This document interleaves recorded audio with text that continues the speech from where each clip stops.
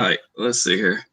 Hey Um, peoples. Hey peoples. boom, boom, boom, boom. Got my killer mask on. Told y'all.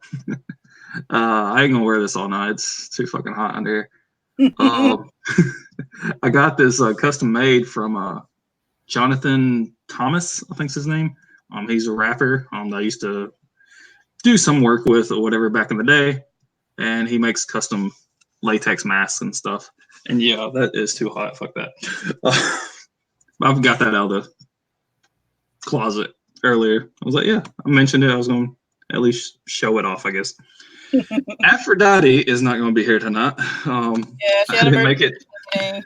to the stream last Tuesday because there was a Christmas parade going on here that started about 7 o'clock my time, which would have been 8 Eastern, which is when her stream was supposed to start. So I couldn't make that. And tonight is going to be the AuthorTube Gauntlet that I was calling it. And she can't make it. She had some work stuff come up that she had to go to. She said she might try to hop in later, maybe, if she can. I sent her the link. But I don't know if that's going to happen. We'll just see. Yep. But everybody that's here, we can still do the Gauntlet. Hi, Jennifer. I know everybody's kind of looking forward to it, so we can do that. And then maybe Tuesday we'll do it again on her channel or whatever. So, yeah. Yep. Tuesday we can try it again. I'm sure she'll be like, you heard what she said. It's like, Yeah, she said that don't this doesn't count as You beat something. I forgot. you beating me. I was like, she said, cause nah. Yeah. But oh well. We're still doing this tonight. Since it's Gauntlet, it's my channel. I'm making the rules. Let's see here. I'm going to do, I know a lot of y'all like the 20-minute sprints, so I figure for the Gauntlet, going out with a bang, I'll do 20 minutes tonight to make y'all happy. We'll do like 3, maybe 4 sprints, and just see how much we can get knocked out, see who can get the most. And since it's more of a Gauntlet, I look at it as more as an overall. So, I know a lot of people, their first sprint or 2 is usually kind of lower numbers, and then they get into the groove. So we're going to see who can get the most words throughout their entire stream, in a sense, instead of each particular sprint. So we'll see. And if y'all can outdo me, I am willing to give anybody that wants it a free copy of my book, ebook copy. So yeah, something to work for if y'all want that. If not, that's all right. But yeah, it's a good book. Take it. It's free. Yeah, it'll be free. Even if you just lie about your numbers just so you can get it. It ain't costing me anything. I don't care. I'm adding some fluff to these numbers. Let's see. I got not teen. Had a 1 in front of it. No. But yeah, that's what we'll be doing today. Let's see. I got 0, DL. It'd be like, listen, I know you're trying to just not get my book. Look, I'm on to you. Yeah. Tonight I will not be working on book 2, just because I know I can get more words done on my memoir. And with my birthday coming up, I am doing that chapter because, oh my God, that whole scene from my birthday when I turned 20 is just, I can get some words down on that. So that's what I'm working on tonight. I imagine that part was magical. Just seeing that one video of you and your friends. Like, oh yeah, that was a couple years afterwards. My birthday, they threw me a party like the day before my birthday. I got off work. It was that night, and I had a fog machine because we was the fog boys. And I had a fog machine and stuff and strobe lights.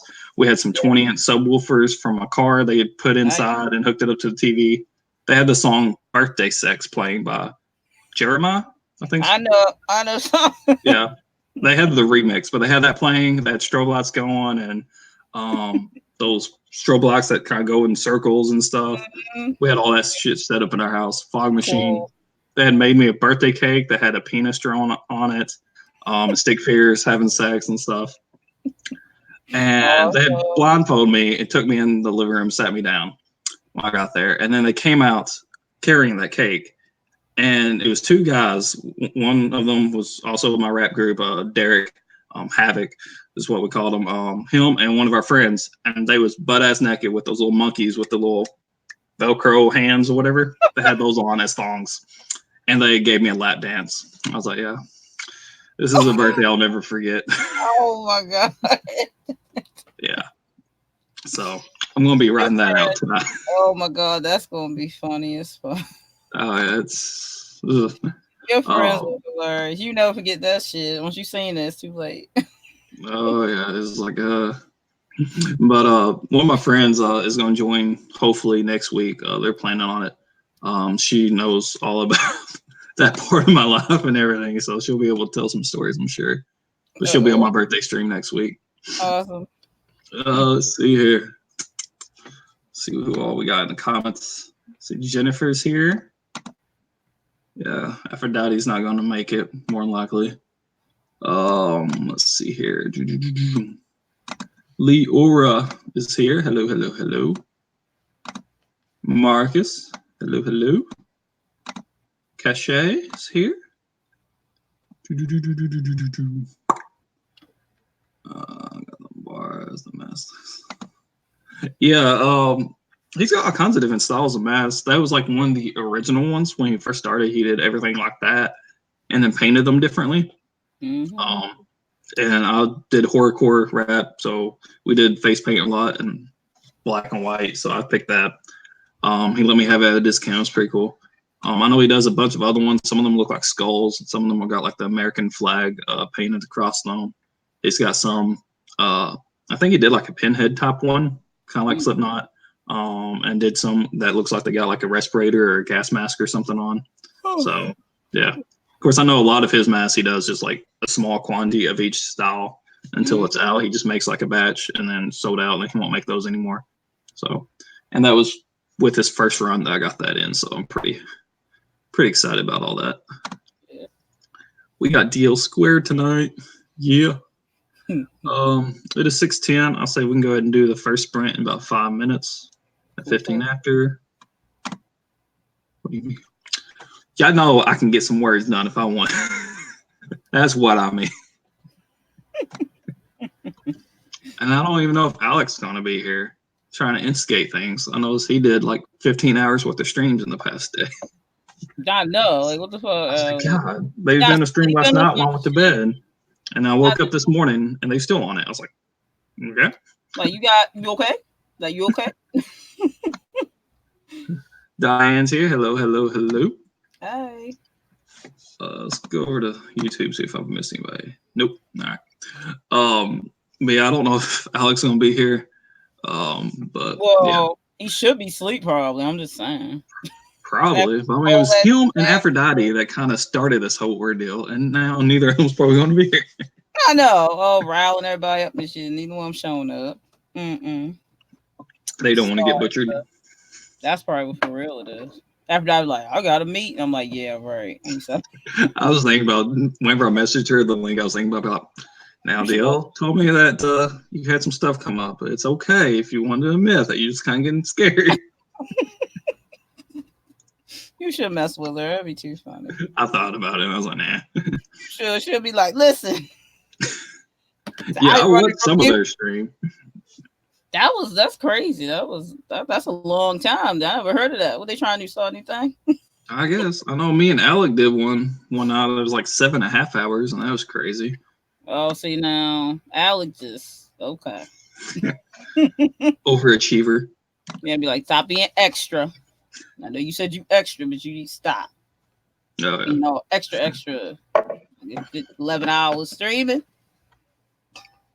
Yeah, and then afterwards, I noticed they had done like another 4 hours and something. I was like, Cachet's here. Cachet said, yeah, Alec is sleeping. Yeah, I figured that. That was kind of obvious. Who would be awake after that shit? I would try to get some words done or something. What? I've slept twice since he started, so I went to bed last night and then earlier today I took me a nap. That should tell you something. Like, no. Yeah. I wrote 12 hours on Friday. Was it Friday? Yeah. I wrote about 12 hours straight on Friday. Lock myself in my sewing room. So I ain't trying to like streaming for 12 hours. Whew. Nah. So I start running my mouth anyway when I'm on stream. So I need to.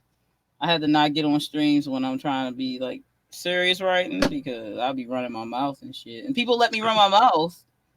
Oh yeah.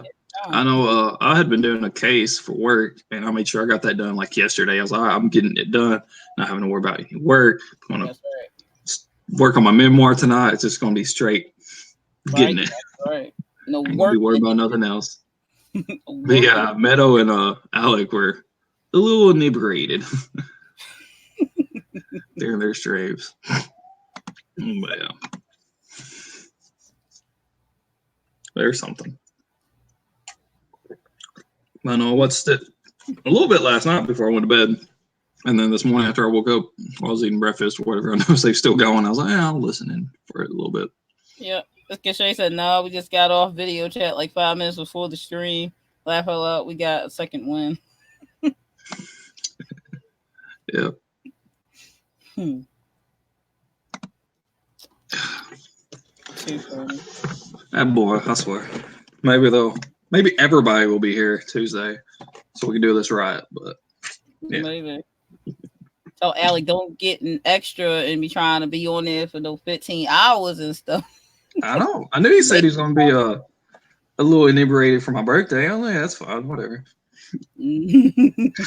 I know he joined my stream on his birthday or whatever. He was a little inebriated at that point too.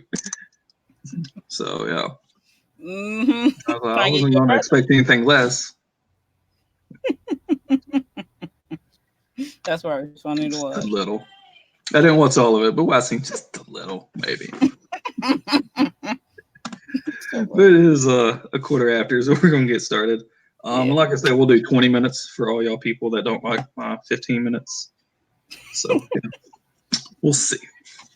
Oh, shit.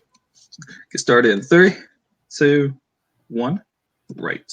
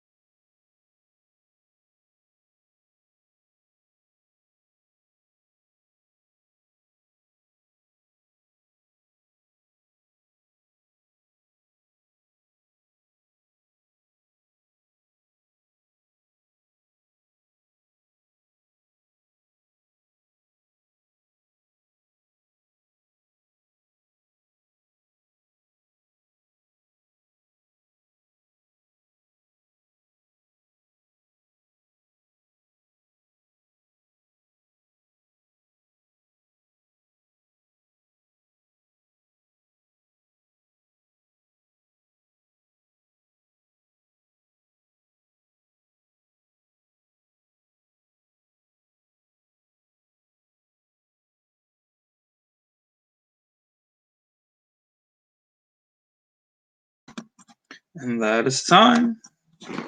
Let us know how many words y'all butchered tonight, or in that sprint, or whatever. I got Keep up with what everybody got. How much you get? 705. 705. I'm gonna keep up, see how many words we all get done tonight. Yep. Like as a whole. Cool. Add all this shit up later. Oh shit. Let's see how many I got. Goddamn.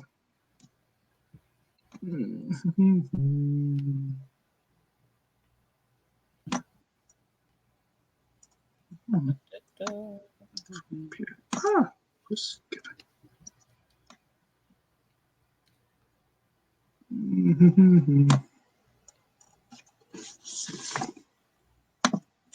got 1405. Nice. Expected of you. Yep. If you did less than that, I'm like, what you doing slacking? Let's see here. Oh shit. We already got 711. Cool.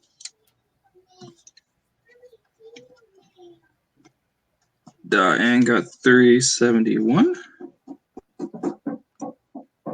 Jennifer got 243, but she's just warming up.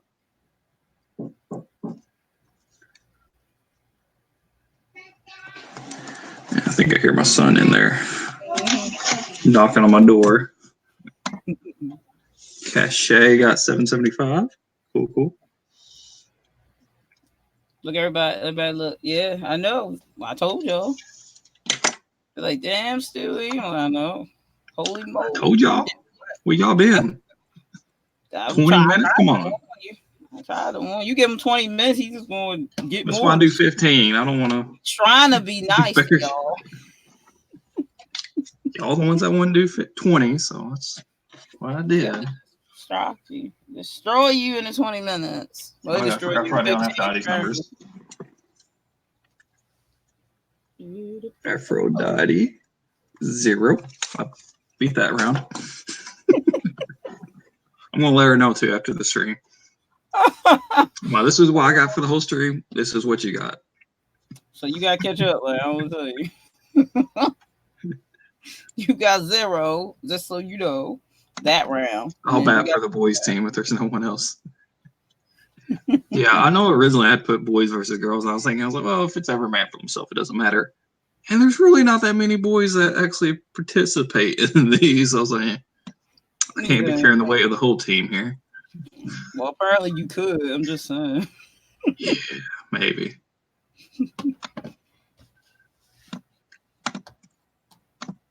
But yeah, round 1 done. Shit. I'm starting to get a little to the good part. That means you probably have even more to write. About to get to where I actually go into the living room and they decide to start bringing out the cake and stuff. The good part. Yeah, so far it's just me kind of panicking because I thought they had burned down the house. So I'd been at work and I came home and I opened the door and they like slammed the door in my face. And they wouldn't let me in at first. And all it seemed was like all the smoke just come out of the house. I was like, oh my God, what the fuck are you doing in my house? I don't know, that's one thing. And I remember that Holly and Misty had said that they was going to bake me a birthday cake or whatever. I was like, how fucking bad did they burn this shit? Because it wasn't even to the kitchen. I mean, that was like the back door went to like a master bedroom in the back. I was like, you like, what you got low? What you doing in there? Burning my house down, baking the cake? What? I don't know. That's what I was thinking. I was like, well, maybe I'm just kind of over rationalizing. Maybe it wasn't that much smoke. They smoked a lot of weed. They, hot box rooms. I was like, maybe it was just that. And then I kept trying to go in, and they had locked the door, wouldn't let me in at first. And then finally, they opened the door, and a guy came out and blindfolded me. And I seen even more smoke at that point. You were like, listen. Okay, that wasn't just them hot box. That was a lot of fucking smoke. I was like, they burnt down like half the house while I was at work. I don't know what the fuck they did. I was freaking out. Happy birthday, we burnt your house up. Like. I know. I was like, God. I was like, tomorrow on my birthday, I get to fucking clean off all the fucking burnt soot and try to figure out how to replace all this shit. It's freaking out. I was like, God. Yeah, having like epiphany in his mouth. Like, listen. I don't. They blindfolded me. I was like, yeah. Obviously, it's fucking terrible enough that they don't want me to see it. And then they walked me through the house, and my bedroom was like on the far end of the house. And they took the blindfold off, and my room was fucking smoky. I was like, what the fuck did y'all do? I was freaking out the whole time. That's hilarious. And then it, like, after freaking out for a while, it kind of clicked in my head that we had a fog machine, and that's what all that smoke was. Yeah, they got you good. Even though It finally just clicked. I was like, wait, no. Because I knew they was going to do something for my birthday, but like I said, this is like the night before. I just got off work. I was just wanting to go to bed. I'm tired as fuck. And he's like, no, you can't go to sleep. Burn my house down, had nowhere to sleep. Yeah. I'll be right back. Okay. Oh my god. DL2 funny.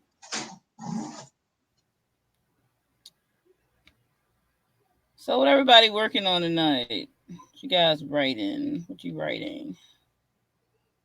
I'm working on my short horror story that I did release one chapter of, but I decided to extend the shortness of it, so to speak.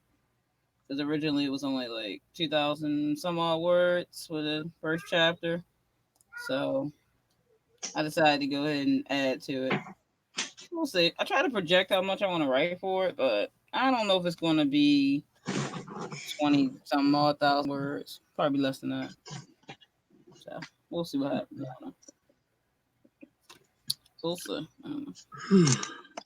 I only have to write like 1,400 words, 1,466 words to meet my goal per day. I just did that basically.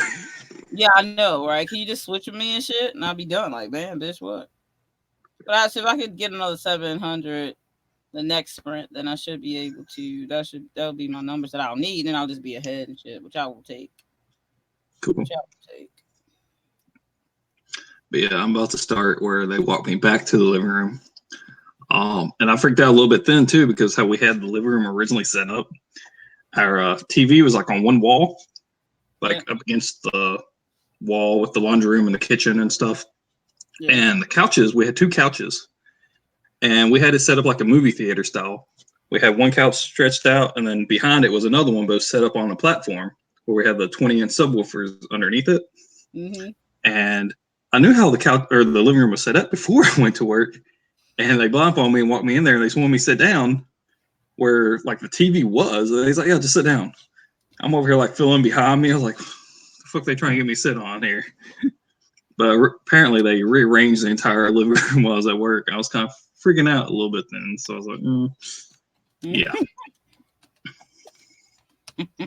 That shit must have been funny. Yeah. I was like, yeah. And then they finally fucking unblindfolded me, and that song played, and 2 guys come out wearing basically nothing on, giving me lap dance, holding a cake. I was like, God, people. I'm about to get to that part. You have plenty of words to type up for that. Yeah. And they had filmed it. It pisses me off that I do not have it, but they had filmed it on the other Derek's camcorder. Yeah. And they filmed like the entire thing. And afterwards, I was like, I want that video or whatever. And they was all right, but they wouldn't let me have it because it was Derek and Holly's, and they filmed like sex stuff in their room all the time, whatever. They make their own little whatever sex videos. And Holly's like, well, there's other things on there you don't need to see. I was like, I'm well aware. I've walked in on you. I've seen it. I just want that video. I'm not taking anything else off of it. I just want that video. So I'm not trying to get self-made porn, you know. So I know, right? But she wouldn't let me have it. She's like, well, let me go through and transfer all this other stuff first, and then I'll let you have that. I was like, all right. And that never happened. I was like, God, I want that video. I have so many old videos from back then. Yeah, I know, right? Be like, listen, y'all, I'm not trying to get you, like, what the fuck they call it? Like discount porn. I'm not trying to get... I'm not trying to get none of that, man. It's cool. Like, seriously, though. You ever heard fast forward? They got that shit. Like, give me a timestamp and I'll pick my shit. Oh, yeah. I was like, I'll just, it's got that little thumbnail. I know what, I look like and what y'all look like. That's happening in that thumbnail, not me. I'm just. Yeah.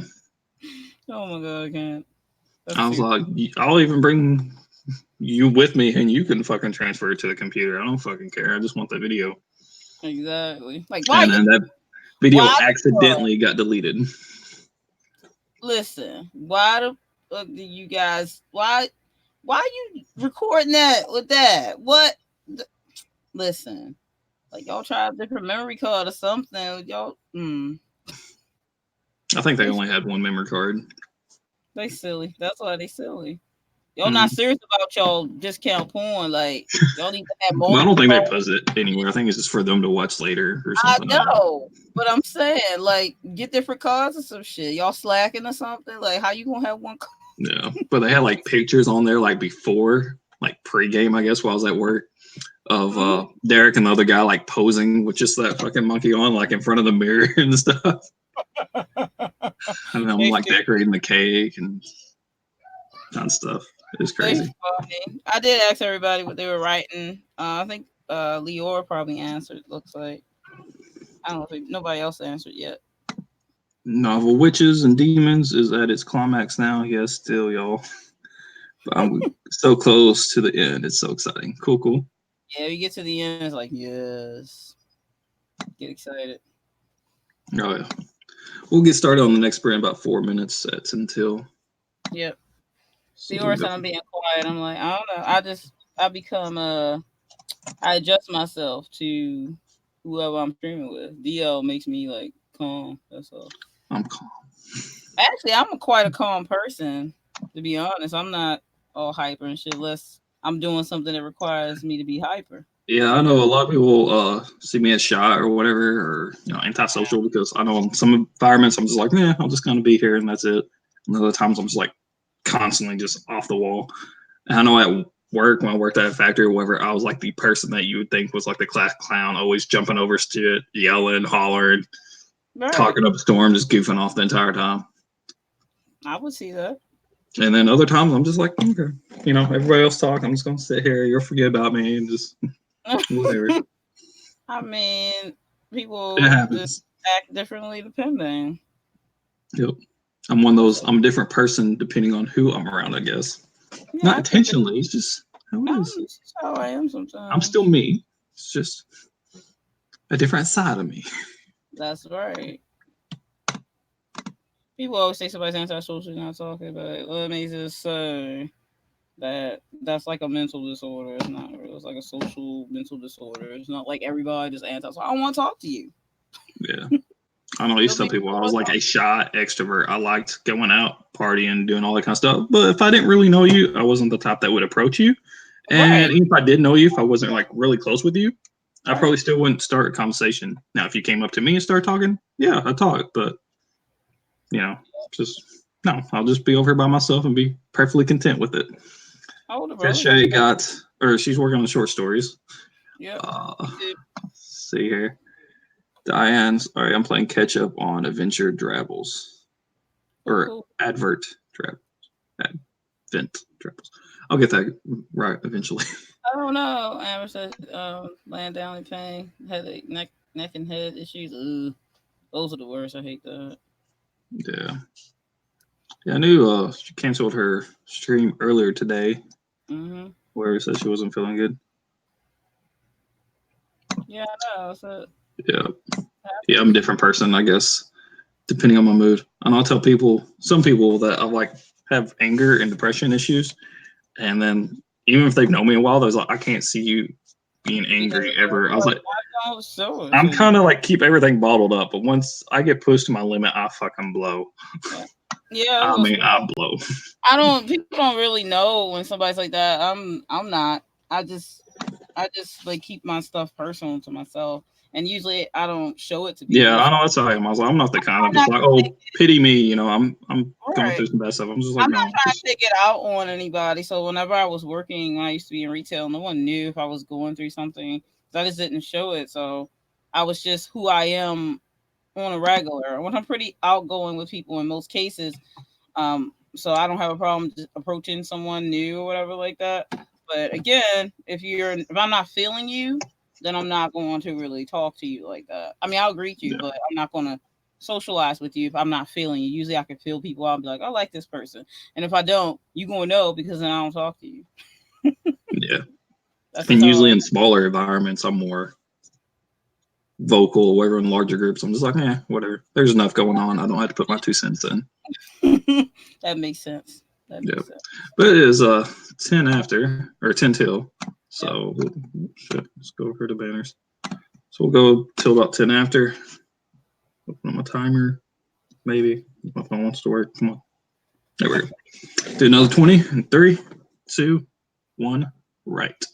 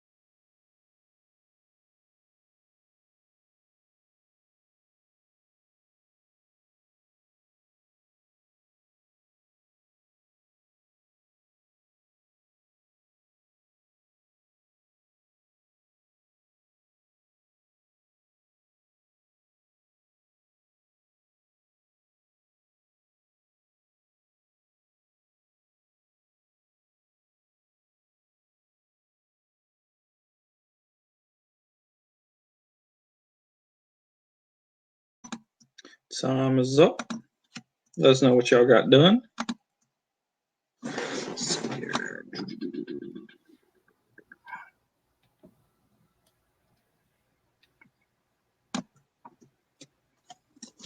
I got 1448. About 5:15.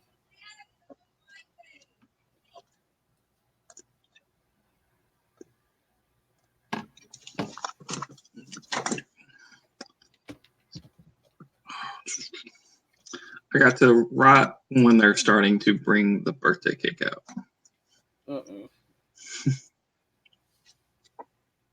Here come the good part. Yeah. Oh man. These fucking chapters are long as shit, though. I was gonna say it probably will be in that case.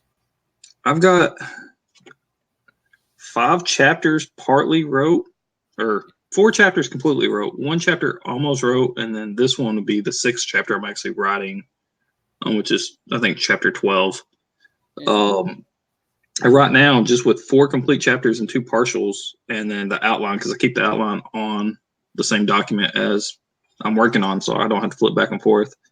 I'm at 32,171 words. So it's going to be fucking thick. I was gonna say, yeah. Let's see here. StreamYard, hurry up. It's like I'm slow. I noticed on YouTube some people's already shared. Yeah.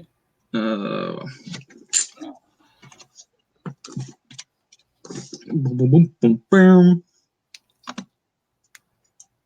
Come on. Nah, fuck it. Let's see here. Leora got 580. Cool. Diane got 360. Cachet got 818. Cool. And Jennifer got 670. Cool. Good numbers, just not good enough. Not enough to be DL. Nobody expected that. They did. They were just diluting themselves. No, they're probably like you said earlier. They're like, I don't want this book or whatever. I'm just going to kind of dumb it down a little bit. I'm sure that's not what's happening. Yeah. You know, it's really high. That's kind of like, a person that's like 6'6" call somebody that's like 5'11" short. Be like, listen, you just tall, like really, really tall. So stop fucking with me. I'm not short. I'm average. You're just a freak. Somebody 6'3" be like, you sure? I'm like, actually, I'm tall for a female, so I don't know what you're talking about. 5'7". That's tall for a female. The average height for females like 5'3" or some shit. Really? Yeah, I know. My friend that's going to be joining next week, whoever on stream. Yeah. I had asked her one time how tall she was because I knew she's kind of short, and she's like 5'5". I was like, 5'6", not that short for a chick, and she's like, no, 5 foot half inch. I was like, oh, okay. You're like, well, maybe below average. Yeah. But I mean, it's cool when you're a chick and you get that short. When dudes, dudes get like a hard case when they short. Like, yeah. They can't even that. But the average male height across the world is like 5'9", I think, or something like that. Yeah. I think that's the average or something. So, yeah, I'm about 5'9", 5'10". All right, so you like the average height of a male. Like, and then you get above that, then it's like considered overly tall. My older brother's about 6 feet. My little brother's about 6'2", 6'3" maybe. And then, well, everybody on my dad's side of the family is really tall. Like, I'm the shortest female as far as my father's side of the family will go. They were all like giants and shit. They like 6'6", and the females like that's extensively and tall. And my aunt, his sister, she's like 6'4" maybe. My grandmother was about 6'4", but they Native Americans, so it's not shocking that they were really tall like that.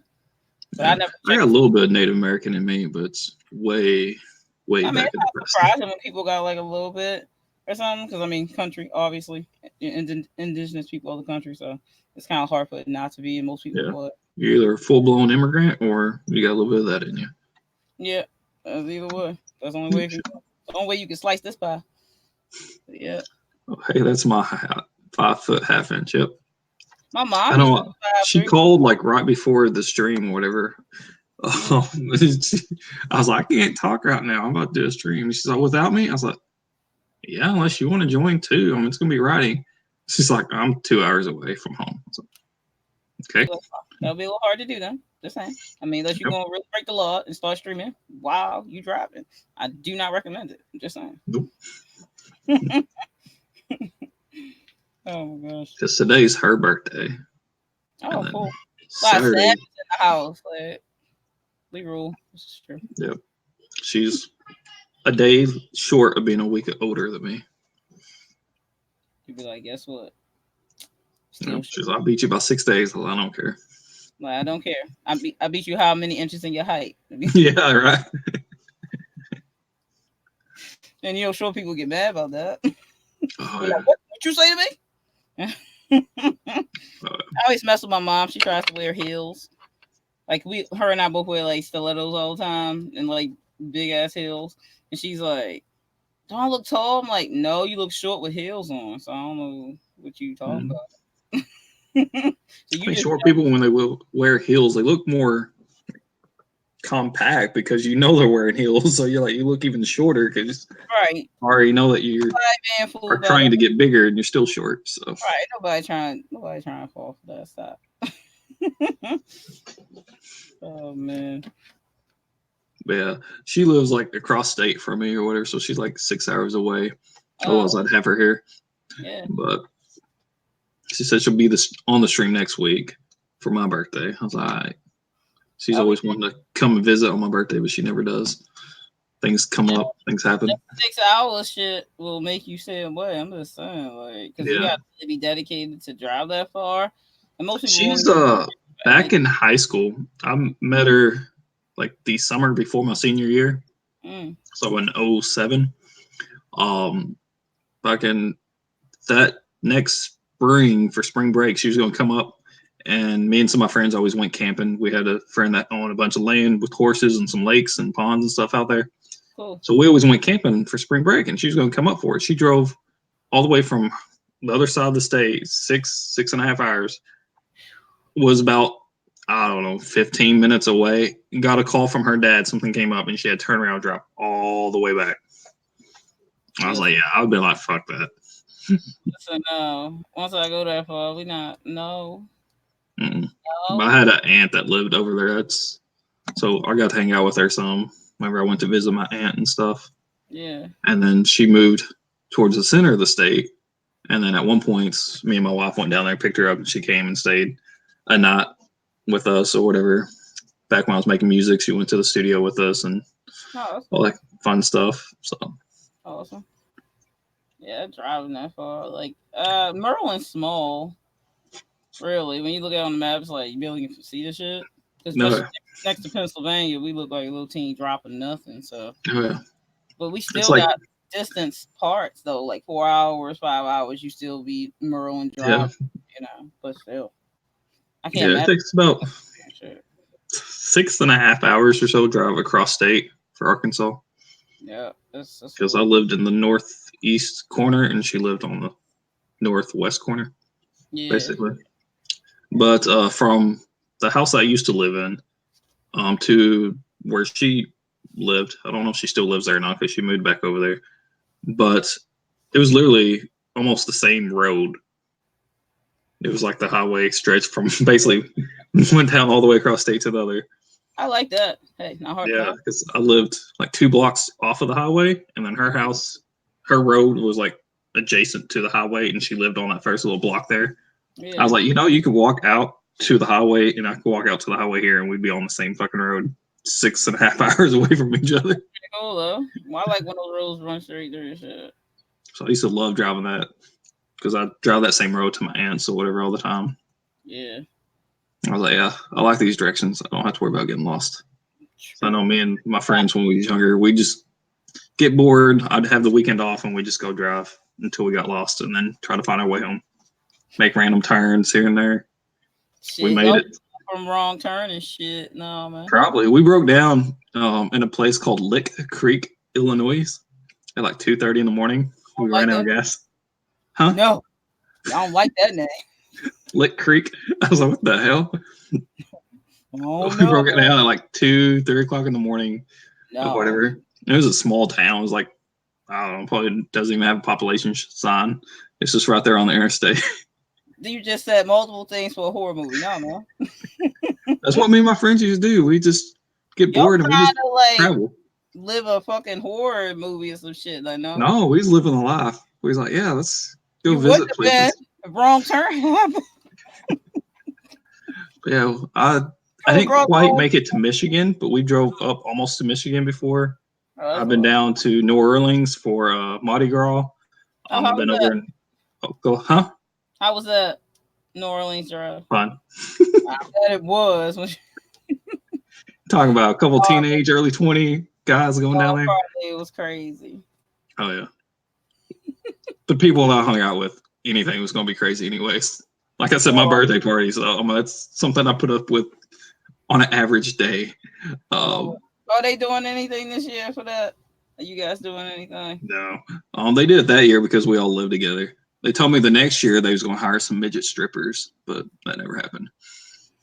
Well, you definitely had to get video of that. So. Yeah, I would have. I'd be like, all right, y'all using my camera. Because y'all try to keep my bill this time. Oh, yeah. Yeah, I got all kinds of crazy videos up on my other YouTube channel. That one that I showed you. We have one. I think it's set to private because YouTube wouldn't let me post it or whatever after they did all the things. So I could send somebody a link and they could watch it. Yeah. But it's the other Derek and one of our other friends. They got some hairspray and some deodorant, and they sprayed the deodorant and then lit it on fire, and then they like put the fire out and then try to put it on. And it turned into them making a little flamethrower with the hairspray and caught the couch on fire. So, yeah. No wonder you thought they were trying to burn your fucking house down, man. Yeah, I know. It wouldn't have surprised me if they did burn down the house. That's the only thing going through my mind. I was like, oh, my God. Like, I know what you guys are capable of. Oh, yeah. I got a video. I didn't get all of it filmed. I just got the other Derek's part. It was a little after he got out of jail. And it's up on my other channel. We had 2 mattresses. I think they was like queen size, maybe full size. I don't know. Mattresses that we had got from somewhere, and they was all old and tore up and all that fun stuff. And we was like, well, we lived on this hill, like a steep hill. You can't really tell from the video, but if you look at the house beside us or just look at the house behind us, see how far down they are, you can kind of get an estimate that way. But we burnt like leaves and stuff in our backyard at the bottom of the hill. Yeah. There was like a little tiny ditch there on a bunch of trees. And we was like, we're going to get these mattresses down there. And we had like this little recliner chair as well. One that had a little circle base that kind of swiveled. So we was like, we're going to get these down the hill and burn them with a bunch of leaves. It was like October, November, somewhere in there. Because he got out of jail in October. So it was like mid to late October, early November. And we was going to do that. And then we was like, it'd be fun if we try to ride it down this hill. So I tried the recliner, which we didn't get on film, but you can see it in the video, like halfway down the hill, upside down, because it didn't really slide. It just flipped over on me. And then we was like, yeah, fuck it.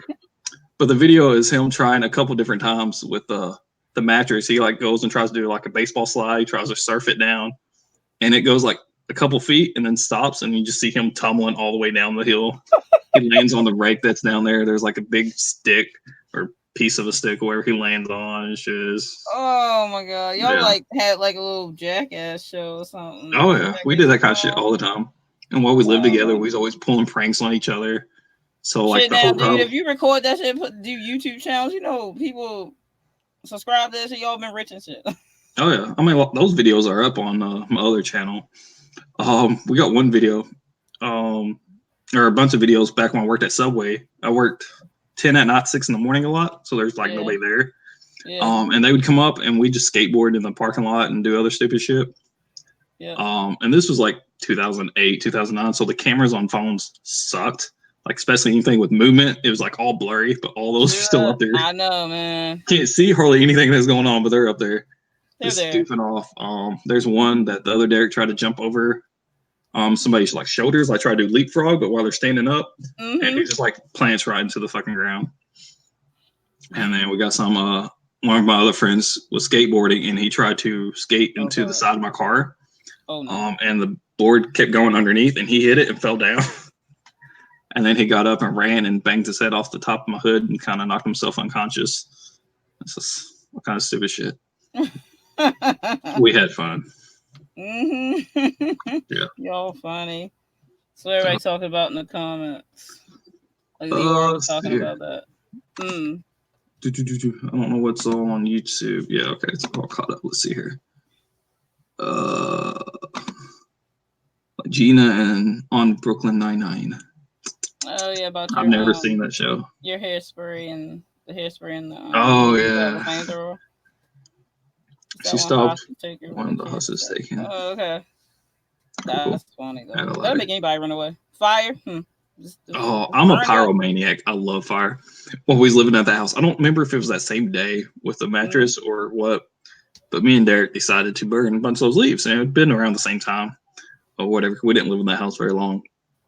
Maybe like a year, if that.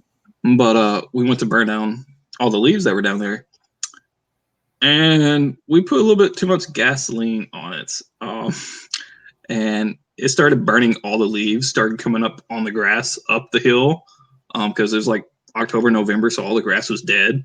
And the trees that were down there, we almost burned down. Fucking start a forest fire. Yeah. Fucking bear gonna come out and be like, only you can. I know. My wife was like, you think you need to kind of tone that down a little bit? I was like, no, it'll be all right. It'll be all right. There's a creek there. It's not going to go burning down the houses behind it or whatever. It's like, yeah, but it's coming up towards ours. I was like, I'll put it up before that. And eventually she went in. Like, it'll be all right. She eventually went in and grabbed the fire extinguisher we had, and it was old, and it didn't work. So then we started getting these milk jugs, poured out all the milk and filled it up with water and throwed it on fire that way. That's how we put it out. Y'all funny. Oh my god. Y'all trying to start like, well, this is when this fire started. Be like, yeah, goofy. Leora asks, is he okay? Well, I don't think any of us are truly okay. I was gonna say that depends on how you mean that question. Yeah. He didn't die. I don't think any of us ever broke a bone doing anything. That's lucky. So, yeah. And we've done some pretty stupid shit. And like the video I had shared you with the making of that one music video, we cut open some ribs on a dude's chest with a knife and a little scalpel. Yeah, the fucking knife on his. I was like, woo. And they was all shit-faced drunk. I will tell you that. So anything could have happened. Like, oh shit, yo, we killed them. Like, yeah, and two of those guys were on parole. They wasn't supposed to be around each other or anything. I was like, But it was fun. And that was like a last minute ordeal. We was like, yeah, let's go ahead and do this. Let's go ahead and do this, y'all. Drunk, breaking the law, and having fun. We was in my basement, or it's not really even a basement. It was like a big crawl space underneath the house. And so, like I said, we sat on top of a hill. So the back half of the house was very high off the ground. Yeah. So we was up under there and stuff. What? Oh, okay. My son wants to say hi. Okay.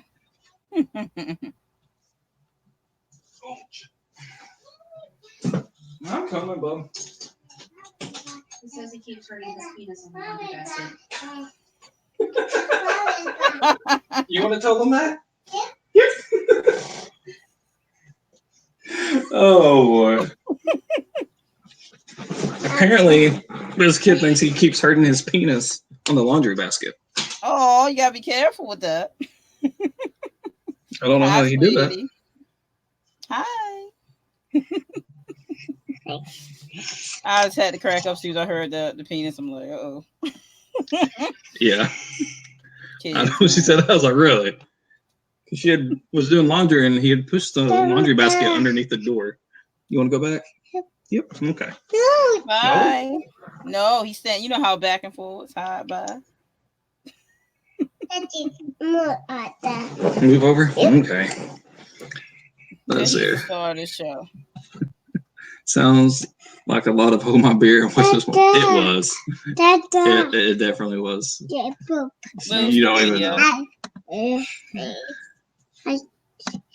Yeah, I love fire. Anything I can burn. Another quick story. Me and one of the guys I used to work with at Subway, at times I'd work Sunday mornings from like 6 in the morning, 2 in the afternoon, and it was dead then too most of the time.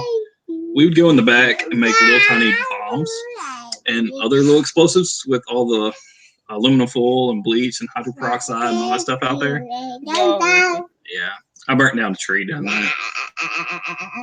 Tree, like, why are you doing this to me, Stuart? Why are you doing this to me, Stuart? Why? It was fun. Why? I have a video up on that channel as well. I think it was more of an afternoon one or night, so I think it was kind of darker.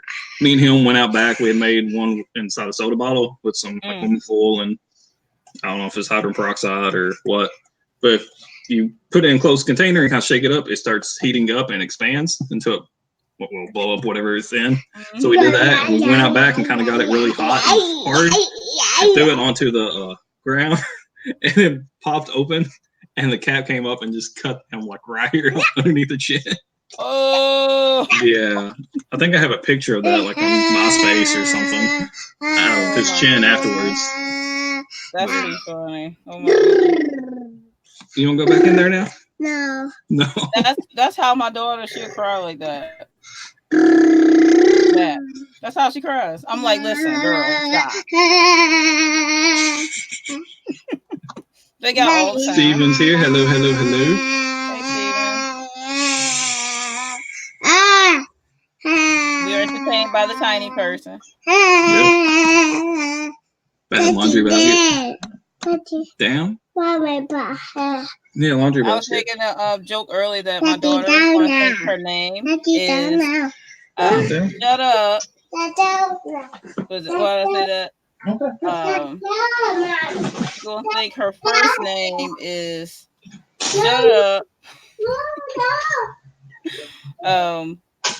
Her last name is gonna be stop it, and her middle name is gonna be didn't I tell you? So it'd be like, shut up, didn't I tell you to stop it? Like it's like a comedy skit.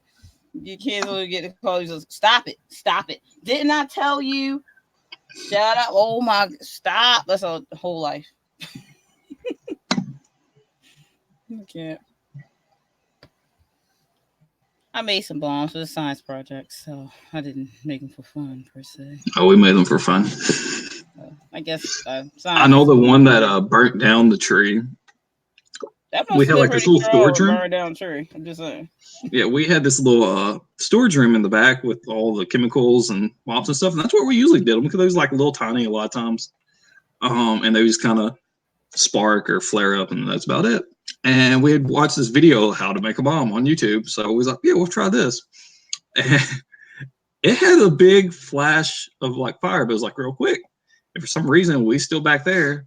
And one of the ladies I worked with came back there. Was like, "You think this is very safe doing these in a room full of chemicals?" We thought maybe not. So we went outside, and that one, just as big, burned down the tree. And I was like, "Whoops!" Wow. Yeah. Well, we already know who to go to if we ever have a zombie outbreak. Good old BL. Make bombs for us. 2008, 2009. So it's been a good while since then. You'll remember if you need to blow something up. Oh, I'll be down for it. Definitely. Well, we know that.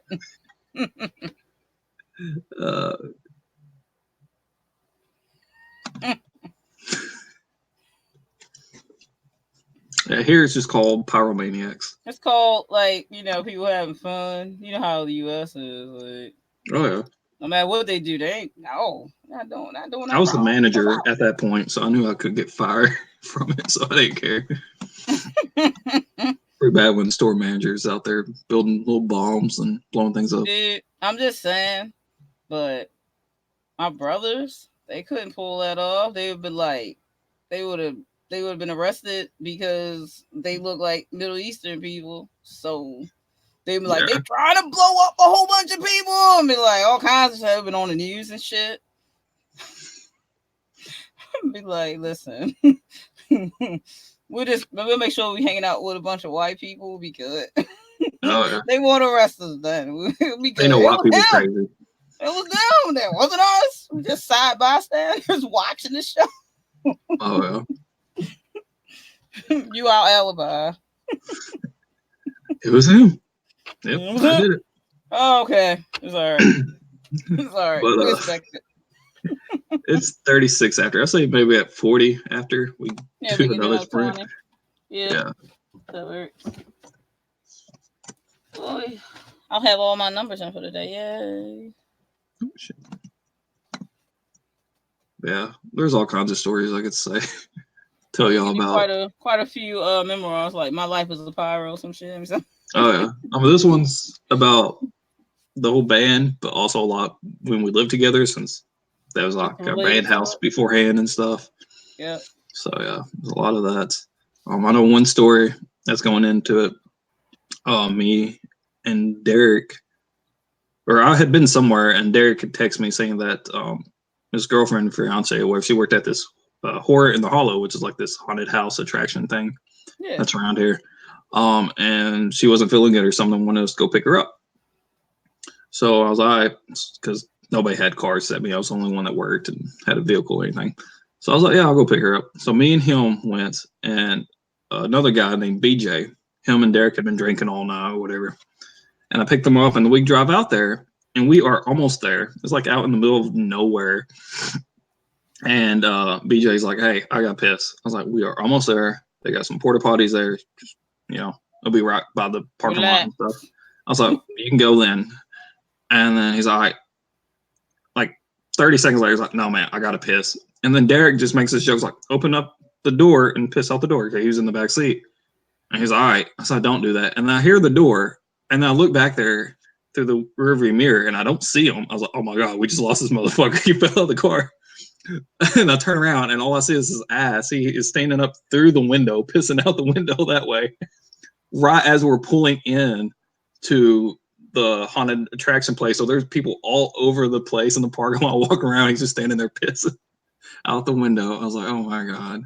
You cannot have waited I told your ass to wait. I say you could not have waited like another 10 seconds. Or did this like 30 seconds ago before we got here. But no, he had to go right then. It was crazy. Oh my goodness. That's too funny. People probably like, what am I saying right now? What am I saying right now? I mean, it was like, because the place that they have this haunted house at, during the day, it's for children. It's like got a pumpkin patch and like a little petting farm with like some goats and things. And then at night they turn it to. And it was kind of like in that in between stage. So there were still kids and parents there. And then they just had to get ready for the haunted. He lucky, dude. He could have been like all of a sudden child pedophile list and shit. Yeah. That's all you gotta do. You pee on a playground or you do it, they'll put you on that list in a second. Like this dude was peeing out the window at children. And he'd be like flashing his penis at them, and then he went on the list and shit. Yeah, it's crazy. Yeah, I'd be like, don't pee in places where kids are because likelihood of a parent pressing charges is very high. Mm-hmm. Of course, peeing out the window could be any place with kids. I don't know. I mean, you just want to move. So, oh my goodness, your friends are like so funny, dude. Oh yeah, you'll have to go back and watch some of those videos. Yeah, like, check some don't even watch the music videos or anything. Just go far enough back to just the random stuff before all that shit. It's hilarious. But it is 22. We'll go ahead and get started on this next sprint. Yeah. There. Boom, boom, boom. Doo-doo-doo. Start in 3, 2, 1.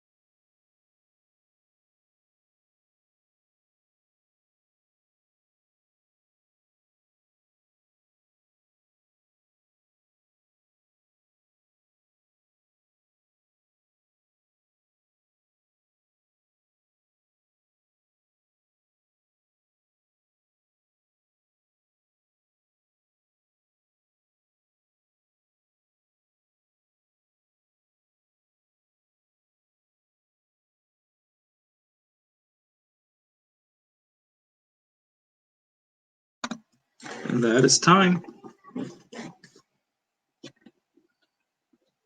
Boom, boom, boom. What y'all get done? I got 482. So I went over my goal by a little bit. Well, I think it's like, what did I get? 7, and then 515. What? 705, 515, and 482. No, Bob. I got 1221 that time. Nice. How much you say you got done? I'm sorry, I was 482. 482. Yeah, so I got about 1702. That works. Well, my goal by a couple hundred, so that works. That's good. Ooh, cool beans. I'll take it. I will take it. I need 17 words to hit 80K. Cool. Yep. Let's see if she got it. Maybe got it.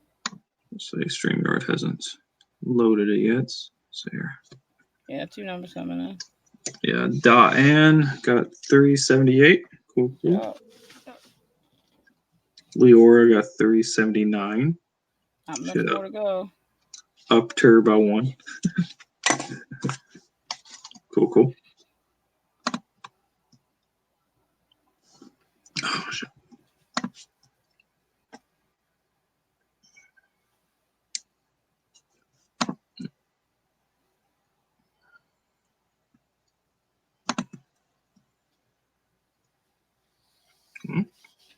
StreamYard is so slow. I was hoping after Nano it would fucking went faster, but it still hasn't. Yeah, I know a couple times it'll decide to work. Other times it's like nope.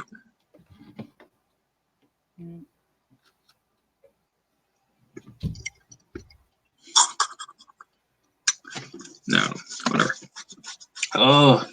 You think you can do one more, or are you gonna have to? I have to roll. Yeah, I have to roll.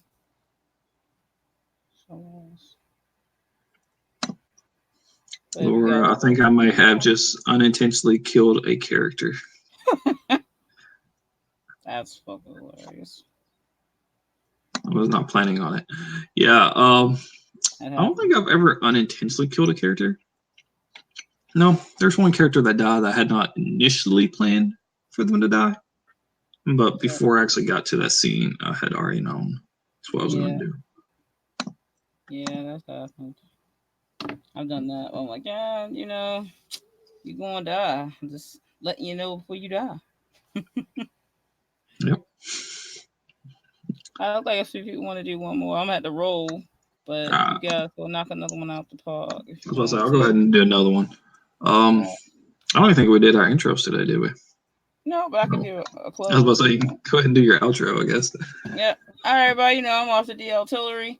I'm usually writing with Aphrodite Lee on Tuesdays. We either do it on my channel or her channel.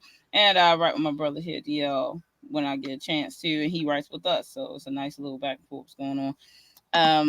I am working on my Room Within short horror story, which will be planned to come out in April of 2020, which is going to be my first ebook that's going to be out. My debut novel, as far as my physical novel, won't be out probably until October, I'm thinking right now. That's the one I just finished up for half of my December Nano, and I am sending it off to my editor tomorrow. So I actually did manage to meet my deadline. But I have to go through it a little bit tonight just to touch up on a few things, make sure I didn't miss any plot holes before I send it to her. But yeah, so that went very well. So look forward to those things from me. If you want to check me out, you can check me out on Instagram, on Twitter, on my website. You can just Google Arthur D. Artillery and all my stuff will come on up, and you can follow me anywhere. And you actually can read a little bit of my stuff on my website and see some of the cool stories I have coming out next year. All right, guys, I'm going to roll out. Thanks for letting me write with you, DL. And no problem. Thank you for helping me get my numbers because I got them. A little past it. I'm happy. All right. Check Congratulations. You later. All right. Later. Thank you. Bye. All right. Let's see here. 8:05. So maybe in about 5 minutes at 10 after, we can go ahead and do another 20. And I think after that, that'll take us to about 30 after. After that, I'll go ahead and call it a night. That'll be 4 sprints. Let's see here. I don't know how many more people's watching this or how many other numbers came in. Let's see here. Nope, nothing. Alrighty. But yeah, I just got done with the part where they presented the cake and did all that fun jazz.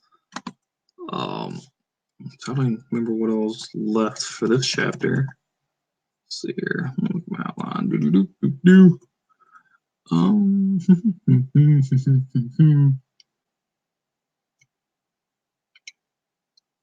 I think this chapter is about done.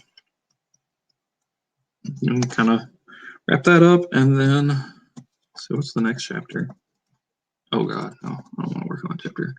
I might go find another chapter. So I might not get as much written on the next sprint or whatever. I'll be trying to figure out which chapter I actually want to work on next or whatever. I knew I wanted to do this birthday one, just because I knew I could get a lot of words done out on it, as well as since my birthday's next week, I figured I would go ahead and knock it out, just because. But yeah, I don't know what I'm going to be doing after that. I might actually switch over to Sovereign Duties and work on it a little bit once I finish this, which means my numbers will really slow down. And I think my son's about to go to bed, so he'll probably be coming in here in a minute. But anyways, yeah. If y'all like any of these stories I've told tonight or whatever, I don't know when, but this memoir will be released at some point under a pen name, just because it's not my fantasy, so I don't want it under the same name. But whenever I get it all written, which might be another year, 2 years, or something, I don't really know, depending how much I actually keep working on it as heavily. If y'all like these stories, a lot of them will be in the memoir, since it involves me and some other guys that were in the group. Y'all could beta read or do whatever, alpha read it. So yeah. It's your tiny son's name. His name's Jacoby. We just call him Kobe for short. All of our kids' initials are JMS. So yeah. His name's Jacoby Michael. We call him Kobe so we can write C as his initial when we're trying to write it on cups or something to kind of differentiate between the kids, stuff like that. So my oldest daughter's name is Jara, so we go ahead and put the J for that. My other daughter's name is Chiquita. We just call her Kita for short, so we just write a K. And then for Jacoby, we just put a C for Kobe. So yeah, that's what we do.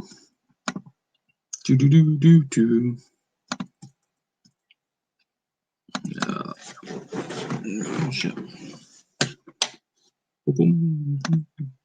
Yep. Yeah, I got the name from Papa Roach, Jacoby Shaddix. I always thought that was kind of a cool name. And also I looked it up. It's French, and it means taken by force or trickery. And I was like, yeah, that's definitely what I want to name my kid after. So that's what I did. Because my oldest is Jara. We had only wanted 2 kids. We wanted a Jara and a Jacoby, 1 boy, 1 girl. And Jara is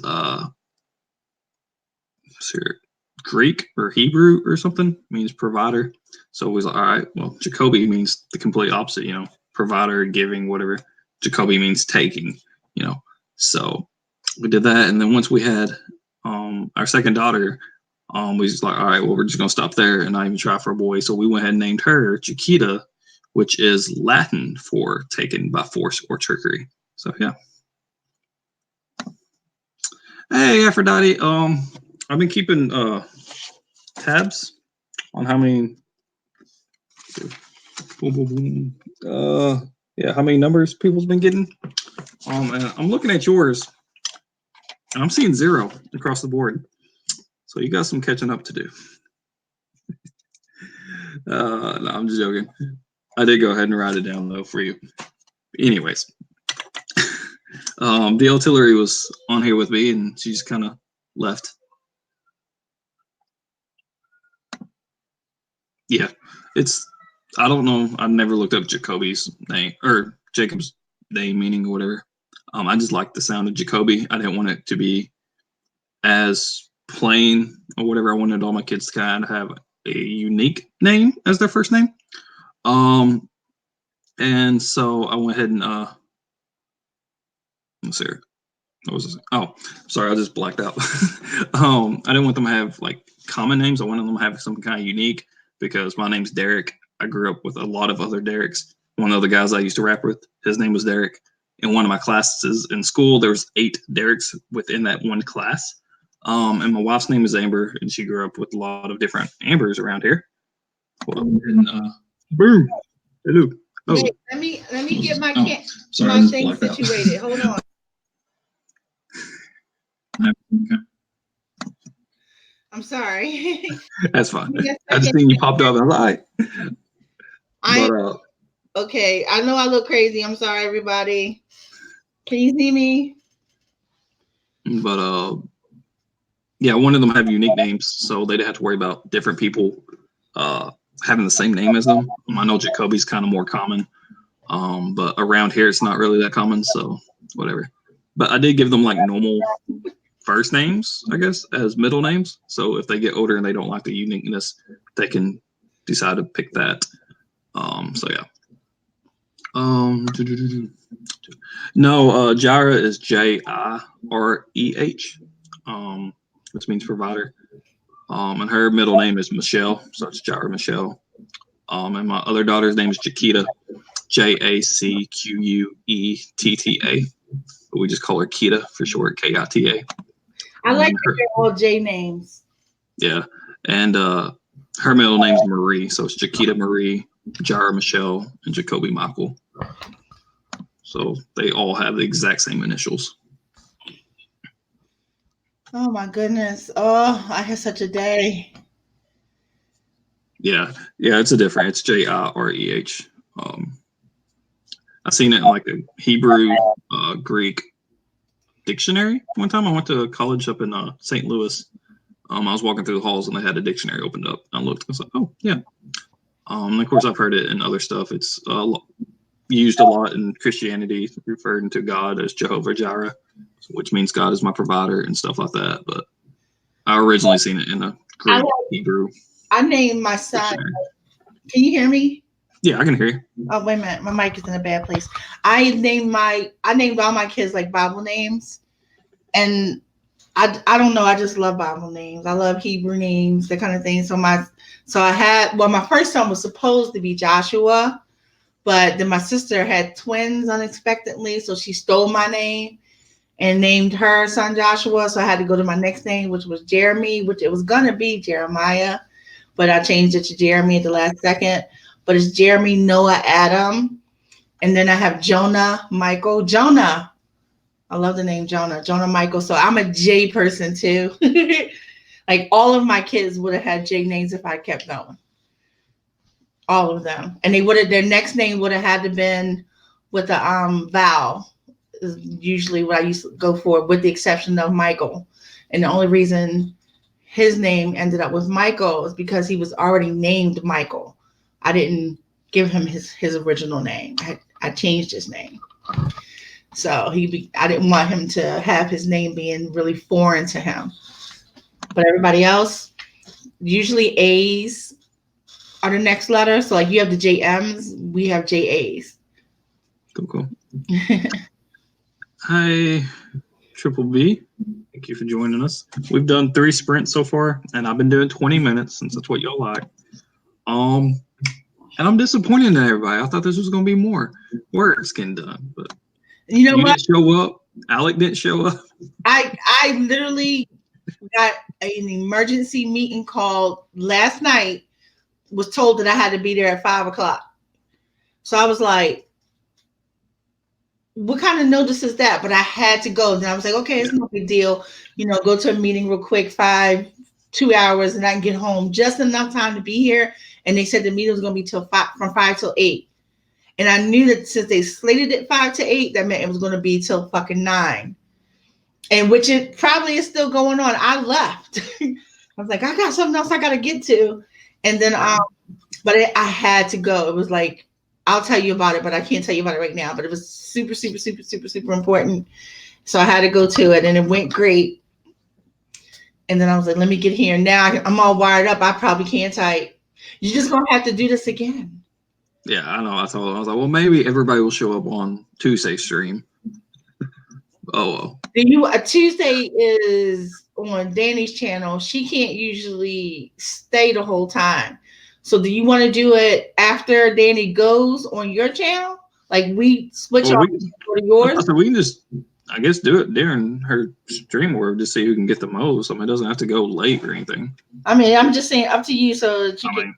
I just figured I'd do one here since this is going to be my last writing stream this year. Since next week's is canceled and moved a day forward for my birthday. And the one after that's the one with me, you, Cassie BB, Amber and Caro and Alec or whatever. What are we supposed to be doing on that? Like, are we playing games or something? Because I wasn't sure. I was just going to have it like more like a chillax kind of talk. I found some like questions, like interview type questions we can answer. Then anybody in the stream has questions about our book or about us or whatever, we can just kind of answer it. I figured it'd be more like how we had talked a while back about having a book chat or author chat or whatever, and not really worry about writing that much. Right. I'm looking forward to that. Yeah, I figured that'd be that last stream of the year. So, but I think I don't have any energy in me, but I'm gonna still try to write something today. I don't even know where my damn. Oh, God, I know where it is. What I do with my outline. Actually, where is it? Oh my God, forget it. I'll just write whatever comes to me. So I'm saying we can't average me out because I wasn't on those other ones. How did it happen so far? I seen the message Tillery sent me, whatever. And I was half tempted whenever I messaged you, be like, I know you're getting cold feet. You just don't want to get showed up. I told her, I said, you let him know. Yeah, she did. She did. She's like, and she told me to let you know, quote, this does not mean. I was like, yeah. Okay. Oh, I tell you. But yeah, I even wore my killer mask, like I said. I put it on earlier. I don't have shit. I wasn't ready for nothing. It was too hot. I was like, no, I'm not keeping that on. I can hardly see through it. Especially not to write or anything. I thought, yeah, I can see through it. Because it's like pantyhose or whatever, like stretch for the eyes and the mouth so you can see through it. Oh, I don't know what that is. Trying to look at the screen, I was like, oh, I cannot see. I can see like to walk around with it and stuff, but nope. Oh no. I can't imagine that. That's all right because I'm gonna try to find me. I'm going to the dollar store and I'm gonna get me one of them dollar store tiaras. I'm gonna wear my little tiara and I'm gonna kick your butt. So today they don't have to happen today. You just need to. I even told people. I don't know if they're just, not on my level or if they just don't want my book. But I told them if they could get more words than I could for the entirety of the stream, because I know some people don't write as much the first sprint. They kind of build up or something. I was like, we'll wait until the end of the stream, add all the numbers up. And if you can get more than me, I will give you a free copy or ebook copy of my book. Oh, shit. As a reward. Yeah. I don't think anybody's getting it right now. Got you? Anybody got you? Nope. Anybody? I think the first 2 sprints, the closest person was Cachet, and then I didn't get. But she still got like maybe half of what I got, a little over. And then the last sprint, I don't think she put her number in, so I don't know if she got off or what. Oh wow! All right. But yeah, I even wrote Aphrodite 0. Aphrodite 0. I was going to keep up and just see how many words we had all together as a group. So, yeah. Messed up. Yeah, I told DL, I was like, yeah, I'm going to write down Aphrodite. I'm going to show her. But look, I got this many numbers and you got this much. You're slacking. How'd DL do? Let's see. The first one, 705, 515, 482. Oh, so you was beating those? Okay. I was getting 1405, 1448, 1221. What? I'm coming for you, man. But yeah, we've been doing 20 minutes since y'all say that I'm too much of a pussy to do 20 minutes. And I usually just do 15. I was like, I'll do 20 minutes just for y'all to be happy. Just know I'm going to get even more. And I've been working on my memoir, so I'm really knocking it out. Oh. And it's on a chapter that I've been really excited to do. My goal is for my lowest count to be 1,200, starting like there.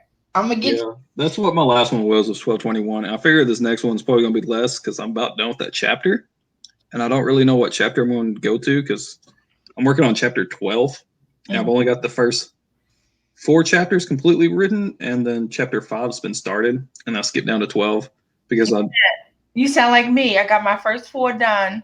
I'm on my 5th. I do that a lot. I skip around. I'm not really feeling this chapter, but the chapter I'm writing is like a birthday event that happened when I was like 20, or for my 20th birthday. It happened like the day before, so I'm working on that.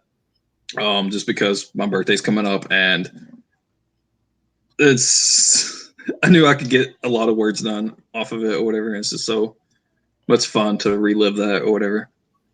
But I'm about done with that chapter. I probably only got like another 100 or 2 words left for that. And then I don't really know what chapter I'm going to go to. And I might even jump over to Sovereign Duties, which I don't write as much words as fast for that. No, I don't know. What should I do? So you might beat me on the next sprint. But overall, You can't count the goose eggs. You got to average it out. If I do 1 sprint, if you do 1 sprint and you do 1,200, I'll write it down as 1,200 for all of them. All right. and then you have yours, and you gotta do like, oh, we did 4 sprints. You gotta count all your shit together and divide that by 4 to get what your average is to see if I beat you. I did 1,400 and 1,448, 1,405 and 1,448. If I can pull a 15 out of my butt, which I can't do tonight, I already know. I can barely breathe right now. I was running to get here so fast. If I could pull 15, then technically, if we average it out, I would win. Yeah. No. Let's see here. Let's see, we got some comments I haven't looked at. And I know I missed the amount that I was going to start like 12 minutes ago, but oh well. Oh, I'm sorry. That's because I started talking. Yeah, I was like, that was just going to be our last sprint because Tiller had just got off. But I mean, we can hold off. I've been telling a lot of the stories like between sprints, whatever, like craziness that me and some of my friends did. So yeah, they should be used to us just rambling. By now. Yeah, even in my regular videos, I ramble a lot. You know what I decided? I'm not even going to challenge you tonight. I'm gonna wait. Yeah, like I said, I mean, since nobody. I'm gonna wait for Tuesday when I know I can bury you. All right. I was even thinking about it. I didn't do it, but I was thinking about like before the sprint, if everybody was here, like, all right, let's have a moment of silence for all the words that are going to get butchered. We gather here today. But yeah, Leor said, I've ridden my longest sprints ever because of you. I did 5:46 last night, but tonight I did 7:11, and that's just not so. I was cool. Congratulations. That's what's up. Nice to hit those new milestones. Look. He said milestones like you. Well, I mean, I remember back then. I remember back when all I could do was 800. Yeah. But I moved on. Now I do double that for free. Well, some stuff you can just ride faster. I haven't heard from Alec or Eva or Meadow. Yeah, Alec. Wow, what's going on with Alec? He did like 11-hour and something stream like last night to this morning. I mean, he was streaming before I went to bed last night. I woke up, they was still on that same stream. What? And then later I looked on just like my subscription or whatever on YouTube, just kind of see what all I missed. And after that, he had done another 4-hour and something. So 15 plus hours of streaming within the past day. And then Cache said that he just passed out right before the stream or whatever, because I know he's very intoxicated during that stream last night. Was it a drunk stream? Gotcha. Yeah. So that's where Alec is. Meadow was with him on those streams, so that's probably where she's at. And I don't know about Eva. I don't know. I haven't. Actually, I haven't seen Shit. anything from anybody in a minute. Now that I think about it, I thought I saw that Alex was streaming. I did see that he was streaming, but that was about it. That was yesterday. I don't know who was on it because I couldn't stream. Like I stayed up till 5 in the morning working on some business stuff for today because they decided to pull this goddamn emergency meeting. Which, by the way, no matter how cross I sound about it, it was a great meeting. It was just all of a sudden. So, I mean, it was a great meeting. I was just trying to get ready for it. And I was like, you guys, come on, the timing couldn't be worse. Yeah. Don't y'all understand? I have a battle royale. I gotta go beat Stewie. Come on. You don't know how big of a deal this is. Like, this is important. I'm like, who the hell is Stewie? I'm like, you don't need to know who Stewie is. You don't know who Stewie is? You got so much to learn. Blasphemy. Diane says she does 1,000 an hour is her usual pay, so about 300-ish for 20 minutes is about all I was ever going to do. Yeah, I know when I've done those 10K days for that Mandy Lynn hosted, a lot of times I would do about 1,000 an hour, which is just kind of ridiculous since I'm blowing out over that in like 15, 20 minutes. But that's because like if you're just straight writing, you don't get as much done. I know there was a couple times I think I got closer to like 2,000-3,000 there at the end when I'm like, I gotta hit this number. But you know, if you just sit down and just write straight, like, all right, I gotta get 10K, I'm gonna do it, then you usually don't do as much. When you're doing sprints, it kind of breaks it up and you get a little bit of relax, your creative juices reset or whatever. Right. But yeah, I know that's usually my average I do not whenever I'm doing those. like on sprints for whatever reason, which is crazy that I'm wanting to be in a royale. I don't do high numbers on sprints for whatever reason. I can do them in sprints, but just straight, just sitting normally, nope.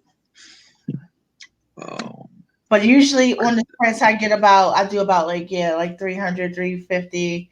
I think one time I was on what's her name? I'm saying what's her name? My head is just reeling right now. On Sarah's, the first time I got like a 450 on a sprint, and I was like, wow, look at me. I'm superstore. But I've been crushing those numbers more recently for some reason. I don't know what that's about. Yeah, I think it's the story that I'm writing. Yeah, I know that's what it is. That's why I picked my memoir because I mean, actual events, it's not really having a thing. It's just typing out what I remember and stuff. Yeah, it's more my flavor. The fantasy, crazy stuff is more my wheelhouse. Oh, yeah. Except for the fighting shit, which is I'm starting to enjoy. You're rubbing off on me, but the rest of it, because the more character dynamic stuff of it is my thing. So yeah, I think. Triple B next week on the 21st, which is Saturday. That's my birthday. So instead of doing a stream Sunday, my write-in, I'm just going to do a stream that day, and it's just going to be chit chat, whatever bullshit. I think Alex said he's going to be on here and drunk and stuff. I am not going to be drunk. Yeah, I don't know who else is going to join me. I know one of my actual real life friends is going to join me on camera, and she can vouch for all the crazy, stupid shit I did in my past. I thought one of your real life was going to be on this. No, that was supposed to be my birthday stream. I told her, yeah, I know. He's like, getting backup. I was like, I don't need backup. That's all for my birthday. And she doesn't even write, so whatever. That's what I was wondering too. Like, how is your friend going to help you? We gonna murder you. Well, she used to help me write like songs and stuff. Remember I did that. And she's like constantly trying to tell me that we need to do like a reunion album, like me and the guys or whatever. It's like, y'all haven't done it in a while. Blah blah. She's been like messaging my our old producer, the one that we first started at, messaged to him. I was like, hey, tell the studio that they need to do this. So he's tagging me. He's like, hey, you seen this? You want it? I was like, I ain't got the money right now to do that shit. Houston, I drop over $100 a week easy at the studio. I was like, I can't do that shit now. All right.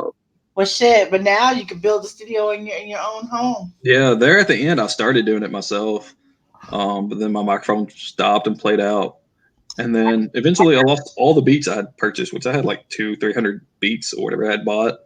And I lost all those. They was on a flash drive. I have no idea where it's at. I got a lot of shit, and Yeah. I got a microphone. The microphone is like top of the line. Like it's very. I have a blue Nessie. Yeti. I had a Nessie. Oh, Yeah, it's in company. It's a little tiny tabletop one. It's got like a little stand, and it's got a serpentine head that kind of folds in and out. But that's what I used. Oh damn! I can't even think of the name of it. I'm looking at the stands. I got two of my stands over in the corner, but I can't. I don't remember the name of it. It's very expensive. Yeah, I think I paid like I spent $200-$300.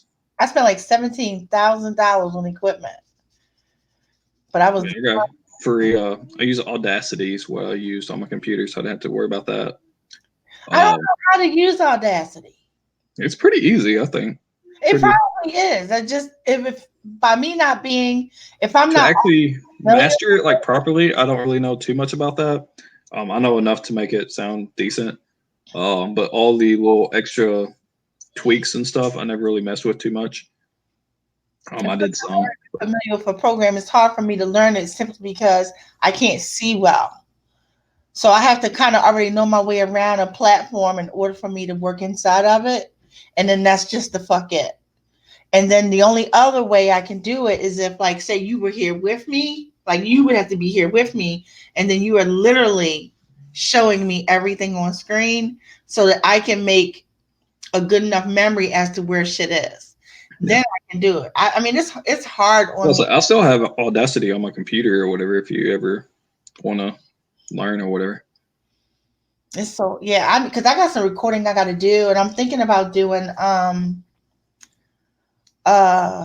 some voice work for some of my other books, the smaller novella books, and doing my recordings. Like put some of my acting skills to use, you know. Yeah. I got because me and another dude had started a project together, and we never finished it because my mic played out. And he keeps telling me he's got a couple mics and he's gonna bring it up, but he moves all across country. He was living in Nevada here a while back, earlier in the year, and he drove from Nevada all the way here to Arkansas to my book release.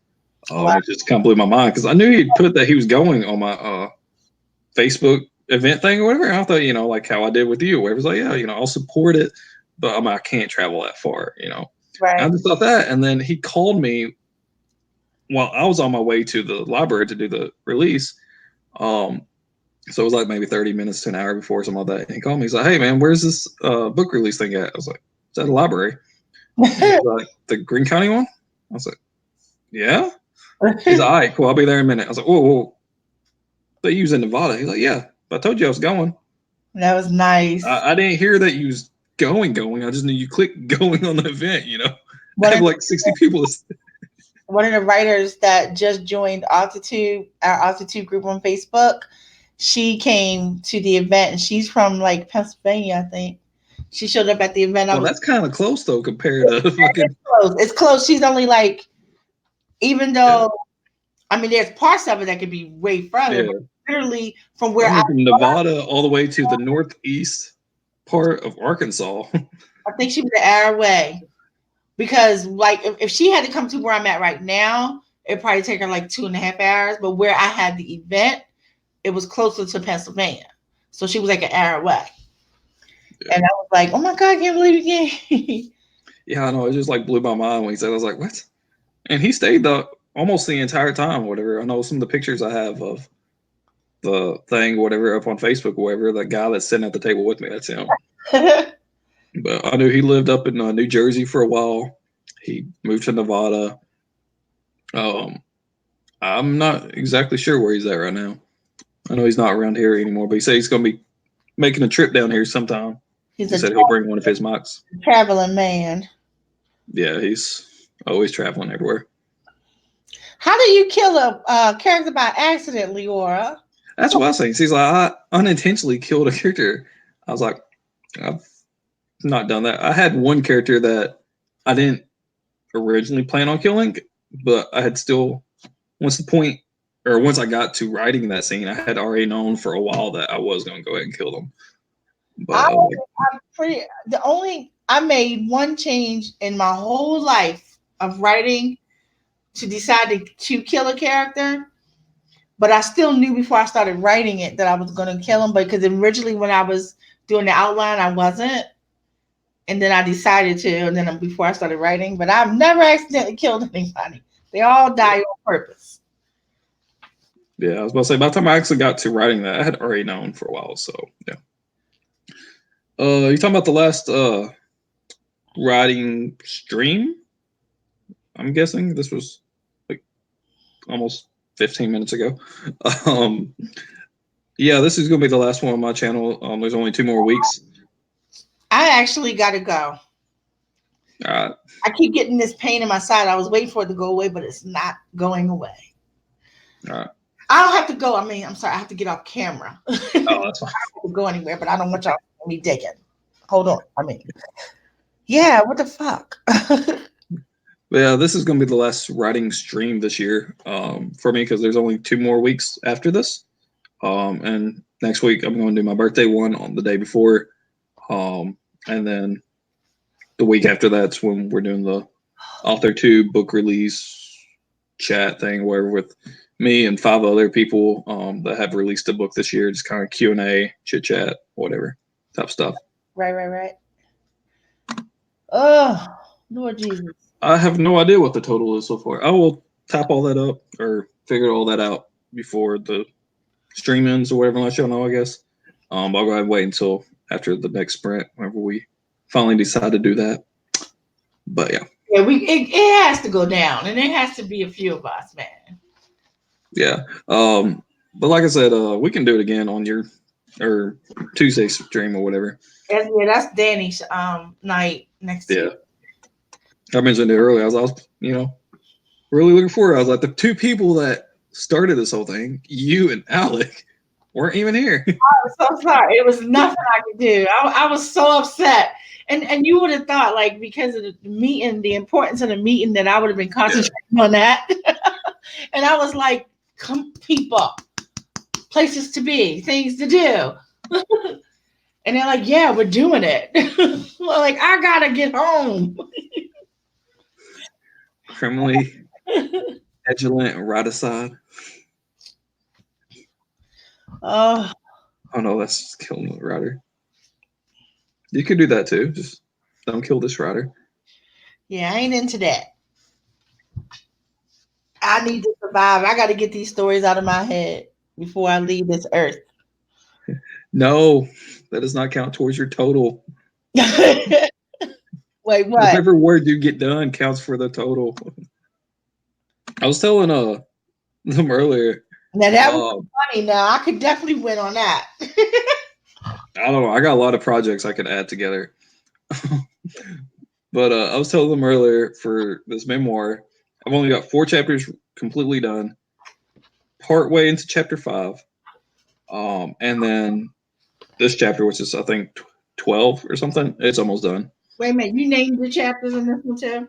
I will eventually. Some of them's named. This one's called Birthday Sex because of the song that was playing during it. But some of the other chapters I haven't named yet.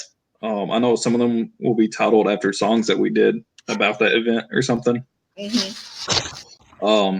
But I've got 4 chapters completely done, 1 that's halfway, maybe partly done, and then this one's almost done. I'll be really happy to get this 5th one done. But besides all of those, and my outline, which I do pretty hefty outlines. Yeah, you do synopsis. I don't care what you call them. That is a damn synopsis that you work from, which is fine because I'm writing them too. I don't work from them. I just work from the outline now. But dude, your outline is like, they would love you. Like, you could have been to the meeting tonight because we had to pitch some stuff to a big company that I can't really talk about to get some some shows made, and they would love you Oh yeah.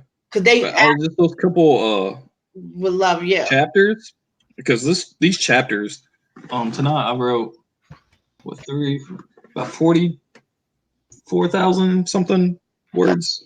How many sprints did you do? I only missed the hour. 3. No, we started at 7 your time. No, I thought you started at 8 my time. I started an hour before y'all usually do. Oh, fuck. Yeah. We did 3 sprints, 20 minutes each. Oh, damn. Okay. I've done over 4,000 tonight so far. But those like 4 complete chapters and 2 partials, and then my outline, which is pretty hefty. I've got over about 34,000 words for this. So this memoir is probably gonna be thicker than my book is. Dang, sure. Because I don't even know how many chapters are gonna be in it. I've got 20 something, like pretty well outlined, and then a bunch of other events that I have not put in a chapter or actually placed it. Mm-hmm. So it could be probably another 50 something, 60 chapter book. Lord. But with only having, my outline and then your chapters aren't super, super long though. But this one is. That's what I'm saying. I've got over 30,000 words, 34 something, which is 4 completed chapters and 2 partials. Oh, damn. Yeah. I've even thought of maybe at some point splitting it up into 2 books, 2 memoirs, like before we started recording and then after we started recording. I don't know. I'm kind of iffy about that. You could, because then you can always sell them together as like a box set, as a duo.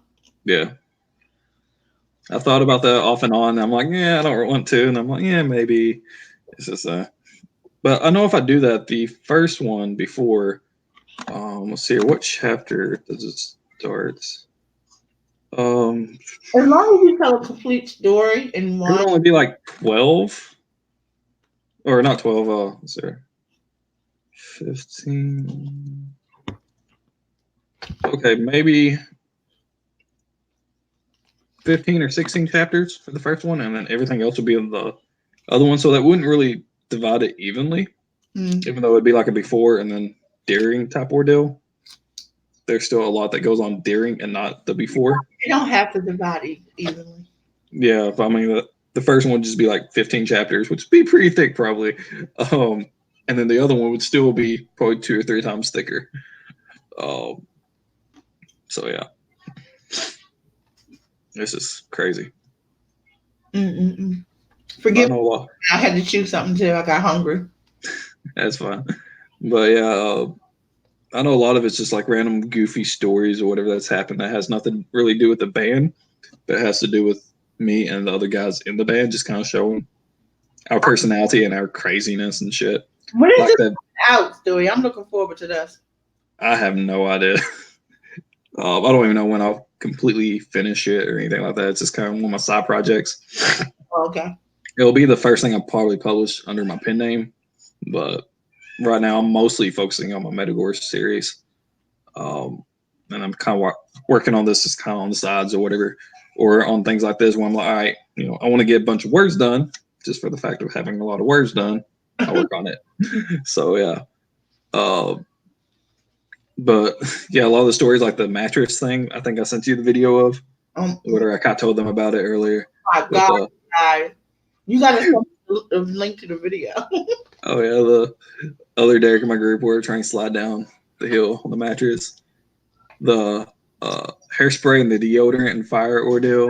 I was looking at that going, why do white boys always find crazy ways to kill themselves? Yeah, and I was telling them, I don't think any of us ever got seriously hurt doing anything. I burnt down a tree, almost burned down our yard and our house by burning shit, but I don't think we ever actually got hurt doing stuff.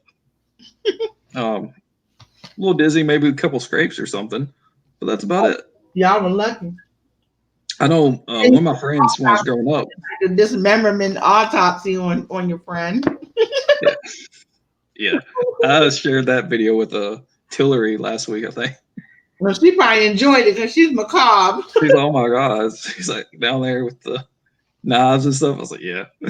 Everybody was drunk except me. I can see me going like, honey, what are you doing? Like nothing. I'm seeing y'all going down with like knives and raw meat. Like, what Oh yeah. And then the fuck is happening? what was I gonna say? Can't remember what I was gonna say. Oh, I'm sorry. I talked so much. that's fine. But yeah, all kinds of stupid shit. But you survived your youth. Yeah. Oh, one of my friends when I was even younger, like still in school, like junior high maybe. One of the guys that lived on the street behind me. I was even doing stupid shit back then. His parents were gone. It was like summer or something, spring break. I don't know. It was during the day, and he had a pogo stick. I don't know if I've told you this before or not, but I think so. Go ahead. But he had a pogo stick, and we just like goofing off, kind of playing horse almost. Somebody does something, and then somebody else tries to do it with the pogo stick and shit. And then we got the brilliant idea to climb up on his roof. Yeah. They had been re-shingling it or something. So there's a ladder. So we climbed up on the roof. One of my friends jumped off of it or whatever and landed on the air conditioner unit and bounced off of it into the grass and fell or whatever. So we was like, yeah, we'll do it. It got to one of my other friends' turn and he did it. Y'all He came down and barely broken. He barely clipped the AC unit or whatever and fell forward. And he stuck his arms out to kind of brace himself. And the pogo stick like landed on top of his arm and broke it. And then we was like, oh, there's nobody here to take us to the hospital. Wow. So we ran over to a neighbor's house. We was like, hey, can we use your phone? I like how you're laughing. Can you imagine? I can just imagine you guys. I was laughing then too. And like he was freaking out. I mean, you could see the indentation in his arm where it broke, like right where the thing was. I was like, oh God. I would have killed you when you came home. Yeah. It was crazy. Yeah, we called 911 because we didn't know the number of the hospital or anything. So we called 911. Like, we need an ambulance. But yeah. Wait a minute. And how old were you?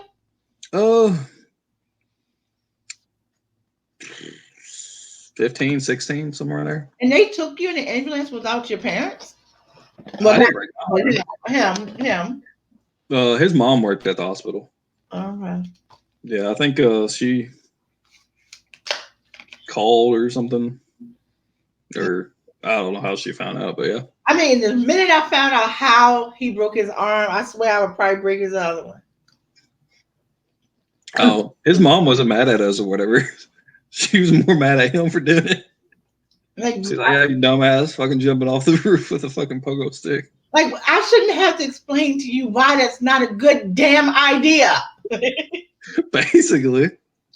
Like, but mom, I'm like, everybody's parents. Ass. Don't get every group of friends I've ever had, I've always been the good kid, even though I've done all this stupid, crazy shit. No, you've been the lucky one who got away with shit. Yeah, I was the good kid. I was the one that everybody liked. All the parents liked, whatever. They didn't care what I did. I was like an angel in their eyes. Basically because I didn't drink or smoke. I didn't do drugs. So, yeah, this kid's good. I just saw through your Eddie Haskell shit. I would have saw through to that shit. Now I would have still probably adored you, but I've been like, no, come here. Hell, even when I was younger, before I ever started school, I vaguely remember it, but my first babysitter, she kept me until I was like 4 years old before I started preschool, so I can barely remember it. But there's this one chick that went to the same babysitters, and they lived across the street from me. This chick did, her and her sister. But we also went to the same babysitter, and she was a year younger than me. And I picked on her so fucking much at the babysitters. And I would get into so much shit, like getting in the cabinets and open up food and trying to eat it out of the box and shit. And then I would blame it on her, even though they could clearly tell I did it, and she would get in trouble. And my babysitter like pampered me, and to this day I still don't know why. My mom didn't know her or anything. It was like a last minute, hey, I need a babysitter. My person I was gonna have a babysitter. Don't be surprised if that girl grows up to be a serial killer and comes after you. She fucking loves me. Like to this day, she thinks I'm like the best. I was like, I picked on you so fucking hard. Oh, that's too cute. Now She's that like, you're younger than me. We that went needs to the same babysitter. She lived across the street from me, so even when we wasn't at the babysitters, I'd be over there or something. And like me and her sister, she had a sister that's a year older than me, and we would pick on her so hard. I locked her in the fucking bathroom one time at the babysitters after I learned how to do the locks to the doors. She hadn't learned that yet, and we went in there, and then I locked it and left and you closed the door. need a spanking. And I don't recall ever getting in trouble. And even to this day, my mom tells me like how much shit I would fucking do. I was like, You need a spanking. You need a I'm a spanking. good kid. I don't know what y'all talking about. You need a I ain't never been to jail. I've never done any kind of drugs. I'm a good kid. Well, I never did drugs, and I have no desire to. And I have got locked up, but I have a good story with that. It wasn't like I was in the police station. no, I got a fucking bench warrant on me for a failure to appear because one of my and I was like in my 30s. So one of my old housing complexes, what you call them, apartment complexes, apparently they decided they were going to sue me for rent when I didn't owe them any rent. Now, mind you, it was a mistake, but nonetheless, they did it. All the paperwork went through, so I had a court date. And then the court date came and went because, of course, I don't know anything about it. You know, I don't know. And then next thing I know, I get a letter in the mail. Now, this is how courteous the police decided to be in Baltimore. And they sent me a letter saying, yeah, by the way, Miss Lee, you have 2 weeks, 14 days to turn yourself in, or we're going to come to your job. Now, I worked at the college. So the last thing I want, is to be seen arrested. Like, whoa, why are they taking her? You know what I mean? So they're like, we're gonna come and get you on your job if you don't turn yourself in for by this date. So I'm like, it has to be a mistake. There is another woman in my area who's also a teacher. We have the same first and last name. My first name is Hope, even though it's on Facebook the opposite. Hope is my first name. So it's another woman in the area, and she has a son named Jeremy Lee. So we had two things in common as far as that. Three. We have the same name. We have the same name for our child, and we're both teachers. So I said, this has to be her. Oh, and we're both born the same year. Okay, we're the same age. Our boys weren't the same age, but we're the same age. So I start investigating and looking into it. I got some cop friends. I said, can you look me up and find out if they got the right me? And come to find out, it was the right me. I said, so wait, these motherfuckers is trying to lock me up. I got to go to jail? They were like, oh, no. I said, can you tell me why? Because at this point, I don't know why. And so I'm getting all my quote unquote affairs in order because I don't know what they're getting ready to say I did. Maybe they got me on some murder charges I ain't aware about, but they're just being cordial. Stewie did it, I swear. And so I turn myself in. I go to this place called Towson, that's in Baltimore. I turned myself in. The cops are real nice. I had to go through the fingerprinting and the picture taking and shit like a straight up criminal. And I'm like, wait, hold on. What are y'all doing? They said, well, yeah, we got to. I said, for what? They said, well, you got to appear in front of the judge and then the judge decide what they're going to do with you. And it was like Friday night. And so I fucking go down into this holding part and they got this dude. If you ever been in a jail, like a real, like you're in trouble jail, they got parts of it that you just have no fucking idea. Like they had this dude, he was naked, chained from his damn ankles and wrists and body chains and all this other shit, chained up in the corner of the room that was also a jail. Like it literally was the corner of the room, and he was the only person that could fit in it because it was that small. And I remember I turned and looked, I was like, where did this come from? Like, they don't show this shit on television. And I looked at him and he looked up at me and said, hey, how you doing? And I just turned and I just bust out crying. Because I'm like, whoa, this is like real jail. This motherfucker is in a cage. And so they gonna put me in a cage. And I was so scared. So they take me to where the women are, because obviously there's more dudes than chicks. They take me to where the women are and they put me in a cell and it's like cement. I still had fucking handcuffs on, cement and bars, and a toilet like in the middle of the room. So I'm like, Okay, someone's gonna have to talk to me because y'all, this too real right now. Like I'm expecting somebody to explain to me what happened. And they said that they were going to have to take me to a women's correctional facility because it was late and I was going to stay for the weekend and then come back on Monday to go appear before the judge. And I kirked the fuck out. I kirked out so bad. Like the cops were like, "Look, Miss Lee, look, we found somebody. We got a judge willing to see you. You ain't got to go." But they took me out of the cell with these criminal bitches who was all looking at me like I was lunch, and they put me in this elevator. And this was the part that really did it. So, you've all been on an elevator before, right? Well, the police elevator has secret fucking compartments. So when before the elevator door closed, this cage thing came out and they put me on the other side of it, then closed me in it, and then closed the elevator door to take me to where they were going to. And it's so, you see me, I'm a big girl. So it was no room for nothing else but me and the bars like on my boobs. That's how tight it was.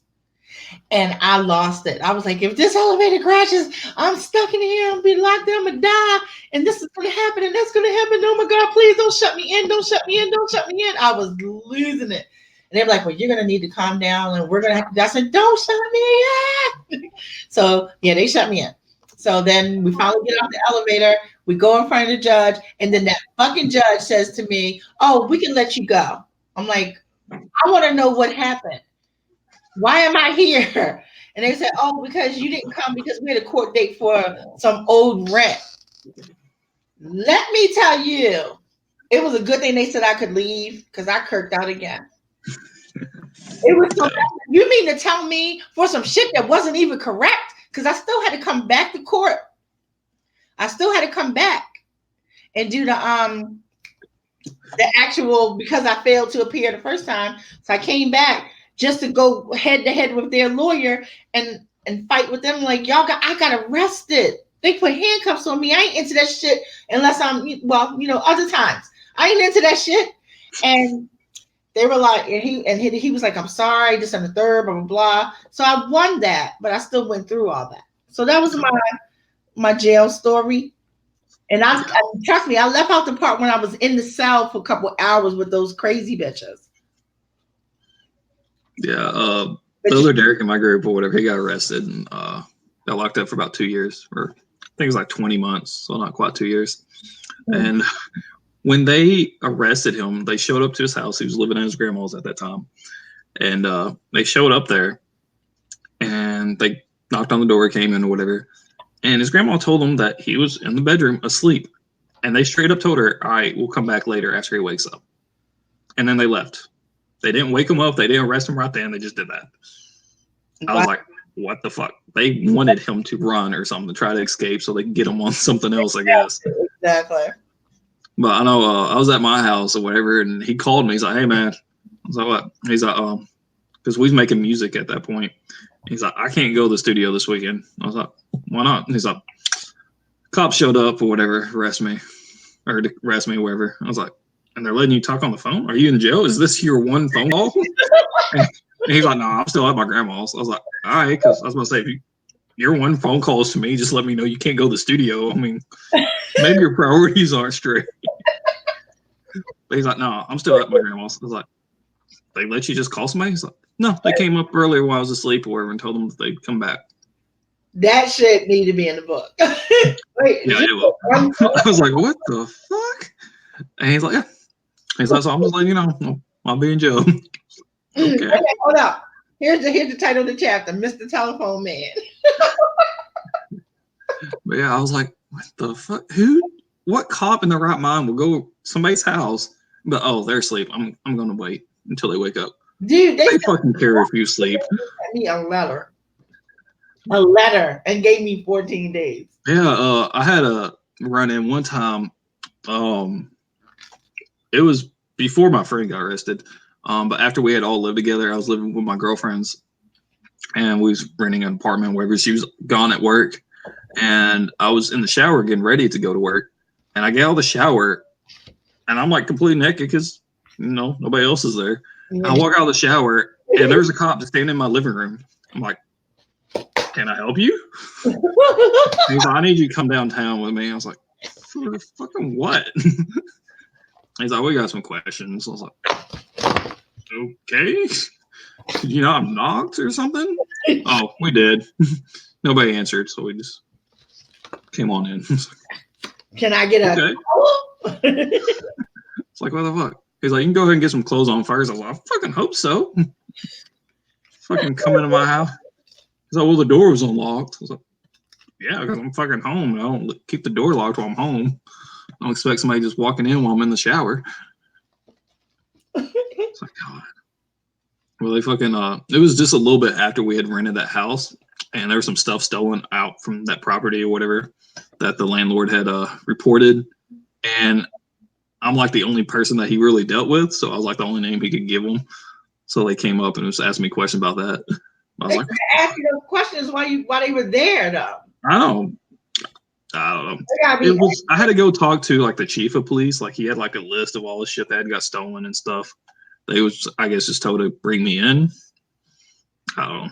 But they let me drive. They said, yeah, you can take your car or whatever. You're not being arrested. You can drive yourself. I was like, that way you can get back home. They ain't got to bring you home. I guess. So I was like, all right, whatever. So they left and drove off, and I went and got dressed and eventually made my way there. And he starts talking about all the stuff that got stolen. He's like, they're not supposed to be able to come in your house though, man. yeah, I know. That's one thing. I was like, the fuck? He's like, well, it was unlocked. I was like, I don't fucking care. I'm not the type that keeps my door locked 24/7. I lock it whenever I'm not home or when I go to bed. If I'm fucking awake, I don't really care if it's locked or not. Because, I mean, my friends or whatever, they was always over, and we never knock it on each other's doors most of the time. We didn't. Yeah. We still don't. Yeah. I know when Derek lived at his grandma's or whatever, I would knock at times. And other times I wouldn't, you know. I mean, if I was over there all the time, I would. But, like, if I go over there now, I wouldn't just walk in because I hadn't been over there in, like, a while, a couple months or so. So I wouldn't just walk in randomly. But, I mean, a lot of times, you know, yeah, he wakes up around this time, he's going to be over, whatever. So. Again, you're Eddie Haskell. Do what? Eddie Haskell. You know who that is, right? Name sounds familiar. Hold on. What I was showing. On Leave It to Beaver. Oh, yeah, that's where I saw that name sounds familiar. His older brother, Wally. Yeah. Best friend is Eddie Haskell. And he always just walks into the house and he's like, well, hello, Mrs. Cleaver. And they just think he's the sweetest. Oh, Eddie, you're so polite. You're so wonderful. Yeah. The minute that bitch turn her back where she gone, he was like, Wally, we're going to do this. We're going to do this. You're Eddie Haskell. I am. And he never gets fucking caught. Beeve or Wally always gets in trouble. And Whitey and, damn, these names, I tell you. Whitey and Eddie never get in trouble for shit. Oh, yeah. but Eddie, oh my God. Just it's like the stuff that a clip of Eddie Haskell. And I have a my friend's son, we call him Eddie Haskell because every time we would go to school and they were like, oh, he's just so sweet. He's so fun. I said, y'all, if you only saw who he really was. Oh, yeah. That's who he shows you guys. He got all the fucking adults snowed. That's me. No, I don't try to hide stuff from people. It's just, you know, if it just doesn't come up, it just doesn't come up type of weirdo. That's just how I am. But like the stuff that got stolen from that property, I didn't take it or anything. I knew who took it. But, you know, I'm not the kind that be like, oh, yeah, this person took it, whatever. I was like, I don't fucking know. One of it was some, like, shears, because our landlord had, like, some property. He lived, like, next door. It was, like, a quarter mile down the road. We lived down in the country and stuff. He had a bunch of fields. He had some horses and some cattle and stuff. And he had some shears used to cut the horns and stuff, keep them trimmed on, like, cows and bulls and stuff. Those got stolen. And then some other random stuff. I don't remember. But I know one was like a cast iron like scale, like I don't know, probably 2 feet wide, 4 or 5 feet tall, like old school solid cast iron that they would use to like weigh feed or something, I guess. I don't know. That had been in the garage at the house that we was renting or whatever. And they was like, that got stolen. I was like, you know, I was like, first of all, I'm 145 fucking pounds. That's straight cast iron. That's probably 500-600 fucking pounds for all I know. I said, do I look like I could steal that? I was like, we moved it like a couple inches one time because I had to change my tire. And we had the car jacked up, and we kind of moved it over a little bit, kind of help prop it up some. I was like, it took like 4 of us just to scoot it across the ground. I was like, whoever the fuck stole that and lifted it up into a trailer or a truck or something, by all means, you don't want to fuck with them. I'm sorry. I was like, I don't know who fucking took that. I was like, I don't know who took any of the shit or whatever. Same thing with the other Derek that got locked up. He got locked up for breaking and entering and stealing stuff. And I'll admit, I was with him a couple of those times, but I never stole anything. But you know, we broke into stuff. We broke into the football field one time into the concession stand and took like all the food and drinks out of it. And that will be in the book. That is some damn Eddie shit. I'm telling you, they based Eddie Haskell after you. Actually, but yeah, he's a grown ass man. You know what? Speaking of the guy who plays Eddie, the man who played the part of Eddie Haskell became a police officer after the show. He became a cop. But yeah. I know after he had told me that, you know, the cop came, I was like, oh shit. Because he had, like I said, he'd done a lot more than what I had and stole some stuff. One of it was like a GPS unit from somebody, and he gave it to me. I was like, do you need that back?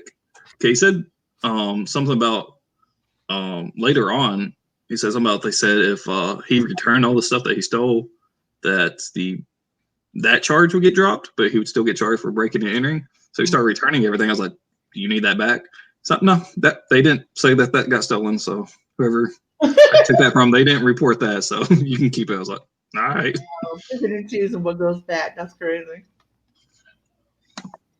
But yeah, Leora is asking for a sprint like an hour after when I said I would do the last sprint. So. Sorry, Leora. You're killing our mood. I'm so sorry. We get to talking. Y'all don't even know how many times me and Aphrodite stayed on this after the streams and chatted for hours. 2 hours, 2 in the morning one time from a 8 o'clock sprint till 2 in the morning. Yeah. So many times like, all right, we're done. And then I gotta go, but real quick, a couple hours later. But yeah, we can do another sprint. But you know what? You used the 3 hours you're at 3 hours at this point. Do you want to stop this? No, we can go ahead and do one more sprint or whatever. I know some of them were asking. Upstream yard time. Fuck, I don't care. What is it, like 20 hours? It's 20 hours for the whole month. I do 4 streams a month, so that's 5 hours each. But I'd say about 2 minutes at 10 after we can go ahead and do another 20-minute, and that'll probably be the last one. Okay. And then that'll be number 4. But yeah. But thankfully, he never ratted me out or any of the other guys and shit, so that was cool. Well, That's kind of how we was. Eddie would purposely throw Beaver under the bus, even we was like that. We was very. He wasn't wrong. He would still do it though, because he just didn't like Beaver. So I mean, part of his modus operandi, so to speak, was to fuck over Beef.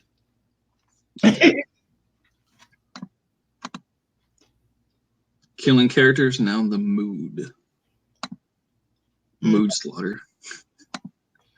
Criminally negligent character side. Yeah. I don't know. Is that a thing? Criminally negligent character side. That's funny. I've never heard of it. Leora is the word master or the word mistress. Yeah. Oh, it makes me think of a song. I'm a big Eminem fan, and one of his songs, like, I never thought that would get charged for first degree by writing lyrics for a song or whatever, basically. And it just happened to match up perfectly to some, Burger King burglary type bullshit. He's like, I didn't know if I did that and somebody actually did it, I could get charged for first degree. Yeah, that's crazy. I was like, damn. Oh, it's 10 after. I'm sorry, I'm doing it again. It's 10 after. That's fine. All right, get started in 3, 2, 1, start.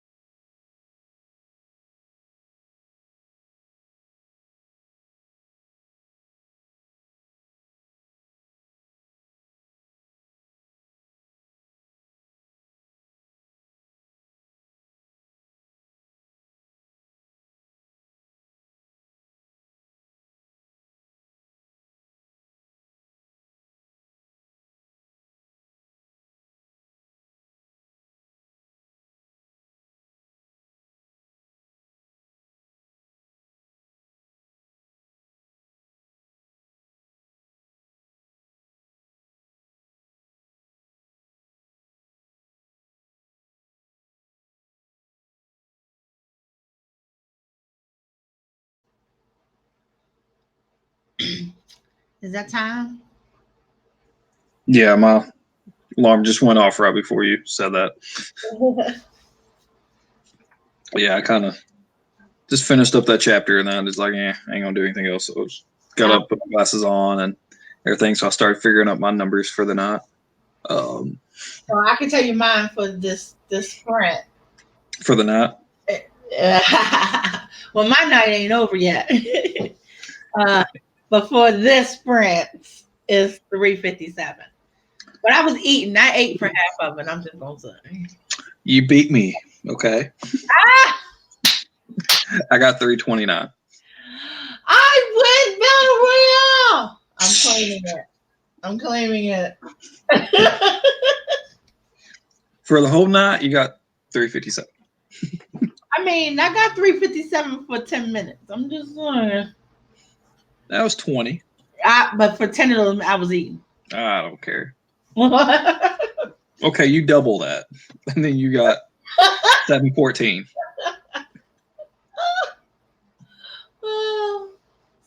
Oh my God. No, I wouldn't have got that high. I'd have got maybe 450, something like that. Leora got 472. Cool. Dang, Leora. Okay. Past 80K. Congratulations. I think people are going to really like this story. I am really, really enjoying this story.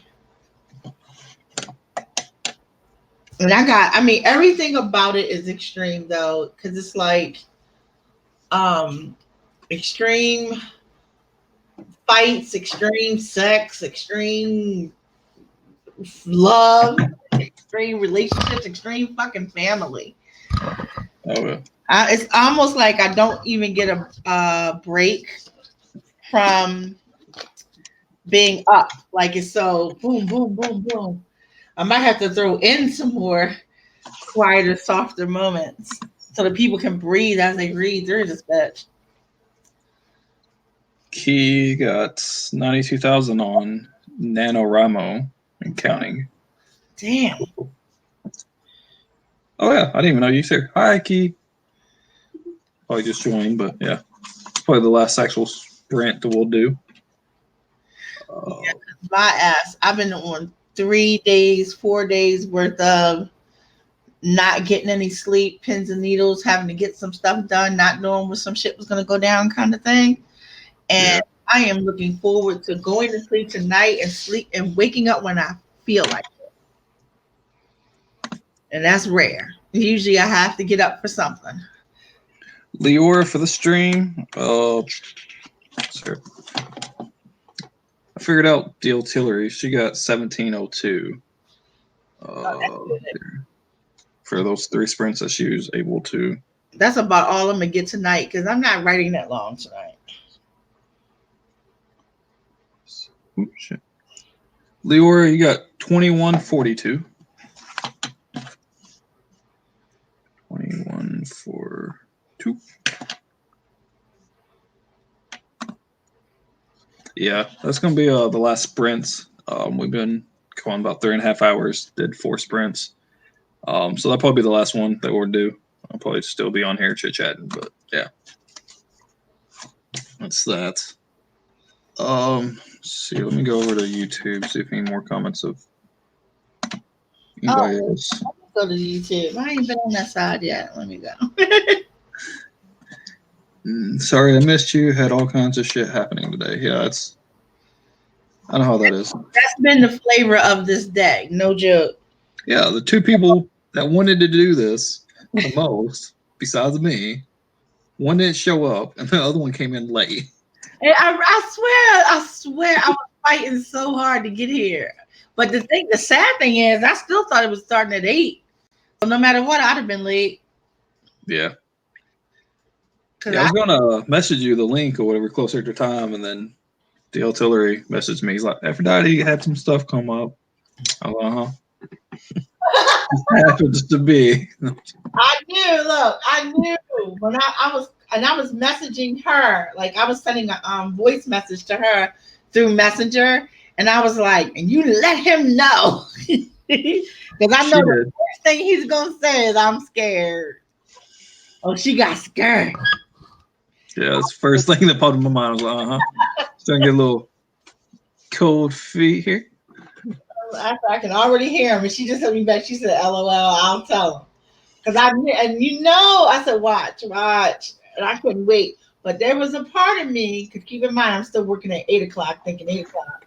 There was a part of me that thought the most I'll miss is like the chit chat in the beginning. I'm gonna get there, I'm gonna miss the chit chat. I'm gonna come in, do the back door, knock out my words, bam, kill everybody. But no. Yeah, we did some chit chat. We didn't even do our openings. It's just I don't know when she's like, I gotta leave. I was like, I don't think we did our openings, but you can go ahead and do your outro. Oh. So I was so looking forward to it, and I was so mad because you don't even know what else happened. Like my son, we were supposed to do our tree trimming tonight, and tree trimming was supposed to start at 4:30, 5 o'clock, probably end around 7:30. And I already decided how I was going to hurt and kick them out so I can get to the battle royale at 8. And I was like, no. It'd been 8 your time.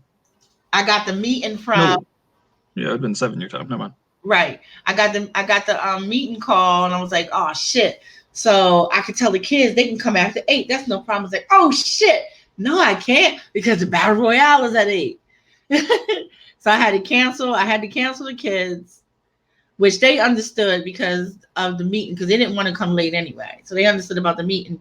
And then I was like, that's all right. I'm gonna be all right. I'm gonna make it. And at the last minute, I said, no, contact Danny. Tell Danny to tell Stewie what's going on. And then when I left that message, I said, additional message. You make sure he knows that I ain't scared.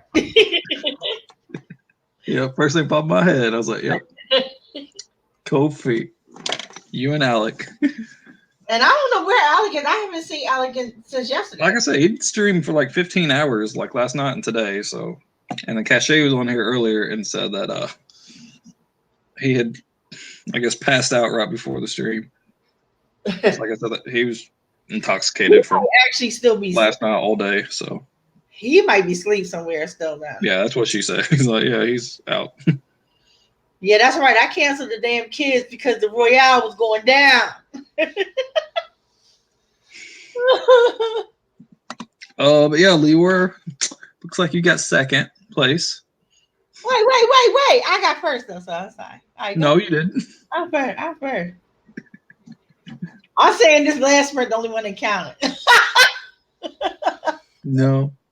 Well, she still got you on that one. Leora is some of those words I had loaned to her though. So. Oh. Yeah. It's like you try to get me to loan you some of my words.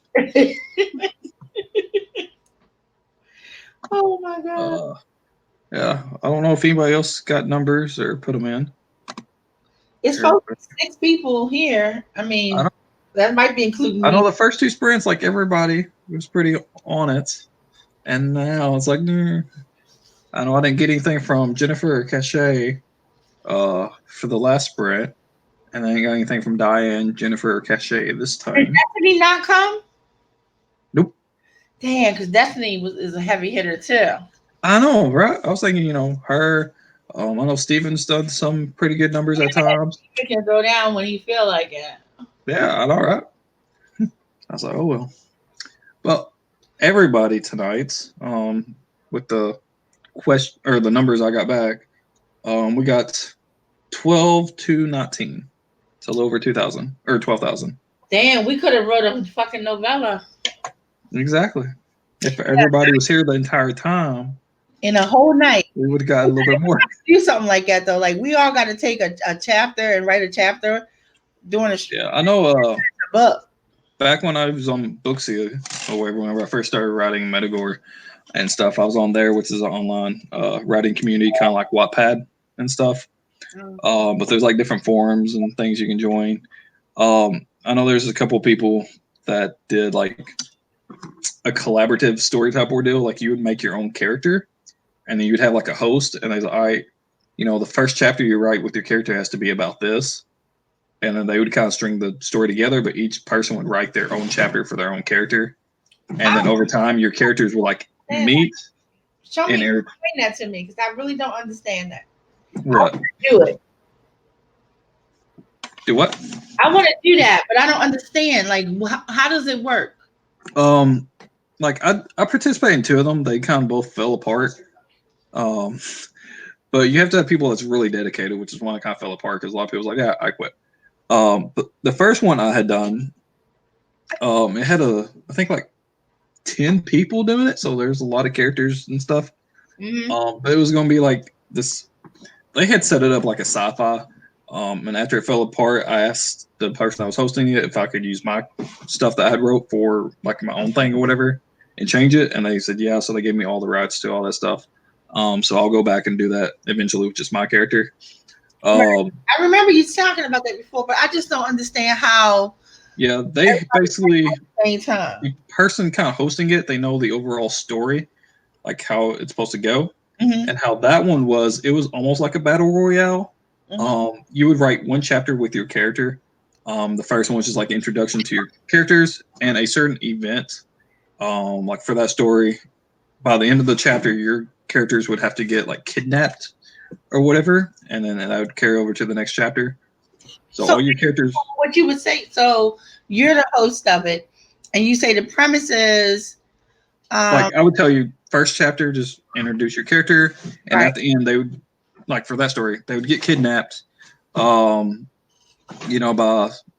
this type of people, and then you could write whatever as long as they got kidnapped. And then what they did for like their battle royale type, they would post all the chapters up or whatever, and then they would leave it up for like a week and let people vote on it, like their favorite characters or whatever. And then the one with the least amount of votes, your next chapter, you would have to write their death, basically. So the characters would kind of get dwindled down, but it was like a contest type story thing. And then after that, the next chapter, they tell you, all right, since your character got kidnapped, the story starts, or the chapter starts out with them waking up in a cell or wherever, they don't know where they're at, this and that, and they got to try to escape that cell. And that was your like mission. It was almost like a writing prompts in a sense. Please kind of connect all the stories. Stewie, please do one. I don't know if I'm going to do that. I just know I'm taking the parts I did for that story and writing just my own solo story with that premise and stuff. Don't be a chicken, Derek. What? I ain't being a chicken. It's just, I know a lot of people, like, every time I tried it, a lot of people would be like, all right, I'm done. Or even like that one, they knew if you got the least amount of votes, you would have to kill off your character. We knew that going in. And there's some people that just got pissy. That's like, no, I don't want to kill my character. I am not mad about that. I kill a bitch in a minute. I kill people all the time. I don't fucking care. But yeah. Do it like maybe if you come up with a premise, it ain't gotta be that one. Matter of fact, don't make it that one. And then another one I did. It was and then that sounds like fun. Yeah, but you just kind of write your own character, so you don't have to worry about other people's characters. And then I think in the end of the second chapter, you got to pick if you wanted to collab with somebody. And then you and them would just work on one character or one chapter together with both of your characters. So it'd be like a collab on that with your two characters. All right. So like if you did that, let's say we phased down, somebody got kicked off, and Leora has a character named Josie, and I have a character named Jimmy, and I say, hey, let's get us together. We can write one together. Yeah, I mean, you'd have to write y'all's characters like meeting or whatever. Like, and that one that I did, me and this chick or whatever, did that. I used Broughton for my story, my Metagore series, because that's kind of when I was first started. I was kind of experimenting with it. It was going to be when he was younger. Right. And she had a character named Topaz, and she was supposed to have been paired up with somebody else, and they quit before it started. I remember. And she wanted like a love interest. So I was like, yeah, sure, whatever. I was like, my story at that point, Broughton didn't have a wife or whatever. I was just going to have her, deceased since he was already old. She could die beforehand. I was like, it doesn't really matter. So I was like, yeah, we can do that. And then her character eventually just kind of got turned into Kalama, which is in my story. Right. But like I would do that, and then after I got out of the cell and escaped, while I was running down one of the halls, her character was like running down another hall, and we just kind of like collided, and that's how we met. And that was like at the end of the second chapter. So for chapter 3, me and her would just work together for one chapter. So we didn't have to write 2 chapters then, since our characters were together. But we'd kind of bounce off ideas and just kind of like co-author those chapters from that point on. So then, okay, so now those chapters go up, and then another person gets voted out. Is that how it works? Yeah. And then if you was in a group together like that, Mhm. like if it was me and her, and we got the least amount of votes, then both of our characters would die. Right. And it would kind of go on throughout the thing, wherever she had kind of planned out. That at the very end of it, there would be like 3 characters still alive, depending how many team ups or whatever there were. But okay, so now those things are up and you got the vote and you know who's gone and who's still there. That's all established. How does the host already have in their head what they're going to do next? Yeah, they already kind of got like the outline. Like when you play D&D, like the dungeon master kind of has a general idea of the campaign. They don't know like all the decisions the people are going to make with their characters or whatever, who's going to meet where. But the overall, you're getting kidnapped, you're trying to escape. These are the bad people that are trying to keep you there. There's going to be this big battle at the end. They already kind of know that and know like how to move the story along that way. But all your decisions, is your own. Okay, I got you. But see, I would love, not that I would want my character to get killed off, but if I lost and got killed off, I would have a good ass time writing that death. Oh yeah, I was like, hell yeah, I love killing people. I would enjoy writing that. I write the shit out of that death. But that whole project kind of fell through because, like I said, some people got pissy because their character died off, this and that, and the whole ordeal just kind of fell out. And then the person that was hosting that decided to do another one, which was like a utopia type of ordeal, not really sci-fi, but still kind of utopia in the future. And it was basically, she had like a couple different like character roles. She wanted like a cop. She wanted like an investigator, scientist type dude, like a can't even think what it's called. Forensic. Yeah, something like that. More like, forensic analyst or whatever. A mayor, just a regular person who was, I don't know, some teenage person, just regular civilian, and a couple other characters. And I got stuck with the mayor. And we made our own characters, and we had like an app on our phone that we kind of communicated. And we used other people's characters, but we took turns writing the chapter, and the chapter would be more focused on our character, but we could have the other characters in with it. And the premise of that was they had made this new utopia type thing with the dome. Only a certain amount of people were allowed in there. It was very strict. They had a curfew. You had to wear uniforms, all this. And they had like robot policemen, on which one of the characters got to be one of those. And then the robots started going haywire, kind of like a iRobot almost, kind of becoming sentient beings and stuff. So that was fun. But then, of course, people just kind of quit wanting to work on that as well. I remember back when I was a kid and we used to do the finish the tale type stories. And it would be like, let's say I wrote, and it was no rules, no beginning story. The first person wrote the first paragraph or the first for and that then utopia thing. Pick up from there. And they could create anything. They can add 80 more people. They can take away people. They can throw them on it. They can do anything. And then until you get through, let's say if it was 20 of us, 20 people wrote. And then it's like, oh, now it's Jennifer's turn. Hey, Jennifer. And then it goes to Key. And then Key's turn. And all the way till it gets to the end. And then it'll be somebody's responsibility to end it. And we did like that. But what you're talking about sounds like more fun. Yeah, I know that Utopia one, it wasn't, killing off people or anything. We established all the characters and their motives and, their kind of background and stuff before we started. And the person that was kind of hosting it, they didn't as much dictate as to what was going on. They just kind of gave us the overall, to Utopia. You can maybe do a couple chapters like before, actually entering, because it's like the opening of the city type ordeal. You can kind of do a little bit before that, and then just the generalized, robots start kind of becoming sentient and wanting to dominate everything or whatever. But the actual story plot line wasn't completely, given. She didn't tell us we had. The main purpose was to get rid of the robots or to try to fix it or whatever. She didn't explain all that. It was more up to us. So we did that. And each person's chapters, it wasn't like you have to do this chapter. It was just this is what happened last chapter, just carry on. And we kind of puzzled it together that way. Yeah, look, I'm telling you, if you do one, if you decide to do one, I will I definitely. don't know if I'll ever do one, but I participated in a couple. I did another one. I don't think it was that same person. Before I could start one, because I really don't. I don't want to act like I understand the exact mechanics of it. Yeah, but I know I did another one. It didn't go far at all. It was supposed to be post-apocalyptic or whatever, and all the characters had like 2 magical abilities depending on 2 different elements. And it wasn't like the 4 normal elements. There was like a lot that she listed, and you got to pick 2 of them. Like there's fire, earth, water, and wind. Then you had light and like shadow, darkness, life. Do you remember? Wasn't that the first one? No, that wasn't the first one. Where do they host this kind of stuff? They was doing that on Booksy, which was kind of like Wattpad almost. I like Booksy a lot better, and that's where I had originally posted the Metagore when I was writing it.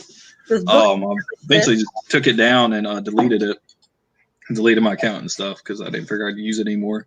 Once I decided to actually publish, because I was using that before I ever decided I was going to publish it. I didn't want it out there for people to read for free. Right. When I'm trying to sell it or whatever, so I took it down. And but this one, Gemini Rising, I took it down. But actually, the version that I took down is still obviously similar, but there's a lot more to it now anyway. Yeah. I know. I posted the first 2 drafts of Metagore up on there, and then after that, that's when I was like, yeah, no, taking it down. Is Booksy still a thing? Does it still exist? What? Booksy. Yeah, the website still exists. Okay. I know when I was using it, when I had Metagore on there was like 400 and something thousand different stories on there, from like novels, short stories, lyrics, poems. There's a category where you can upload like scripts, like if you do like movie scripts, TV shows, or whatever, all that stuff. But there was like a total of like 400 and something thousand. And at one point, my story was the second most recommended, because you can recommend books or whatever on there. Oh, cool. I think you could do that on Wattpad too, right? Shitty link. What? What? The fuck are you talking about? Spam told me to follow the link, but they didn't send me a link. Oh, I thought you were talking to me. No. Oh, okay. My wife started showing me a text on her phone saying you suck at spamming people. You didn't even send the shady link. I was like, what the fuck are you talking about? She got a spam text message. I was like, what link? But yeah, my story was like the second most recommended out of all of them, because they compile that. You can look just by certain things, or you can just do overall, like all 400 something thousand. And they have like the top 25 or something listed. And it was like number 2. I was like, holy shit. That's fucking awesome.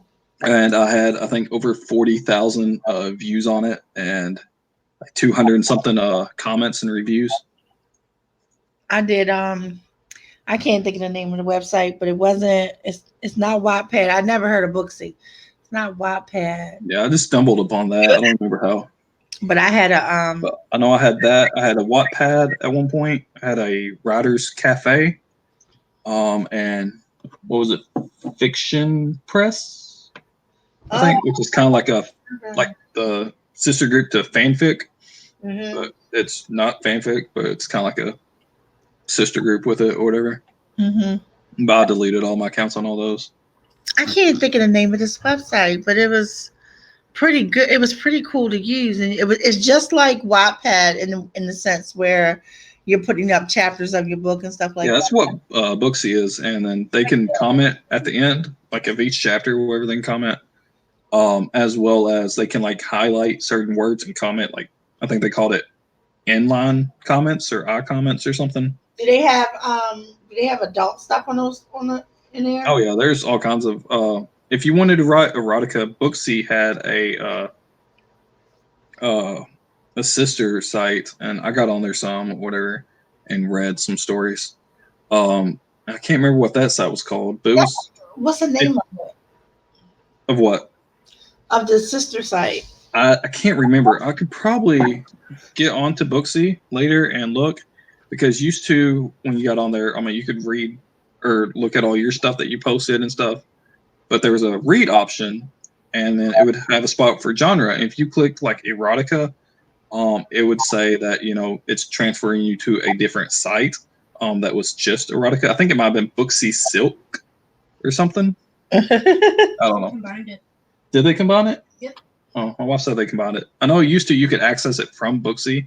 That's what I always did, because it was in the read area, and it was like, you know, we're going to take you here. Are you 18 or whatever? I just found Booksy. I was spelling it wrong because I'm like, Yeah, it's IE at the end. C, because I was writing some just Y, and it was taking me to like hair appointment book, the book hair appointments. Yeah, I don't know how it is now. Like I said, I only posted like the first two drafts of Metagore, but that's where I started out. And there's all kinds of forums and stuff. You can talk to other writers and stuff in it, and that's where I did or met those people and did those little collab type things or whatever. But I liked it. It's kind of like Wattpad and stuff. I deleted my Wattpad and all of them after I decided that I was going to. I did not like Wattpad. I started a Wattpad. I didn't get much hits on there, and I didn't like some of the navigation around it. It just was boring to me. And then Yeah.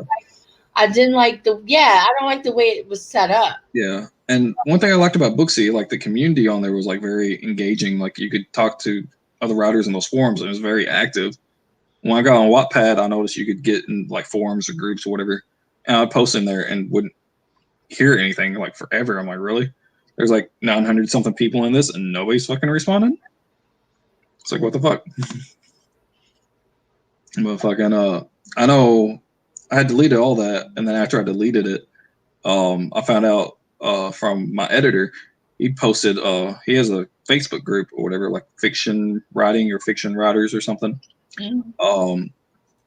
And he has a rule on there that you cannot mention Wattpad in comments or post or anything. He doesn't want anything about Wattpad on it, because he knew a guy that had posted on Wattpad and somebody stole their story. Right. And they had so much problems trying to get it taken down. They contacted the people that ran Wattpad and all this and stuff. And my editor even got involved in trying to get it taken down. And the people that run Wattpad was like, can't do anything. Tough luck, you know. It's a risk you take posting it online. Somebody steals your But you stuff. hear a lot about that anyway, because one of the authors in a group that I'm in, and now she makes a living writing her books. So, and it's pretty much her only source of fucking income. And someone stole one of her books. Wait a minute. Just really get this. Off of Amazon. Stole her book off of Amazon and then retitled it and changed names, but left it. Other than that, it was still word for word. Then put it on Amazon and was making money. And the only reason she found it is because she did a search on like a couple of paragraphs of her book, and it came up in someone else's book.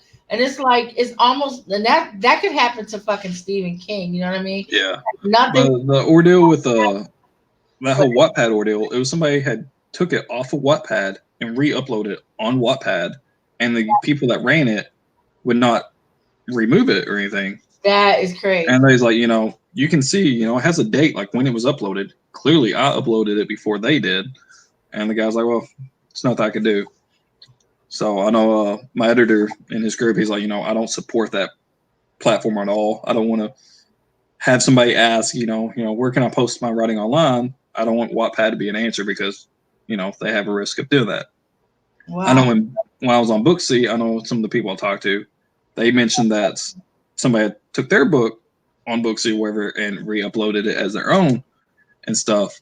And the person that, the moderator or whatever of the website, he was very engaged. I mean, you can message him whenever.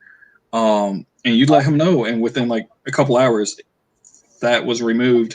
And if they had, I think, 2 accounts from that person, that account would get shut down completely. Good. That's And whatever. I mean, he was like on top of it. I mean, it didn't take a couple days. It didn't take, well, we can't do anything about it or whatever. I mean, they just, all right, we'll take it down, That's some bullshit. So But yeah, Wattpad dude's like, no, nothing I can do. Sorry. what do you mean? There's nothing you could do. I know, that's one thing. I was like, you could delete the account. You could go in and delete it, That's He's great. like, no, price you got to pay. So, psh. Well, you know what? I'll stick to my Patreon where I load my stories and share them with my patrons. Yeah. Call it a day. I know people used to ask me that. I used to post lyrics whenever I did music up on Facebook. I was like, I don't fucking care if somebody fucking takes this shit. No, but don't post anything on Facebook, because if anything you post on Facebook, including pictures of your babies, they have the right to. Once it's on Facebook, they own it. They own your image. Yep. And I tell people that, they're like, well, you still post them. I say, I post shit I don't give a fuck about. Yeah, that's what I'm like. I don't fucking care if people know what I look like or my family or whatever. Post my picture or the picture of my book cover, he go right on ahead and do whatever he wants. But I don't post anymore. Like I will send, like if I have my group on there, the collective, and they're my my book people, basically the people who are fans of the stuff that I write. I don't post inside the group passages from my stories. What I do is I'll put, not passages, I'm like chapters.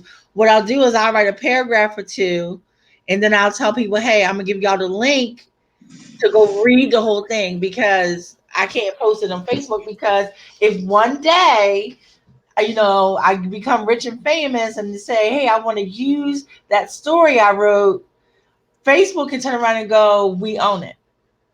It is in their small print. It literally is in their small print. When you sign up for an account, you agree to this.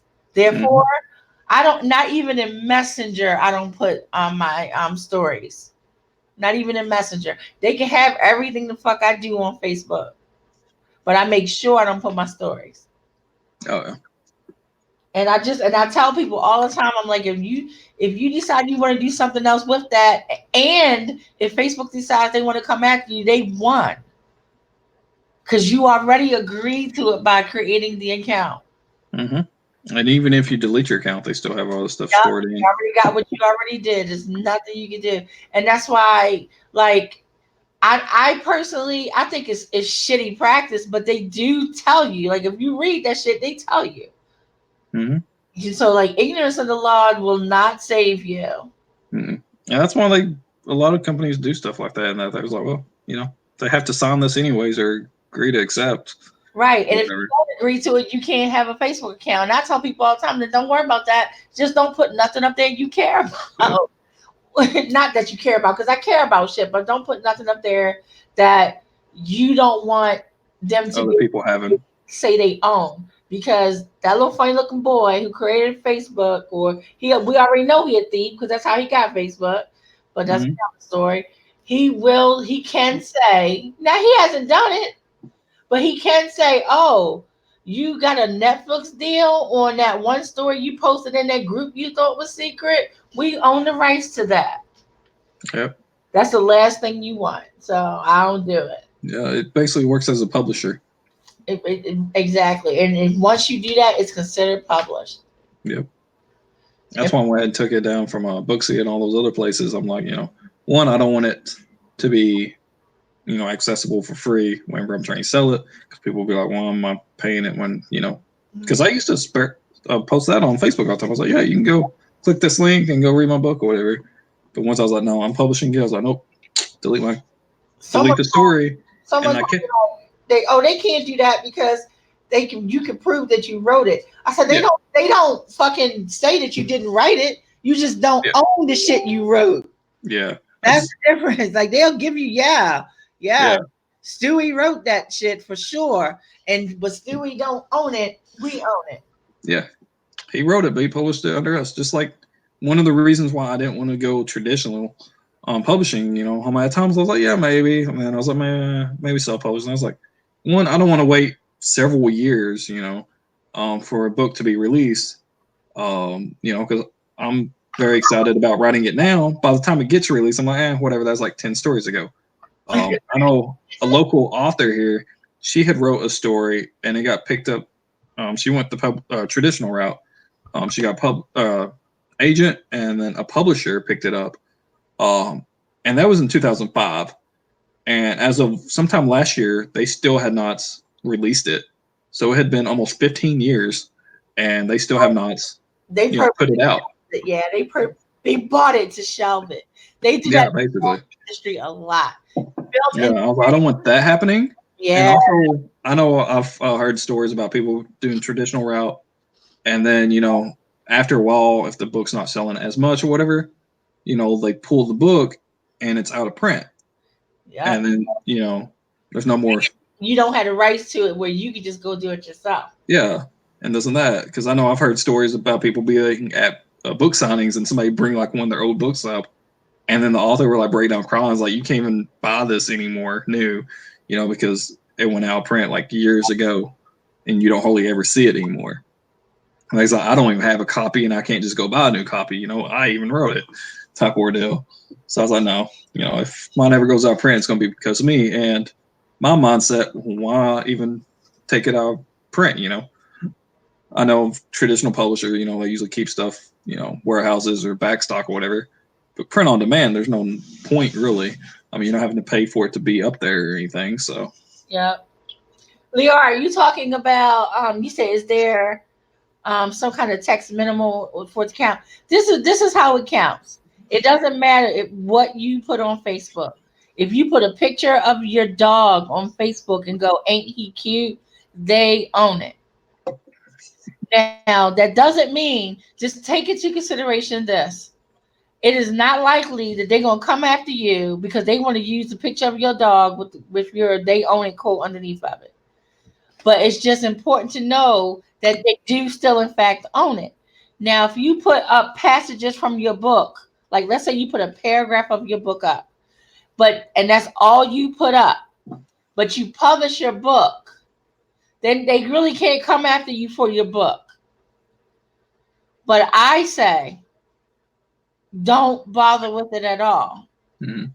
And a lot of if you try to go the traditional route, they won't try to publish your stuff if it's already been published elsewhere. Exactly.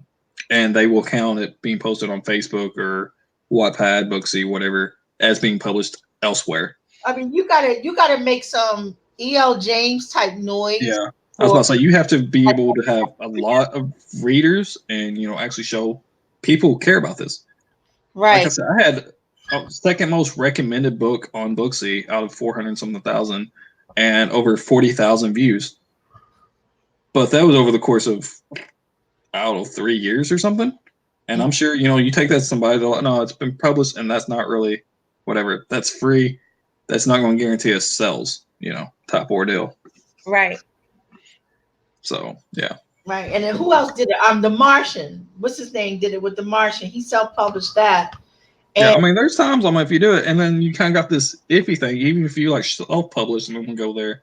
Right. Even if you are making a lot, at times they're like, well, you might have already hit your peak and there's not that much more of a market for us to even. Yeah, but they tried to come at him. This is the funny thing. Yeah. They tried to come at him and like, hey, yeah, it looks like you're selling really great on Amazon. We can get you more exposure. We can get you XYZ. And he turned it down. He was like, well, I'm already doing that. So why should I split any of my money with you? So he wound up getting like a great deal. And that's when he said, okay, yeah, I'll come under your house. But see, he was just smart about it. And I always thought to myself, if something like that was to happen to me, that's how I'm going to handle it. Because I remember a similar story. And this is back in the 80s when MC Hammer, of all people, MC Hammer made his own fucking mixtapes of himself doing what he does. And he was selling them out the back of his car. And he got a record. Well, he was offered a record deal because they saw that this man out of the back of his car was making all this money. Just imagine what he could do with exposure. And he asked them how much would he make. And it broke down to him making like $1 per. He said, well, I'm already making that. So no. Yep. And I mean, really, and I was like, wow, that was a big chance. But like, yeah, so they offered him a little bit more, not much more, but he also got the exposure of the world. But it was good that he did that. He was like, no, why should I? I made $20,000 this week. So no, I sold 1,000 of these the other day. No. Yeah. Leora said, I thought that traditional only counts things that were not posted behind a password protected account. If you post something anywhere, whether it's like a password protected account like Facebook or anything else like that, if someone can just get online and search for it and find it, it is counted to be out there publicly. Yeah. So that's so what they look for. They don't really care. I know. Also, if it's only shared with friends, you might be able to kind of skin by without them finding it because more likely they're not your friends. But if it's publicly and a publisher goes and search for it, then they can find it. If it's only something for your friends, they might not be able to find it that well. But you can actually put a work out that is out there in the world, people can see it and still get picked up as well. Yeah, I mean, you can do it. It's just really it's harder. Matters. Like again, E.L. James did it by mistake.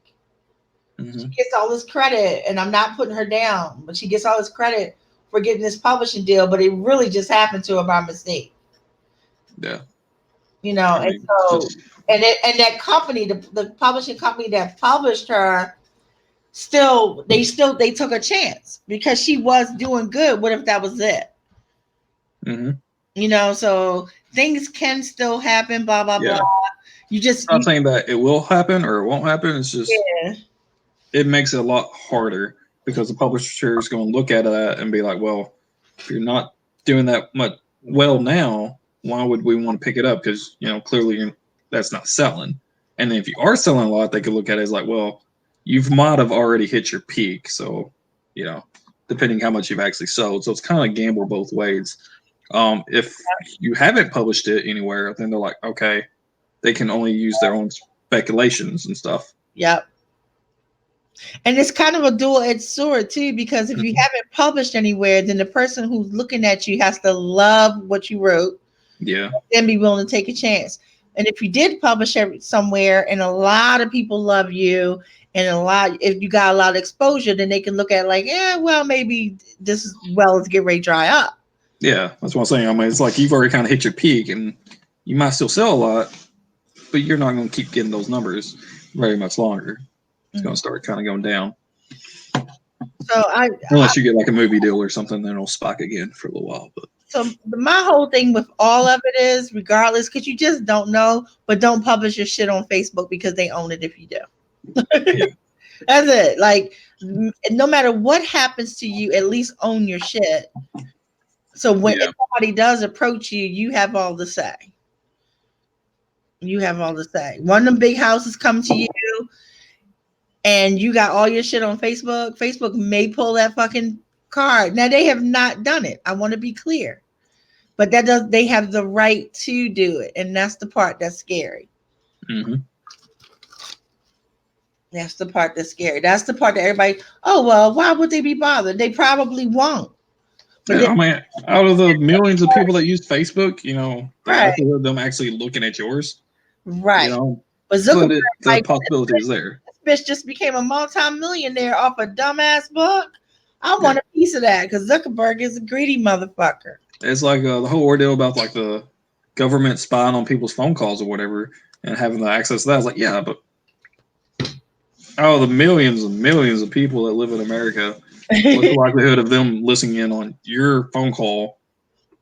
I was like, who cares? And like, you ain't that important, little brother. Yeah, I was like, mostly that stuff comes up when they're like, all right, this dude did a terrorist attack. Let's kind of track him, see if there's any clues or whatever type ordeals.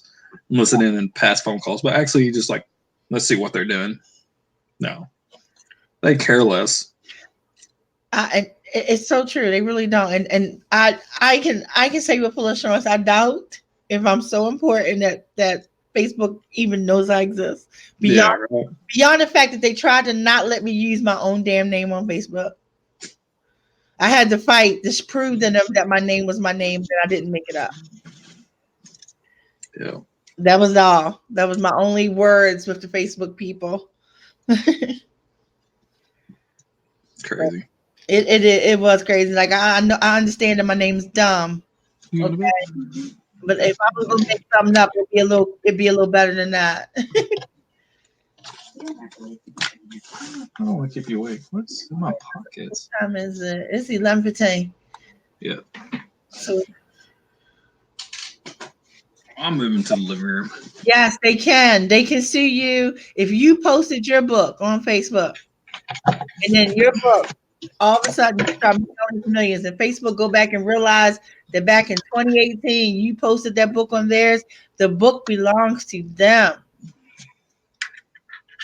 And they're lawyers, and they probably have a lot more money to be able to fight harder than you.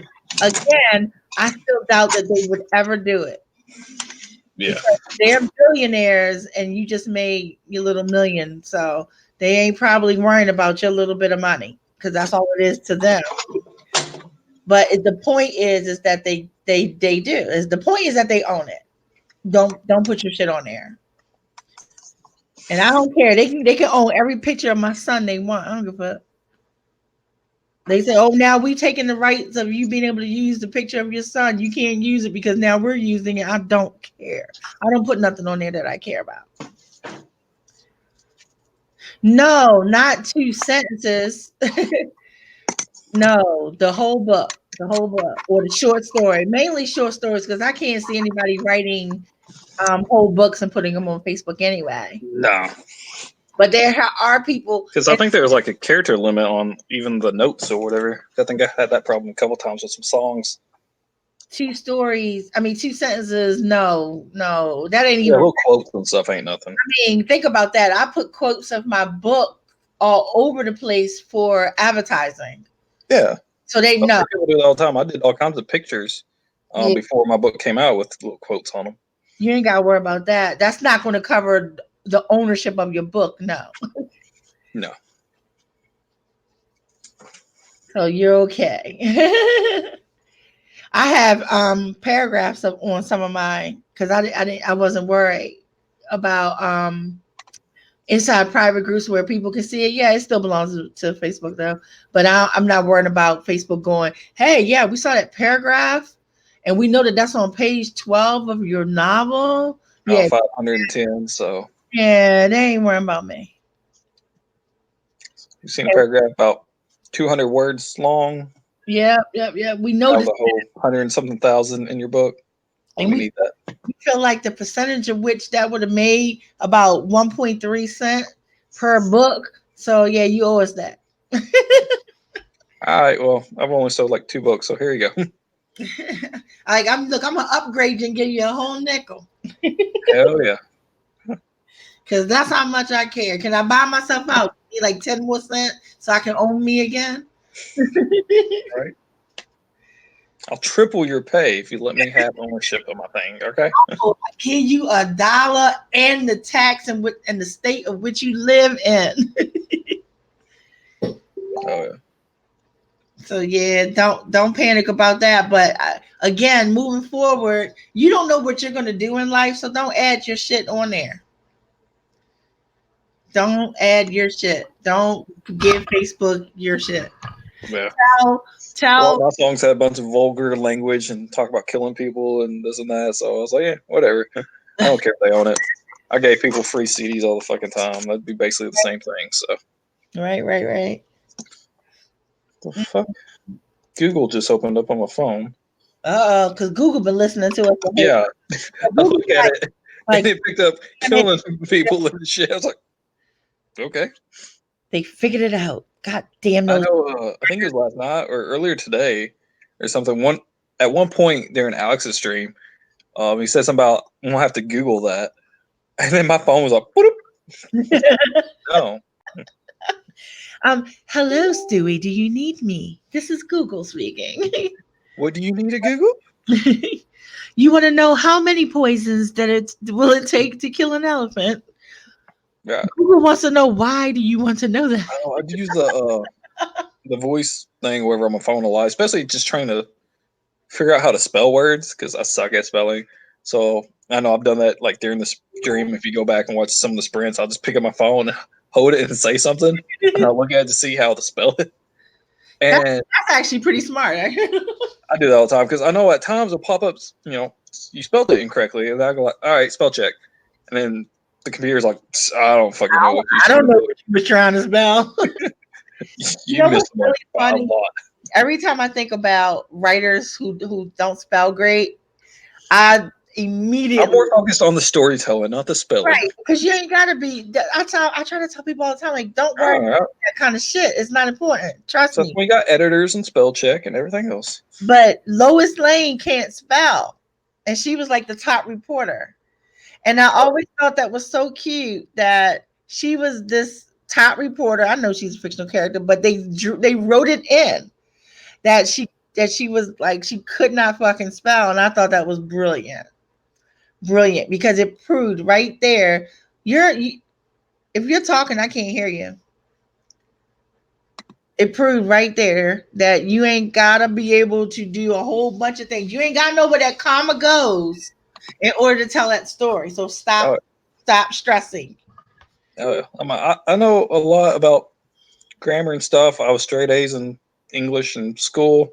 Took a lot of writing classes in college just so I'd have a lot of classes so I could get my Pell Grant and not have to pay for college.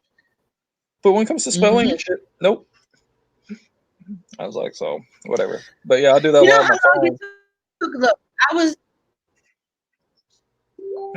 I was in the 4th grade before how to spell, quote unquote, kicked in. And I mean kicked in because it was lost to me. Everything, I don't even know how to describe how bad it was. It was one of those things where I knew I was going to grow up and never be able to. So I'm not worrying about the fact that I can't because I can't. You know what I mean? Like that would be like I figured out today that I can't fly. So I'm not going to be depressed about that because I can't change it. But I got a teacher and she just did and said some shit that clicked. Oh my fucking God. It's just one of those things because spelling to me, the reason why I think all kids initially had trouble with it anyway is because the grammar rules in American English are dumb. English is fucking. They're dumb. And every time I've always heard, rules are meant to be broken, and it's like that in a lot of things, not just rules, but like spelling rules, this type of rules. Right. That. You learn a rule, but then the rules language fucking butchers the rules so fucking much. Exactly. I don't fault every kid that I ever dealt with. I never fault them on fucking spelling. Yeah. Never. And like I would give spelling tests to only know to test what they knew, not to say, oh, you got this many wrong. Just to know what they knew. Because come on, I before E except after C. Except when it makes an A sound or the word's just weird. Or it sounded like A as a different way. Or that's how I have to do it every time I type up sovereign duties. Even though I've typed that up so many times. It's not really in my book that much, but whenever people are like, what are you working on? Sovereign duties. Every single time I'm like, I before E except after C, unless it makes an A sound or it's weird. Right. And it was it's so the word weird, it's I's after E, but it doesn't fit anything else. So that's how I always remember that. I was like, weird. But you know what really gets me? Like the way we have letters with double sounds and triple sounds. Oh yeah. You'll have like the letter C that can sound like an S, but you also have the letter S. Yep. So and then you have I know with my daughter, my oldest is in 1st grade, so she's doing like spelling tests and trying to distinguish between like a C or a K. It's like right. C. And then she'll say something else. I was like, that's a K. Like she had one of her words was work. She spelled it WORC. I was like, there's a K. And there's some other word, and I was like, that's a C. And she's like, but it makes a K. So I was like, yeah. Because the C is the bi letter because it has 2 sounds. It has the hard and it has the soft. And Yeah, it you got the CH, that's a ch. CE right, but is those are blends though. See, you have letters Yeah. like PH is PH, which becomes F because they sit Yeah. next to each other. Again, all I this know stupid. one of the things I can't think of a word. Oh, like but the CE makes like a S sound. Mm-hmm. But I mean that's why I started growing up. But there's also like CIs can make an S sound or whatever.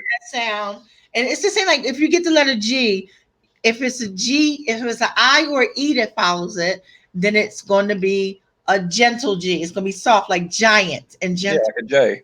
But if you get anything else, then it's the hard, like go and gut. Yeah. And then if you got an H, it's just silent. Again, and silent letters are dumb. Yeah, it's like why do you have them? The only reason that, like, when you get a word like mice, MICE, so many things are happening in the word mice. First of all, because you have a vowel, consonant, vowel. The first one's a Vowel long or strong or whatever it's called. To be silent, and then the C is now going to be soft. Yep. Again, if you teaching a child this shit, they got to remember 3 fucking rules just to be able to read the word mice. Mm-hmm. No, I never, ever, ever, ever will fault people on that shit. I don't. My daughter, I can kind of tell her what. No, that's word has a K and says C, and she'll remember that. And she's been making like hundreds on all of her spelling tests. I know when I was that age, I'd been like, "Fuck it, I'm not doing it. Whatever. I'm just gonna scribble, call it good." I sucked at spelling, even as a kid. My daughter, she'll spell it one way. I'm like, no, this doesn't have it, or this is wrong. Like she did I think her last spelling test or the one before that, she had whale, WHALE, and she spelled that right. A But homonym. on that same test, she had water, so she put WHATER. The first time I went over the words, I just give it to her at home, and she writes it down. I kind of tell her this is wrong, this is right, or whatever. And she put an H in water. I was like, no, there's no H. She's like, but well has an H. I was like, yes, it does. You tell her you have common sense. You are brilliant. The language is wrong. Yeah. I told her that, and then she's the rest of the week, because I go over them every day after school, because she gets new words on Mondays, and then they have a test Friday. So throughout the week, after I told her that, because she did that on that Monday, the rest of the week she spelled them both correct. I mean, if it was me, I would still fucking. But yeah, but it's something that you have to memorize. I tortured myself for my first 5 years of school because I had to memorize words because I could not even fathom how to actually spell them, how to make the connection. Yep. And then, like, when you get into homonyms, you screwed with homonyms because she could have wrote whale. She could have wrote WALE, WAIL. WELL. Right? It's like it's because you can't even determine like how it's actually pronounced. People have different dialects and accents, even like in the same town. So I could say well or well.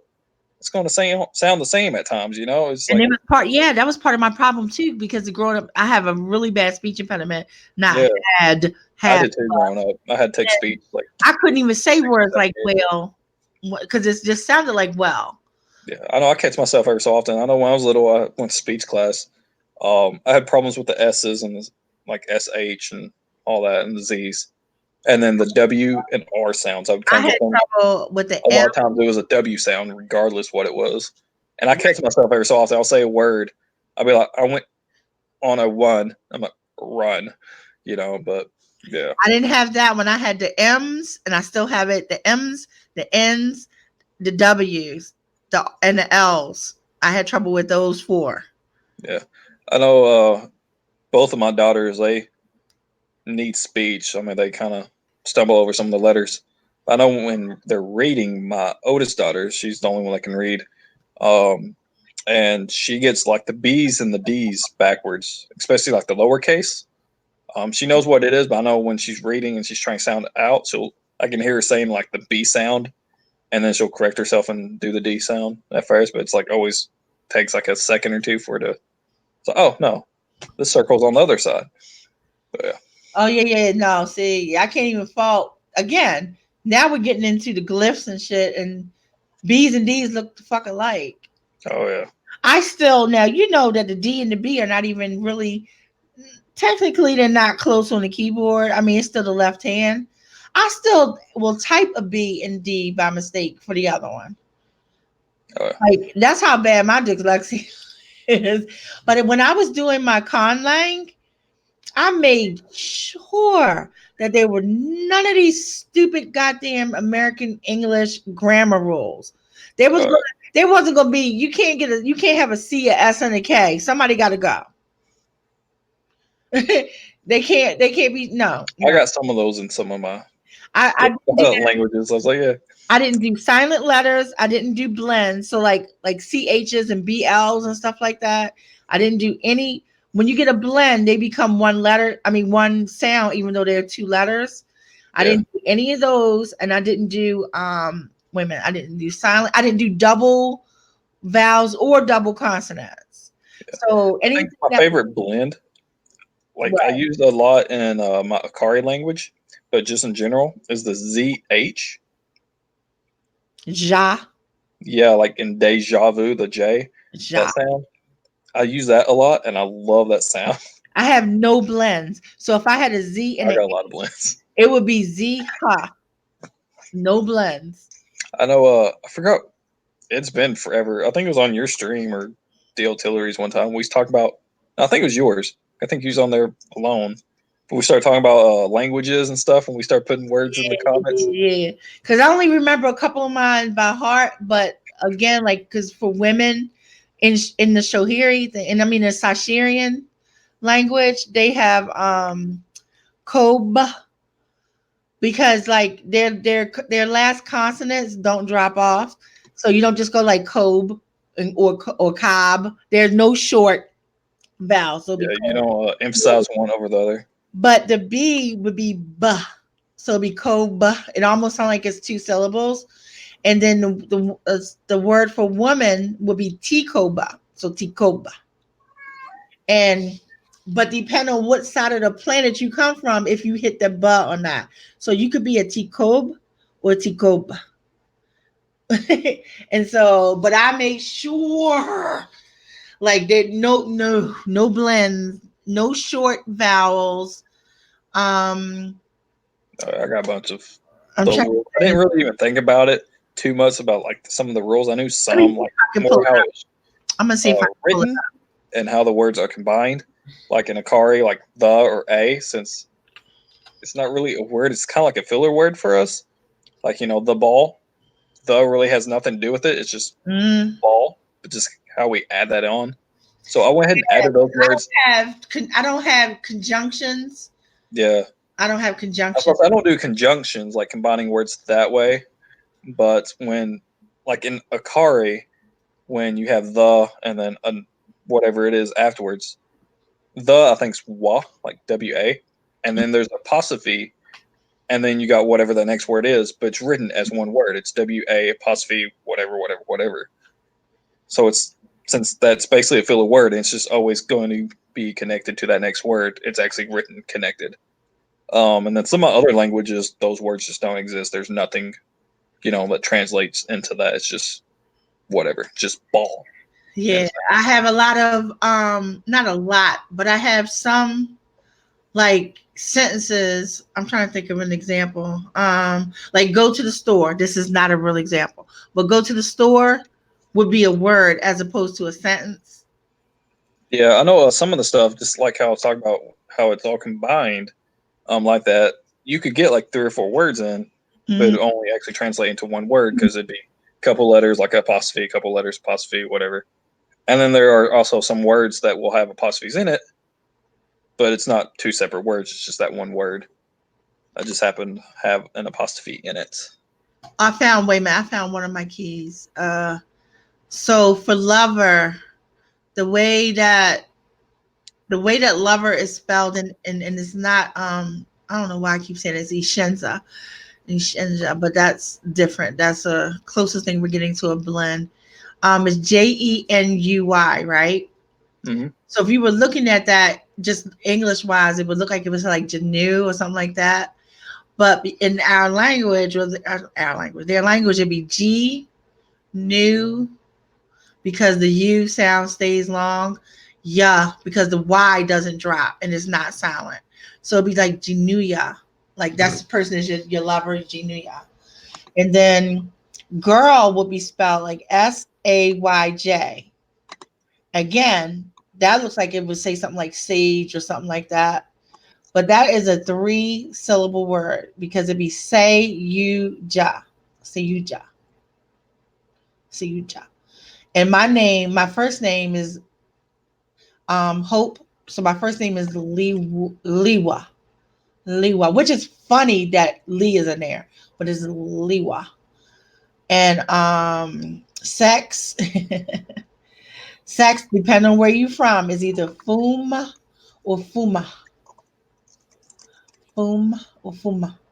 Depending on what side. And they even say, like, I'm trying to think, the words that I put down here, Lord Jesus, for kiss is hafe, hafe, hafe. And again, I had to drop. I made so many rules, like consonants only make their hard sound, so you don't get that C for city and stuff like that. And then no double consonants. Vowels only make their long sound. No silent vowels. These are my rules I wrote. Consonants at the end of words do not blend away. Like you won't have a word like RITE, right? If right was a word in Ishenza, it would be righty. Switch out of vowels. Let's see. Switch out. Consonant blends such as cha and blah and esta. They got raised down letters. There ain't no shit like ph. If I had a word like phase, which is phase, that would be the ph would be an f and the s would be a goddamn z because we'll have no diphthong, so no s's that turn to z's. Just use a damn z. So stuff like that. So I was determined that ultimately the more that was written down on this, people would be able to read it because it's all fucking phonetic. 100% phonetic. Yeah, I know whenever I had went into that Conlang website that I sent you, I added some rules or whatever like that. You can put in like rules like these two letters cannot be side to side. You can't have these letters at the beginning of a word or whatever, or this group of letters. Like in English, you don't have like CK at the beginning of words. It's always at the end. You can put those kind of rules in on it. So I did some of the stuff like that. I never wrote it down on mine. Computer and thing. I had the site again. I want to go in there and fool around. I don't remember what it was. I can't remember either. I'll have to look it up again. I gotta go back in there and fool around because I just looked at it. It was a little overwhelming. So I was like, it is. This gonna be fun, but I don't large learning curve. But I know they have stuff like that where you can put like, okay, I think it breaks it down like, the beginning of a word, middle of a word, and end of a word, and you can put like certain groups of letters or single letters that would go there, and then you could tell it to generate random words based off of the rules you set and the letters you've given, and it will compile a list of possible words. And that's how I did a lot, since I'm going to do like 3,000 something at least words for each language. I did that for a couple of them and just copied and pasted those, and then later go back and like, okay, I want to use this word to mean this word or whatever like that. But that way I've got all these that follow those same rules I had established, all the different possibilities and stuff. Mm-hmm. But yeah, I found my where it says fuck you. It's like Dayaki. I'm like, I'm just tripping on the fact that I took the time that my key is listed with all bad words or nasty words, with the exception of my name. I didn't put a key into my story or my book or anything like that. No, I didn't either. I have like a spreadsheet on my computer. Yeah, I made it for myself so that when I was doing lines in the book, that I was following making sure that I followed my own rules. I have a document on my computer that has all the possible sounds or whatever for each language, and then some of the like how they have to be written, stuff like that. Like Gortese, which is one of the languages, is actually each sentence is spoken backwards. So instead of saying I caught the ball, big ball the caught I. And then another language, which is Paciano and Panene, when you write it out, you put like an M dash or an N dash or something on both sides of the noun of the sentence. So when you're reading it, you know where the noun is. It's like whatever words, dash, the noun, dash, and then whatever rest of the word is. So it's easy when you're reading it, this is what it's talking about just by glancing at it instead of actually having to read the entire sentence. Right. Stuff like that I figured out, but the actual overall sounds and stuff, I don't know. I don't know why when you was doing that stream, he's like, how you pronounce this? I mentioned how I pronounce it. I was like, well, I guess this would be the rules for it. Yeah, sure. That's what I'm going with. You ever think about words like we're just so used to seeing them like Brave Knight, Knight, night. But if you were looking at a kid and they knew the sounds that every letter made, they would spell night, Nit. Yeah, or Nite. They wouldn't say E because they would just like Nit, night. That would be it. Yeah. And so when I was working on my language, I kept that in mind. For when I was working on the glyphs and stuff, I kept that in mind. Yeah, I might do that for one of my languages. Like I said, I'm going to have probably 11 languages, I think, altogether in my world. Oh my God. I mean, that's good, but I can't write 11. I'm having a hard time writing 2. Yeah, I've got one pretty well fleshed out, another one kinda, and I'm still kind of working a little bit here and there. What made things start swimming for me was when I started writing down the rules. And as soon as I started writing down the rules, and I didn't do that bullshit where they could be broken, like sometimes kind of bullshit, like in English, that's when the language really started coming together. Yeah. Like, oh yeah, you know what? Then I ain't got to worry about this. This has to be Fuma because it can't be anything else. Yep. But yeah, the languages that I'm going to have, I've got Akari, which is the one I've got the most fleshed out. I've got Gortese, which has got some. And that language, I've designed it to be like the most difficult for people to try to learn. You know how people try to learn like Elvish or Cleon or whatever? Yeah. This language, just because how it's supposed to be in the story, is so hard to actually learn what word means what, because the amount of letters are a lot. There's a lot less letters than what normal languages usually have, or at least what English has. Hawaii has 11 damn letters in their alphabet. Yeah, Akari. I think it uses almost all of our letters. There might be like one or two that's not there. But in Gortese, it is a lot shorter. I don't even remember exactly how many it is. But there are so many words that mean totally different things that there's just one letter off, and it's just like a very small letter.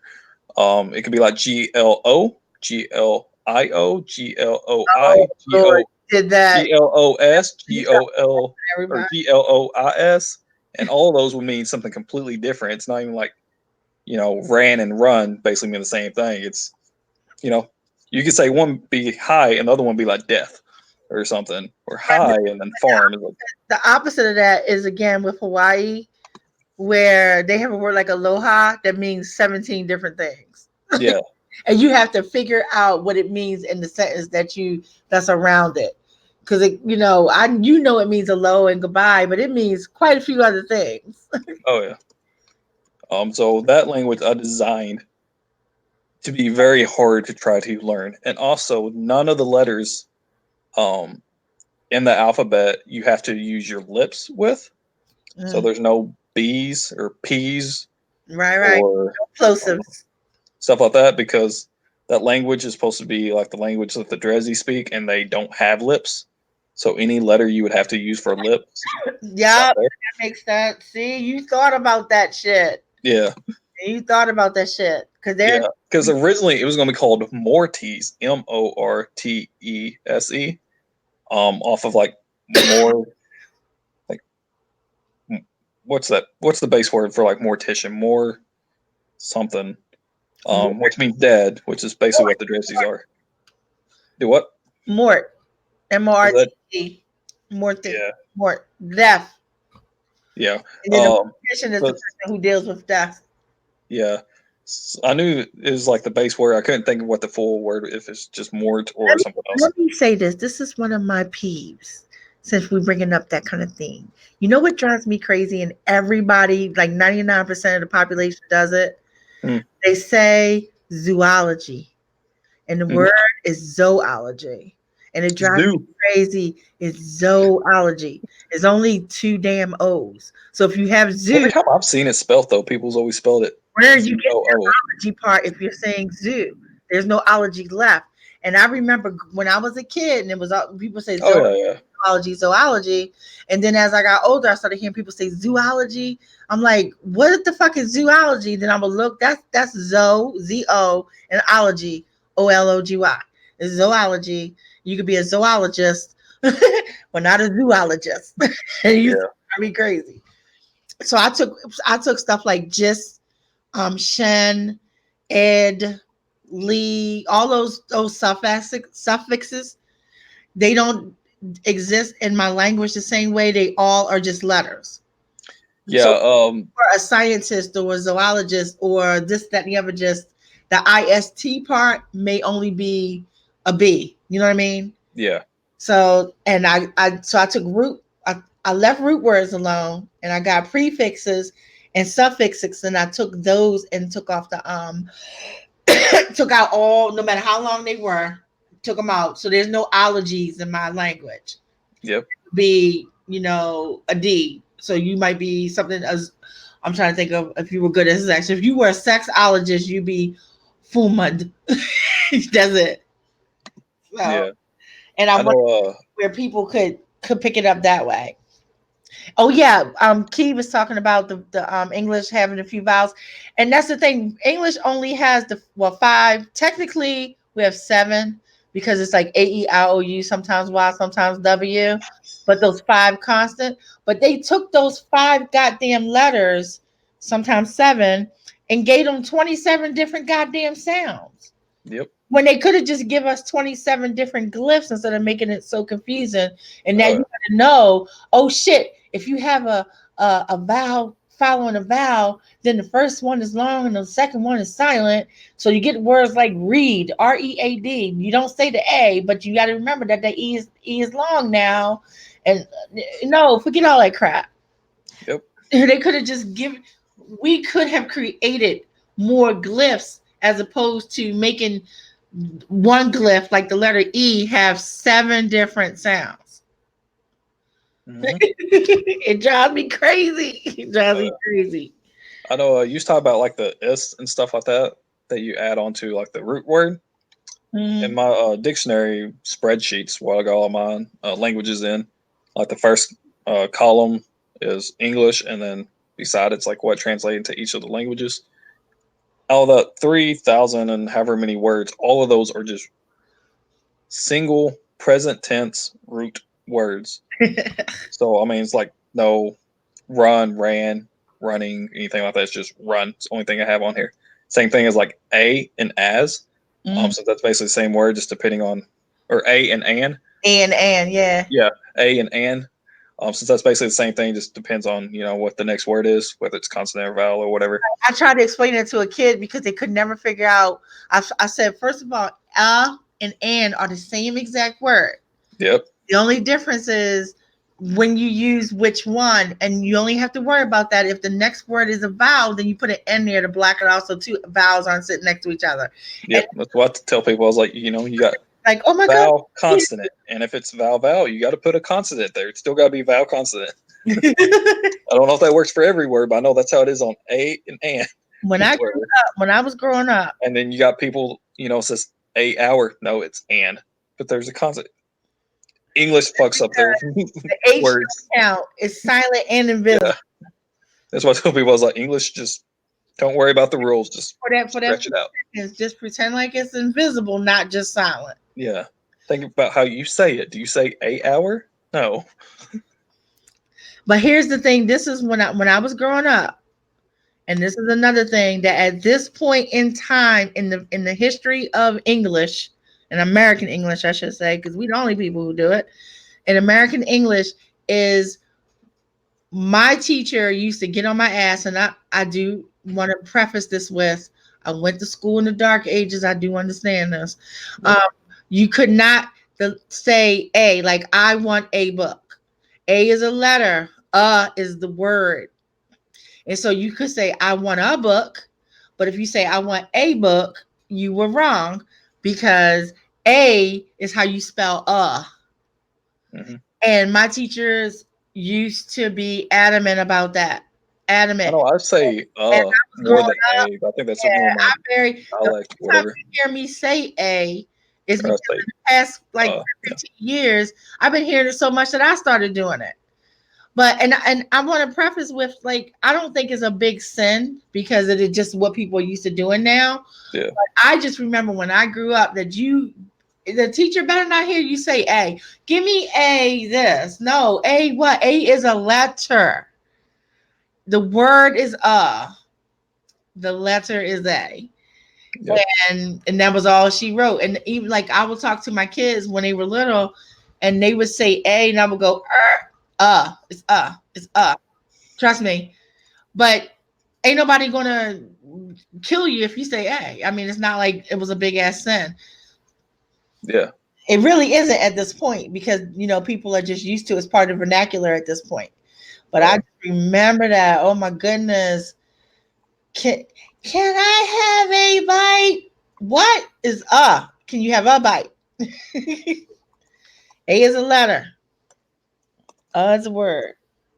But yeah, like how you talking about earlier with the is and stuff or whatever, I've got that kind of added in my dictionary in a sense, like as its own word in a sense, like if it's ed for like past tense or Yeah. or est. Oh, an Um, ing. I don't have that either. I don't have yeah. Some like Akari, that language, it is very simplistic and they don't use any of that. They do not use any plural sounds or anything like that. There's no past tense. Everything is present single tense. It doesn't matter what they are talking about. Everything is single present tense. How do you get them to make sure that you need if they were talking about something that happened in the past? Then they could, maybe even give like a time frame. Last week, I go to store. Got you. That ordeal. I like that. I like that. Instead, I went to the store. But they don't have any ings, any whatever. And a lot of the words, like English, has a lot of words that mean the same thing: big, huge, giant, enormous. Yep. We don't have. They have one word. Yep. I have all those words in my English dictionary, but I made sure to go back and copy and paste it. It's all just one word. It's very simplistic. Whenever I came across words like you just did, like big, huge, enormous, stuff like that, gigantic. Whenever I came across words like that, I reminded myself that those words became whatever this word I just coined. I say the new word is grave. Or it would be grave. I mean, it'd be grave, but let's just say grave for lack of a thing. Then every single one of those, there wouldn't be any distinguishing. You don't get to say huge and enormous and blah blah blah blah blah. It's all grave. Yeah, that's how I did for their language. Some of the other languages, some of them's kind of same, some of them's not. It just kind of depends. Gortees, since it's supposed to be a difficult one, it is a different word for each. But also, let's see here. Like if something's plural in Akari, there's nothing there. It's just always single. In Eries, there's a D at the end. It doesn't matter what the word ends with. It could be SCK. It's going to have a D at the end. In Paciano, it's TEES. And then in Gortese, if the last letter is a consonant, it will be an O. And if the last letter is a vowel, then it'll be DOD. And that's cool. I have double consonants, but if I ever have double consonants, they have their own. They don't blend. They always have their own distinct sound. So if I have a J, and if the word ends with J and D, then you know that that's going to be ja and the. And that's the only time you hear lower, what do you call it? That's the only time you hear short vowels if they are the sound that the letter makes. Yeah. So And then d, that's how you hear d and j. yeah, I'm kind of scrolling through the Akari portion.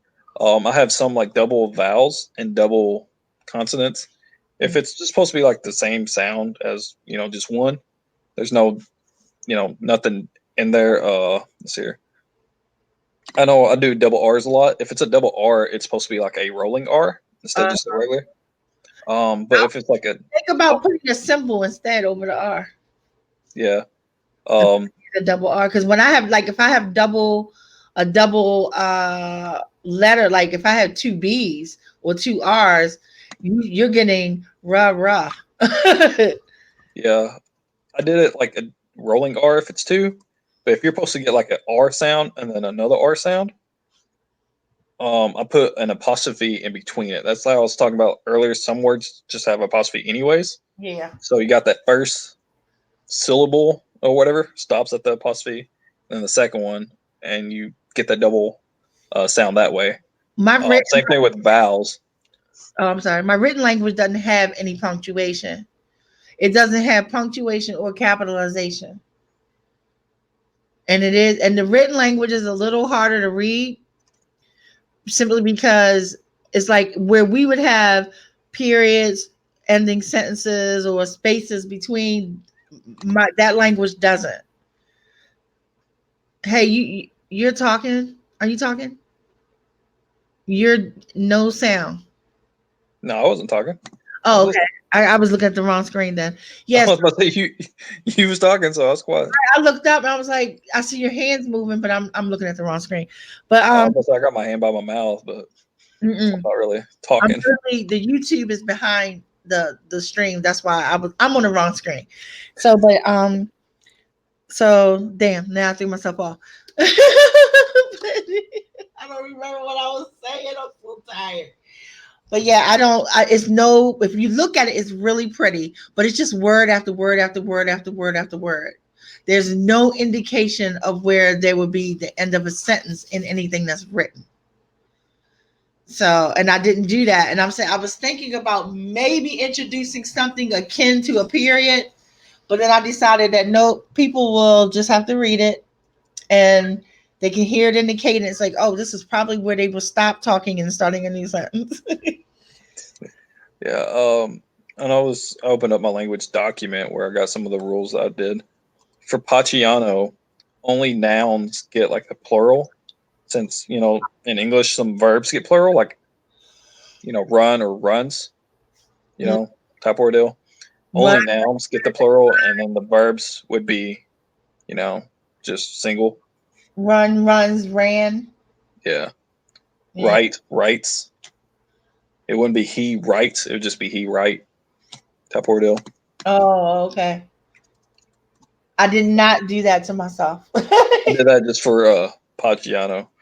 There are tenses in all three tenses are in my world. I mean, in my language. Yeah, I'm still kind of working on some of the stuff. Like I said, Akari I got mostly fleshed out, and it's very simplistic. So there's no tense, no plural, no whatever. Key said something about key English. Let's see here.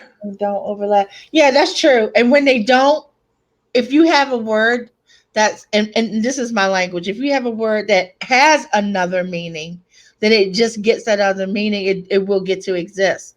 But when you have a word like words like big and huge just mean what they mean. Yeah. One cancels the other one out. Yeah, I know. I got some. Pride, who means pride can mean a couple things. I mean, pride is also what a family alliance are. Yeah, I know. That would be in my world. Pride for a family alliance would just be the word family. Yeah, or probably for me, I'd probably do like pack or group or something, since that's basically what it is. I know when I did my English things, like I was talking about, it's just all present, whatever. I have some stuff like that, like address. I have it twice, and then in parentheses, I say exactly what that is for. Like I have address, like location, and I have when you're addressing someone. Yeah, and then address, and then parentheses talk to, like when you're talking to somebody or you're addressing somebody that way. I have other words like that as well. If it has multiple meanings, I would do. Wouldn't use either.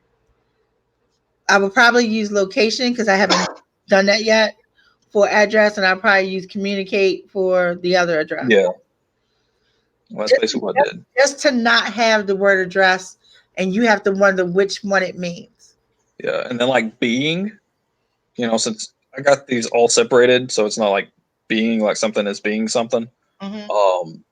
Since the ing would be on its own little area, I have beings, and then in parentheses I got creature, so I know that's talking about a human being, or that being of whatever over there. Yeah, you know what's going to be funny is when motherfuckers in the future are trying to translate our languages, and they're like, "Wait a minute." They're going to get shit wrong. Like they're going to, oh, this probably what they probably meant when they put this was that it means. It's like, no, bitch, it mean what we wrote. It means what it says. Also, something else in Akari, like dad, father, all that stuff would be the same thing. But also brother and then brother-in-law is also the same thing. Because once you get married, they encompass that as a family. So instead of adding something for in-law, that's their new brother. Like we don't even have a distinguished, like we don't, and unless you are an adult, you don't get a sexual distinguished like from like in siblings, like if brothers and sister, there's no word for brother and sister. It's just one word. Whether you're a boy or a girl, you get that same word. And like in Gemini Rising, this is my favorite thing in Gemini Rising. If you are a prince or you are a princess, you are called Mir, like Mir Stewie, Mir Aphrodite. It means Prince Stewie, Princess Aphrodite, and it's spelled M-I-R. If you are, and that's if you're the child of the king and queen, which are the Emiri, the Emir and the Emiri. Now, if you are a brother or a sister to the king, then you are also called Mir, but it's spelled M-Y-R because you're an adult. So, and that's the distinction. So if you're listening to it, you're not hearing anything different. It's like, Mir Alec just showed up, but you know that Mir Alec is the king's brother. Yeah. Mir Stewie shows up, but you know that's the king's son. Mir Aphrodite shows up, you know that's the king's daughter. And I love that. Like I said, when I figured out I was going to do that, I was like really happy with life. Like, yeah, I'm not distinguishing boys and girls and brothers and sisters. They get one goddamn word, child. Yeah. I know in Eries, which is the language of the continent of Lefir, it mostly speaks Aries as well as some islands of the Gia Islands. In their language, anything that is girl related, whether it's mom, sister, daughter, princess, queen, it starts with N-E. And then whatever that word is, rest of the word or whatever. But it will always start with N-E. And then for a boy, it's L-O. So it's always ne something or lo something or law something or whatever. Oh, I like that. That's pretty. But that would just be for that language. Serious. I didn't work out the whole the language for Gemini Rising yet. I just worked out keywords and what they meant. Like I said, like Mir, we know that those are, brothers and sisters of some sort of royal family, because you have the Emir, who is the king, basically that means king, and the Emiri, who is basically means queen. And the distinction with girls is that they get an I if they're an adult. They get no distinction while they're still a child. Yeah. But if they're an adult, they will get an I as their like respect. Boys don't get nothing, they get what they got. Yeah, you talk about people trying to translate it later on. There is one thing, I know I've talked to my wife about this and kind of bumped heads a little bit. There is it's kind of like a river between what's Panora and Dyrafel, which are two different continents. It's basically divided by this like river. And it's called the Lopen. divide, Lopan, divide, because it's dividing the two lands. It's like a small little river, and that's what it's called. That's what's on the map or whatever they've created. That's what I refer to it as. And other stories that might mention it or whatever, it would be the Lopen divide. But the word Lopen is Paciano, which is one of the languages spoken in Panora. And that means divide. The divide. So my wife's like, yeah, that's exactly what my wife's like. So it's called the divide. I was like, no. To the people from Panora or Darfell, it's just called the Lopen with a capital L. Yeah. Whatever, and that's it. But everybody else would call it the Lopen divide. Gotcha. So, but divide. I was like, that's why they named it that. But for everybody else, it's still Lopen divide. But the people there, it's just the Lopen. That's like I can't remember 100% the exact but like what does Japan mean? Yeah. And Japan, because we go like, oh, Japan.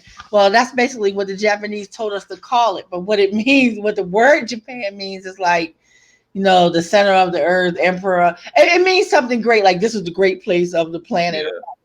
And I just think that's fucking adorable because I just think it's perfect. Like, yeah, they told us to call them the great land of the north or whatever. Yeah. Oh, I'll be right back. Keep people entertained. I shall try. Let's see. I'm gonna try to read chat because I'm a blind bitch.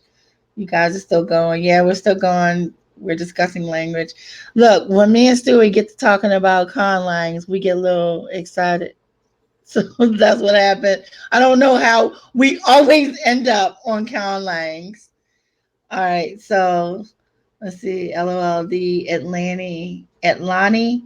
Only living beings can be male or female. Things are always neutral, even the dead. Right, love it. For singular objects, the word ends in U, plural ends in I. I didn't think about that. I would have to look it up. I have a key for my language. That way, every time new words come to me, I can look at my key to see what I'm supposed to be doing. Otherwise, I would just totally screw up because I wanted them to keep a certain semblance, and a certain, even a pseudo certain cadence to American English, just without all the dumbass stupid rules. Like, there's no way I was gonna go through that I before E except that for C shit. It's I before E and that's it. If that would exist. Yeah. No exceptions. No exceptions. But I like the idea. I just like I like that I took out sex. Especially since on this planet you could be it's more than two sexes. So that was another good reason to not worry about whether you're saying boy or girl. So that helped too. And I like the idea, like the word brother is used, but the word sister doesn't exist. But the word brother isn't masculine.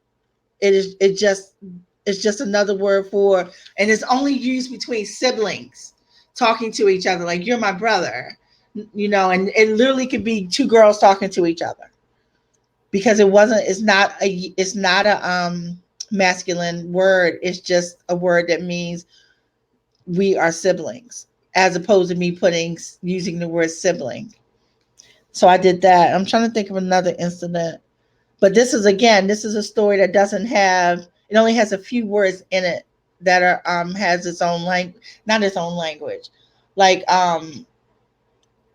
everybody whose name, like Tanjiro, Emir Tanjiro means King Tanjiro. Well, Tanjiro means second son. And he was the second son. He just became the king because the first son lost his damn mind, but that's another story. Damn, everybody's name means something. Hakan Gan. Hakan just means Lord. So he's Lord Gan. I forgot what Gan means, but it's something kin to asshole. But it's like Lord Gan. I mean Lord asshole. Hakan Gan. And Ducana. Everybody's name in this particular book has a meaning. Like the siblings, they are male and female. One of their names means sun, the other one means moon.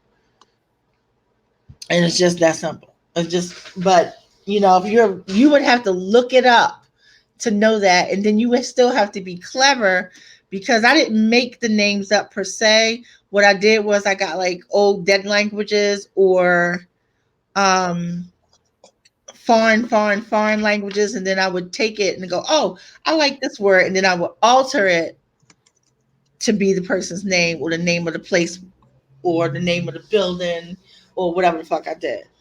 Oh, yeah. Fortunately, I keep good notes, so I know, like, oh yeah, I named him Sin because that means blah blah blah. But Sin is spelled Synne. So yeah, we're gonna pronounce this Sin. And then Cherica, I forgot what her damn name means, but they all mean something. Just trust me on that.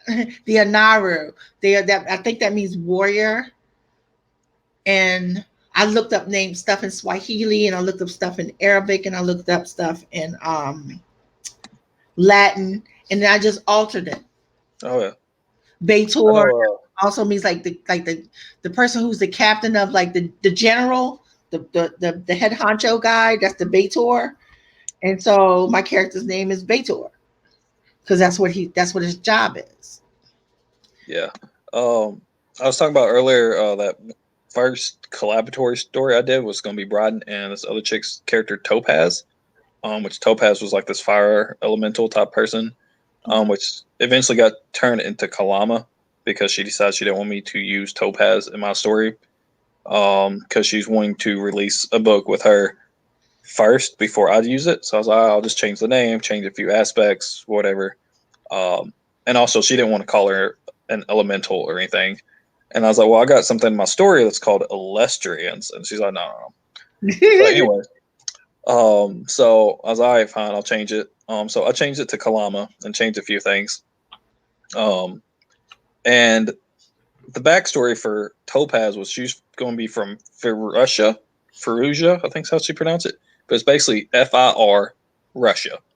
And it was supposed to have been the shape of Russia, and it was supposed to be like this fiery land. I was like, that's so original. So whatever. But once I changed it to Kalama, I was like, no, I'm going to change that land. I'm not going to have it look like Russia or whatever, since it has nothing to do with her. So I changed it, and it almost looks like fire, almost like the shape of the land. And I named it Fintan, Fintan, which I can't remember what language that is, but it's a word that means white fire. I love it. And since that was shaped like fire, the actual landscape is a lot of mountains and ice and snow. So it's a white land that looks like fire. So they named it Fintan. And that's where Kalama is originally from. And I picked Kalama because she had named her Topaz, which is like a red color, kind of go off of the fire and stuff. So I want something similar.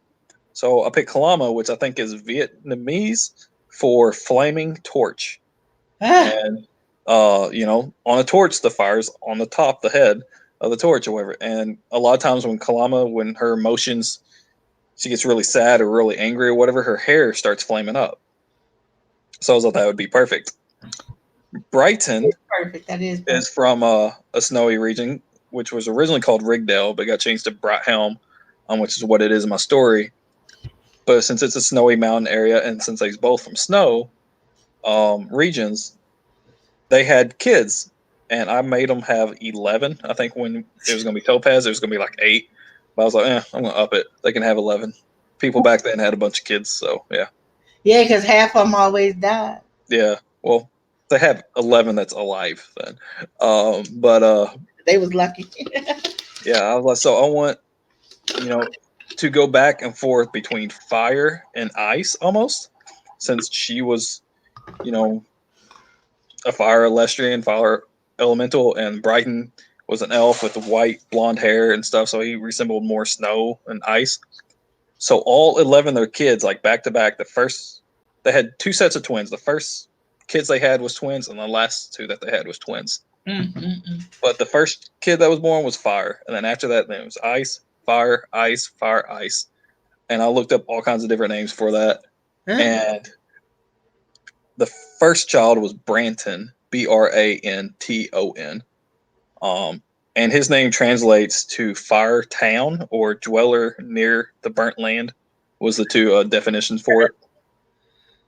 That's like my son Kieran. His name means little dark one. Yeah, and then the other twin that was born second was a female. Her name is Noel, which means Christmas. I was like, yeah, sure. There's no Christmas in my world, but I like the name, so I put that in there. The next one was Titus, which I don't know exactly what it translates to, but it's basically fire. The next one is Garnet, and his name means deep red stone. Right. That's my son's birthstone.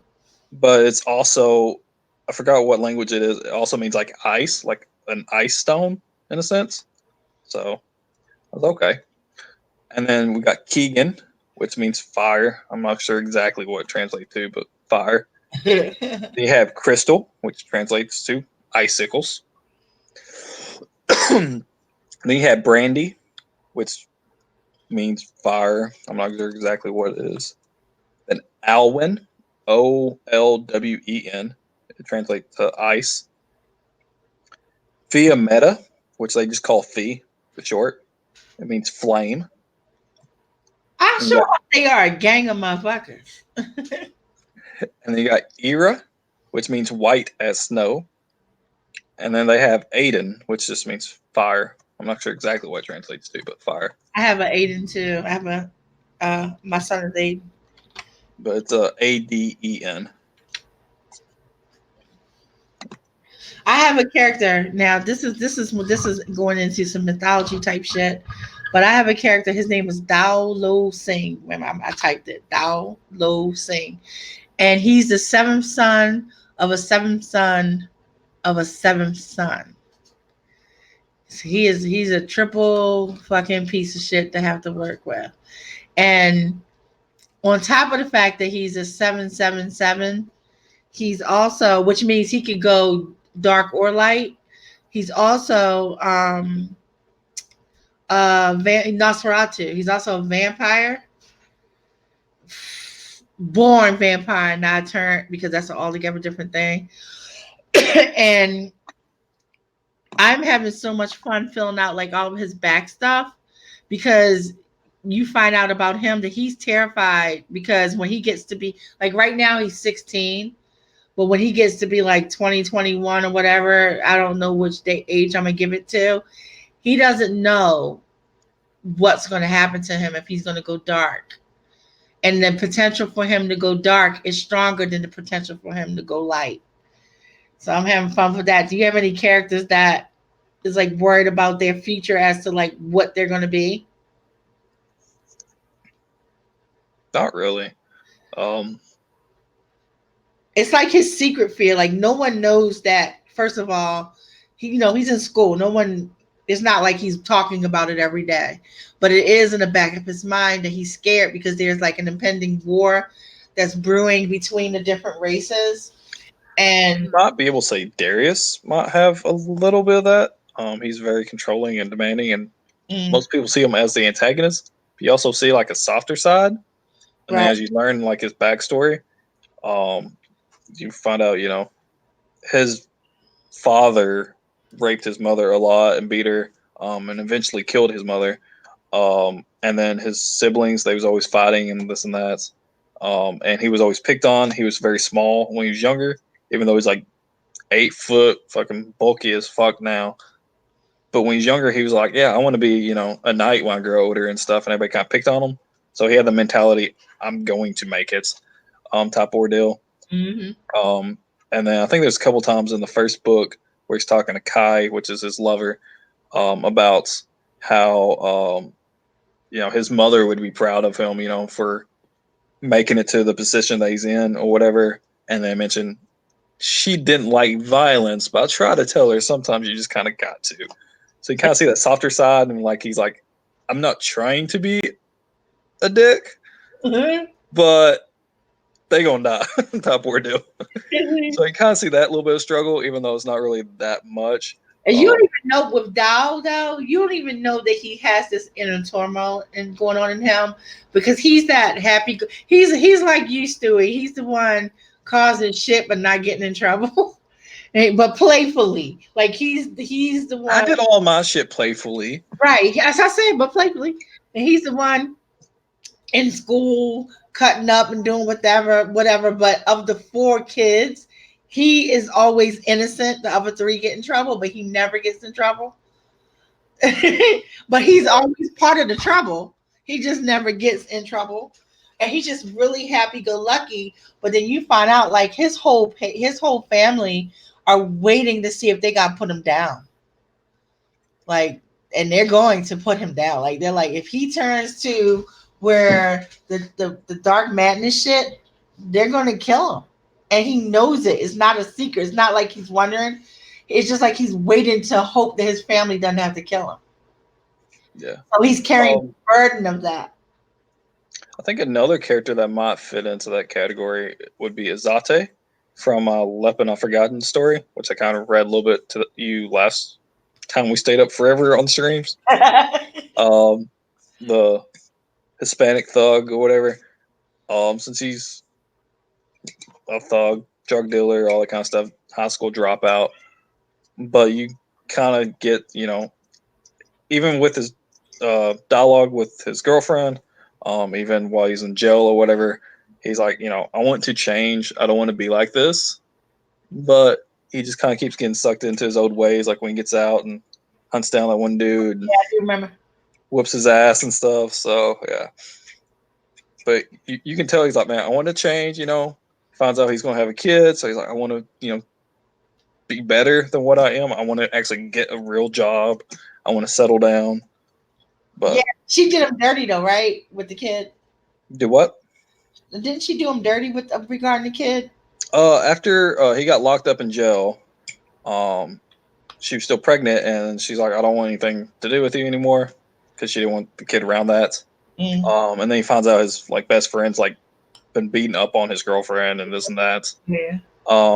And then eventually, he gets locked up even longer for whooping his friend's ass and some other shit.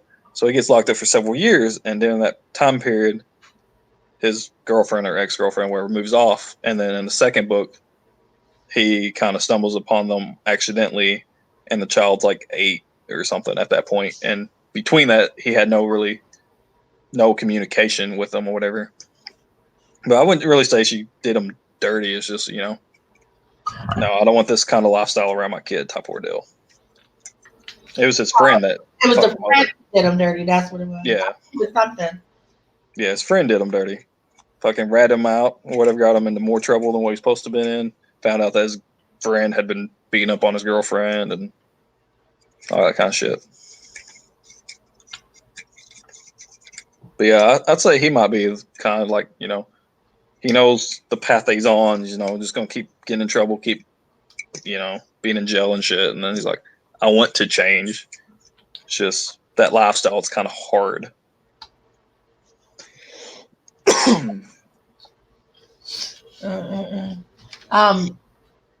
Key was talking about that their clan name comes before their given name. I was like, yeah, like they do on the Bajoran. I know I didn't spell Bajoran right, but the Bajoran on Star Trek, they have to have their family name is first, and then their given name is second. Yeah. And the same way, their title is first. So on Star Trek, you have Nerys. Their family name is Kira, so she's referred to as Kira Nerys, but she's actually Major Kira Nerys. So her whole name is in the opposite order. Yeah. I know for my Metagore series, the characters do not have last names. That was just something I figured, for Metagore as a continent as a whole, it's not something that's really in their culture. Yeah, it'd be more like old medieval times. If anybody actually had a last name, it wasn't really a last name. It would be John the Smith or whatever. Your job title would be your last name, which is how people got the last name Smith. Right. Baker is, Sarah was a baker, so her name would have been Sarah the Baker, and it just got shortened down to Sarah Baker. You also got Jack's son. So Jack's son. Yeah, if you somebody's son, Jack's son. Sons and Jack's sons. My name's Stewart. My last name's Stewart. It's from Stewart. I forgot where, but I think the majority of Stewarts spell Stewart. Even the other one, but the other way is usually first name, but the last name's Steurt. Well, you have Stewart and then you have Stewart because you have the T's and the D's. But they but the Steward with the D is because back in time it was somebody's steward, which is their servant or whatever. Right. Stewart with a T actually comes from I forgot where. I think somewhere in New Zealand or something or somewhere. There's a town or a section. I don't know if it was a town or actual like region. Is Stewart something, and everybody from there when they migrated away, they would call them Stewart as a last name or whatever. And it was originally spelled Steurt or something like that. Uart. Urt, yeah. on mine in Gemini, not all of them, because just Gemini, there are no last names. The only person who has a last name is the Emiri, and the only reason she has a last name, which isn't used, but the only reason she has one is because she's not from there. She's Terran born. I got that in my story. There's a couple characters that have last names that live in Medigore, but they're not originally from Medigore. Right. So you just hear the first name. One of them is Malar's wife, Laurelyn. In the first book, it's just referred to as Laurelyn. That's what's referred to in the majority of the second book as well. But he travels to meet her parents to talk to them about something. And they are referred to as like Mr. and Mrs. Wiggins because that's their last name. Or Wiggin or whatever. So you learn there that it's actually Laurelyn Wiggin instead of just Laurelyn. But in Medigore as a culture, they don't have last names. And then I have in Panora, they don't have last names for commoners. The only people of importance have last names, like the king and queen, the That's so funny you say that, because ambassadors and stuff. In Gemini, if you are a royal, no commoner can also share your name. So let's say you're Peter, John, and Joe, and the royal has a child, and they named that child Peter. You have to change the name of your child. Child. And I mentioned it to you. It has nothing to do with names or anything, but I mentioned it to you, I think that last time we was talking.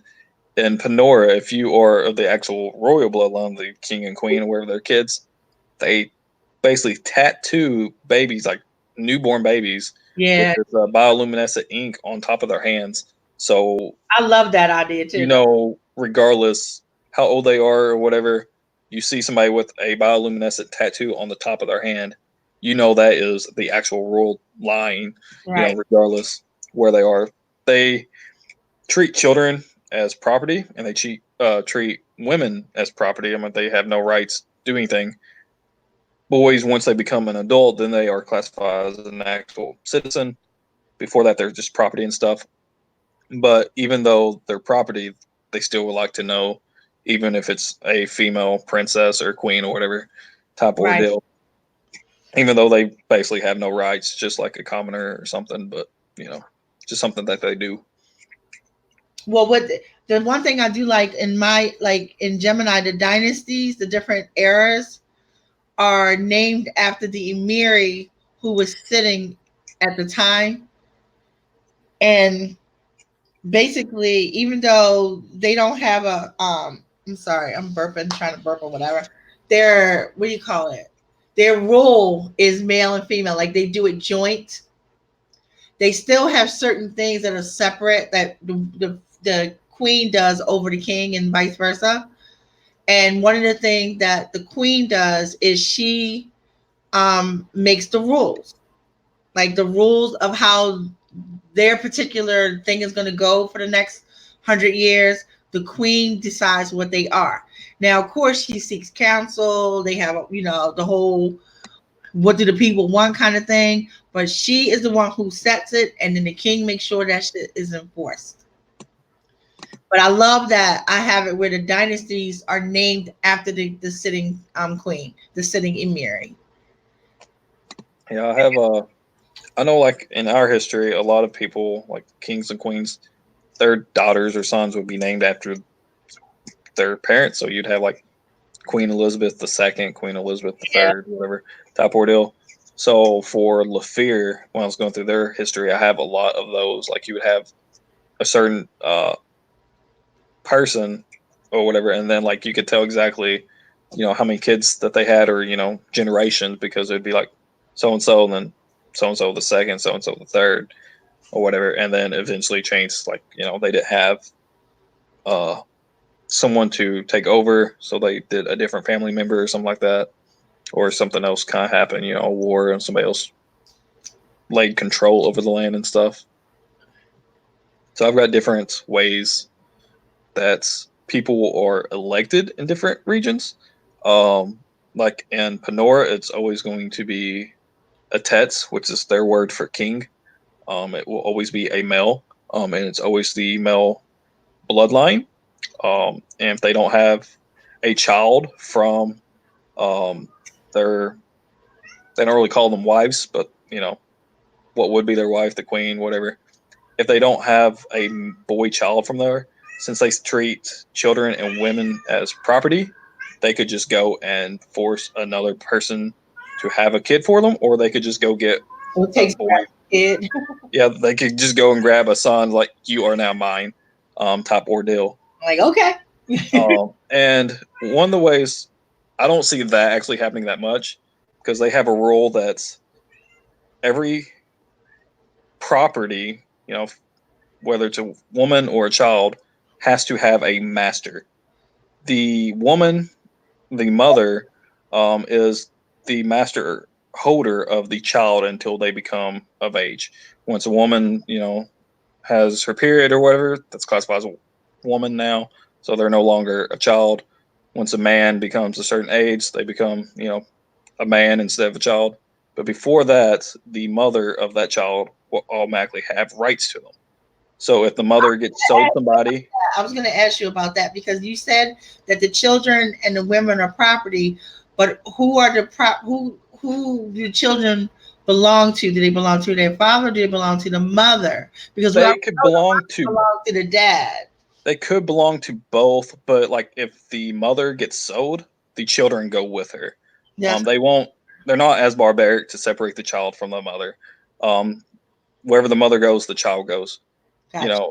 But the mother has to have somebody owning her. So if the father wants the child to go do something, to work out in the field, child labor or whatever, they still have to, but they travel with the parent. So if the father, whoever wants to sell his wife to somebody else for some money, the children would leave as well. But the women, they have a law. Once you are of age, you have to have a master that is not your mother. It has to be a male master since you're an adult. And if you go a month without a master, you are automatically the king's property, and he becomes your master. And they have a tradition: if you don't have a husband or whatever that you belong to, every day you have to walk up and down the street, like I think 2 times, chanting something, letting other guys know that you are available to be bought. Basically, it's like a humiliation type parade twice a day. I'll my ass off. I'll be like, yeah, my master, he home. I'm on my way. But if you go, so he can beat me because I'm due for my Tuesday night beating. So I holler. I think it's a month. If you don't have somebody for a month, you are automatically the king's property. So the king would, have a lot of women that he could, try to have kids with. Right. So the possibility of not having a son with any of them would be very unlikely. Would be on him. If he didn't get a boy out of it, it's his fault. Yeah, I mean, I know it's the guy's, picks the gender, but still. Like 85 women and you ain't got no son, that's on you. Yeah, but he would have the right to be like, all right, well, I am taking this kid. But since they don't separate it from the mother, he would also get that mother as well. I have a character that's so despicable. His name is Ariman, and I told you a little bit about him. So despicable that he is he is a royal, but he dropped all that, lost his mind, went on, did what he felt like doing. But it was prophesied that his child would kill him, that his child would bring his end. So basically, yeah, you have a kid, that kid's gonna kill you. So he made a vow to never have no fucking kid, because it also said if he never had kids, he would live forever. Like he could live forever and ever and ever, amen. So he said, okay, I'll fix that. So what his disgusting self would do is he would only have relationships or sex. Okay, let me change that. It was a couple things he would do. If he had sex with a woman, he would just kill her afterwards. Yeah, so like, yeah, I ain't gotta worry about you. You can't have no baby if you're dead. Obviously, if he's having sex with a guy, he didn't have to worry about getting the guy pregnant. But what his favorite thing was to do, because, and believe it or not, he didn't like killing people just because he had sex with them. So he would have sex with young girls who couldn't get pregnant, who haven't had their periods yet. So basically, underage girls who couldn't consent. So basically, he's raping young girls, and he did this repeatedly. But it was like his way of saying, "So I don't have to kill people now." Yeah. So he fucked up. And this is like for the 3 people watching this, so it definitely is kind of a spoiler. But he fucked up. He had sex with this young girl, and yes, she had not got her period or nothing like that. But she was going to. Like the timing was fucked up. And he got her pregnant and didn't know. Yep. And so he didn't kill her because he didn't think he had to. Yeah. A little bit of the backstory of Panora. The reason why they treat women and children as property is actually because one chick just fucked over the kingdoms way in the past. So they did that as like a punishment in a sense. And I was planning on eventually writing like a story. I don't know if it'd be a full-blown novel or short story about that. I was going to call it the Pryworth hoax because it takes place on a small island that's placed inside the Pryworth Cove. It's spelled Prywth. Damn, you must be reading my mind, because I was seriously going to ask you how you spell that. Yeah, Pryworth. It's Prywth. One word. But the reason why it's pronounced Pryworth, I had mentioned to you how all my lands were originally one giant continent, like Pangea. Yeah, whatever that is. But it had separated because of the Great Expanse and stuff, which I explained that to you before. And one of the towns was called Pryworth, Prywworth. Well, once everybody decided to sail back towards their own old homelands or whatever, there's this little island within this cove in Panora that used to be Pryworth, but the sign was broken and split between the W and the TH, and the O and R was completely just like destroyed. So instead of changing the name, they kept it as Pryworth, but they changed the spelling to just Prywth, but still pronounced Pryworth. Let's see here. I'll pull up this document. Early times, shortly after the Great Expanse, people turned to a world, and it's kind of like a pirate age almost, since everybody's kind of going back, pillaging through everything. And Panora was originally 3 different kingdoms. And they had decided to build a bank for all 3 kingdoms to keep like the royal money or whatever all together. Why? I don't know why you would want to share a bank with 2 other kingdoms, but it's what they had planned on doing. And since they had this small island, it was in this cove. Yeah, that was crazy. Ain't no way. Yeah, I'll kind of flesh out all that ordeal. But there's this island in this cove, and the cove is connected by all three kingdoms basically. One's to the north of it, one's to the south, and one's to the west. And then the east goes out into the ocean or whatever. So there's this little island, and so they're like, we're going to build a bank on that island, so that way it's not in one kingdom or the other. It's right here. That would be like open territory or whatever. So we could all just keep stuff there, and they would all provide knights and guards or whatever to patrol and keep it safe. So it wasn't just one kingdom doing this while everybody else was left out. They would each supply some, and the guards would rotate out after every so often. Mhm. At this point, there were still females allowed in it as knights or as dames or whatever. And there's this one chick named Vriska, Vriska. It's always them B girls. Yeah. And she was from one of the kingdoms.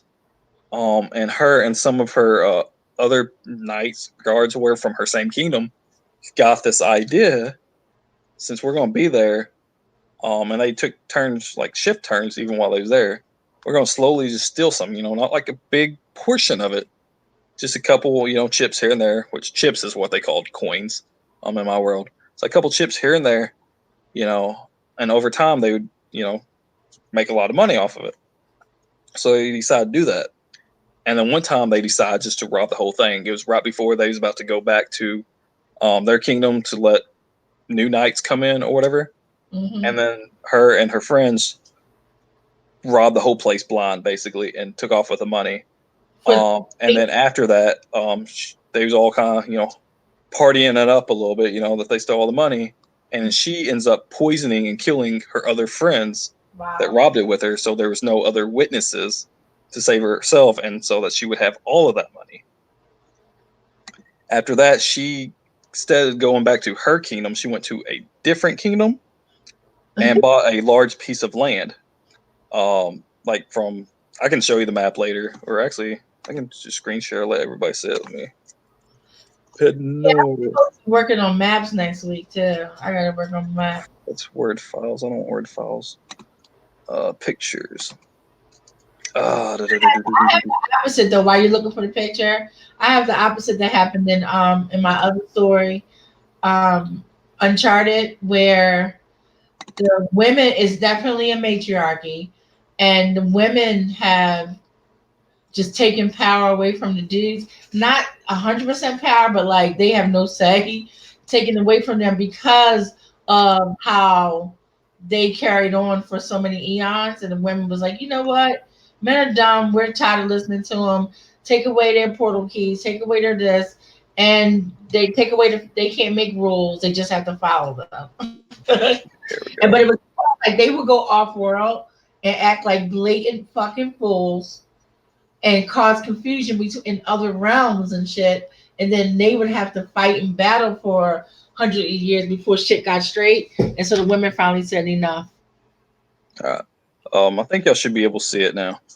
Wait a minute, I gotta switch screens if you got it up. Hold on. So I got sharing, I believe. Oh yes, it. I had to switch back. Here's the landmass. My wife says it looks like something puking. Because like I said, there's another landmass that's just separated by a river. It looks like a cat, like the bottom part, but then that extension of green added to. Oh yeah, and this part. Yeah. And Direfell, there's a river that's actually right here, and the Direfell's right here. My wife says this looks like an eye and a mouth. It looks like it's puking out Direfell. But yeah. But this is Panora. Right here is Proworth Cove. Let me zoom in some. Oh shit! You hooked it up. Oh yeah. Proworth Cove is right here. That little island. I don't know if y'all can see it. Did you have something called Talia? Maybe. I can't remember all the regions on here. Think down here, isn't it? Somewhere. No, go back up. And off to the left. Up and to the left. Yeah, Talua. Oh, Talua. Okay. I knew I saw something that looked like the top. But yeah, this island right here is Proworth Cove, and the three kingdoms at that point was Gravia, which was right here, which is where this chick was from, and then Moaz and Belor. That's the three capitals of the three kingdoms. Basically, it was splits. This desert and mountain was Gravia's territory. All these forests and swamps down here was Belor's, and then everything up here was Moaz. But they like built that. So cute. I love it. Yeah, I'm planning on making a map like this because this is one of those satellite images. Plan on doing a map like this for all my lands eventually. But they built the bank on here, and then instead of going back to Gravia, she went to Moaz, and then she traveled and bought a big patch of land up around this area right here, like between this lake and the ocean over here, which is known as Dames Point Harbor. This whole little cove area. And the reason why I got named Dames Point Harbor and Dames Lake. Where when I saw Dames, my brain went to it said Dames. I swear to God.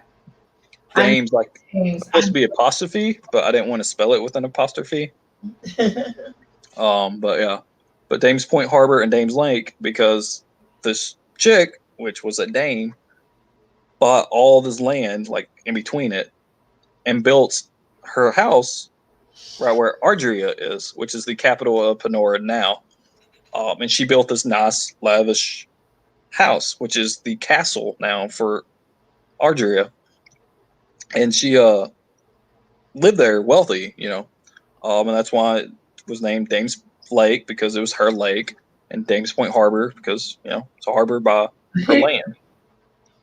And so she got away with it? not quite. She got away for a while. She was living fine off the land and shit, and then by accident, there had been a criminal on the loose, and some people had some guards or knights or whatever were chasing them and trying to find them, and they found one of her ships that had a lot of the money that she had stolen on it, because she had bought a ship and kept a lot of it like in the hull of it. And for Panora, they stamp all their money that's the kingdom's money. They stamp it so you can tell the difference between a regular chip and then something that belongs to the kingdom. And they stumbled upon that, and they found that whole loot of stamped money. So she got arrested and eventually killed herself or whatever, because she didn't want to go to jail and be humiliated or whatever. So she eventually committed suicide. She did before it was all over. Dumb and Louise. Yeah, she's like, fuck this. So she killed herself. After that whole incident, they decided, or Moaz and Gravia decided, the Lord didn't.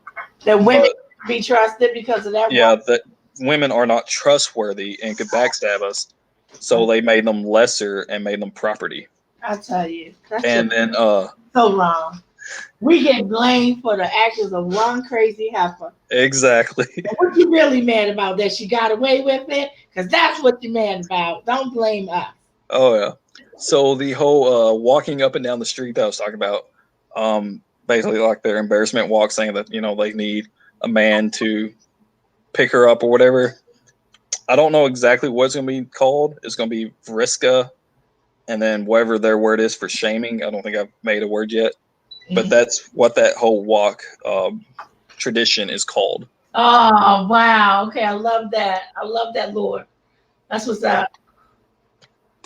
But yeah, oh shit. But yeah, I've only got 2 lands. Let's see. Let's go back to screen share.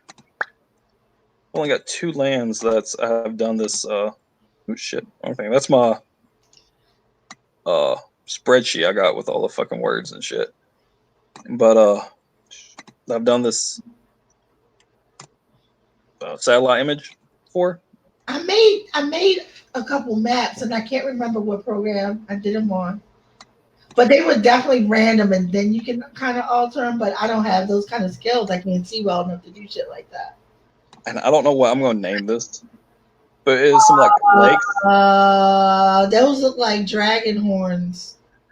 My wife said it looked like a devil's face. It got the eyes and like this like devious grin and like some type of horns or something. Yeah. But it is almost mirror images if you look Right. close enough. And that is right at the top of the mountains. I was gonna have like this section right here as the peak, and then it's gonna be like a little bit of a valley right here, and then that would be a little bit more raised. I'm still gonna add some more rivers in. I want that to go off into a river all the way down and shit. Shit. But I know when I was naming these for Belor, I kind of did a theme with a lot of AEs or YAEs, like Thaye Yeah. and Brouillet. That's Defay, Afriye, Fayham. So I did a lot of that. What language is this? It's going to be a mixture between Paciano and Pinisi. Okay. Pinisi would be more of the Belor and the Moes area, but the deserts and stuff is Paciano. And a lot of that, like for any part of Baylor and Moez, did they ever meet at any point? no. I was wondering. Because Yeah, that tip is like where you have Rush and the tip where I think Rush, it's Neff. yeah, Knef and Rush. That look how close they are. Yeah. That's basically it. It doesn't even look like it would be a good divide. It's like a straight as opposed to any kind of ocean, but it literally looks like a straight. Yeah, it doesn't connect anywhere because this other kingdom was like kind of divided right along that line there. Continent, or is this an island? This is a continent. I mean, this is a massive continent. It's probably like 2-3 times the size of Medagore. Oh damn. Let's see here. Here is like a globe that I had made at one point. You see Panora right here. It's like maybe twice the size almost. But that's right there, and then you got Medagore. Shit, that is so cool, Stewie. And here's that Fintan I was talking about. It almost looks like fire. It's kind of upside down right here. What's this whole thing? You have a go back to Medagore. Medagore has a big ass fucking water source in the corner of it like that. Let's see. That's surrounded on all sides. Yeah. By land. It's like the opposite of an island. This is what Medagore originally looked at. Yeah, that thing. I made it in paint, and then let's see here. What the fuck is it? That was right there. Oh well. So I made that in paint. Then I went into Incarnate and changed it a little bit and did that. Okay, so what? Okay, because it has that massive fucking body of water in it like that, what is that going to do to the lands directly surrounding it? Like, it doesn't have a spill off anywhere, right? It's contained right there. Yeah, it's like a sea. It's like a contained sea. And then there's a lake right here, but there's a bunch of rivers kind of going off of it. But it's more like a giant lake. Yeah, basically. I call it a sea, but yeah. There are some rivers that will run off into it. But it does not lead to the ocean. No, it doesn't. So that's gotta kind of fuck with the land around it like that, being that big. Yeah. Oh my God, that's so cool. But yeah, and then I started naming some of the rivers. I haven't named all of them. Bone Falls, which is up in that area, coming off of Lake Sound. That's like up in the mountains, and then this is a lower area, so I figured that'd be some waterfall type area. Is this white part? Is that mountainous? Yeah. Or is it just snow region? It's like a mountain snow area. The more heavy white areas, the splotches are more of the mountain peaks, and the rest is kind of rocky mountain terrain. Damn. But yeah. But you have some heavier snow across areas also near the borderline too. Yeah, this is more ice, like almost like Iceland and stuff. Top ordeal. That's why it's kind of more broken up. I would not live there. Yeah. Oops, shit. Let me go. Oh yeah. What's this red shit right here? Like I can see where you're pointing. But I think I know what you're talking about. Yeah, it dawned on me as I said that. Like you don't. Yeah. There's this river, it's the Union River, which mentioned it's supposed to be connected right there. I need to fix that. It's mentioned in I think the first book, but I know it's mentioned in the second book. Starts like right up here and then kind of goes down and connects to the Diamond River, which is this one that goes straight up. I don't remember this.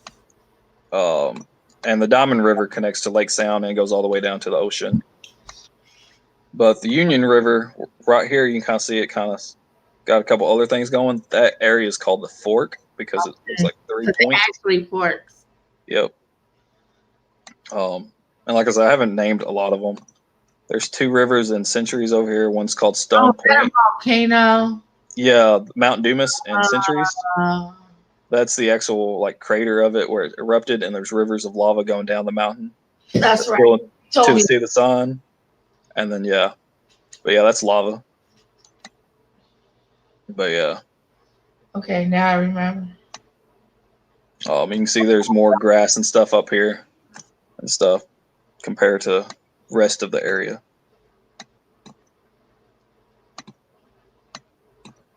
That's But crazy. yeah, It and just I've got makes me think like if the sea of the sun wasn't there, it'd be like a big ass fucking hole. yeah. It used to be called Sea of Life because that's how they did a lot of their trading. It'd be the Grand fucking Canyon and shit. But yeah, that's how they did all their trading way back when, before the volcano erupted, and now the water's too hot. But you got Ringwood right here, and then Centuries and Tulane, and then a little bit of Brighthelm. So they always use that for trading and shit. I am promising myself to work on I'm going to get 2 maps done next week. And I mean completely done, not just the map itself, but actually writing out the different places, all the provinces and stuff like that. Yeah. I'm And then I have a folder for each of the land masses. Dude, you used up 5 hours of your StreamYard. Oh well, it'll be all right. I just saw that. I'm like, what do you mean 5 hours? It's almost 1 o'clock. Psh. Oh well. I know we have done way worse. Yeah. This is a key. I haven't really went through the terrain or anything like that. I'm on it yet. I just know the shape. That, and then see, I got Aegea, which is a group of islands. There's going to be 5 major islands. I might rearrange it and tweak that some, but I knew I wanted 5 major ones with a bunch of small ones all over the place. That's pretty. Where did you get that one? I did all these. That's like this on Incarnate. Okay, Incarnate. I'm familiar with. Yeah, that's what I did these with. And I scaled it. Like you'll notice, sometimes this grid was bigger, and other times it's a lot smaller scale squares. And I did that to scale for each square is like 100 miles across and 100 miles down. Right. So 10,000 square miles in each square. That makes sense. So I did that. So that's why the grid looks a little different on each one. So you kind of get idea of the size and stuff. I'm not really set on this look. I might change it. I was kind of thinking more of a circle. They're kind of really sparse and really separated. Yeah. It wouldn't be a problem with that, but they're all like that. You know what I mean? So that's it looks a little bit kind of off. It doesn't look like the way you had your other ones. Yeah, this one I wanted to be closer together. And very rocky terrain. Do you have any, like I have a sky world? I mean a sky, like I have beings that live in the sky. I don't have beings that live in sky, but do this you have any land, underwater or any above the ground places? I have this land, I have not fleshed out the terrain, but it will be a floating island.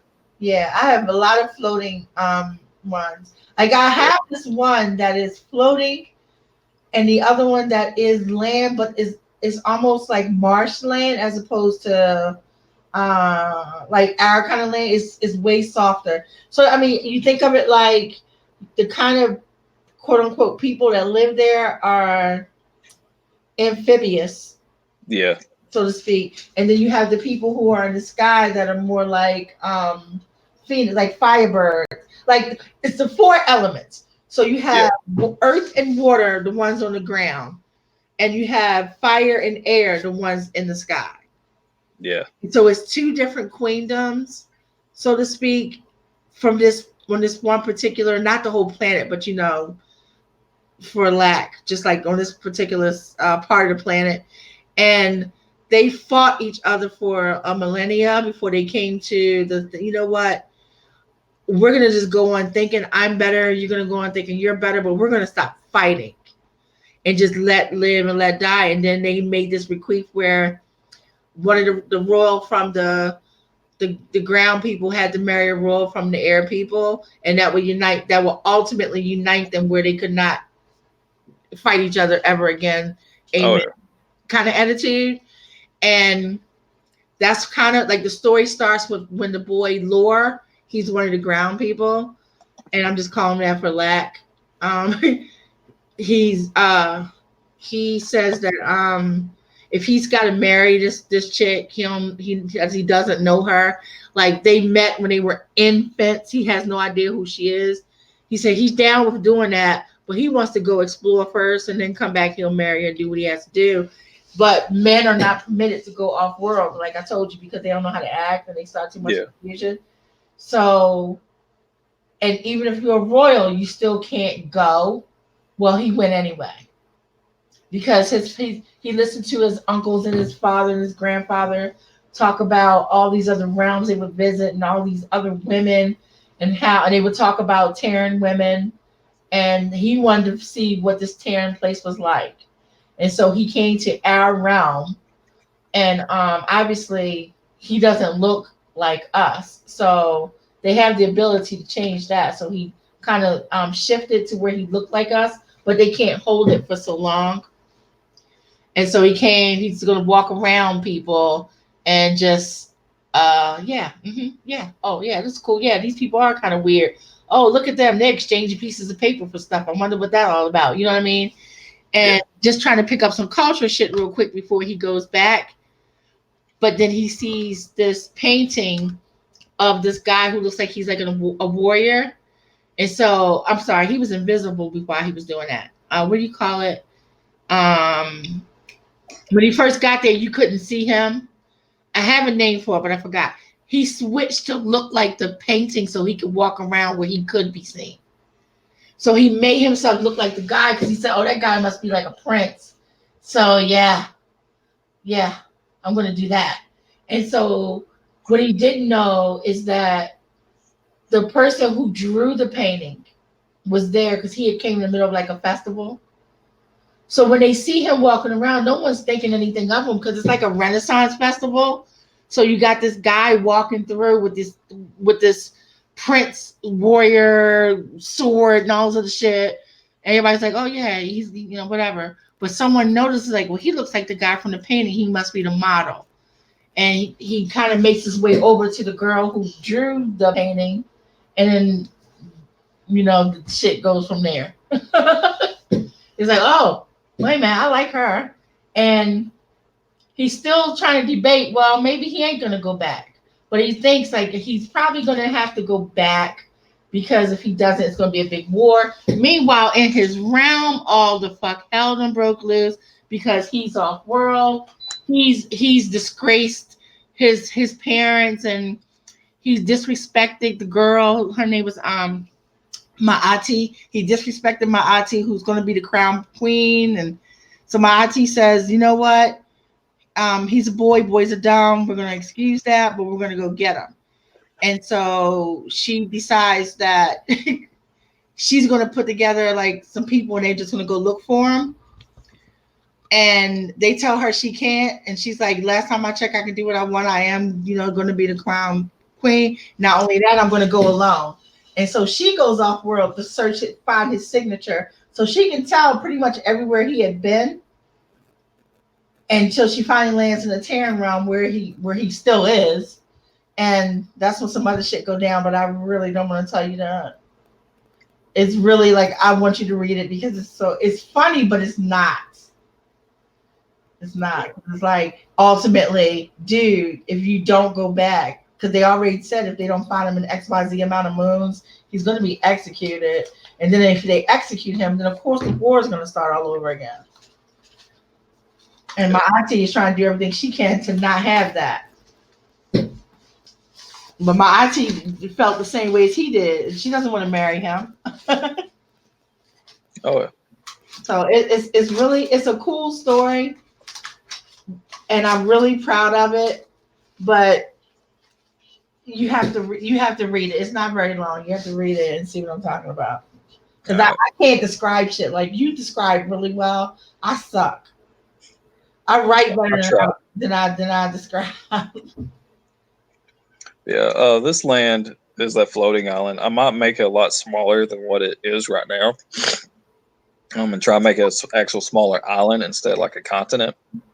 And I have this lake here. I might make it bigger and take up more space if I do make it smaller. And it's got this river that kind of looks so pretty. It looks like it goes out into the ocean, but since it's a floating island, it would be a waterfall from this island down to the ocean below it. Right. And I think just the imagery of that, I think would just be, beautiful. If I make this smaller. It looks like a leaf. Do what? It looks like a leaf. Yeah. Some of these, I just kind of, whatever. Or actually, that's how I did most of them. I just kind of randomly sketched around and was like, yeah, that looks good. You kill me with these bodies of water on the inside. Oh, yeah. I know some of them I need to add more. That one does drain out, though. Yeah. Like, if you look at my original Metagore one, I had those two big bodies, the Sea of the Sun and the Lake Sound, and then I had one river going from Lake Sound down. And then in that satellite imagery, you could see, like, a lot of rivers and stuff. So I built it up afterwards, but, yeah. Hey, tell Jen where she can go to do some of the mapping. Now, I saw a video. I'm losing my voice. That's why I sound like this. I saw a video on YouTube, and you would have to find. If I find it, I'll send it to you. But because I can't think of it right now, where they were showing all of the places where you can make maps on the internet. Yeah, I've seen a couple. Some of them were free. Some like the top 5 map, blah blah blah, and then like of the 5, 2 of them were free, and 3 of them you had to pay something for, blah blah blah. But it's so many that you could use and that you can do. I can't even give you a name of one other than Incarnate because I can't think of any. But that's the only one I've really used. So many. But the one that I really liked that I had fun with, I can't remember the name of because it was a randomizer, and it randomized entire fucking worlds. Yeah, I seen one where it would randomize the entire planet. Which I liked, but I like to actually control like the shape of the lands myself. But after you did that, you could change it, and that's the part. problem. The one I found, you could like tweak. You want more water or more land, more this terrain, more that, but you couldn't really shape it exactly how you wanted it. But and I seen another one where you could find a flat image, like if you created a map like flat image, you could upload it on it and would convert it into like a spherical globe.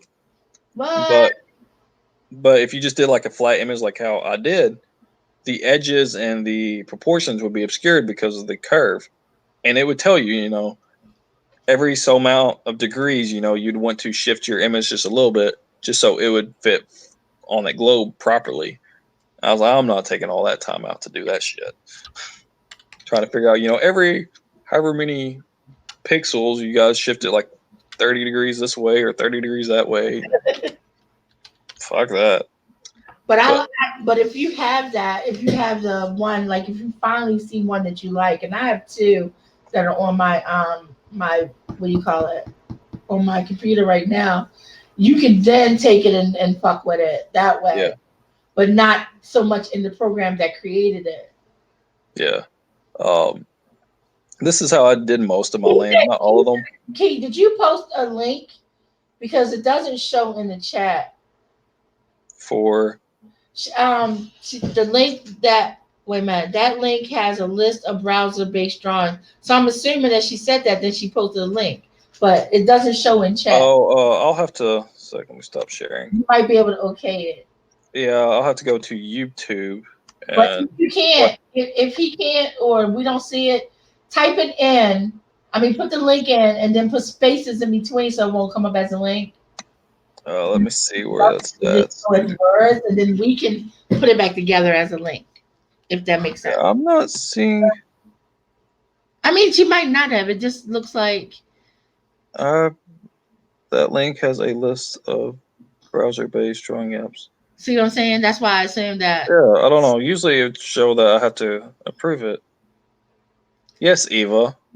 Miss, I didn't want to Miss who come didn't and do show stuff. up and watch me kill. You ain't show up and watch me kill. Now I'm just playing. She killed like 300 and something words. But yeah. I murdered them bitches. But most of my maps I did in Paint on my computer to start out with. Before I went into Incarnate, like this No, one. it didn't show. Just type. What's the name of it? Just tell us the name and we'll. Yeah, just top up wherever the name is, and then. Or if you put the link in, I'm telling you, put spaces and then. Yeah, put a space, and then maybe even put like a parenthesis, dot, parenthesis, there you go. and then comma. Concept Art Empire.com. Draw paint online tools. Thank you. But I did it in Paint, and I just kind of roughly sketched out regions. I even did like towns this way, like Croatia. That's what I need to do. I have to It's do. just a city, so it's not going to be that large. It's just I want it in that area, which I placed at the top of this river. Which I have to do the whole planet, but I want to do the town. Yeah, I did each land separate. Right. And then you can see the Lopen Divide. I'll be right back. But yeah, the river, and I broke one of the rules. They tell you not to make rivers separate; they only converge, not diverge. But I was like, "Fuck it, I'm doing it. It's my world." So it does. But in my defense, I decided to make it that it was originally just this flat stream, and they went in and made a man-made river to separate it that way.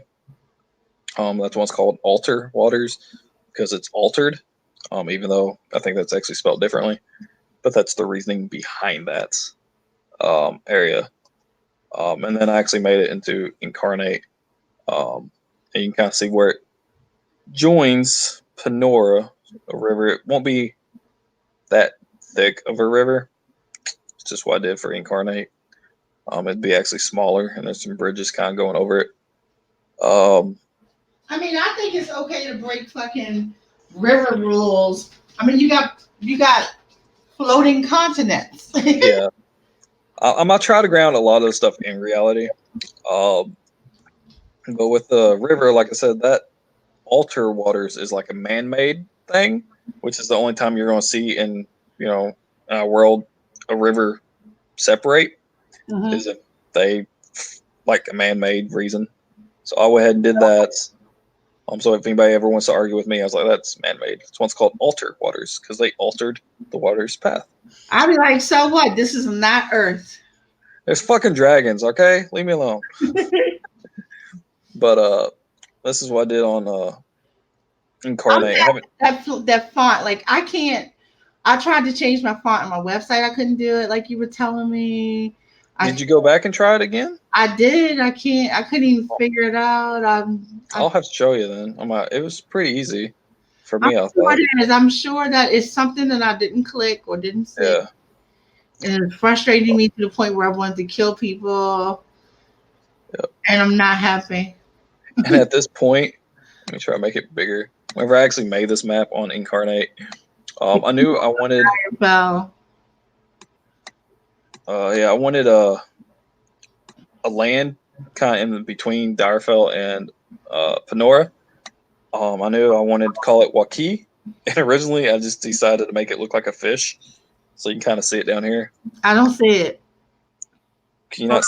Hold on, I'm on the wrong screen. Hold on. I keep forgetting the one that's behind. Is that? Oh, okay, I see it. It looks like a fish almost. That was going to be Waukee. I changed the way it's shaped now. I'll get to that later. But this is part of Panora down here. Got the Lopen Divide. that separates it. Like I was talking about, the Lopen. Mhm. They got Lopen Outpost, which is like their border wall type ordeal. Did they make a fucking bridge from one side to the other? It's not going to be that big of a river.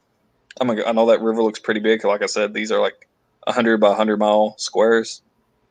But I mean, it's a smaller river, but just because I think this over here was about as small as I can make it for Oh, so Incarnate. like, okay, I got you. So I mean, it's a little exaggerated with the river size, but just so you could actually see it, I made it that big. Shit. That's all I got for. Oh shit, wrong one. Here we go. And I kind of don't know what I'm going to do with the flag yet. That's kind of what I got in mind. He's Shane.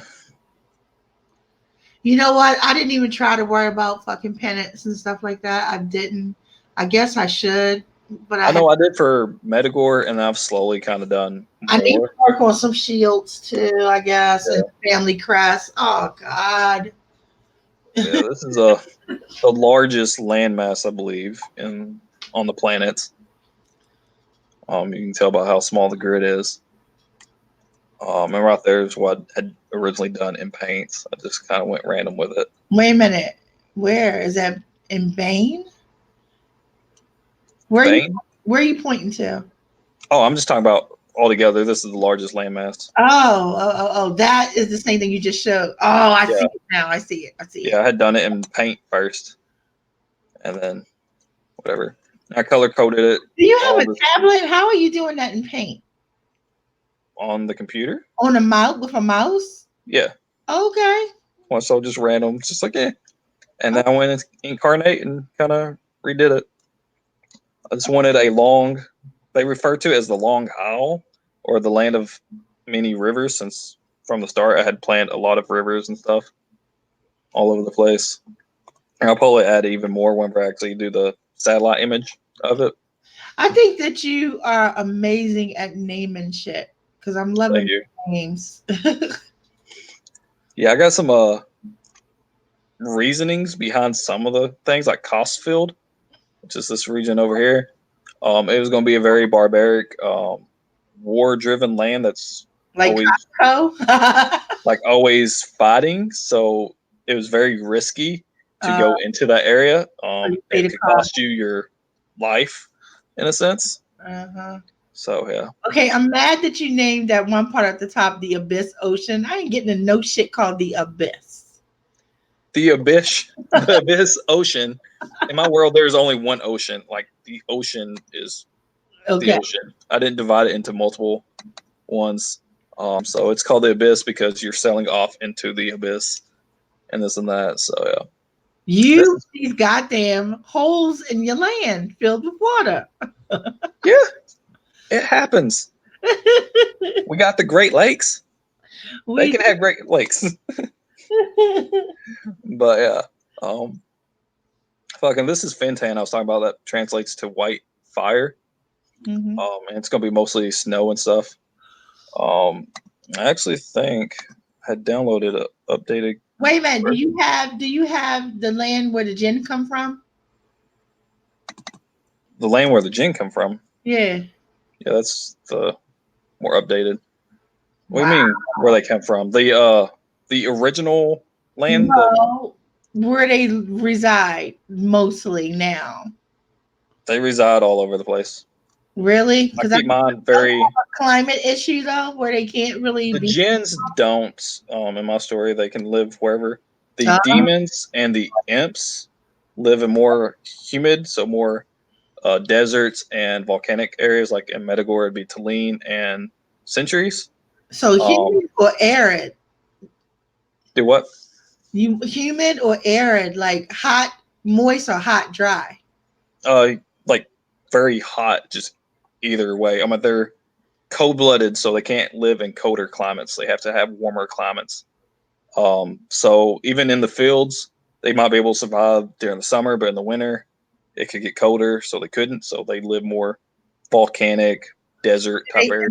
So are they a breed that would end up having to hibernate if it got too cold?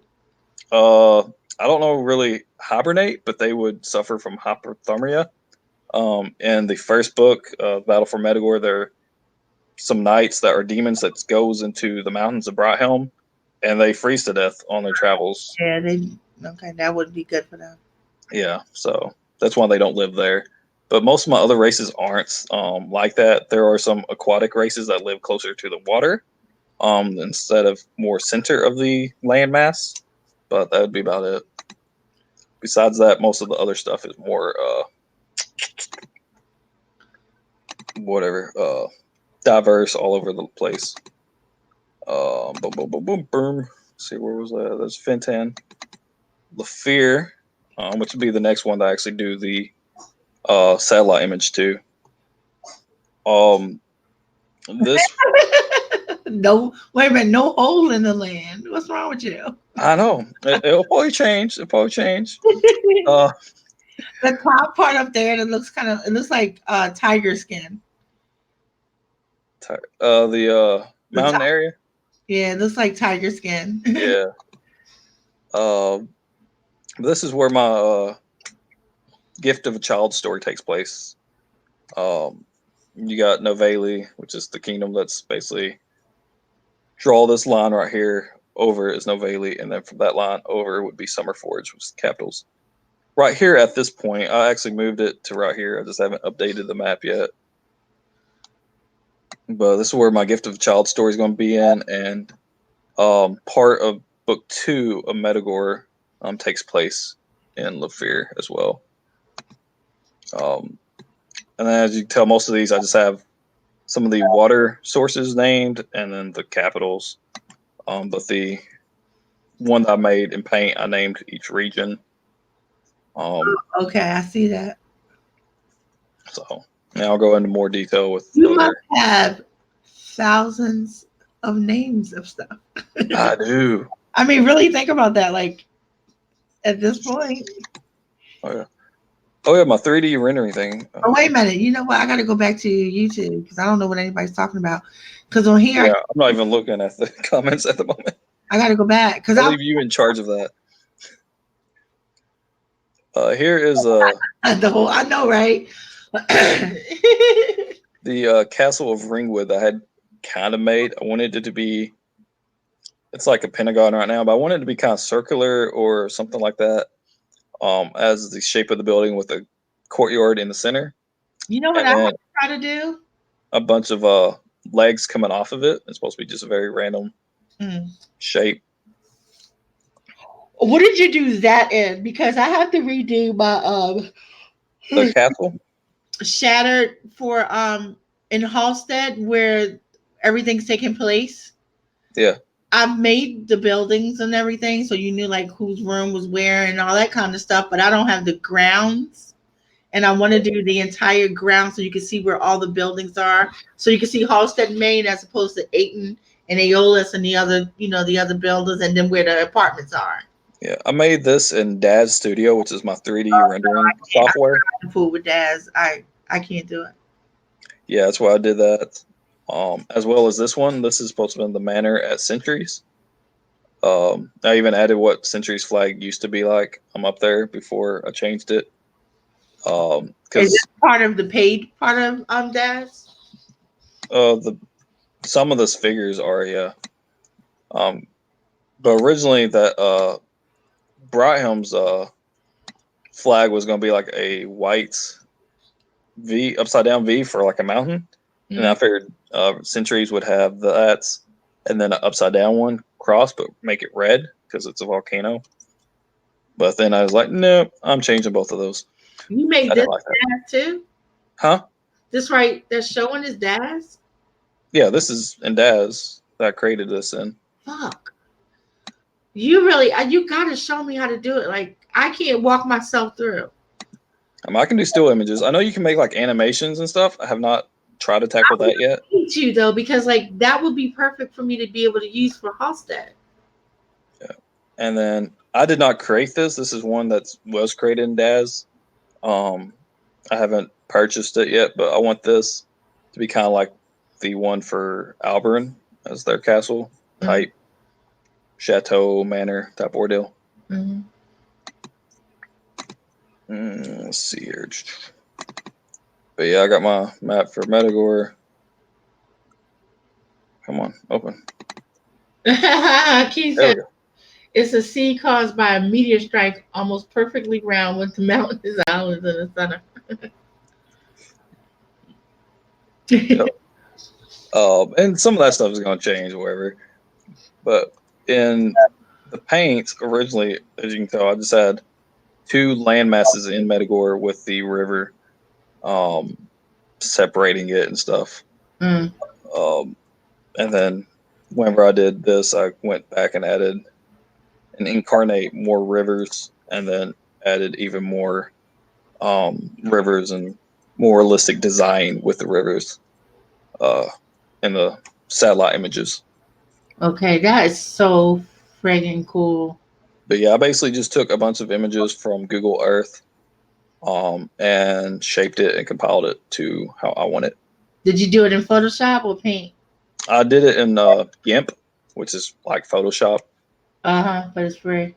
So I can layer it and pepper it and have it blended perfectly and stuff.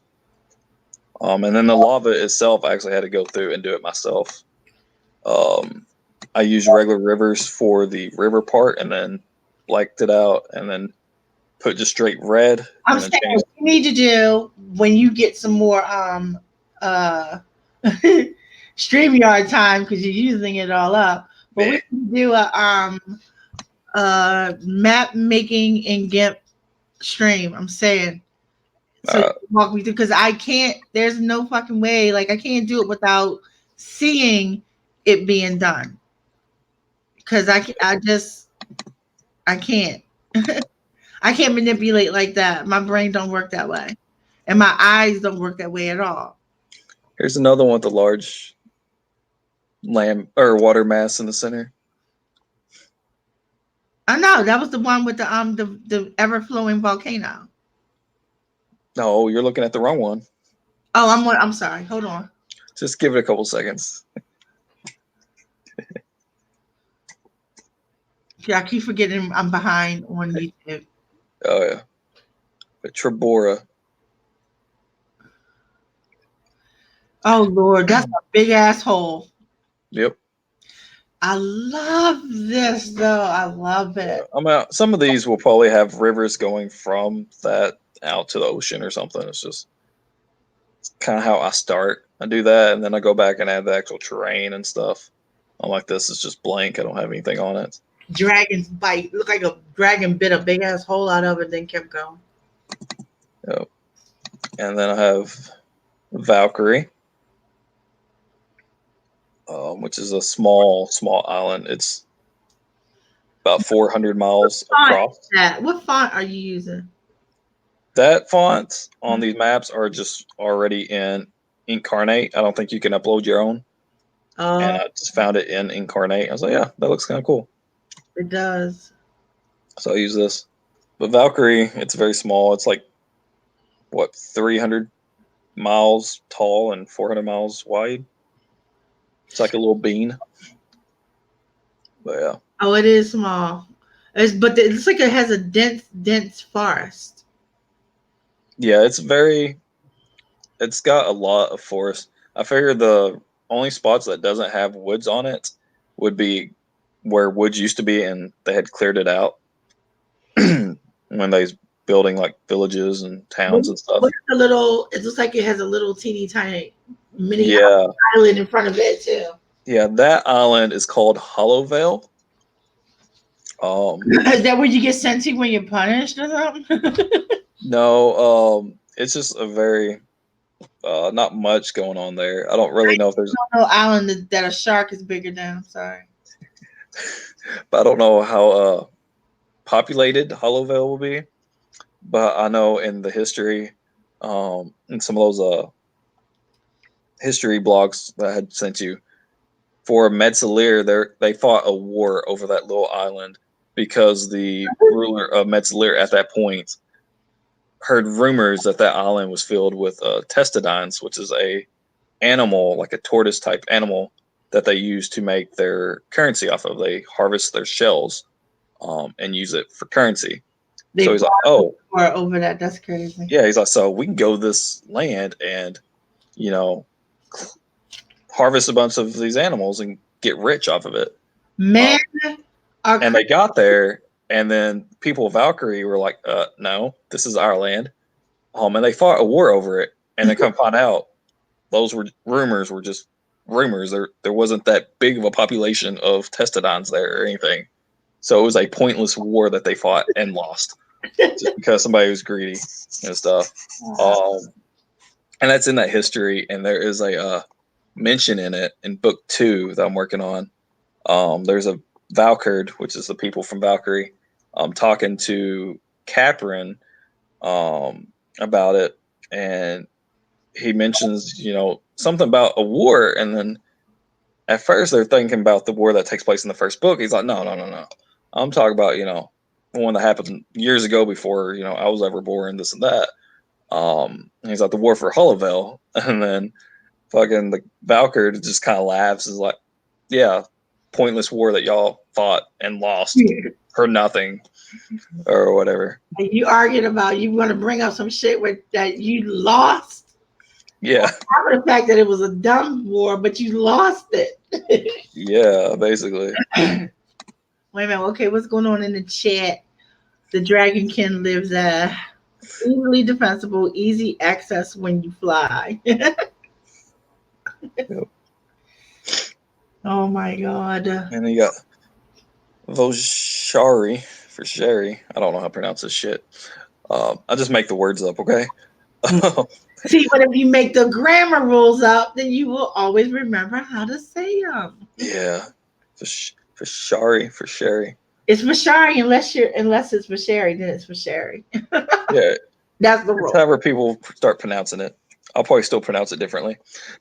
Uh-oh. Now you got kind of like a diamond-shaped hole.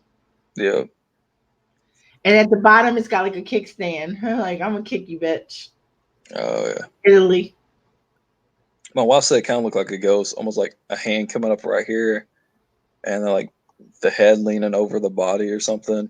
It looks like a roux. Or it looks like somebody running, like 2 legs here. Choking his neck.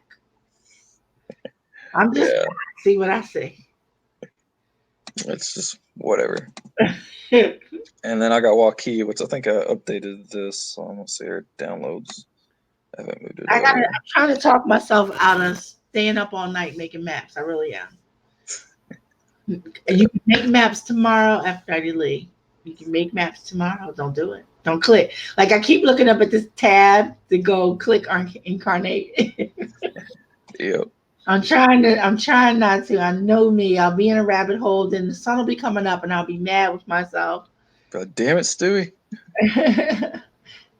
And I definitely would have to blame you because I wasn't thinking about making maps. And this is what I got for Waukee. I wanted it to kind of look like a question mark almost. I don't know. But also, as the globe itself, this is the one that started out as just a fish. That looks like an embryo. Yeah, it started out looking like a fish. And I was like, no. And then I got to looking at the global map. And since it was originally one giant continent, I was like, I'm going to change it to look like something that would fit better. It still doesn't fit perfectly, which I'm perfectly fine with. Let's go back here. But how it would kind of curve into that little portion of Direfell or whatever. It's like it separated and kind of rotated a little bit over here. And I was like, yeah, that would be kind of cool. Yeah, it does kind of like an embryo. But okay, well, who lives here? What people live here? The people from Waukee. Well, I know they're the Waukeans. I mean, that's going on. Waukins, I think is what I put. But all of my lands, for the most part, have a little bit of all of the races. Like I said, demons and imps are more volcanic and desert. So they're mostly just in parts of Medagora and Panora.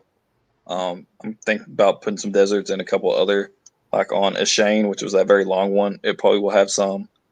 Akia, which is this one down here. It kind of goes over to this portion. It will have some deserts as well, but besides that, mostly everything else has about every race on it, Yeah. except the floating island. It will have more of the Lestrians, which are my elementals. How do your people get to the floating island? They are who? The only ones that really live there are the air Elestrians, Mhm. which the air Elestrians can hover and fly and stuff. But they can do Um, it themselves. They don't have vehicles that do it. no, they can do it that way. If anybody else wants to go there, they would have to get on like a Griffin or a Pegasus or something like that and fly there. Uh, So that's mostly made up of just air Elestrians, but every other place is mostly made up of just about any kind of race. Some are more Jennifer, heavily populated of something than others, but it's still got a little bit of everything. this is why, Jennifer, I didn't click anything because I knew that was going to happen to me. I knew it. And then I even got one that I had started, since I'm going to have 11 different languages in my world. I color coded each region and about what language that they would speak. So I know, okay, this land, this is the common language in a sense. Got you. That makes so much sense. Yeah. So I mean, you can kind of tell, like, even if it's What are you gonna do with all your stuff? Because for me, I didn't want to put the maps in my novel, but I did want to make a book with the maps and stuff in it as a companion. yeah. I put like a drawn map of Metagore in the first book. Let's see here. Let's see if I can pull that up. Maps. I mean, I want to do a really nice for anybody who bought the book. I want them to have a companion book to know Yeah. how to say stuff when they're reading. Like I do not explain the language in the book. Yeah, I don't do that either. Like when my auntie shows up and she says something to Lore in their language, I do not explain to anybody what she said. I mean, and you get kind of the tone of what she said based on what the hell he does next, but I do not explain it, and I do that on purpose. Yeah, I know at times It doesn't I just translate it.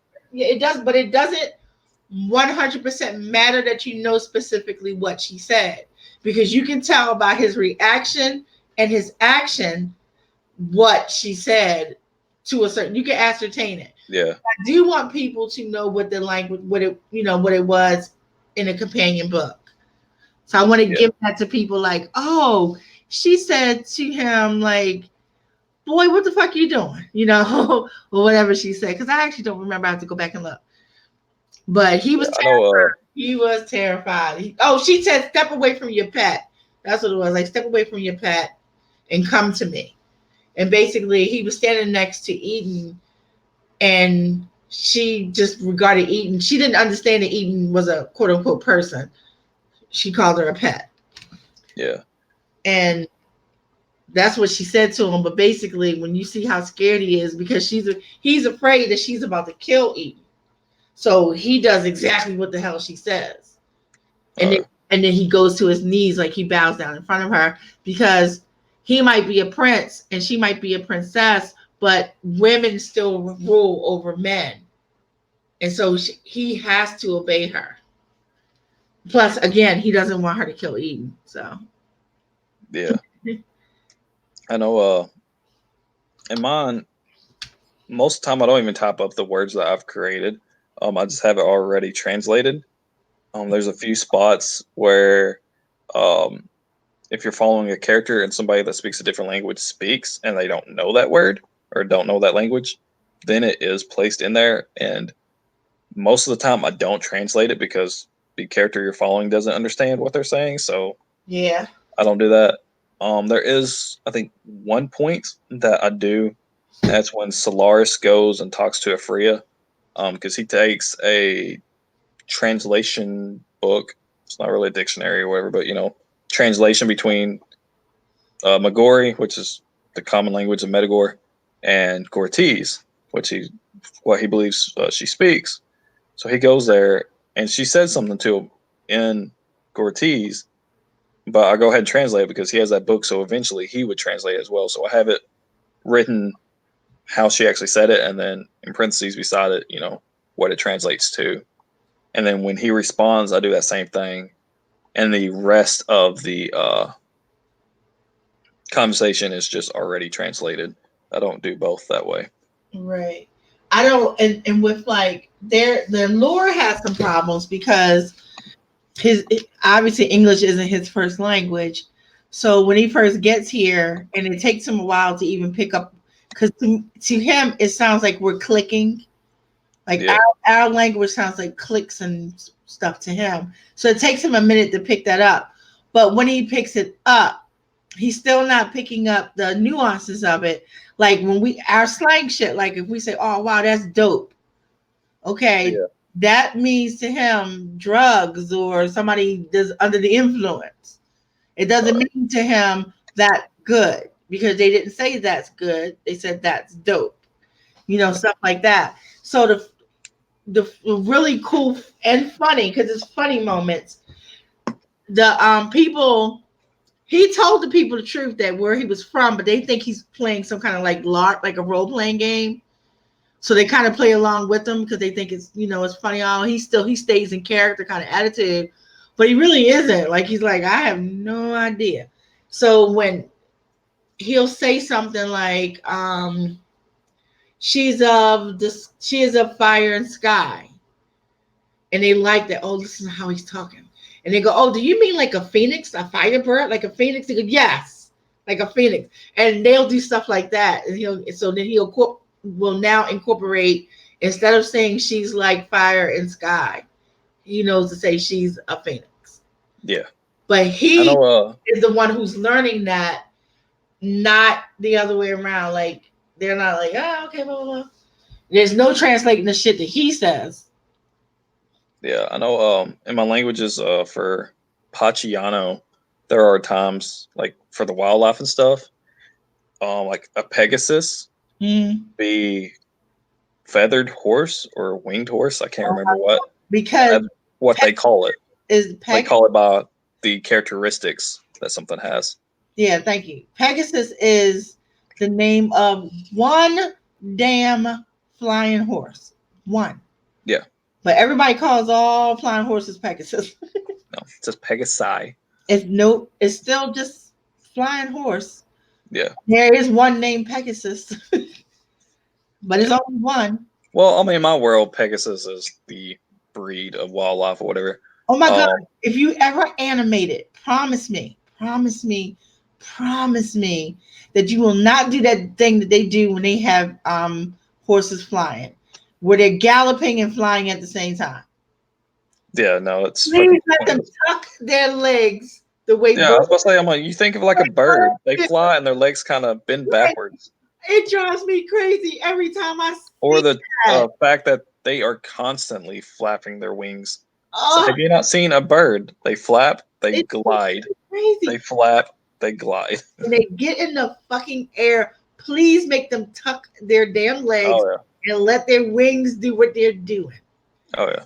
Because I've never seen a bird walk while he's flapping his wings. Exactly. I was like, it drives me crazy. I know this shit isn't real, but you can make references to shit that is real. Exactly. If you're going to make the horse fly, think about something else I thought about. I had stumbled. Oh my God, it just drives me crazy. I stumbled across this.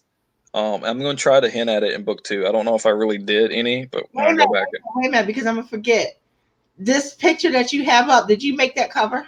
No, I did not. I pulled this up because I was thinking of you and DL Tillery always buying random book covers. Don't show that to her. I love this book cover. I did not buy it because I have a story for this, but it's just a short story. And I'm going to put it in a large collection, so I didn't see any point in it. But I think I explained to you the Flood of Flames event that took place in Medagore way back when. when the volcano Yes, you did. erupted.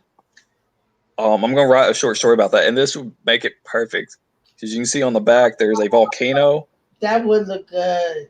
and lava, and then you can see the lava on the front and the burning trees and stuff, Oh my god. and then the fire for the title. I was like, that would be perfect for that fucking story. But you can make that. Yeah, I can make that. You can make that with no issue. But yeah, you're right. That would be perfect. I mean, that would be perfect. But I was like, I don't want to buy it because it's just gonna be a short story in a large story or a larger collection. So I was like, I don't want an individual cover just for that. Well, So you I still didn't. want an individual cover for it. You still need a cover.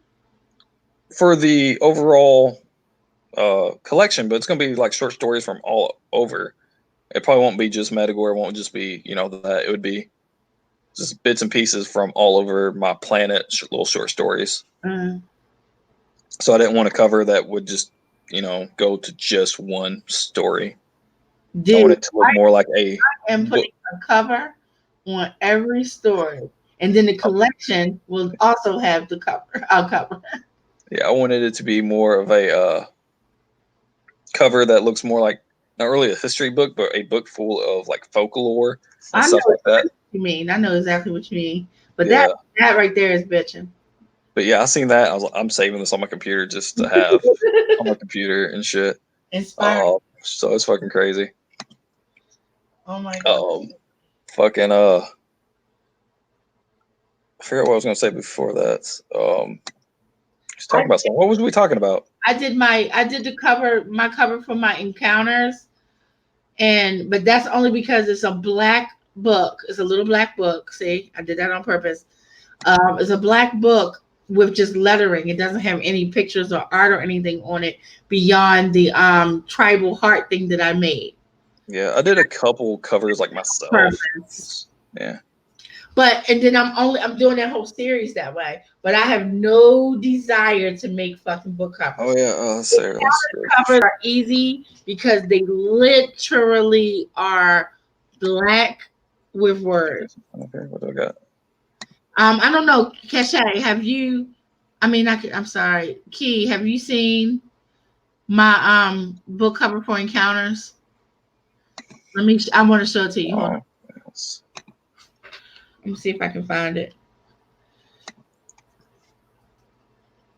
Or I'll just go to the Amazon link. Let's see. Let's do that.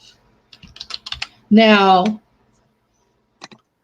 it's not gonna. Yeah, we'll figure it out. I did a couple of covers for myself. They're gonna be for probably my pen name. Oh my god! I googled myself and it came up.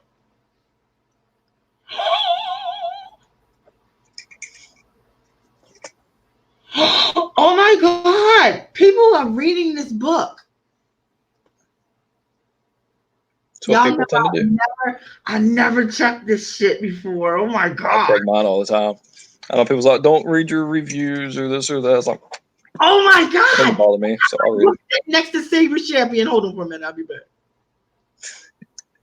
Why? Right, why is it sitting there? Oh my god! Oh my god! Okay, don't read reviews. Anyway, let me go back to doing what I was doing because now I'm tripping. All right, let's go to Amazon. Oh my god, that is so great. Oh my god, Stu, you're not gonna believe this. I pulled up Shattered by mistake, and then I scrolled. It said people who bought this have also bought the Battle of Metagore. At least they supporting both of us. Oh, yes, baby. Okay, calm down. Calm down. My book hanging out with the Battle of Metagore. Y'all know how I do. I know whenever I posted that image for the author to book release chat or whatever in the month, Alec commented, like, oh my god, my book's between the two greatest. It's mine, his, and then yours. Saw that, but I said I didn't want nobody's feelings to be hurt. That's why I didn't comment. I was like, you know how we do. Yeah, I saw shit like that. I was like, oh, that was so sweet. Yeah, I know I do that a lot. Somebody says something, I'm like, you know how I do. You know how I do. All right, so instead of me trying to put this in the because it's not going to let the link. Let me try. You can screen share if you got it on there. Screen share. I don't know how to do that. Should be like on StreamYard underneath everything. That little bar where it says mute. You. But what's going to happen is. All right. Which one is it? Encounters? Encounters. Is under Minx Kenosha. Yeah, I know what it Encounters, is. the 7 erotic sins under Minx Kenosha because my mama killed me. Let's see. It's like I'll find it and I'll screen share it then. Minx Kenosha. But I just want you to see just how fucking ridiculously zero that cover was, and it was on purpose. Like I absolutely wanted it to be like that. And I cannot believe it's still selling. Like shit. I don't want to. I went to my KDP and some more copies of it sold per day. I'm like, what? Yeah. I'm gonna go and put it back on sale for like 99 cents or something. Yeah, there you go. It should be up on the screen. Oh, wait a minute. I believe you, but then I gotta go back to. Yep. See, that's all it is. The 7 erotic sins, and literally, I have the 7 in this weird font that I thought was really cute. And if you see the other covers, they all look just like that, except they'll say like at the top it'll say encounters, at the bottom it'll say Minx Kenosha, but in the middle it'll say something like worshipped with a tagline under it. And then each, instead of the 7, so they'll say worshipped in the pink, but instead of the gray 7, it'll be a gray symbol for each book. And I would just have to show that to you on another when we're on a thread where I can screen share or figure it out. Because no, I can't do that right now. Yeah. I'm just telling you. Here's one of the covers that I did. The banishments. Yeah, I still gotta go back and do remove all that white around it and stuff. Can I click hide? Is it still sharing? Hold on, I don't know because I went back to YouTube. Hold on. Yeah, it's still showing it. Yeah, I hit that one thing. What? This is supposed to be. I see. Yeah, around where the black is, you can see it. Yeah, you can kind of see where the white, because I just took that image of fire that I took, and then that image, and just kind of put it over it. Did you make him?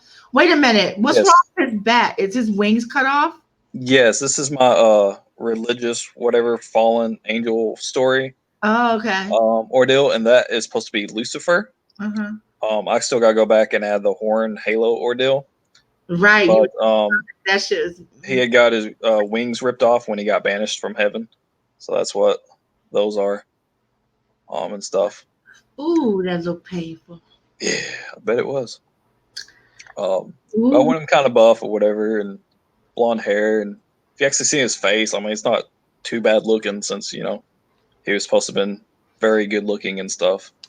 Right. He's supposed to have been the bomb. Yeah, so that's kind of how I made it. You know, my Lucifer what do you call it? Inspiration, Dolph Lundgren. Yeah. The hardest part was trying to get all that glow, as you can tell on this one, from the fire on them. I put, I don't know how many fucking little light nodes. Some of it's yellow, some of it's orange, some of it's red. I mean, you did a good job. Yeah, I was like, well, that way it kind of looks like the fire's all the way around him, even up on his face and stuff. Yeah, I can see where you have to fix that. Yeah, because I made that a long time ago. Wait, did you do all that in GIMP as well? I did him in GIMP, yeah. The fire, being a pyro, made some fire and took a picture. But that's the fire that I use. All right, Eddie. And then also I'm doing the cover of my memoir. Oh no, I already love that. Yeah, that's kind of what I'm thinking about doing, since a memoir got notebook paper kind of ripped out with the title, and then looks like Polaroid pictures. Right. And all of these pictures are actual pictures I have myself. on my computer, but I redid them in DAZ, so it would be that artistic 3D rendering ordeal. Ain't no harm, but that is the coolest fucking cover. That is so fucking cool. Yeah. You got what was the original 4 people of the band before she dropped out. Then you have a picture with each of us in it. Who got the And then- parental advisory over their face? There's nobody here. There's a person right here and a person over here. Okay. That was just empty. But I put that parental advisory just because, CDs, you put that on explicit content. Remember that? Do they still do that? Yeah. If you buy it, like, if it's not the censored version, I mean, you can buy some CDs that are censored, like from Walmart or whatever. Yeah. I don't think it has that on it, but if it's the uncensored, they still have that parental advisory, explicit content sticker. So I put that on there just because I mean, it's about music. It's perfect. It's perfect. Oh yeah. I 112% love that cover. And then the back is going to have even more pictures on it. I don't know how many. And I'm also going to have that notebook paper thing on the back with the blurb. Still kind of mess around with that. But for that, I had topped that up just like that, put a notebook piece of paper in my printer, printed it off, crumbled it up, and unwrinkled it so you kind of get those little shadows and stuff. Mm-hmm. And then you can also see where kind of the ink bled over from when it got crumbled up, since the ink was still fresh. You can kind of see the little smudges and stuff, so it looked more realistic. Oh wait, that's an actual piece of paper?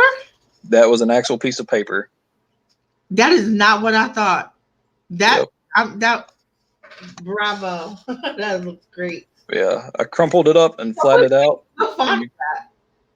I used 2 different fonts. I don't really remember what they called. But I knew I wanted True Identities to be a different font than the rest of it. Right. Because we had a I mean, probably that font is what it looks like is the remember how you do, I forget what it's fucking called. But you buy what are those things called? It'll come back to me. I can't think of it right now. But the slightly altered of the Fog Boys part, I've never seen that font. Yeah, I got both of them off of I think cooltext.com, which is also where my font for my Metagore book is from. Cool Text, is that free? Yeah, you can type up like whatever you want and then download the image of it. Or you can download the actual font itself and upload it into GIMP or your website or Microsoft Word and all that stuff. That's where I got these fonts from. That's what's up. But I knew I wanted kind of that hard, whatever that's called. I always call it like the gel lettering, because what I think makes me think of for True Identities, and I want something kind of written but kind of fancy a little bit for slightly altered of the Fog Boys. All I ever went to was Duff Font. Yeah, I always go. I think it's called cooltext.com, I believe. I found it. Yeah, it's got all kinds, and then you can even, if you use theirs without downloading it, there's different like gradients and designs to use for the words. But you can type up like whatever you want and hit download or save or something, and it will download that image of that word or whatever onto your computer for you. Will it do it with a clear background? Yeah, it'll be a translucent background. Are you serious? Yep. That's what I did with a couple of mine. But I did that. Shit. Boom, boom, boom. And then I also got Peter Gracie, that font, off of it because I wanted that to look more handwritten. But when we was still making music, we originally wanted to do a album of called True Identities, which is where I got that title because we never got around to doing it. And the image that this is based off of was what we had originally wanted for that album cover, with all 4 of us sitting on the train tracks. So I kind of paid homage to that by doing that. Yeah, that I love that. But every single one of these images I made in DAZ. Here's some other images I had made. I'm still working on that one. I don't understand what you mean by you made them. Aren't they actual photographs? They are real photographs, but I went into DAZ, which is that 3D rendering software, Yeah. and recreated them that How? way. I just looked at the image, got a male character, and tried to form it to look like that person and pose it similar. What? Boy, you do too much. Yeah. Right there.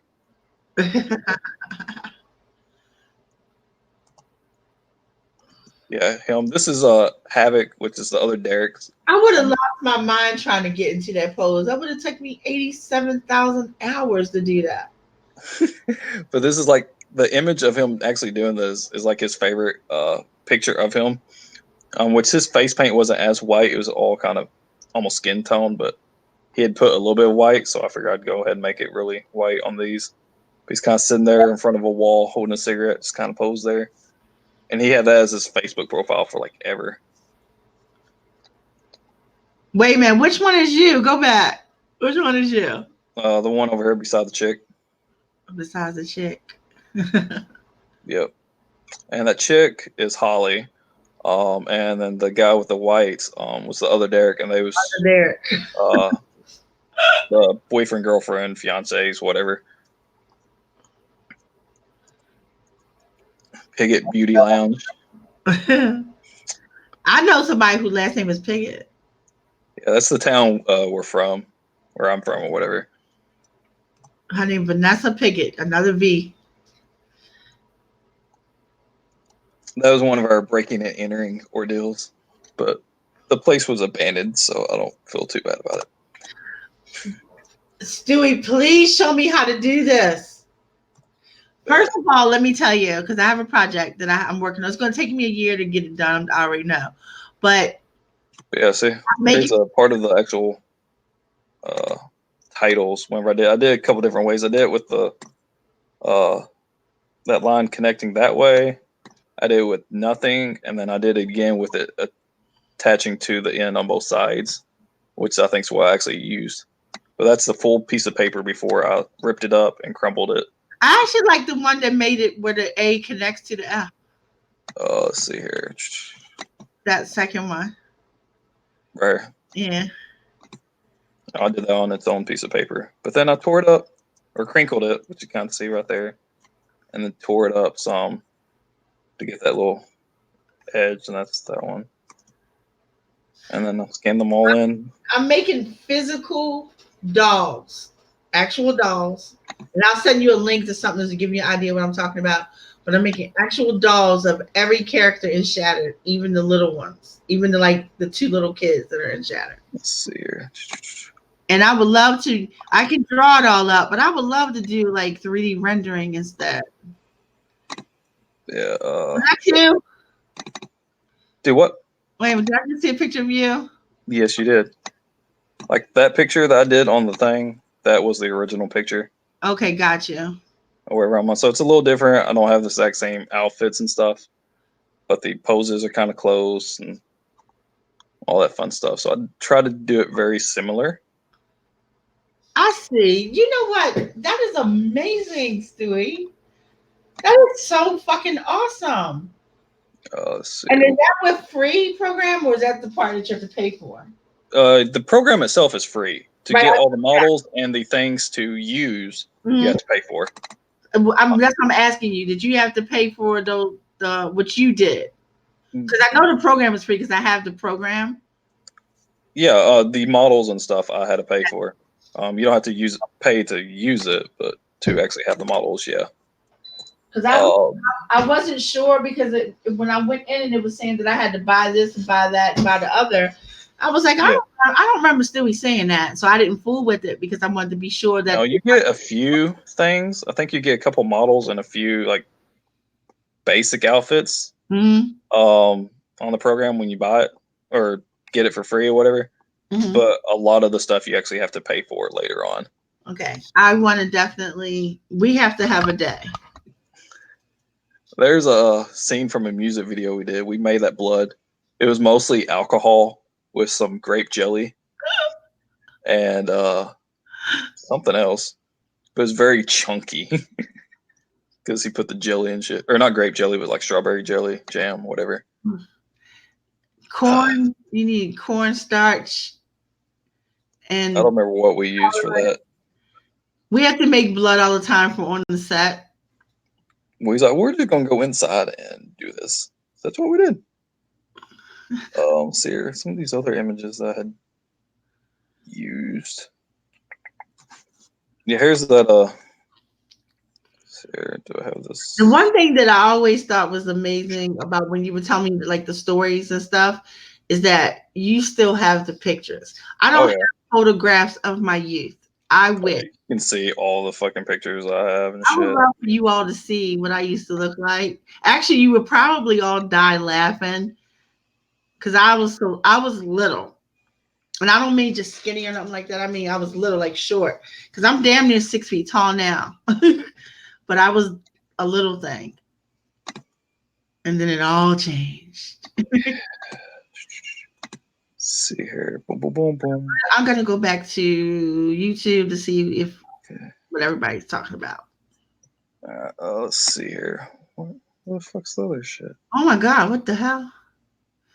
Aphrodite, could you look at my covers and let me know what you think? Email them to me. My email is author@aphroditelee@yahoo.com. Or do it on Facebook and Messenger. Do it on Facebook and Messenger. I am very blind, but if you send it to me, just a picture alone, I can at least blow it up and try to look at it. Let's see. Let me see. Oh wait, it was some more before that.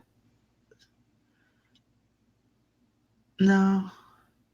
Bear with me. Okay, you've been thinking about redoing them.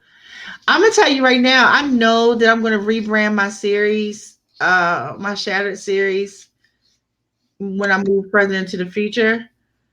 But we'll talk about that at another time too. Let's see. I left earlier thinking you were about to wrap up. Yeah, we just been kind of chit chatting. We did 4 streams or 4 sprints or whatever. That's about it. Yeah, Alec does really good book covers. He does. Yep. Okay. Let's go back over here.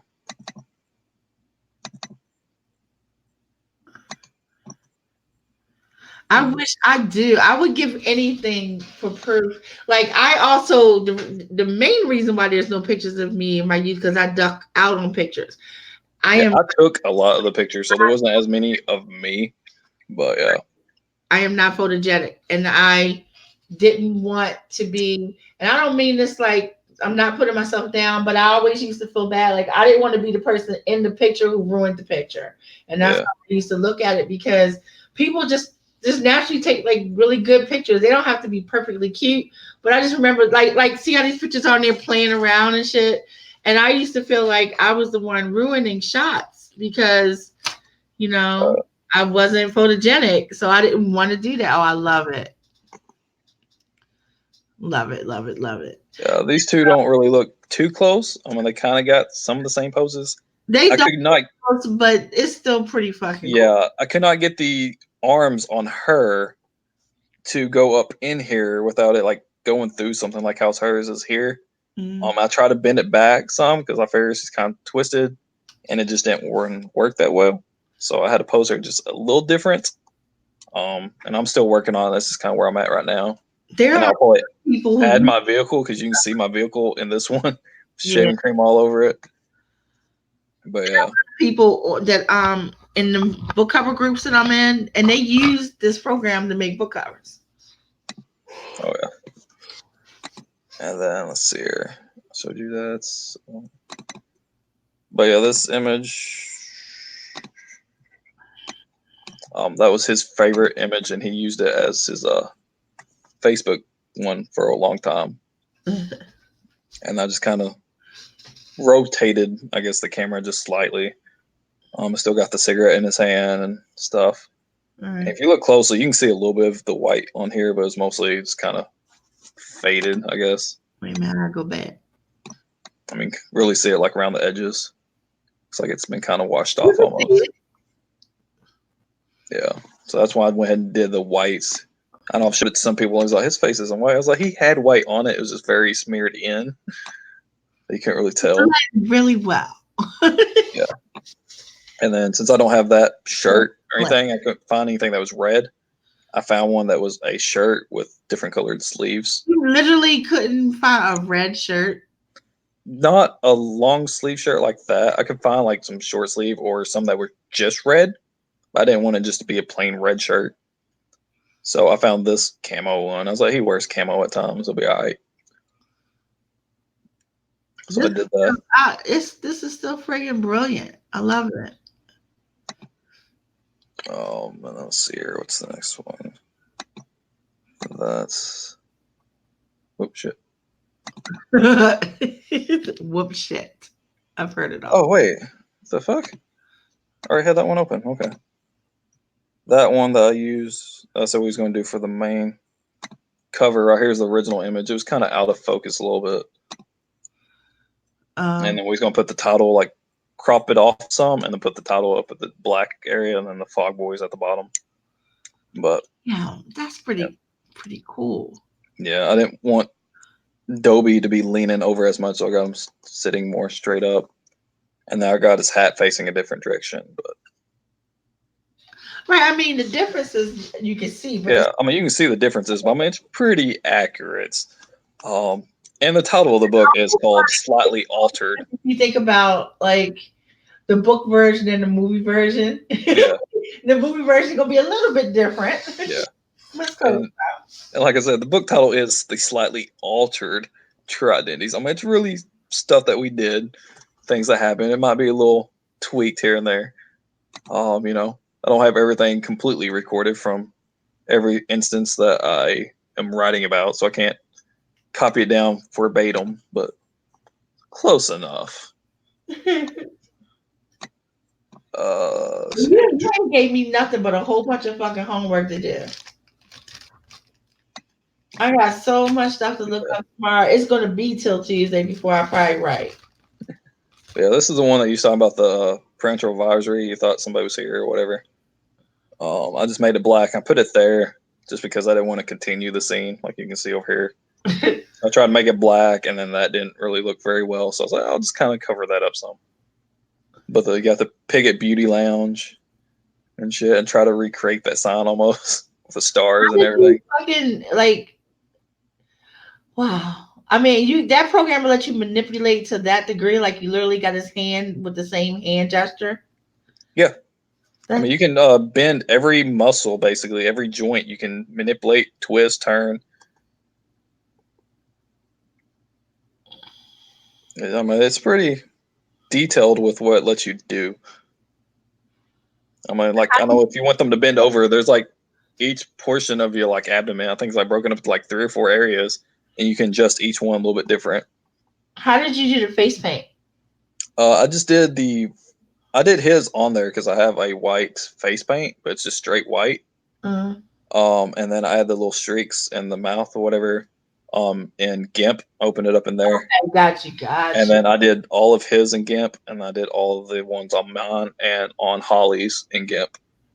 Same thing with the sign. I did the wall in Daz, but to put that sign there, just did a square or rectangle with that sign in GIMP, and then you can twist and contort it to make it look like it's on a flat plane like that. So I did that way.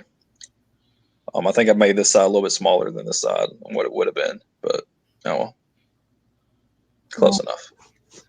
But the perspective isn't too bad, so it works. Yeah, I was about to say it looks like it's flat on that. It just looks like that one side. It's not like a complete rectangle. Let's see here then. Here's one I didn't do yet, but you can see us breaking into the concession stand that I was talking about. You're not supposed to have proof of the chaos. Oh, I do. We actually used. See if I can find the picture. I don't know if I got it on here or if I'll have to.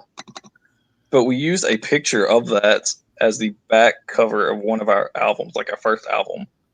But we kind of distorted it a little bit, so it doesn't. You can't really tell what So we're is it doing. too incriminating? Yeah, you can't tell what we're doing or where we're at exactly. Which I know I don't have that image, but I do have the original somewhere. Maybe. Yeah, right here. And I took the picture Wait, I have because a question about Holly. Did she sing or rap? she rapped a little bit. She could sing, but by the time we actually went to the studio, we got there one time, and then she's like, no. She was too, I guess, shy in that regard, like stage fright almost. She's like, I just wanted to be in it, just say I'm in it. I didn't know we was actually going to record anything. And once we actually got to the studio and started recording, they was like, no. But I took this because I thought it was kind of cool, like the singular bar thing or whatever. It's like it just gets bigger and bigger Yeah. as it goes up. Because this was Jesse, who's been over, and then Holly, and then you got Dobie, and then you got the other Derek. Where are you taking the picture? Yeah, I was taking the picture. See, I have myself covered. They have no proof that I was there. But yeah. Let's see here. Some of these others. You should make sure that the ebook has links to the music somewhere. Like, if nothing else, just a audio file on YouTube where they can at least hear some songs. Yeah. And then there's that image where we at the cemetery. I think it was Halloween night, I believe. And I took this picture, or somebody else took I this like picture. the purple shoes, though. I like the purple tennis Yeah, shoes. she always had like colorful designed shoes. You can't really tell it in this real picture, but I was like, yeah, purple. It's good. She had the little mini skirt with the stockings underneath it. And she had a fedora hat, but I don't have that on Daz, so I ain't even worried about it. But, kind of that pose and angle and stuff. And you didn't have trouble finding like the jeans with the holes and stuff like that. All that stuff was just in the program. Yeah, I mean, you go to the actual website and purchase it or whatever, and I had. Oh, you still got to purchase that too. Okay. Yeah, I mean, I think the ones that comes with it is like a plain, like a blue jean or like a khaki or something type pants. For free. Same thing with the shirt. I think it's just a plain shirt. This one, the pants came with that belt. That's why it's got that belt on it. I used to wear belts a lot, and it was usually studded belts, but you can hardly ever see it. Can you manipulate them enough? Like, I have like Aaliyah, and Leah would be curvy, like really super Yeah, curvy. you can change the size of the characters and different things like that, and that should be already in the program. Each base character will have sets for like muscular or not, bodybuilding or not. More like a gut, shorter, taller. Yeah, because I and Stuff like like that. the Spencer cat, he's got like a swimmer's body, so he has like the broad shoulders, but he's real narrow hips, like that. Like he's real thin, except for his shoulders. He's got a little bit of a wingspan, but his shoulders are like double the width of his fucking hips. Yeah. He just looks like somebody who swims all day. Now this is probably the most different, I guess. I gotta go back. I've got some hair going up through here. I need to fix. But besides that, I think everything else is about right. I don't like his pose. I need to fix that. It looks too stiff. He needs to lean Yeah, I over. was about to say it looks too stiff. It looks too stiff in comparison to the actual picture, I should say. Yeah. I mean, it wouldn't be the worst. I mean, there are people who sit like that.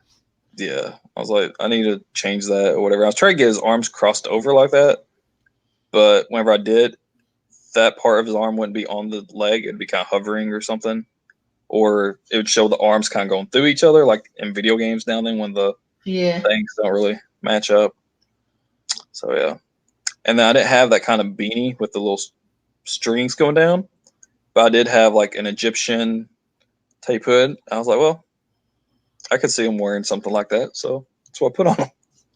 It's just really cool. It's super cool. It really is. Yeah, and you can see he's got a phone in his hand on this one. And I I was would thinking do about, anything to be able to do some scenes from my book. I would love that. It costs too much money to have artists do it. oh yeah, And I'm a firm believer in paying artists what they want. Like pay them what they ask for, they work. But yeah, I and that can't afford that. couch on here that I used is not even a couch. I used like a bench going this way, and then a bench going this way, and Mm. then I got some pillows, and I laid out the pillows down here to make it look like it down there, and then behind them to Oh, look like the back of one. mother necessity. Mother of invention. But yeah, we got all kinds. This is what I got to deal with a lot. Living with all those people. That's the other Derek. A lot of times he'd run through the house completely naked.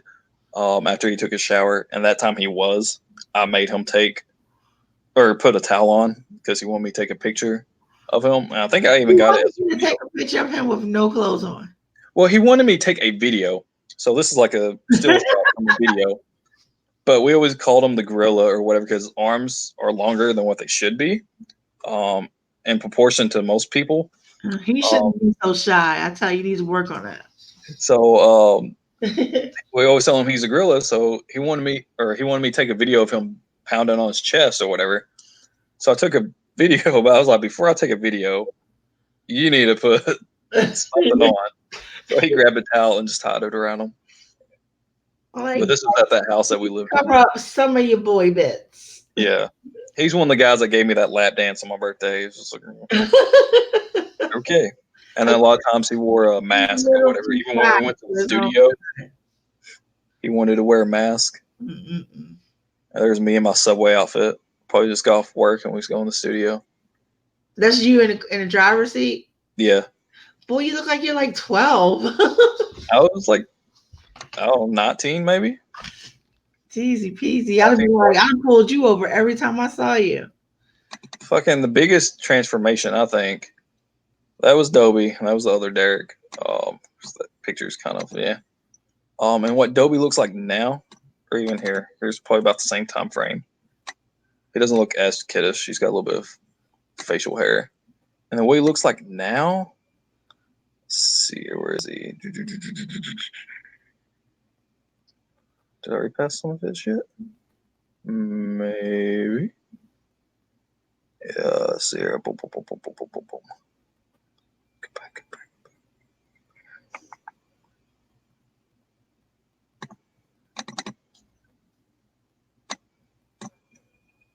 Got the long hair.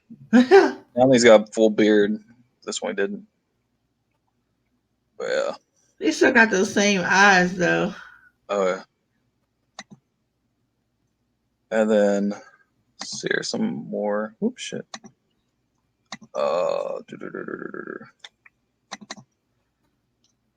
Yeah, there was Holly. Go check the chat. You want me to do it, or did you say you was? Let me go. Let me go. Okay. There's a picture of Holly from back then. I don't think I have any for now. Well, I might have some closer ones. There's one of her and Derek before he cut his hair a little bit. Let's see here. Boom, boom, boom.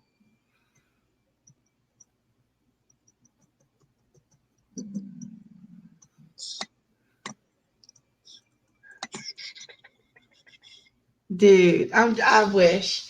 I did find like a high school picture and I found my graduation picture. That was about it.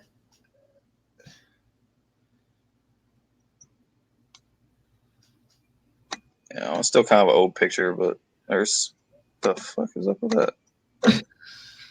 Fuck. Whatever. He's Yeah, but that was her and Derek over here. When they started dating, before he grew off his emo look, I guess.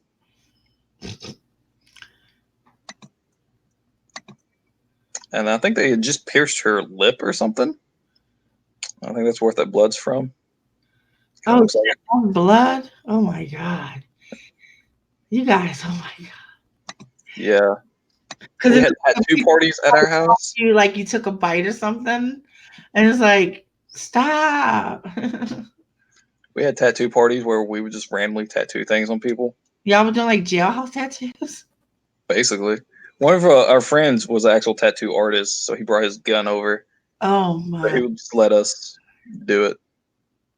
So everybody would get drunk and get Wow. tattoos. That's And- on Derek's And you leg, pictures. and then Holly got 2 tattoos, like right above her waistline. I think it's supposed to be Virgo, maybe. I think Maybe. like the M. I think that's what she is. It was her zodiac sign. There's a tattoo. I think I told you about it. How Derek wanted to join the military, and he had an anarchy tattoo, so they told him he couldn't. He had to go get it covered up. You told me that shit. Yeah, so he got it covered up, and our friend's the one that tattooed this, and he just freehand that, and it's like a heart that's got blood around it and the blue flames. Bad, actually. And then he went back, and they told him no because they knew that he had an anarchy tattoo. So well, Made him it look. will always be in my heart. So I mean, I can understand them saying that, but what I yeah, would the fact that they told him to go, covered it thinking that I could get in, and then when they could have told me no, you can't, regardless yeah, of what you do. That's fucked up. and I think I mentioned the whole ordeal about the shit that went down, with Holly thinking Derek cheated on her by having sex with, Tell me about that soap opera drama. because he tried on Misty's clothes. This is a picture of him wearing her clothes. I think that coat is Holly's coat, I believe, but that shirt and pants and belt was Misty's. I'm mad. I even showed her the pictures. I was like, this is literally why her clothes ended up in your room. That is a damn shame. And then he put on a Jamaican wig and shit. He needs a little help. Why is he wearing everybody's fucking clothes? I don't know. It was just a fucking thing. He's like, yeah, I'm gonna fucking see if I can fit into these. I would kill him. Like, boy, you got your boy bits jiggling around in my damn pants. And I would be so mad. I would be so mad. Oh my god. But yeah, there's Holly and Misty. Those two troublemakers. She had pretty eyes. Yeah. Holly's the black hair. That was the other Derek's girlfriend or fiance at that time. And then Misty was mine at that point. It's fucking bitches. And there's Derek. He looks so fucking. You talking about they bitch? They probably the sweetest girls having to deal with y'all. Shit. They had Derek. He looks so fucking young in that picture to me. And then Anthony. He was our only black friend. Because that's a shame. Arkansas is like 3,000 something people. There's like no diversity at all. There's like maybe, I've never heard of anybody that was black from Arkansas. yeah, he at that point, his family, I guess, was the only black people in that town, and it was him and his sister, and they was adopted. Their adopted mother was an old white lady. So I mean, it wasn't even their family; it's just him and his sister were the only black people in that town, and there might have been like one or two Hispanic families at that point. But yeah, but those two guys, and then Jesse, one of our other friends, are the three that got locked up for breaking and entering and stealing. That he looks a little bit like my son. Poor thing. And then there's Derek, and he got a tattoo of a Taurus. It almost looks like a devil head or something, but Exactly what it looked like from here. yeah, it's a little circle around his nipple and then horns since he's a Taurus. That's one of the things he got done at one of the tattoo parties. And this is in my room Did still. you get tattoos? Do what? Did you get tattoos? I don't do needles. Parties. I don't do needles. That's what I'm saying. So you didn't drink? I didn't drink. I didn't get tattoos. And I sure in hell wasn't letting them tattoo me. You didn't carouse. You just took pictures of it all. Oh yeah. You can see some blueprints or kind of blueprints in the background. I think I showed them on stream one time. But I went to college for drafting and design. Yeah, you told me. Yeah, fucking got some You never, blueprints. I showed, did them. you never showed that shit before, but you did tell me about it. Yeah. Oh my god! I gotta go Stream to it. bed. Somebody stream. I showed it. Dead. We've been on this stream is 7.5 hours. It'd be all right. 7.5. Now, granted, no, I wasn't on for the whole thing, just the last 5. And we went to bars and stuff all the time, played pool. They Were drunk. y'all even old enough to be in bars? At this point, I was 19, 20. No, so no. Holly was 16, 17. So absolutely no. But yeah. See, But when I was I 8, was told a lot of we could be at drugs bars. When at I- bars. I did magic tricks there to get free drinks off of people. And then yeah, we bought stuff, alcohol and stuff there. I got into bars at 18 because it was legal for 18-year-olds to be in bars back in the old days. Yeah. Patrick, he's another one that doesn't mind just flashing everybody. As you can kind of tell like, where his waistline is, that's what he's trying to do in that picture, but I make sure I didn't get it. And then you got Derek kind of right behind him right here, and Jesse, and then Squeak. Wait a minute. Where are the damn girls when all these boys are naked? I don't know. This is outside, as you can tell. That's what I was getting ready to say next. Yeah, this is like right across the street from Subway where I lived at. I think I'm glad that there was no shame, but there need to be a little bit more modesty. But I know I've shared like the beginning portions of my memoir with you, like that first chapter. It's up on Patreon or whatever. And it's talking about me walking from Subway across the street to the Subway house, is what we called it. Yeah. That's where this is. I mean, they're facing Subway basically. Wow. But yeah. I can see me in Subway eating and looking and seeing that, and I'm like, I'm calling police. Oh yeah, it was crazy. I'm calling the police. Yeah, we broke into the football field, got up in the announcer booth thing or whatever, and stuff. The ticket stand, and then right beside it, you can see the concession stand area. Wait a minute, I gotta check something real quick. All kinds of crazy shit. I know I told some people some of the stuff, and they're like, "Yeah, I don't believe you." I was like, "I got proof. Some of the proof."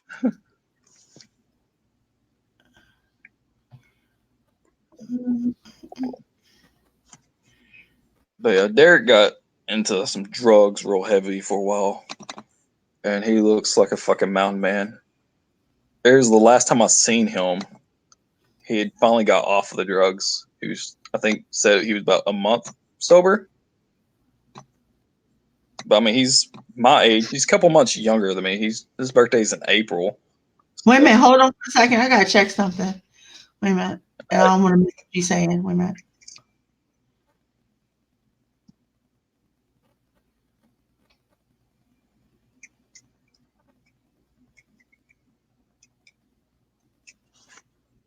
She is lying.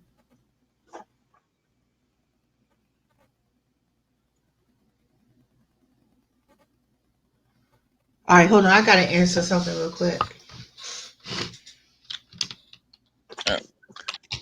Just minimize this. One look. YouTube. Oh shit! What the fuck? Go ahead and stop sharing for now. See what else going on in the chat.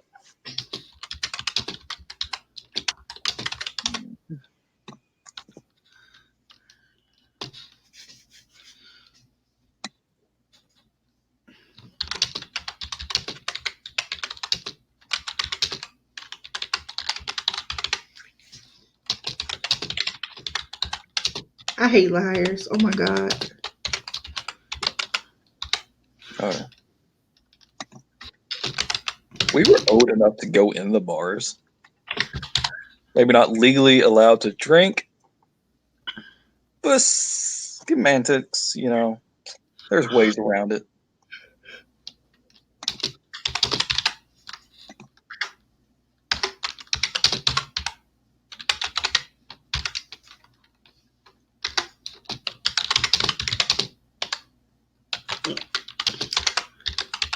This heifer going to try to say that she didn't see none of the emails when we have verification of exactly the time that she opened them all.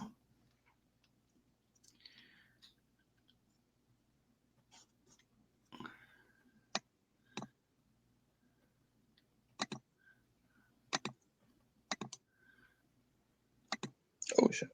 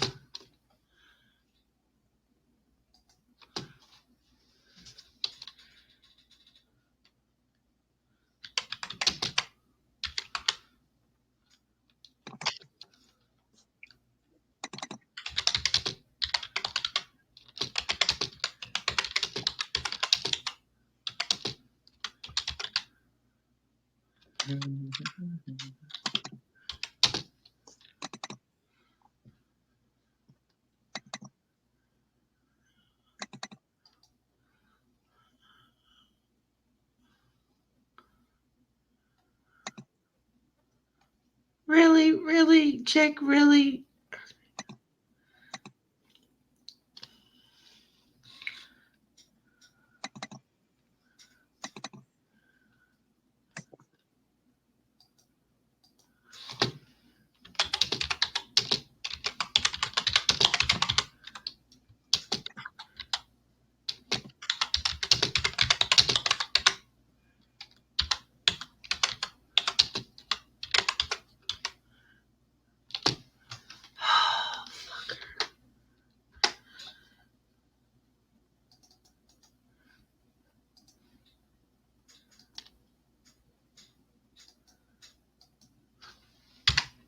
Give me one more second. You're fine.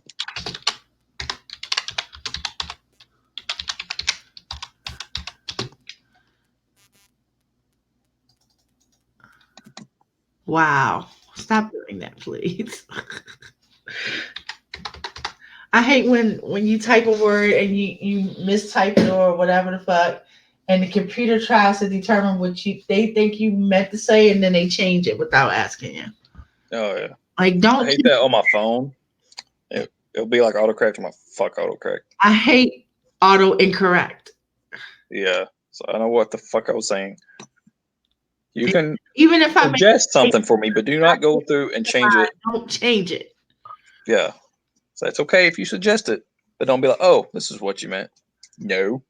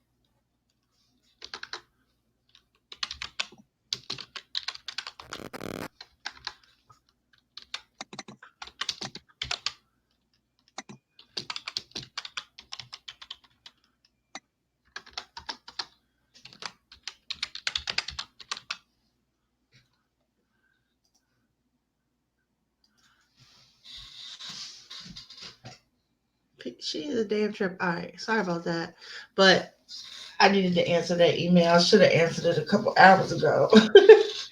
Oh, But so I hate when people lie. Like this particular person was sent an invoice. You know how like you do PayPal or Squarespace, whatever you call those things, yeah. invoices. But when you open those, it lets the person who sent it know that you saw it. Even if you don't respond, we still know.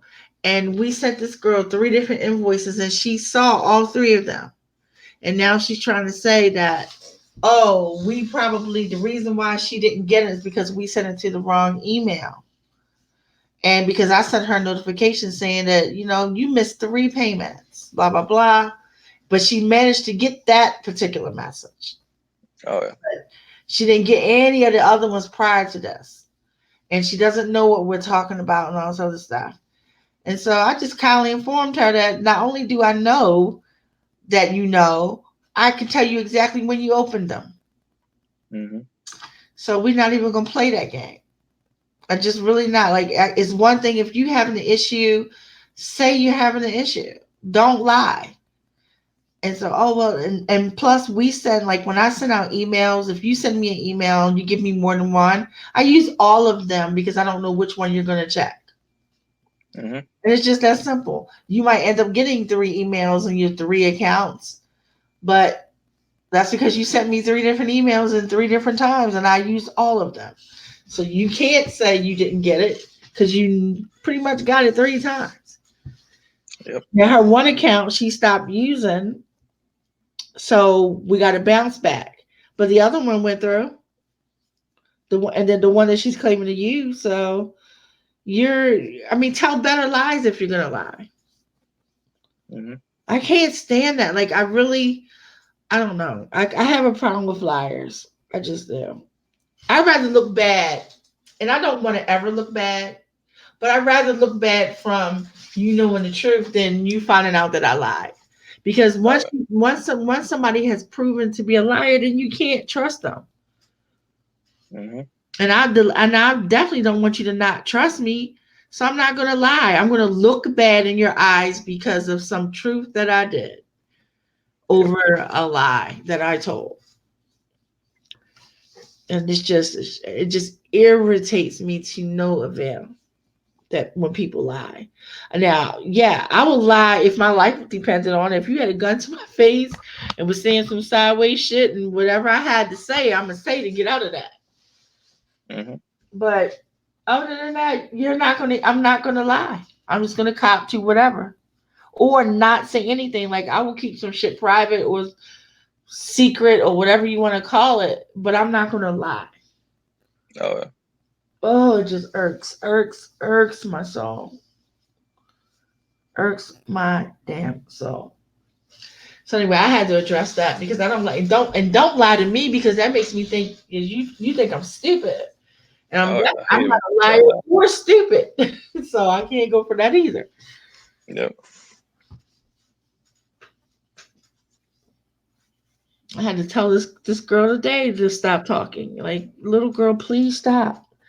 And I always have to remind myself, first of all, you're an old lady. Stop calling 30-year-old people little girls. Yep. Stop doing that. But I'm like, I'm little girl. Who are you talking to? I immediately end up back in school. Like, find your desk and sit at it. Clearly, you need something more constructive to do with your time. Do you need some little worksheets? No, Miss Lee. Oh, okay, because I just wanted to be sure your needs have been met. Sit down. Sit down. Yeah. Especially with as free and as I was teaching, like, because I know that there are kids who can't sit. You know what I mean? Like the hyper kids. And I would let them not sit. I had this one kid who had a pace. So shit, I said, you know what? He's now teacher's pet. He's the person who's going to go around the class and collecting papers and handing out papers and doing whatever. Because he can't. And I'm not going to make him do that. But Don't take advantage of my kindness. Don't take advantage of my kindness. I really, really am not that kind of. I don't do well with that. Put it Yeah. that way. Whew, let me catch my breath. Let me go back to StreamYard because I'm on the wrong one. 7 hours and 42 minutes. Stewie, we are breaking up. That'd be all right. 7 hours and 42 minutes and 56 seconds. Your wife is going to kill you. Nah. What time is it? It's almost 3. Don't you guys get up like at 6? My wife's off tomorrow, so I ain't gotta get up as early. Oh, you're lucky. Yeah. It's the only reason why I'm still up this late. Because if she had to work tomorrow, I'm not getting up until I wake up tomorrow. yeah. I mean, she gets. Thursday. If she goes to work, I have to get up at 5:30. So I was like, yeah. But no, she's off tomorrow, so I ain't gonna worry about it. She's usually off Sundays and Mondays. Oh, because she got a good schedule. She has a weekend and a weekday. Yep. So yeah. But on the screen, that picture, that is about what Derek looks like now. I think this was like September, maybe. When I took this picture, it's like the last time I'd seen him, but the first time I had seen him in like several months. But it's good that y'all still even see each other. Yeah.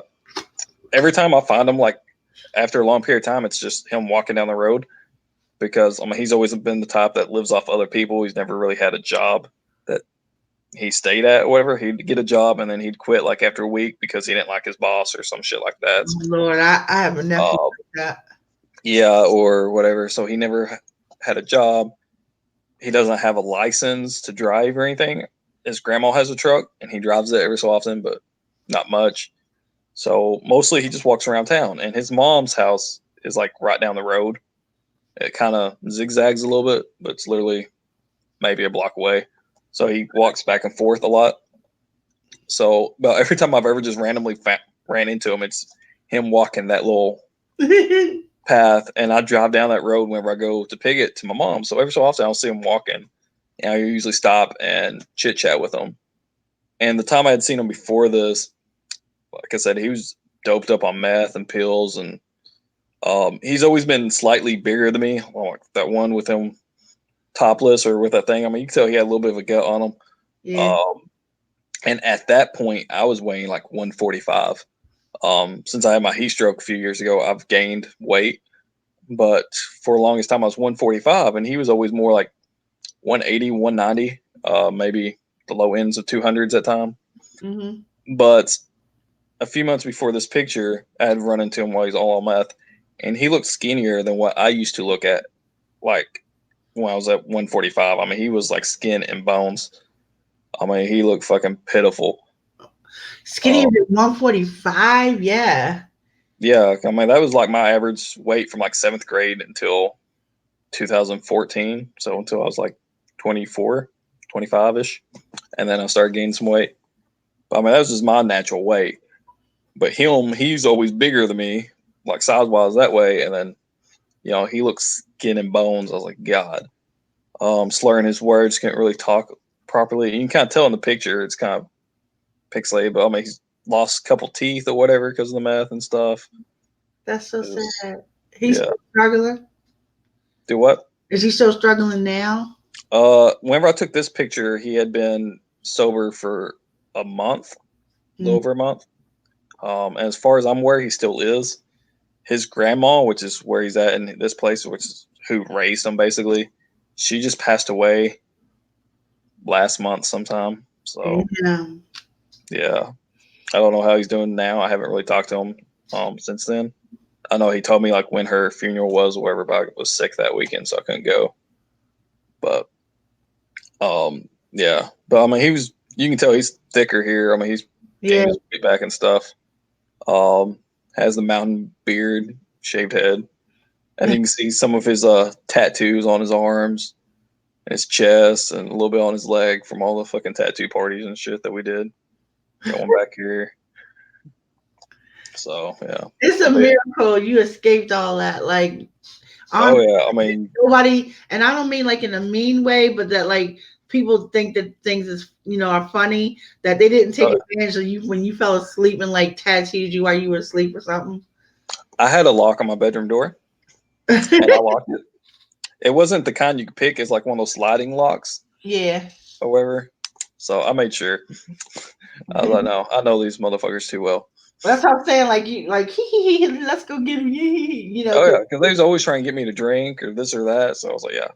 And then I think I've told you about the time that I blacked out, like on the way yeah, to the studio. yeah. I know somebody fucking spiked my drink at some point, and it was him and a couple other people. So I was like, probably was. But We determined to make you high at least once. yeah, My but friends, they would all smoke and everything, I and mean, they would I try. was always around that shit, and they always try to get me Yeah, contact or something, people and it always never faced try. me. That's the part that kills me, and I'm like, I'm not interested. See, it's one thing Yeah, if you're interested and you just didn't do it, but I'm not interested in doing yeah. it. I was like, I never had the desire to do any of that stuff. A lot of people was like, oh, it's because you're Christian or your mom raises. I was like, I care less what my mom fucking raised me, and I did a bunch of stuff that Christians aren't supposed to do. It has nothing to do with that. I just never had the desire to do it. Right, and the thing is, you not having the desire and still not giving in Yeah, is the key, because you can still be like, yeah, I'm whatever, I'll just do it. yeah. I mean, if I had the desire or something, then I'd be like, yeah, hand it here. But I Um, like now, shit. I drank ever since I was legally able to. But if you add, like, I'm almost 60 years old. If you go from 18 to 60, you probably couldn't get you qualify for like a whole bottle or something. Like I'm not a drinker. I have, but I'm not a drinker, and it just don't have. I don't now. Not to put it. I don't put it down. I just don't see the point to it.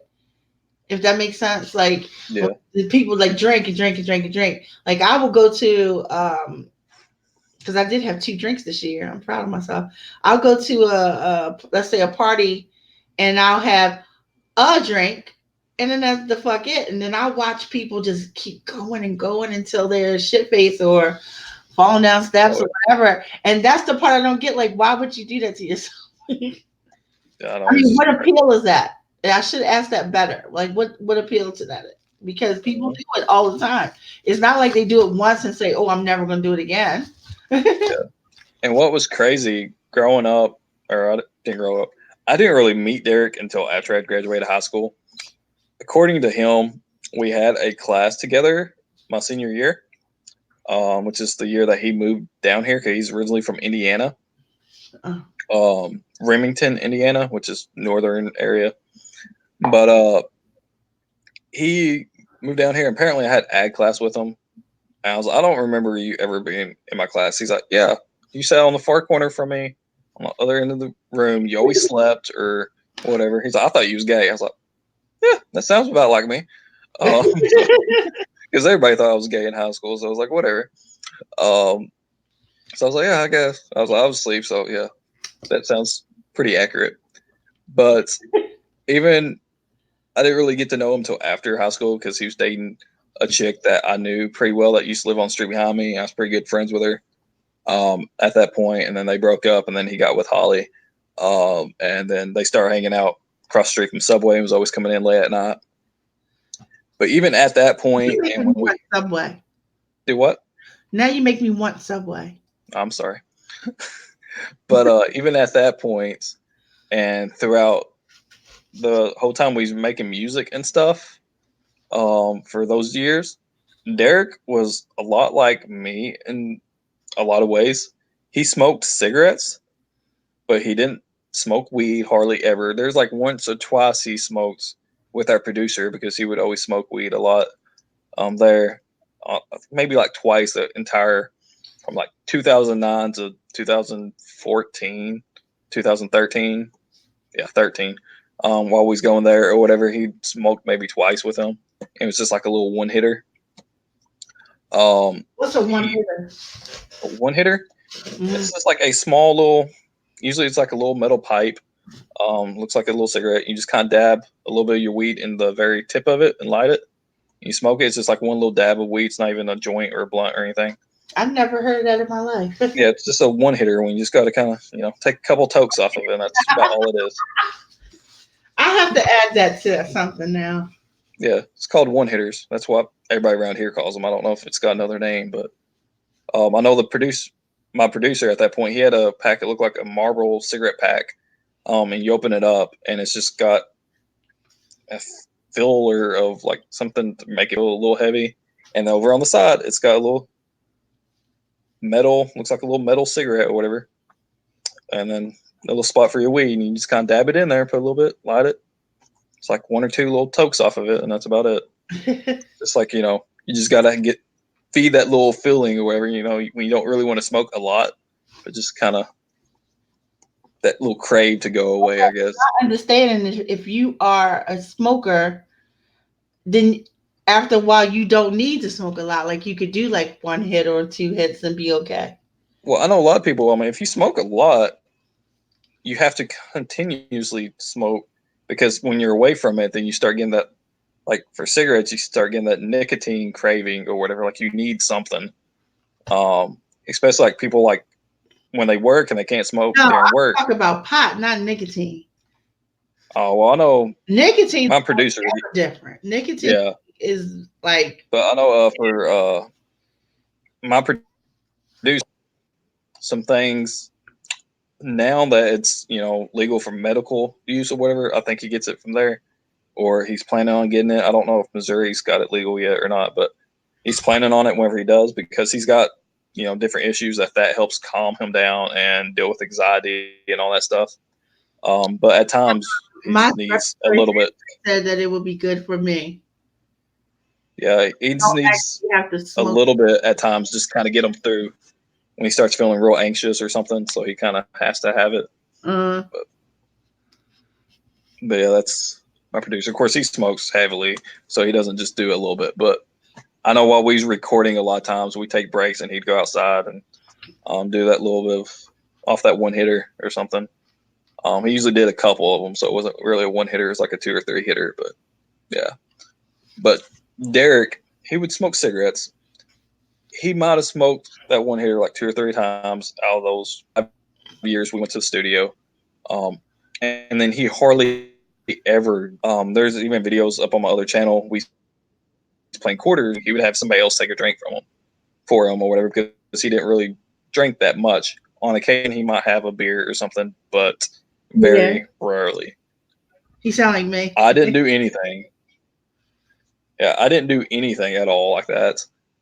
Dobie, on the other hand, he did acid and shrooms and pot and drunk till he's shit-faced drunk and all kinds of different shit like that. I have a producer. He's like that. He doesn't do everything now, but he's done everything. I don't know how much he does now, but I know at that point he was like shrooms or acid or something. And then watching us grow up, I was like, Dobie would have been the druggie that I would have thought got doped up on meth and stuff. But he's not. He holds down a real job that takes drug tests, so apparently he doesn't do it that much. And even at that point, he didn't really do acid and stuff that often. It's just like once a year type ordeal or something. But, he kind of cut down on smoking weed so he can keep his job and this and that. And now he's got a wife and a daughter and all this stuff. And then you look at Derek, who didn't do hardly anything except smoke cigarettes, and he got doped up on pills and meth and just all kinds of craziness. It's like I would have guessed those two would have been backwards back when, but yeah, I haven't changed any. So here's the picture. I haven't either, but honest to God, like I have gotten more curious in my old age, and I think it's just because I'm old and don't give a fuck no more. But I still haven't like acted on anything. I really do think it's because I'm old. Like it doesn't matter to me. Yeah, I know if weed ever became legal here, at some point I might try. I really don't have the desire, but I know as I've gotten older, I've gotten more anxiety over certain things. It's more traumatic anxiety because of something that's happened in the past. I'm kind of get anxious about it. Like I had my heat stroke at work, and then I had a lot of anxiety problems to return back to work at that place, which caused me So something like that. Even eventually, I went back there a couple years later when that kind of all died down. Mm. But when it started getting warmer, I would start having some anxiety problems and I have to take some medication for it because of that. So something like that, I might, if it ever becomes legal, but it's not anything, I'm going to be like, oh, I just want to go get high or something. So, yeah. My two different doctors told me that I may benefit. So I've been Yeah. just I know a lot of listening, people tell me I probably would. I was like, oh, if I need it, and so I wouldn't be I opposed think to it. my crazy therapist is just because I'm crazy. He doesn't want me to be crazy anymore. But my respiratory therapist actually said that I may benefit from it, and that kind of shocked me. Yeah. Maybe, but it seems like it would be the opposite. And I'm like, well, I'm gonna just keep looking into stuff because I do Yeah. think that anything that's not in excess can still be okay. I really do. Just because I may not drink, but I don't think there's anything wrong with drinking. Yeah, I know. That's how I've always been. I was like, if somebody wants to go do drugs or get drunk or whatever, I'm not going to look down upon them any at all Well, for doing it. It's just, no matter what, I never did that. So that's one thing people yeah, don't have to worry about me with. what's their ordeal. It's like the whole gay rights ordeal when gays got legally allowed to be married and stuff. Everybody's going on about that and shit. I was like, yeah, I don't fucking care. I was like, that has nothing to do with me at all. I Yeah. don't see what the big deal is. But everybody's like, are you gay? Why don't you support this? I was like, it has nothing to do with me. So they want to fucking get married and ruin their life. Go for it. Or something. I didn't ruin my life to get married, but it's just like, You it's like, what does it cannot matter what they want? from being just as miserable. Yeah, it's like, what the fuck? They want to be miserable with them. I was like, who fucking? If they get married or not, they're probably living together anyway, so who cares? Because it came more That's down how I to am with a lot of things. I was like, if it affects me, none. Why do I care? it was in human rights, and I was down. I was like, yes, I was glad that it actually went through. But you're right. It didn't. It wouldn't have affected me if it didn't or did. Yeah. I was glad to see. Yeah, I don't understand why people that are not affected by stuff when they put their 2 cents in on it. It's like, what does it matter? It's not going to affect you ever. It might affect you if you decide you want to be gay and then go get married, but by then you'll be like, hey, I'm glad this has happened or something. So yeah. Damn, I might have to write that story too. I know I shared a picture on Instagram. It's been several months ago. I think it's like a flower or something. It's like rainbow colored. It's like I'm not. If I can find it on my Instagram feed, but somebody had posted on Facebook. And I was like, yeah, I'm doing this. Yeah, it's like a flower. It's like the petals are rainbow colored. It says, "I am an ally. I am not gay, lesbian, bisexual." The transgender, pansexual, intersex, or asexual. I just support this crazy thought that everyone should have equal rights. Have a gay day. Yeah. I was like, yeah, exactly. I put that on because who fucking cares? Because somebody said something to me. I can't think of what it was, and I think it's pretty clear how much of a damn hoochie I am. But someone said to me, like, I don't remember. I think I said that equal rights for human beings or something. Oh, you must be gay. And I'm like, that doesn't automatically make you gay. But see, I don't like to go defending. Oh God, I'm not gay. I love penis. I don't like to do that because it make it sound. I know people like even when I was younger, they'd say I was gay. I was like, yeah, whatever. So I'm like, I'll just go. I know now on Alex's stream or wherever when he says this, I was like, yeah, I'm fabulous. Like, I don't fucking care. I'm comfortable enough with my sexuality. I don't care. I've had 2 guys completely butt naked giving me a lap dance on my birthday before. I was okay with it. About that. I was like very red in the face. Like, what the fuck's going on? I was okay with that no matter what. Because I'm like, dude, if you don't get your junk away from me. And I like Yeah, I being was like, what the fuck are you doing? You know, it's like, ah, damn. I am But, not you know, like, I wasn't like, oh my god, get away, or anything like that. right, yeah, It's just like, I'm not like that. It "Dude, wouldn't be y'all for fuckers, you either. yeah, But as much shit as I talk, all the song birthday singing I'm a little playing. prude when it comes down to stuff like that. Don't let my writing fool you. Like, no. Oh, And like my friends, but yeah, we went out to the strip club. We went to a strip club and everybody's like, woo, woo, and howling and screaming. I'm like, I cannot sit far enough back to be sure that one of these guys don't feel comfortable with coming over and touching me. And then you can't, and then you're like, it's like you came there, they're going to touch you, kind of attitude. I'm like, no, I'm gonna sit back here. me and Woo. the gang went to a strip club once. Um, I was probably about 19 or 20 at that point. I was always living the house. So yeah, I was 19. We all went to a strip club once. I was like, what the fuck? And then Holly got pissed off at Derek for going. I was like, really? What the Oh, fuck? that wouldn't bother me. I think I don't know. I like flirty guys. I do. I like guys who flirt. A lot I of just times, do. I uh, think it's cute. I think it's cute. And that's not the same as somebody cheating or being disrespectful. I just think flirty guys are cute. And yeah, I know all a right, problem I had with some of my, as uncute as I am, I do not have that whole like jealousy thing that people go through or envious thing because uh, I just don't like if me and you're my boyfriend and you saw somebody and you thought they were attractive, I would probably just look to see if I thought they were attractive. I wouldn't care. Now if you said yeah, you want to that's go something through that you don't person, get. Like, my we wife have a will problem. be out in public and she'll be like, look at her tits. She's got huge tits. You know, and people's like, your wife told you this? Look, I'm not fucking cheating on her. You know, Exactly. and And then I've had people like, is your wife a lesbian or bisexual because she's looking? I was like, no, she knows what looks good, I guess. I mean, whatever. because I said something one time like I thought this is back in the day because I don't feel that way anymore now. I thought Angelina Jolie was just really pretty.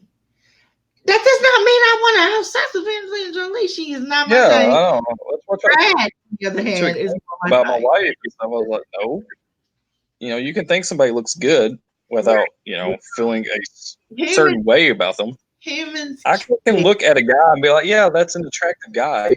And he, Do I I want to go over there and make out with him? Or fuck him? No. see that would be me. I'm like, I oh, just know that. mm. Yeah, I just know that he would look attractive and would be something that girls would want. You know. I But get people sometimes. It's like, yeah, I mean, that's only a problem if your man is a dog and the kind of person who will go cheat on you. And if you're the kind of person who yeah, and if, at that I point, agree with you, then you gotta, if I have trust issues with somebody, I'm not going to stay with them. That's my whole ordeal. yeah, I don't play that. Everything should be based on trust. And I know the chick that's planning on being on my birthday stream next week, Rachel. Um, she is one of the few people that I've told literally everything to. She knows about everything that I've ever done. For the most part, she had from the moment she met me a crush on me, and I had a slight crush on her some, but it was so long, like a lot of years before we ever actually met. 'Cause we met online, and then I just knew she kind of lived close to my aunt. But it was like several years before we actually met in person and hung out. Um, but I refused to date her before then because I was not going to date somebody I never met, and I Right. didn't really like long distance relationships. And by the time we did meet, I was already with my wife and stuff at that point. Of course, we was just dating, but you know, I used to stay up, you know, like how we're doing now for hours at night, just chit chatting on the phone. While I was in school, still in high school and stuff, my mom would be picking up the phone in her room, be like, "Get off the phone! It's 4 o'clock in the morning. You got school in the morning." Oh I'm my like, "All God. right," she'd hang up, and then we'd Then stay up, and then I would not sleep a lot of nights. I'm like, all right, whatever. And then we keep talking. I'm like, well, sun's coming up. I gotta get ready for school. Type ordeal. And so I was always talking to her. I would talk to her every night from like 9 o'clock at night till like 3, 4 in the morning, like every night, 7 days a week, for a long time. And every time I started dating somebody, I was like, look, this chick, she likes me. I'm letting you know that right now. Or whatever. And I found her somewhat attractive. We've never dated. I'm not going to dump you for her, but I'm to her just because we're dating, type ordeal. I was like, if you're not comfortable with me talking to other chicks, then I'm sorry. I've known this chick for this many years. We are just now start dating. I'm not throwing away that friendship for you, type ordeal. And I know a lot of chicks that I started dating. I told them that, and they was like, no, it's got to be me or them. I was like, later, bitch. And My mom raised me and to remember that human beings can have other human being friends. Yeah. And I'm not gonna fucking I'm not saying that people don't do dirty stuff or sneaky stuff, but honestly, if I know some people are fucking like that. But it's just, be together. if my wife wants to go hang out with some dude that she's been friend with, go for it. I know some of the guys that I used to hang out with or whatever, Jesse and Squeak. My wife used to have a crush on him. She dated Patrick, which was one of the guys I hung out with. If she wants to just go hang out with them now, okay. I'm not going to be like, oh, well, I know she used to like them or they used to date or whatever. I don't fucking care. I still talk to a lot of my exes. I might text them or message them on Facebook. Hey, what's up? I don't hear too many people who say that, so that makes me feel kind of good because that's how I feel. Like I cannot be jealous, envious. Either I trust you or I don't trust you. I want myself. There's no middle. Yeah, I know. I want myself. He's saying that you can't. Oh, you can't go hang out with her. You used to like her because if you're cheating, you gotta go. And if I don't feel anything different, I don't care about who your friends are. My son, you see some of the wedding pictures, and one of the bridesmaids is my son's best friend. And instead of being on the groom side, she was on the bride side because I think she wanted to wear a gown. So she's on the bride side. And I just thought that was so freaking beautiful because his best friend, is a girl and she's on the bride side. But her best friend, she has two friends, and one is a boy, one's a girl.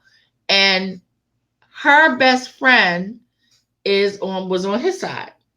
So I just thought that was just amazing. And they go out all the time. My son spends a lot of time with his friend because they're both what do you call those people? I was gonna say MMA. They do martial arts stuff though. Mm-hmm. So we got a lot. And then my daughter-in-law's best friend, the boy best friend, they go out all the time. And my kids are so blessed and healthy. They're not thinking nothing of that. You know what I mean? It's not why would you over there with her kind of attitude. I just love it. I love it. It makes you feel like you did something right. It really does. And it makes me happy that my son found somebody like him. Yeah, I know when I was younger, before I got with my wife, after high school and stuff, I dated on and off, and I talked to a lot of chicks, especially when I wasn't dating anybody. Different chicks that I liked and would like to date, but was never a thing. Like I would go. There's a chick that lived behind me named Megan.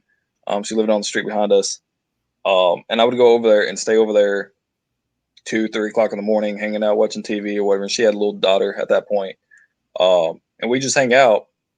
And then, when she finally went to bed or whatever, I would leave her house and go to another chick's house and hang out there for another 3 or 4 hours. Before I remember her. I remember you talking about her before because she had a kid. Yeah, both of those chicks had a kid. She had one daughter, and the other chick I was talking to at that point had 2 daughters. And I would just go from one house to the other. And my mom was like, "Do they know that you're cheating on them?" I was like, "First of all, I'm not cheating on them because I asked her out and she told me no. I asked her out and she told me no. But we're all right with being friends, so it doesn't fucking matter. They start getting jealous now. They said no. I don't fucking care. So that was their own fault. I gotta go. I would do that a lot, and my mom was like, "You're just a man whore." Blah blah blah blah. You know, I want grandkids, but I don't want grandkids until they. Man, whorish, man. You're gonna be out with 2 different girls. Let me on the same night. Yeah, I know. And she's like, I was a teenager once. I know how it was. Me and my wife joke about it. I was like, yeah, apparently when you was a teenager, you was a fucking drug out whore because she's always thinking I was doing drugs or shit or fucking everybody in the sun. I was like, well. Oh, your mom thought that? Yeah. I mean, she would always tell me, he's like, I know what you doing. I was a teenager once. I'm thinking, so was you a drunken whore? So what you telling me? I'm like, I care less, but. You need a spanking, young man. I don't like my mom. I know you don't. You need a spanking. My friend, me and my mom's never got along very well. His friends, and I did not even know this whole time that him and his mom don't get along. I never told you that. Yep. But I've never seen them together, and he's never been like, "Oh, my mom did XYZ," and I literally only just found out a couple weeks ago that they have never gotten along. You talk to my mom, and she'll probably tell you that we have like a great relationship. I know one time she made like a comment about how mine and her relationship is a lot better than her and her mom's relationship or whatever. And I was like, I don't know what the fuck kind of relationship you think we got. You know, I'm the top, especially with my mom. I've done it so many fucking times. She'll call me and she'll start bitching about something. I'll straight up hang up. You know, I'm going, whatever. I'm an adult. I don't have to fucking waste my time with you. I don't live with you. Bye. I know, right? And I know right after we had our first daughter, my mom's like, I'm going to come over every day or wherever to see that kid. And she started doing that. And I was like, no. So I fucking locked the doors and she would come up and then I would just sit by the door every time she started knocking. I was like, we're not home. Leave the fuck out of here. Oh my God. And finally she caught the message to leave us alone. But yeah. I didn't like my mom. See, look, she was too protective. My son is about to be 29, and he still has to do what the hell I tell him to. Oh yeah. And I never look. I was talking to one of my girlfriends, and she's like, I was yelling. I told my son, I said, look, I told you to come over here to take the trash out, and you didn't come, and now the trash is sitting, and I need the trash out. And she's yelling at me. She's going, why are you making him do that? I can't even get my son to take the trash out. And he lives with me because her son is like 16, 17, something like that. And I said, first of all, let's just start with the real problem there. Ain't nobody living with me telling me they're not going to take the trash out. He take the trash out or he wouldn't eat. Mm-hmm. There's just that. So I ain't even going for that. And I said, second, I said, because I raised him, he better bring his black ass over here and take this trash out like I said. And you know how you hear the words out loud? I'm like, that does sound extra crazy. Completely and extra crazy. But I was like, okay, he's going to take this damn trash out because I asked him to take this trash out. I need the trash taken out. I'm not taking it. So, yes, he has to come over here and take the trash out every week. Oh, yeah. He's like, I don't know. You're just so mean to him. I'm like, yeah, I'm not mean to him. Take that trash out. Don't hurt him. Take trash out. He don't live with you. I said, and he told me the other day, I told my son, I need you to come over and help me. I'm organized. And he's like, you can't be telling me what to do and how to do it. And I'm like, if you don't get your and he's like, I'm not coming over there. Ain't nobody scared of you. And so and such and such. I'm like, all right, but don't be here tomorrow like I asked you to. You're going to be sorry. And then he shows up. He shows up. Hey. And he said, I ain't come because I was scared. Like I was in the neighborhood and I thought I'd stop by. I'm like, all right, whatever it takes you to tell yourself. Can you move this dresser over there, please? Thank you. I know one of the reasons why I don't get along with my mom is because she was too strict and controlling. And as a little kid, you just think, oh, well, this is how it is. And when you get older, you're like, get a little bit more headstrong and rebellious. And you're like, no, fuck you. I'm not doing that. But she was like so strict and protective. I think I told you about the story about us going to St. Louis, me and my wife, for like a honeymoon at one point after we had our daughter, because we never got to have a honeymoon after we ran off and got married at the courthouse or whatever. So we went to St. Louis.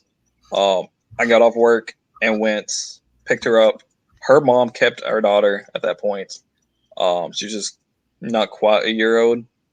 And then we drove up to St. Louis to go Six Flags and stayed there for the night. We went Six Flags that first day, stayed at the hotel that night, went to the Arch, and we had planned on going to the zoo, but it started raining, so we didn't do that. And then we came home. But first day we went there, we got the hotel room, left our stuff there, went to Six Flags, was there all day. Got back to the hotel that night. I looked at my phone. I don't even know how many missed calls and voice messages from her, and from other people. They say she was sitting there. Yeah, and no, she wasn't there. She didn't know where we went because she made a point to drive by our house every day when she went to work and when she came home from work, just to see if I was home. And she didn't see my car there, and she knew I should have already been home from work by that point. So she had called, and I didn't answer. She tried calling my wife, and she didn't answer because we left our phones at the hotel. Because there's no point having it in Six Flags because, the noise and roller coasters and the water park and everything else I was at. So she started calling other people. She called the police station to see if I got arrested. She called the hospital, which she works at, to see if there's some accident and I was in the hospital. She called the fire department to see if I was in an accident and they had to come, do whatever. She started calling everybody. Wow. And was freaking out. That's And I fucking called her or whatever after I heard all the voicemails and stuff. And a lot of them, she was like in tears, crying. I was like, just call me back. I don't know what happened to you. I was like, bitch, I am fucking 21 years old. No, I was 23. I was like, bitch, I am fucking 23 years old. I haven't lived at home since I was like 18 or 19. I was like, I haven't lived at home like 4 or 5 years. I have a wife and a daughter. I don't have to have your permission to leave fucking town. So, well, I didn't know what happened to you. I was like, who fucking cares if you know what happens to me? I don't know what fucking happens to you on a daily basis. I was like, God damn. I'm sorry. But I was like, that's just fucking ridiculous. I know I tell some people that. And they're like, well, she was worried. I was like, I didn't even live at home. I was 23 years old. And like, oh, I thought you was like 18 or something. I was like, no. Fucking 23. I was like, fuck. You're 23 married with a child. Yeah, I was like, I have my own life. I don't have to run everything through you. And what fucking really irked me when I was still living at home before I moved out and lived with all those guys, I was never home anyways. So it wasn't like I was always there and then I was just gone. Like, I would stay away because I didn't like my mom that much while she was home. I'd wait until she left for work before I would come home and go to sleep. And then I would set alarm so I'd wake up before she got home from work and then turn around and leave and went somewhere else. So I was never home when I lived there anyways, when she was there. So I don't know what the big deal was that I wasn't even home at my house at 23, married with a child. I was like, really? I went on random fucking road trips, broke down in like probably 3 different states in a car that was fucking not trustworthy at all while I was still supposedly living there. Because me and my friends, we'd drive up to like almost to Michigan, down to fucking New Orleans, over to fucking Oklahoma and Kansas and shit. And fucking, that's why I was supposedly still living there, even though I was never there. My car broke down who knows how many times because it was always falling apart at that point. I was like, I never got into this kind of reaction, but fucking, I got a brand new car basically. It was brand new when we got it in like 2011, and this is like 2013, so it was like 2 years old. Got my own place, married, kid, fucking take a trip to St. Louis. It's not even like we was gone for like a week or a month or anything. It was that fucking day. We went up one day and we came home the next. I was like, oh my God. Oh, damn. I was thinking it was a weekend. No, I went up because where I was working, I worked 4 days a week. We worked 10-hour shifts Monday through Thursday, so it's still 40 hours. Schedule. I got off work Thursday nights at like 2:30 or something. Went home. It was like an hour drive between work and my house at that point. And I got home. It was probably 3:30. Took a shower, got clean, went to bed, woke up. I don't remember when Six Flags opened. I think they opened like 9 or 10 or something. But we woke up about 3 to 4 hours before that. So like 6, maybe 5, 6 hours. I didn't sleep that long. And then we got on the road. My wife had took our daughter to her mom's house like while I was at work that night. And then we drove up there. My wife drove most of the way, so I could sleep on the way up there. And then fucking that night that we went up there and left our stuff in the fucking hotel room, I get back after the park closed because we stayed there the entire day. And fucking all these voicemails and missed calls. I was like, what the fuck? That's fucking crazy. Yeah, I was like, she was very protective like that. And then she also had that whole, I know everything attitude. Like, I know what you was doing. You was out there drinking and doing drugs and having sex with all these women and shit. I'm like, I've never drunk, never did drugs, never had sex. Don't know what the fuck you're talking about. But yeah, she was just like, oh. And to this day, she still swears them down. Don't project, Mom, just because that's what you did. Yeah, I know. And she's like, I was a teenager once. I was like, well, it sounds like you was a drunken whore. I'm sorry. I wouldn't have a life if I called my mom a drunken whore. I remember I was still in school one time. Dead times 10. I know. I was still in school one time. And it was the first time I ever cussed in front of my mom. And she was like yelling at me about something. I was sitting on the couch. I was like, fuck you, bitch. And she just looked at me, stood up, walked over and smacked me across the face. And it was like instant reaction. I smacked her back. And she just stood there and just looked at me like, what the fuck just happened? We be fighting. Yeah, like she was just as shocked as I was. I just like smacked her, like instinct. I didn't even think about it. I was like, she smacked me, I smacked her. That's how I am. If somebody hits me, I fucking hit the back. It's just, oh my Lord. And she just stood there like silent, just staring at me for a minute, like trying to comprehend the fact that I just smacked her. And she just looked at me, like, you did not just do that. I was like, you hit me again, I'll fucking hit you again. And she just stared at me and eventually walked away. I have cussed my entire life. Yeah, I've cussed my entire life, but I've never cussed my mom. I always did. I never cussed at my mom. Yeah. Like I've cussed in front of my mom. I don't think I ever cussed around her until that point. I cannot do that. When I remember being in single digits, sitting at the table, and we had back in the old days. I mean, I think they still do it, and cereal boxes still have like toys and shit in them. I think they do. I don't know. But anyway, there was the Super Sugar Crisp cereal box, and on the back of the box, it had a fucking paper record, and we cut the paper record out, and it would actually fucking play on a record player. But anyway, I got mad about something. It was a different toy, and it was different than what I wanted. And I was like, my mom's name is Maria. I'm like, Maria, what the hell is this? And I was like 9. I just want to be clear. And then she just looked at it and she said, I don't know what it is. Why are you asking me? Read the damn package. No. And my friend was there, and my friend just looked. And the only reason I remember this story is because of my friend. And you just cussed in front of your mom. And all I could think about was like, I never not cussed. But I never thought about it either. You know what I mean? Someone else has to bring it up outside of you. My mom didn't care. Now, calling my mom a cuss word or telling my mom shut the hell up is different. Or shut the fuck up or whatever. That ends your life. Oh, yeah. That'd be it. My mom never hit us though. She didn't play that. She's not a corporal punishment chick. No, let me take that back. My mom never hit me. She did slap my brother one time, but he deserved it because he don't know what's out of his damn mouth.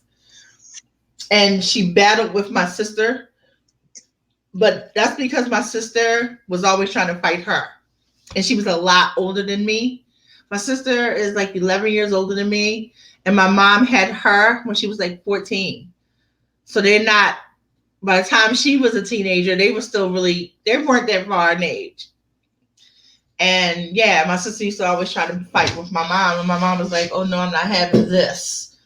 But yeah, we always cussed. But I never, to this day, before my mom died, I never cussed at her out, but I did cuss in front of her. I I know can tell you right now, everybody was like Dead. terrified dead, of my mom. dead. My mom would have ended you if you had said, "Shut the fuck up, bitch." That would have been the last word you said. I was pissed. I don't even remember what we was fighting about. But I know I was sitting on the couch, like on the opposite that she was sitting on. But we was arguing about something. And she got up and just walked over there after I fucking told her that and smacked me and just like instant reflexes smacked her back. And she's just like, what just happened? I'm laughing because I'm like, I can't even imagine. Yeah.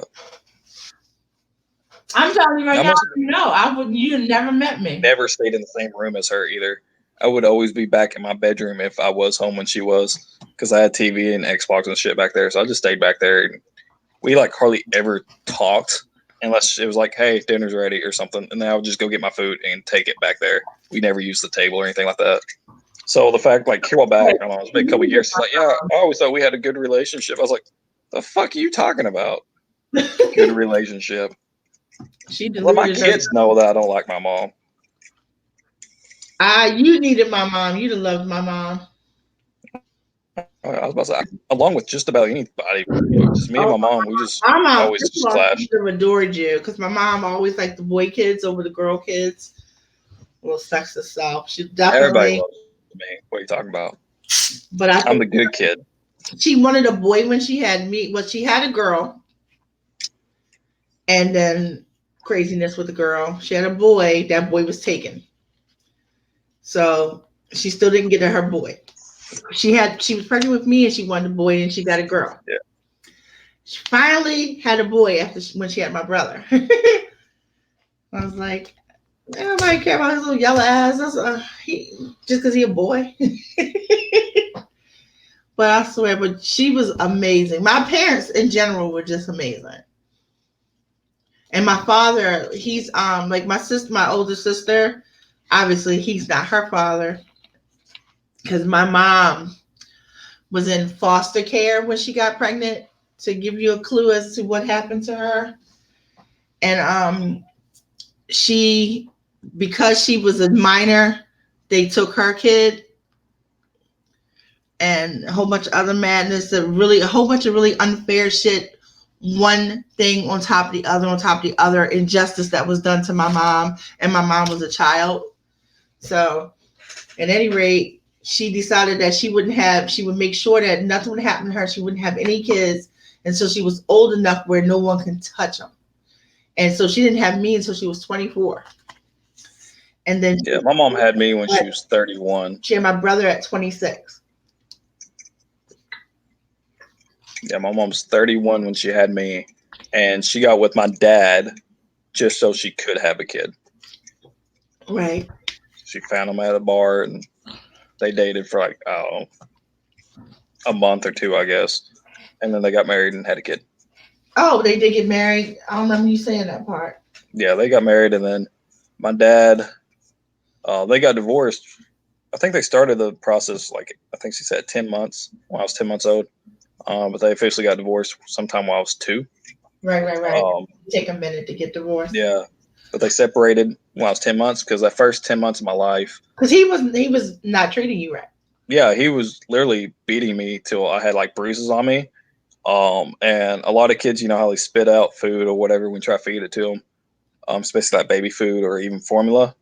And I was doing that. And so he's like, all right, well, he doesn't want it. So he would throw away the food instead of giving it to me. He would just throw it away so it wasn't in the cabinets. So he would tell my mom that he was feeding me or whatever. And then if I started crying, he would beat me until I was like all bruised and shit. And you were under 2. This is sick, man. Yeah, I mean, this all happened before I was a year, because I mean they separated because of this when I was 10 months. Right. So I mean I wasn't even a year old yet at that point. And then after they separated, before the divorce was final, my dad broke into the house and tried to kidnap me, and my mom grabbed a baseball bat and broke his arm, and then called the cops, and wouldn't let him leave until the cops got there. And she said the cops told her, "He's like, well, you probably should have broke his arm with a baseball bat. That was not the smartest move." She's like, "That motherfucker was trying. He's still my kid. What do you want me to do? Y'all are still technically married. That's still his kid. He still has a right to it." No. And I'd have been like, "Yep, you're right." But he still got a broke ass fucking arm. So I'm sorry. Yeah. My bad. Yeah, she said what? she talks about it every so often because my dad didn't even pay child support at all. He was supposed to, but he always worked under the table or whatever, had his license taken from him, and he never got a real job, just so they couldn't take the child support out of his check. So like my entire life, for that entire 18 years while I was still in school, he never paid child support until I was 18 because of a little incident that happened.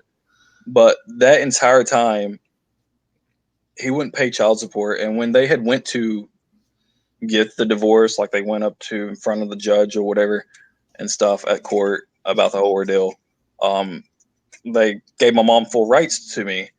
But they said, you still have to let his father see him at, your convenience. My mom was like, well, I will never be at convenience or whatever, And he's like, you still have to legally let him see him if he wants to. You can be like, it can be supervised or whatever, but he has to be able to see him. I was like, no, I will never be convenient enough to let him see me. I would have been like, all right.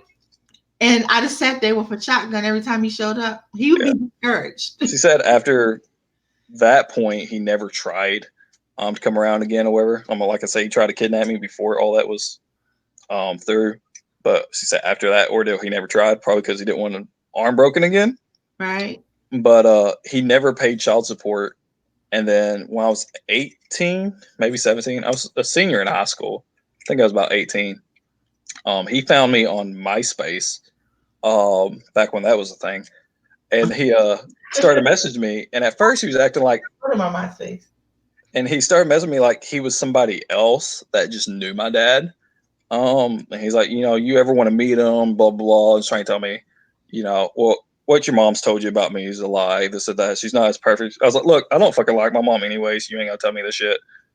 I like how he waited until he didn't have any more financial obligations. Yeah, my mom put it that he has to pay until I was like 21, since he never paid up until that point. Yeah. And to this day, you're in school, he still has to pay back pay that he still owed, so he doesn't get out of it. But it doesn't like add on anymore since I'm past 21. But he still owes what he did owe. Right. But from the time I was like 2 when it was official till I was 18, he did not pay a dime. He didn't go to jail. Yeah, like I said, he worked under the table. He was constantly moving around. They didn't know where he was at or anything like that. They kept contacting my mom asking if she knew where he was at. She's like, no, I haven't fucking heard from him. Otherwise, y'all would probably know if I heard from him. But he started messaging me, acting like he knew my dad and this and that. And they started talking crap about my mom. I was like, look, I don't like my mom anyways. I don't care what you got to say. You ain't going to tell me anything that I don't already know or that's really going to change my mind any.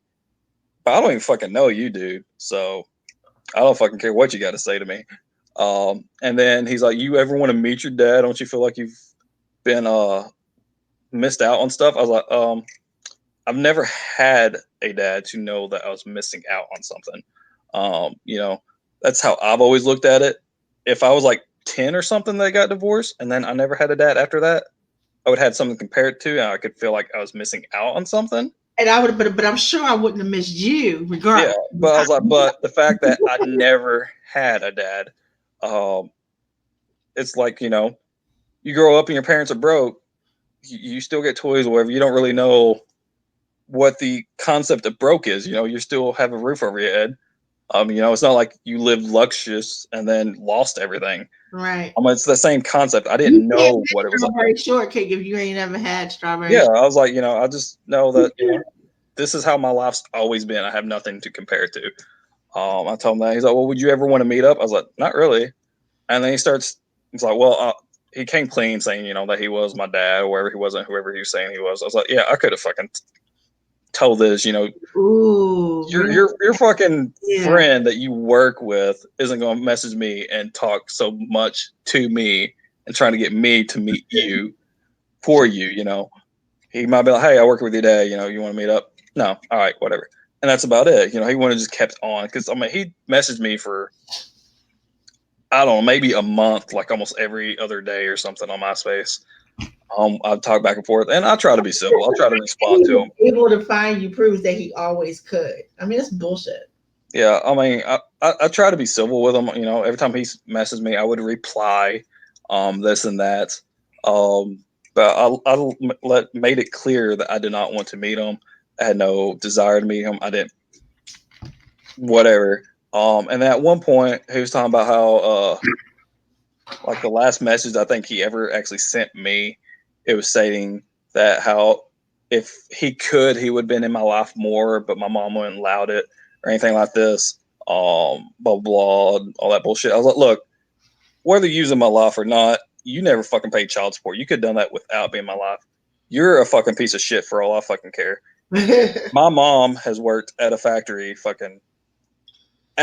not even making barely over minimum wage. I was like, we fucking been scraping by for fucking 18 years just because you didn't want to fucking pay child support. That's all on you. That has nothing to do with my mom, has nothing to do with whatever. You are a fucking piece of shit for that. And for that, I don't fucking care what you say. And he never responded to that message. Okay. And it was a little bit more lengthy than that. I kind of blew up on him. But that is like the gist of it. After that, for about 3 or 4 months, he actually paid child support. The only time he has ever paid child support. And that's just because I told him. I'd be like, what? Oh, I was going to say something really ignorant. I'm going to catch myself. I'd be like, what, dude? You need a kidney? I know, right? But after that, I was like, did I demoralize you that much? You go, oh, maybe I should have been paying child support. Oh, he paying the child. But I know my mom, I was at home, and she got the mail because I always got home from school before she got home from work. And she walked in, was looking at it, and she just stood there and was like turned white as a ghost, like she's about to faint. I was like, what? She's like, your father fucking sent a child support check. I was like, okay. Maybe I should have told him he was a piece of shit a long time ago. 17 years ago. Yeah. But he paid, I don't know, like 3 or 4 months there he paid. And then he stopped again. But it was like, okay. So I guess I got under his skin. And then he got next year I started making music, and our first song that we recorded as a whole group was the second song I recorded because I did a song with the other Derek and a couple other people, and then Dobie did a song by himself, and then the third song we actually recorded, which was the first one that all three of us was on, was called "F.U." And the video is up on my other channel. It's my verse fucking sucks, but my verse was to my dad about the whole ordeal. It's like, it's bogus that you come to me pretend to be Moses. I think that was the name or whatever he had on MySpace. This and that, and then you did nothing for me except what? Pay child support because I called you a bitch first, type ordeal. It's just basically fuck you, dude. And I fucking took my verse, the lyrics of it after I wrote it, and fucking sent it to him. I was like, here you go. This is what I think of you, dude. Wow. And he fucking seen it because it showed like, fucking somebody read it or whatever. Right. Never responded. Like, don't fucking try to come in my life. And I figured the only reason because he knew I'd be about 18. And at that point, he was thinking, he didn't have to pay child support after I was 18 or whatever. Right. And that's but then my mom had took that and extended it because you can, if they're still living with you, I think they can go up to 21. So she had done that since I was still living with her at that point. And then to this day, she still has it open that he has to pay back what he never paid. But he's still at home and in school, you count until you're 21. Yeah, because I went to college and stuff until. I mean, if you would have got married or had a kid, then you wouldn't count anymore because you would have been considered emancipated. Yeah. But if you're living at home and you're still in school, you can go from 18 to 21. Yeah, that's what my mom did. And like I said, he's still supposed to pay back what he didn't pay or whatever. They still got that open for him. But I doubt he ever will. I know she said the other day that she They got pay something. out the taxes though. He must really don't have any jobs. Oh, like I said, he's been working under table. He doesn't even have a license or anything because he's been working under table. And old child support. Yep. My friend, she let her baby father, and I say let, because she did. She let him talk her out of the rears because he was in I think his rearages were like 2.5 years.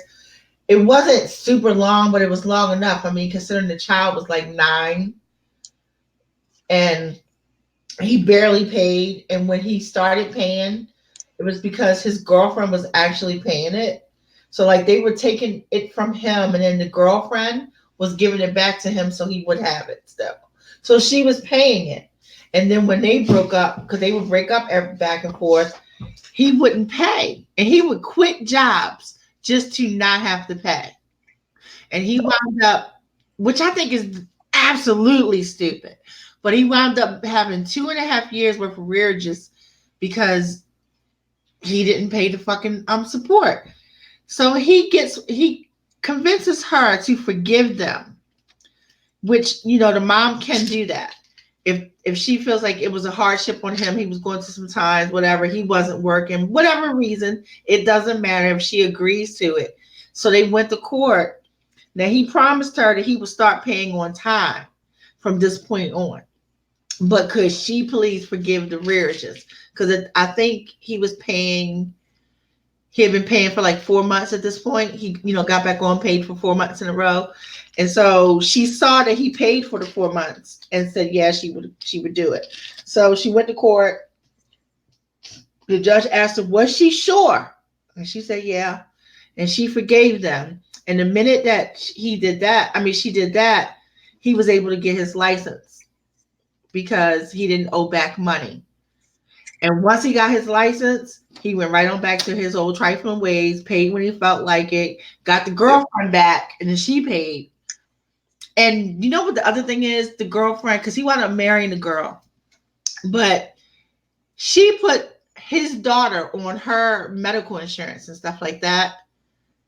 She did all this stuff for him to help out his child, and he didn't bother to do it.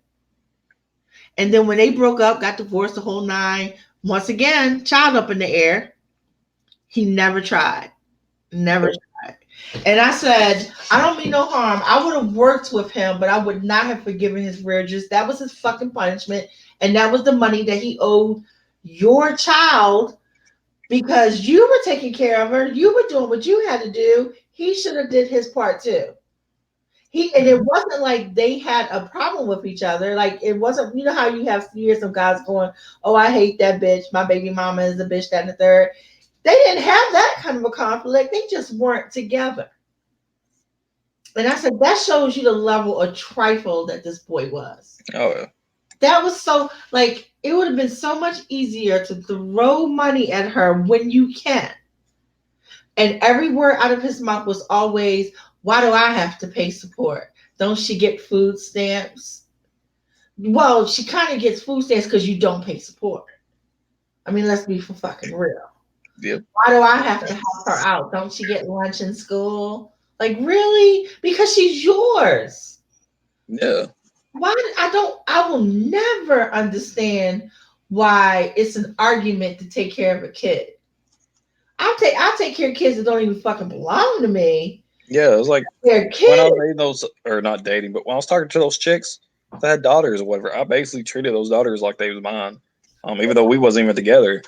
I was constantly, taking us out to like McDonald's and paying for all of it and going to like little fun things and doing like different things there or whatever and paying for all of it. But if I was a dude, the last thing I would want is for my kid to not 150% know me. Yeah, that's what I'm thinking. I would not want my child to know me only based on what somebody else said about me. Yeah. Even if it was good, I still would want them to know me personally. So I will never get why people, and it's not just men, it's just mostly men. It's not just men. But I would never, I don't get that. I'll never understand that to save my life. Like my mother and father, I was like, I'm a pretty smart cookie. And I didn't even realize that my parents weren't together until I was about 8 or 9 years old. Like I did not catch that these two weren't together. That's how much they took care of us.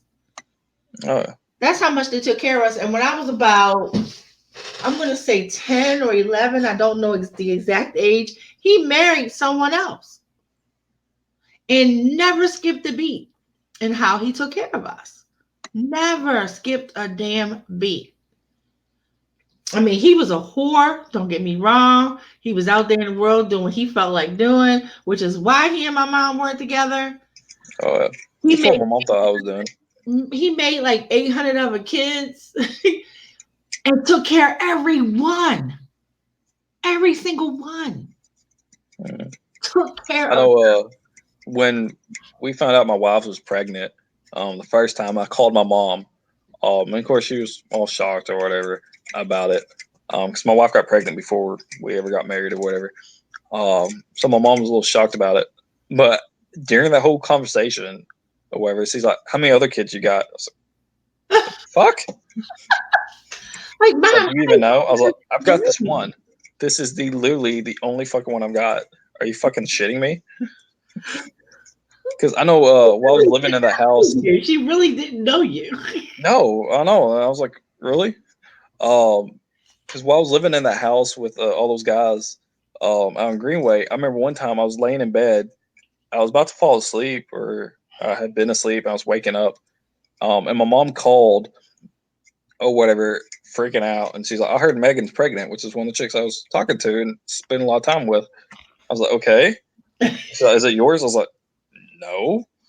I was like, "You sure?" I was like, "We haven't done anything." You would have heard it from me if it was mine. Yeah, I was like, "We haven't done anything for her to be pregnant or whatever." Because I was a virgin until I got with my wife, you know. I was like, "No, there's no way." And she's like, "No, no." I was like, "No." And so, well, who's this? I was like, "Well, she's dating this dude. It's probably his." You know. And so, well, I haven't heard about that. I was like, "Do you fucking know her?"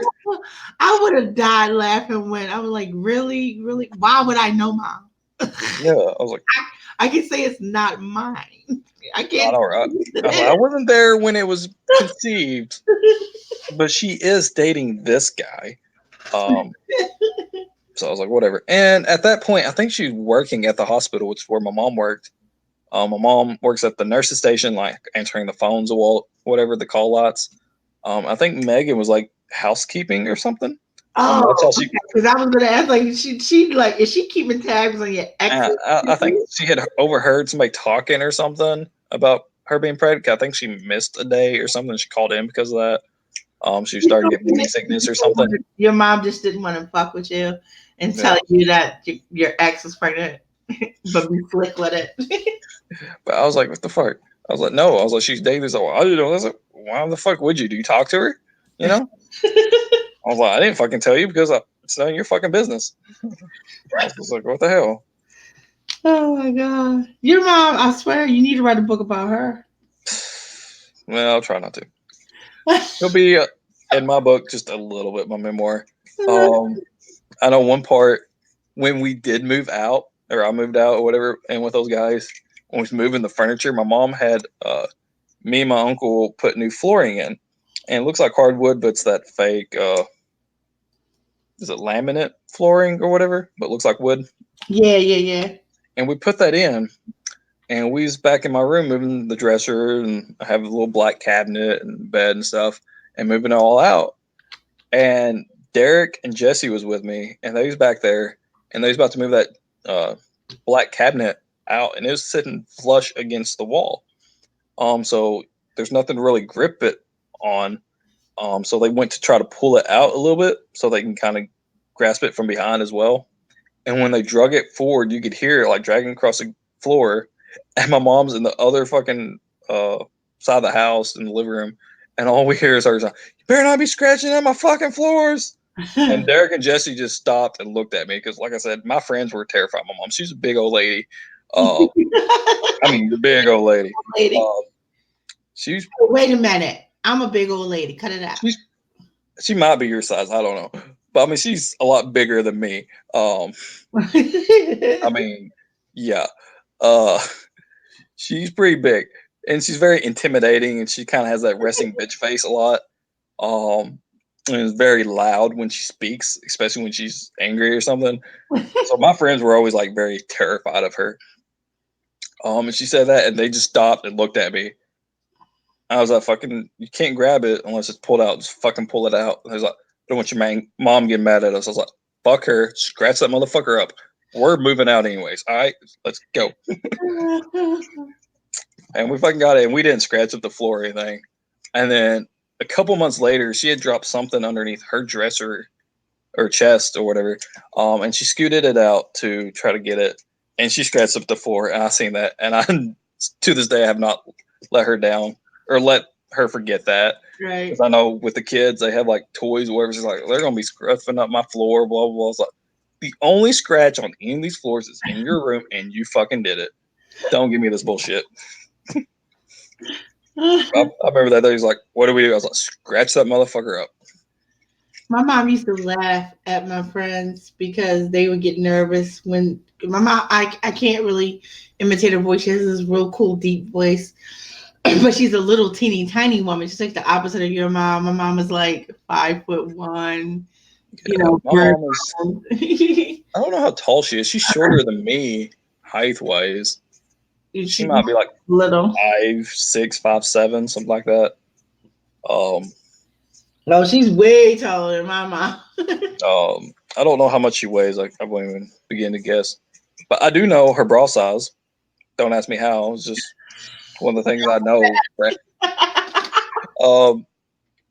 Actually, she has to custom order hers from Lane's Bryant. I think it's the company. I don't know. Isn't that like a clothing lingerie? Right, does plus size though, yeah. Yeah, she has to custom order it through their magazine or online or whatever. 'Cause you can't buy it in store or anything. And then they mail it to her. And I remember one day getting it. Her initials are LDS, Lorna Diane Stewart, and mine's DLS. And I was a kid. I wasn't paying attention, but that came in the thing, and it said LD Stewart. And I was like, "Oh, okay, it's for me." You know, I was just thinking the D and the L just got backwards or something. And on the thing, it was 44I. I think is what it said. I think Special size. And I was like, "What the fuck is this?" I opened it up, and it was a bra. I was like, "This is not for me." So I knew that from that, and then here we're back. My mom's for several years now been talking about having breast reduction because she has a lot of lower back pains and stuff. Which that's partially from that, and partially she got ran over by a tractor when she was younger. But she's been talking about that, huh? I said, "Damn." Yeah. My grandpa, her dad, ran her over with a tractor when she was still in school. I don't know how old. I think she was high school, like 17, 18. Damn. But yeah, old school tractor, the big tires, you know, the one that doesn't really have a cab. It's just the seat there. Yeah. But my grandpa was a big farmer, and he would go and pick them up at school, like when they got out of school with the tractor, and they would sit kind of like on those fenders on the side of the tractors over the back tires. And apparently she went to drop a book while they was driving, and she bent over to pick it before or catch it before it fell all the way to the ground. And she leaned over too far and fell off, and the back tire ran over her face. And she has a couple scars like beside of her eye. You can barely see it. When she's like really mad, it becomes very noticeable because very red little streaks. But the rest of the time you can't really tell. But I know she's got a lot of upper back problems because of that. And then she's got lower back problems because of her breast size. But I know she's always talking about getting breast reduction. And then here a while back, she was saying, I don't even remember what the number was, but it was something K. I was like, God damn. Those fucking giant ass fucking watermelons. Which I knew fucking how big they are, you know. I'm around here, but just like telling people, they're like, "You sound like Clinton again." We're just gonna, God damn. Yeah. Oh my God. I can't breathe. I can't with you. But I tell you, Well, we not gonna say talking about no big old ladies, because big old ladies, we sexy. I want to hear sexy first. Well, I'm not calling my mom sexy at all. So yeah, she's Oedipus. a big lady. You wouldn't be Eddie Haskell, you'd be Oedipus. Yeah, she's a big, intimidating woman.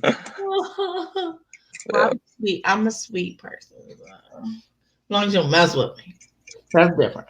But my mom will fuck with my friends on purpose because, and again, she's a little teeny tiny thing. But the way she talks, it would get to people. And my one friend Devon especially, she would be like, she'll look at her and she'll go, "Are you the like I can't do my mom's voice. Are you the good one or the bad one?" And my friend would go, "I'm the good one, I'm the good one, I'm the good one, I'm the good one, Maria, I'm the good one." And I'm like, please don't be scared of her. She's funny. You know what she did to me one time? The worst thing my mom did to me that I'm actually still was actually mad about. I was going out on the first date that I've ever gone out that wasn't like going out with friends. Like maybe it wasn't going to be a romantic date, but it was still a boy girl date, and it was going to be my first one. And this gorgeous guy named TC. And when I say gorgeous, he was gorgeous. So he came to pick me up. And I was telling my mom, "Oh, he's this, oh, he's that." You know, my mom just sitting with her little short self listening to me. And she's like, mm-hmm. So the boy comes to the damn door. And I said, "You got to answer it." Because, you know, I can't, like, I'm all anxious. And she gets up and she answers the door. And she goes, "Well, hello, James." And he looks at her and he goes like, "Oh, my name's not James." And then she goes, "Oh, yeah, wait. William. Yeah, you're William." And she went through a slew of fucking names. And I looked like the biggest hoe. And she did that shit on purpose. She knew his goddamn name was TC. And then she's turning and I'm looking at him, I'm looking at her. I'm like, she's just kidding.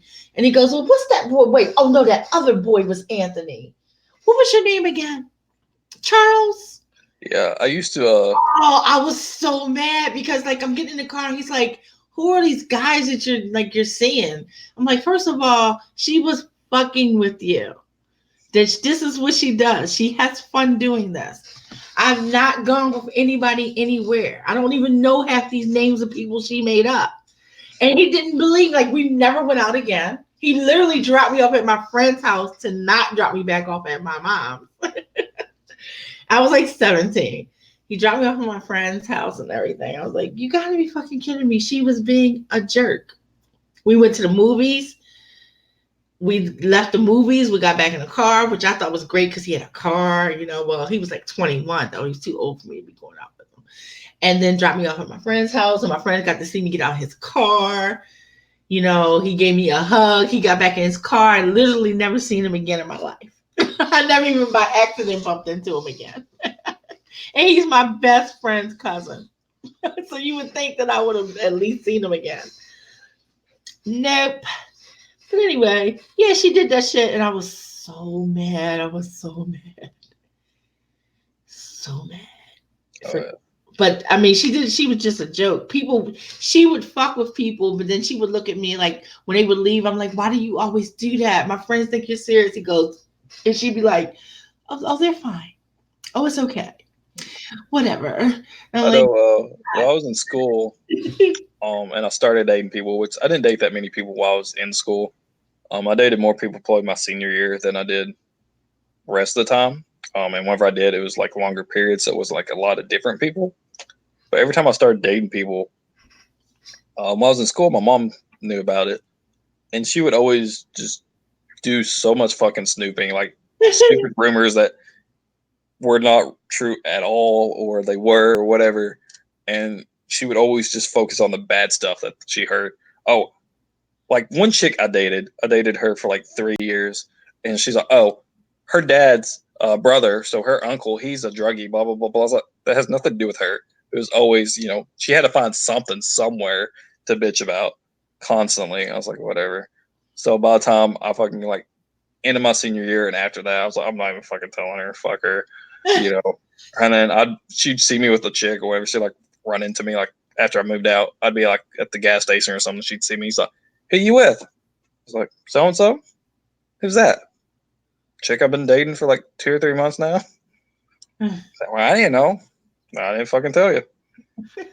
And I didn't have like I didn't literally that date was still like a friendly date. Like I knew him, I liked him. Yeah, I didn't really go on He wasn't romantic dates I don't until think he liked me, like me. I you think know. he just wanted to hang with me because we kind of like the same kind of stuff, like writing and music and shit.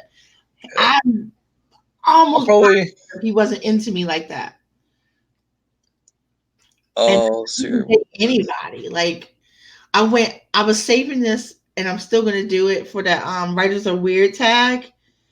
And I went on like the only real date I ever went out with, I was with 2 guys. It was great.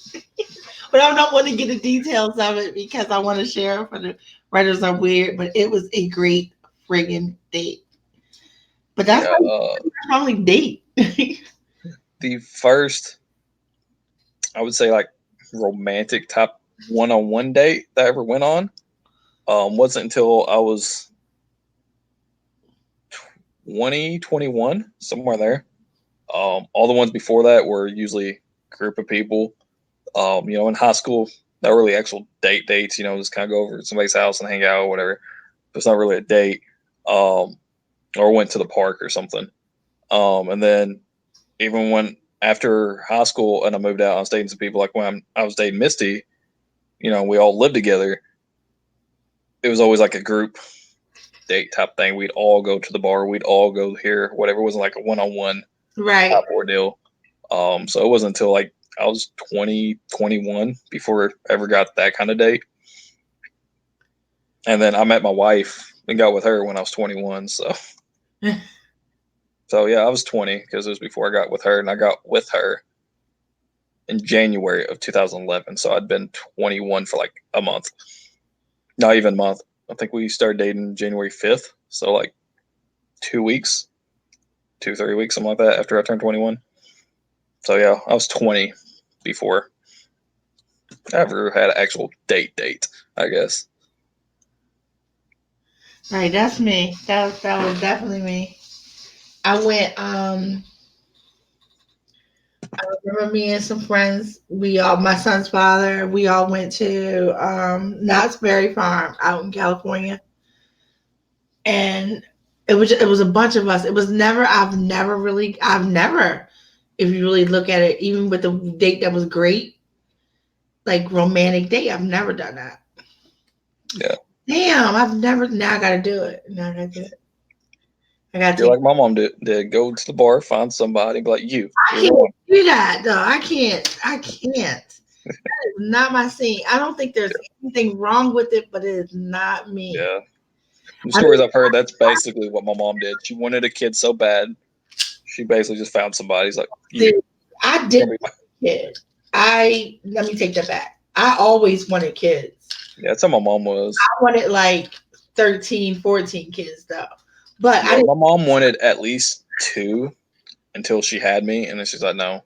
One, because she didn't want her kids to have 2 different dads. Right. And because she was 31 when she finally had me.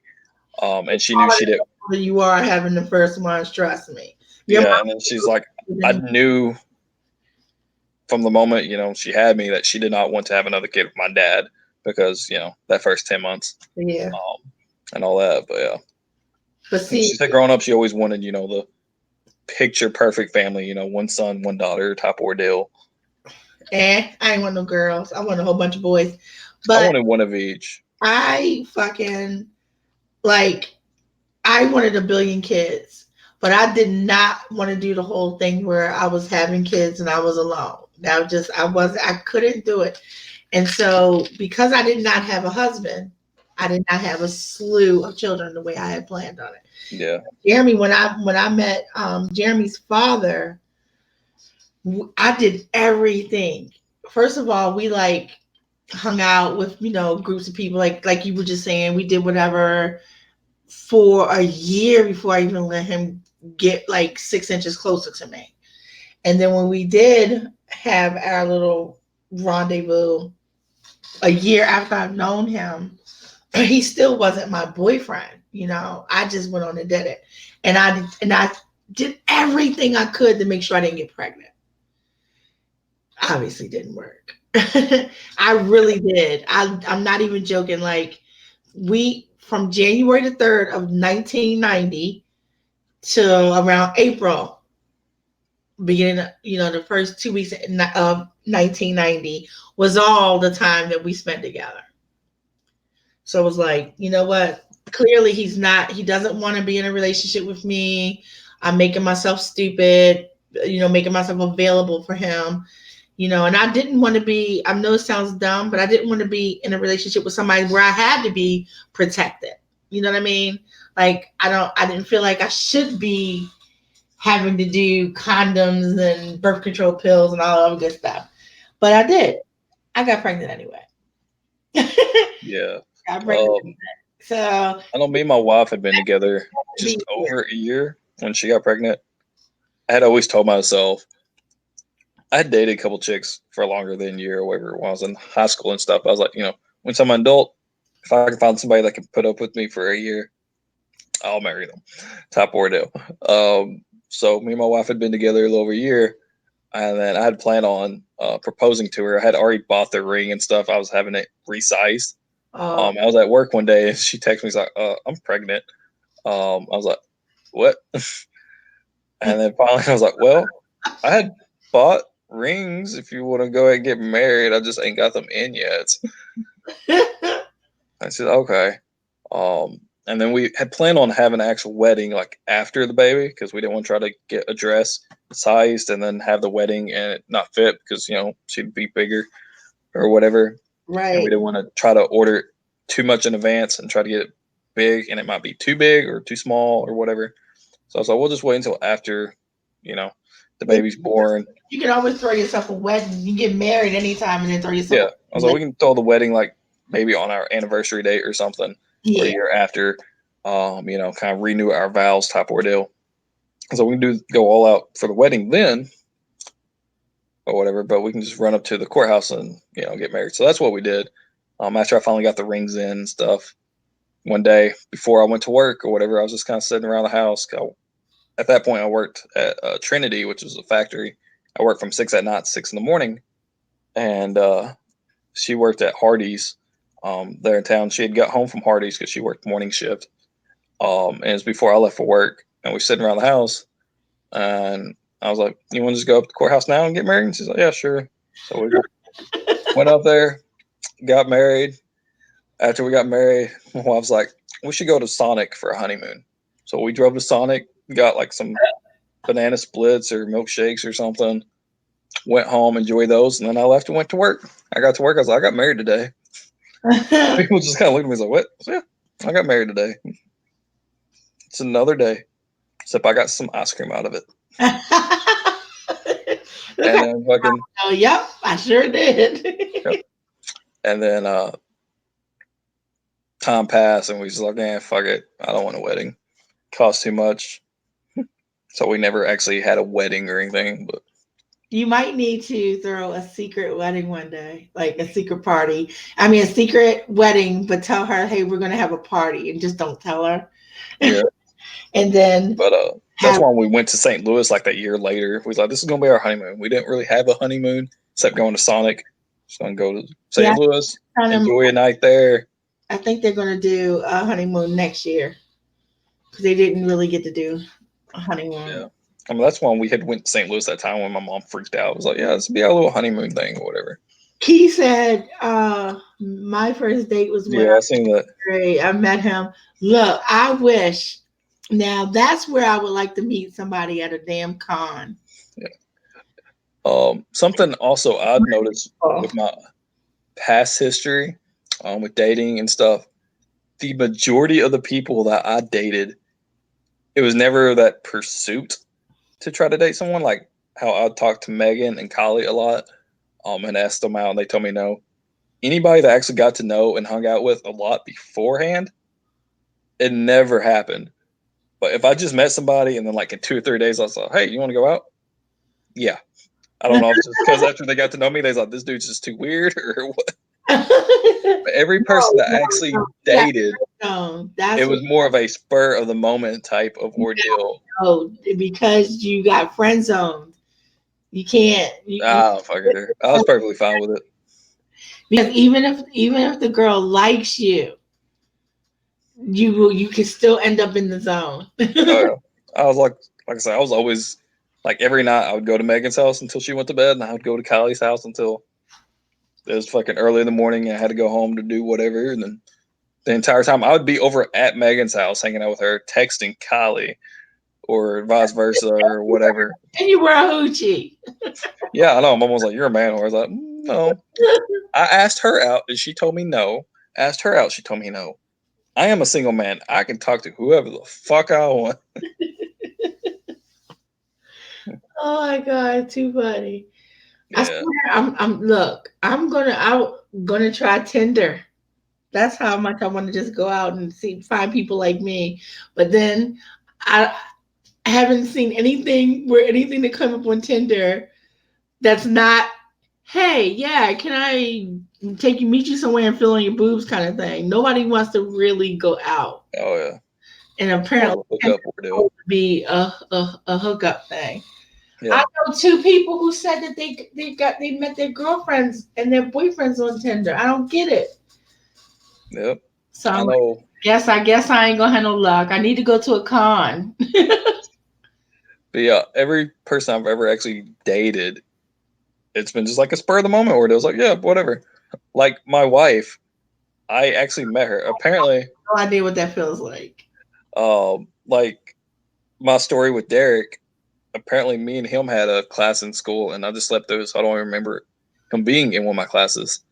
My wife is 2 years younger than me, so we didn't have a lot of classes together, but apparently we had art class together one year. And she tells me that now. I was like, I don't remember ever being in class with you. And it's like, yeah, art class. You always slept over there. I always woke you up before I left. I was like, obviously, I don't know how many people sleep in class. So you don't. I did that a lot. If I was in class, I was asleep. You probably If I was not in class, I'd be in the counselor's office. One or two. But so apparently I had class with her. I don't remember it. But how I actually met her was one of my exes I had dated before. They were really close friends, and they smoked weed together and stuff. And then after me and my ex broke up, like I said, I still talk to a lot of my exes. I don't talk to a lot of them now. I still talk to a few of them, but usually I'm still pretty chill. It's never like, oh, fuck you. We broke up. I don't like you. Yeah. I'm civil. Hey, you want to go hang out? You want to go do this? Hey, what's up? How you been? Whatever. Top ordeal. And I was texting her, and we had probably been broken up 3-4 months at that point. And she lived out of town. I think she lived like 15, 20 minutes away. But when she came to town or whatever, she'd always, text me and say, hey, I'm in Piggott or whatever. You want to hang out for a little bit or go do this, go hang out with Squeak or Derek or Dobie or somebody. So I was like, yeah, sure. So I know one time she's like, hey, I'm over at Amber's house. You want to come hang out? I was like, sure. I don't know where that's at, but yeah, fucking give me directions. And she's like, well, I'm over. It was like 2 houses down from the Subway house. And she's like, she's like, you know where the Subway house is, right? I was like, yeah. She's like, 2 houses down. I was like, okay, because there's only one house on one side of it, because it was almost on the corner, and then the house beside on the other side of the Subway house was the chief of police's house, and the house on the other side of that was Amber's. I was like, all right. She's like, we're out in the garage smoking or whatever. I was all right. So I fucking drove over there and fucking hung out with them or whatever, and stay there for a couple hours and fucking leave. And next, a week or so later, she'd come back to town, go back over there and stuff.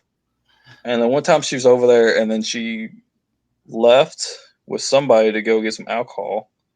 I don't remember who, because I was usually the only one with the car. But she left with somebody else, go out, get alcohol. So I was just kind of left there with Amber and maybe one other person. We started chit chatting. And then she gave me her number. We started texting and stuff, and then like the next week we started dating. So I mean, that's how like every person I've ever dated, it's like within actually meeting them to like a week or two later we was dating. It was never, build up to it. It's just like, yeah, sure, whatever. So yeah. Like I know one chick that I dated, literally like I met her one time. So when And then you she, say dating, you mean like girlfriend, boyfriend, like yeah, like actually like in a relationship, not like going out on dates, but actually in a relationship or whatever, I'm taken, I'm not single type ordeal. One chick I had met one time and then she asked me out. And I met her at the Labor Day picnic. I had my hair spiked up in a faux hawk, and her and one of her friends just approached me randomly. I didn't even know who she was or anything. She just walked up to me. She's like, "Can I touch your hair?" I was like, "I guess." It's kind of a strange question, but I had it spiked up pretty hot and shit. So I mean, whatever. So they did that, and then it was me and one of my friends, and her one of her friends. So we started hanging out after that and rode some rides. And then my friend and her friend started dating. Um, Apparently that same fucking day. He told me later after we left. So yeah, me and her. I was like, okay.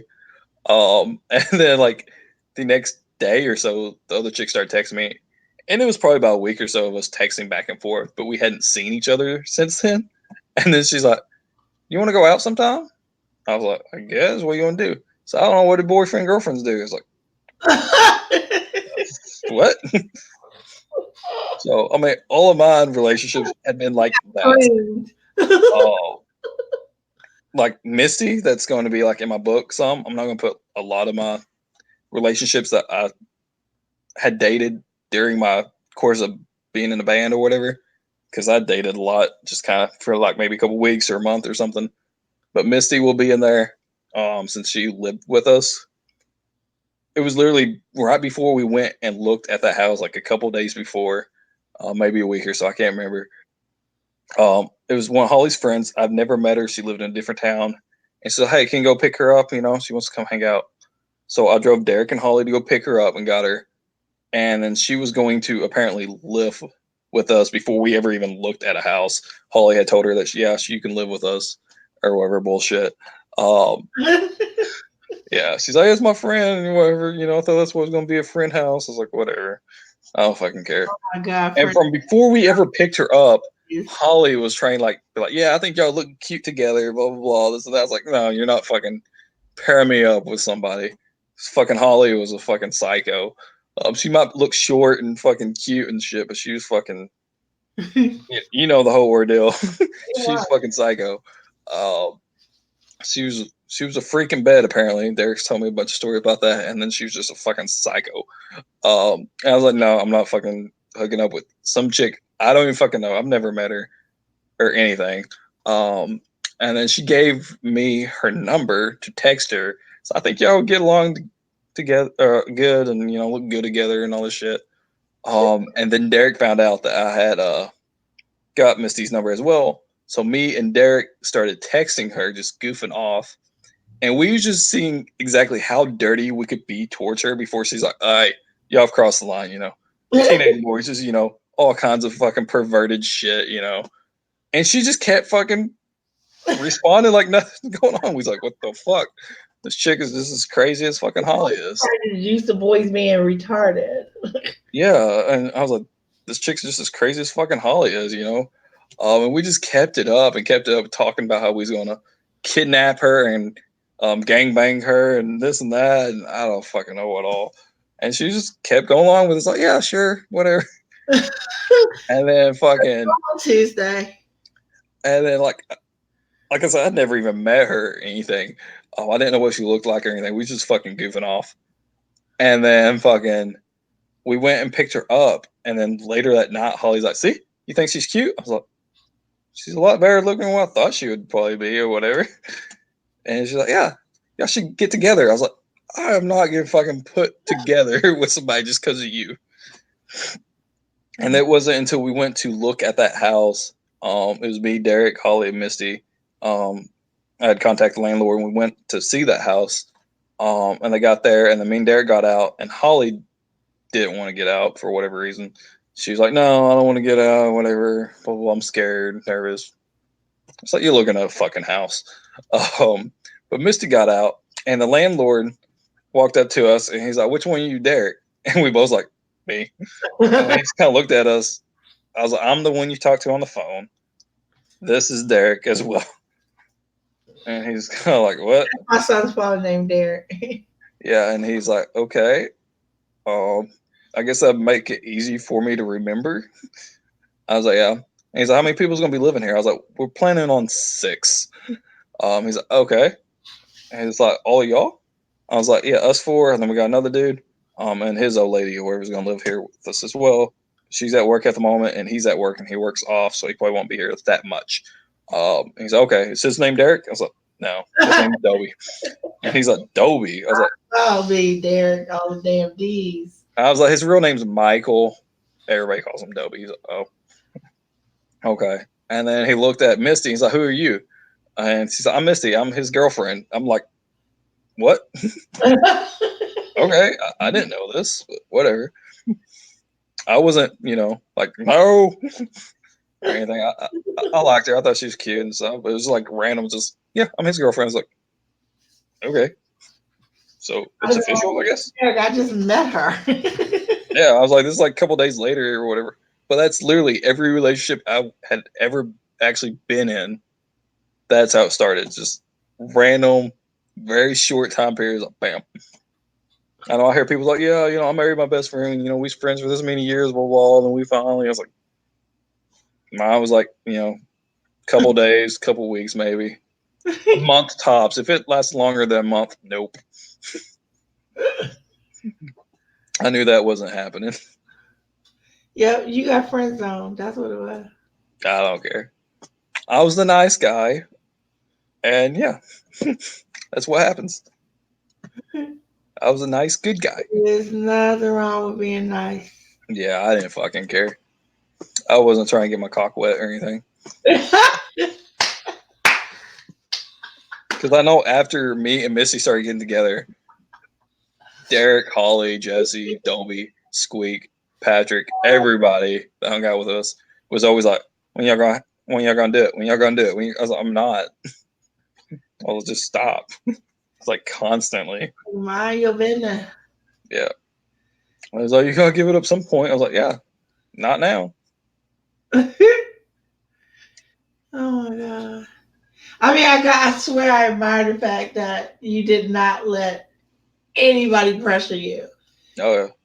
Like I just couldn't be like I'm so the opposite of being pressured. Like if you try to pressure me, then I'm gonna be like 50,000 times worse and harder to get to. Like now I'm definitely the opposite of what you were trying to do.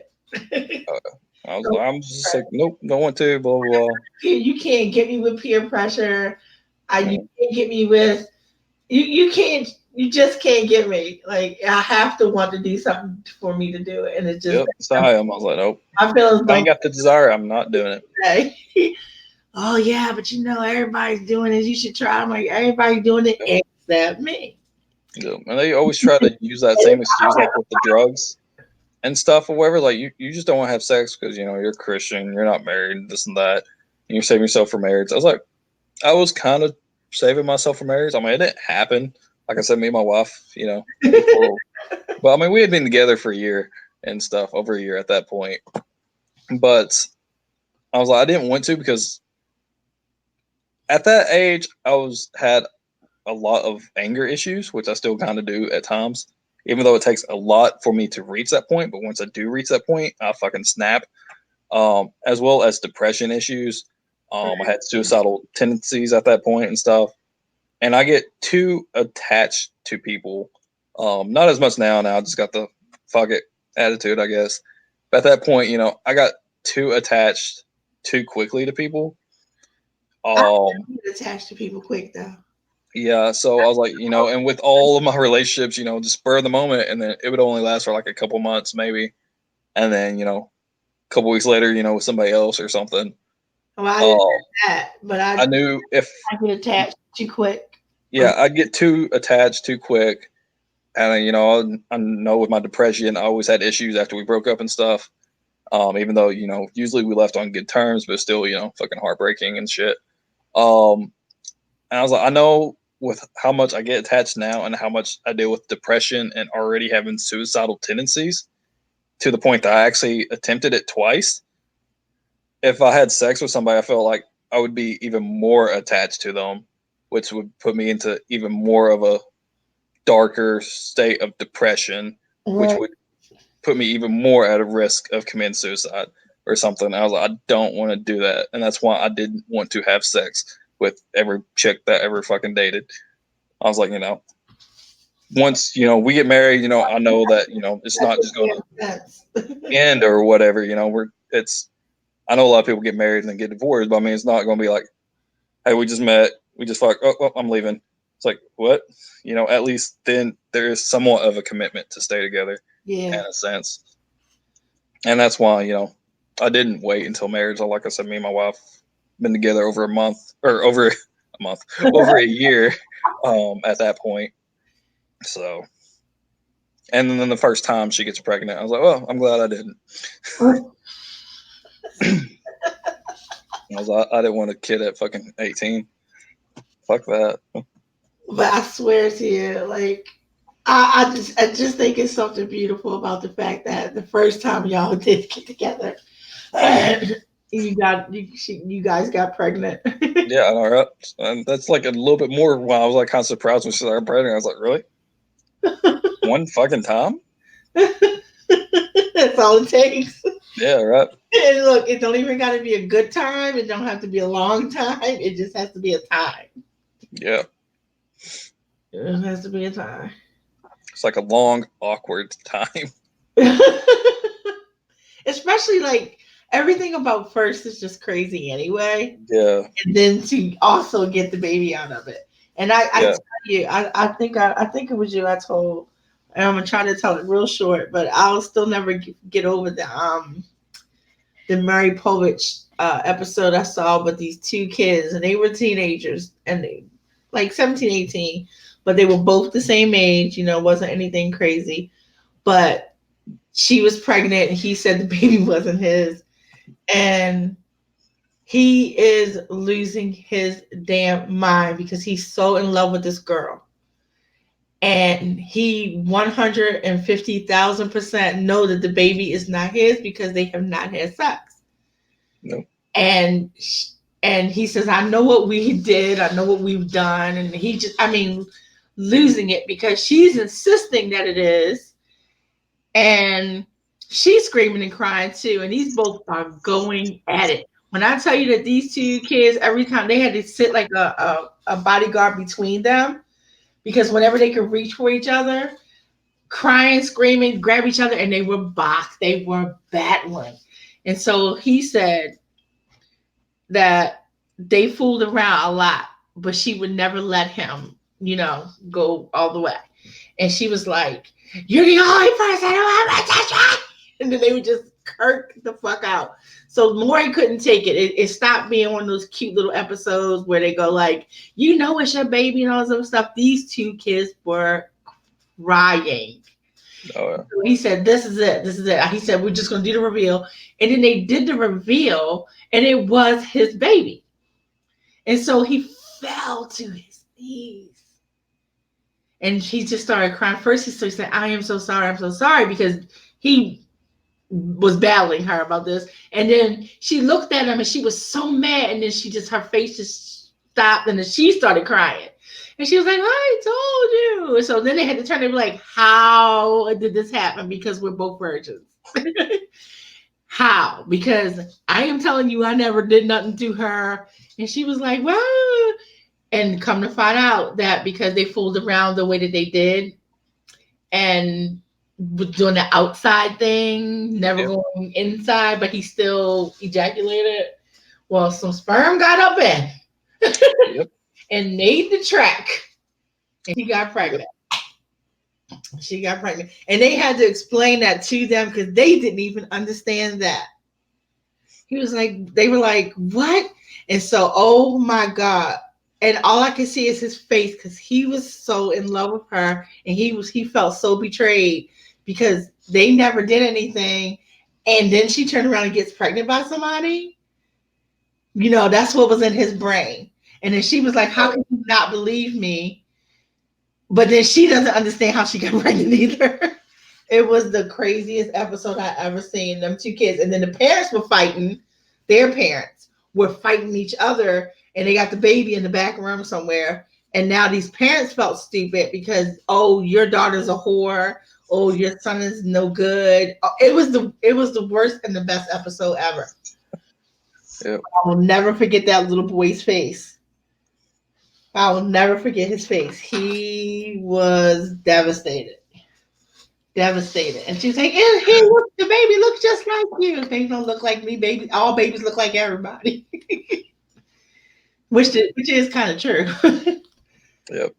I know I read somewhere or I heard somewhere that babies tend to look more like the father when they're first born than the mother. And then as they grow older, they take more of their mother traits.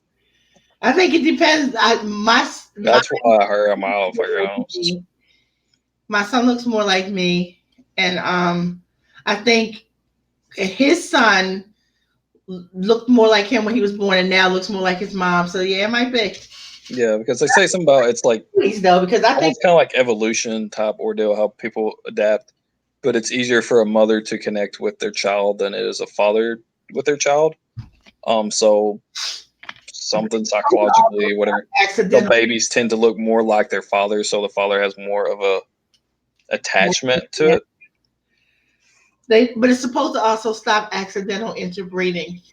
Yeah. Too. I forgot who told me that. I heard it or seen it somewhere. Like whatever. I don't care. They're babies. They're babies, and they look like whoever the hell you see in them. They look like deformed little people. Big heads, little body. Oh, see now I'm sitting here. I'm trying not to cry because you couldn't see that boy's face. Like he was so hurt. Oh, I can imagine. He was so hurt, and it was like he loved her so much, and he felt so betrayed because not only did she lie and get pregnant by somebody, but she wouldn't ever let him touch her. Like they would do stuff and then it would be no, and then he would always respect it. And so then I thought the situation was kind of sad because they both were still virgins and now have a baby. And they didn't understand how it all happened. Man, yeah, I can imagine his face because the whole ordeal with Derek and Holly, even though it wasn't like pregnant or whatever. Yes. But that whole ordeal, which I know I've told you about, we still got some people watching, so I'll go ahead and explain it again. But while we lived there, it was a little bit after my birthday, still like winter. I think it was like right after Christmas or something.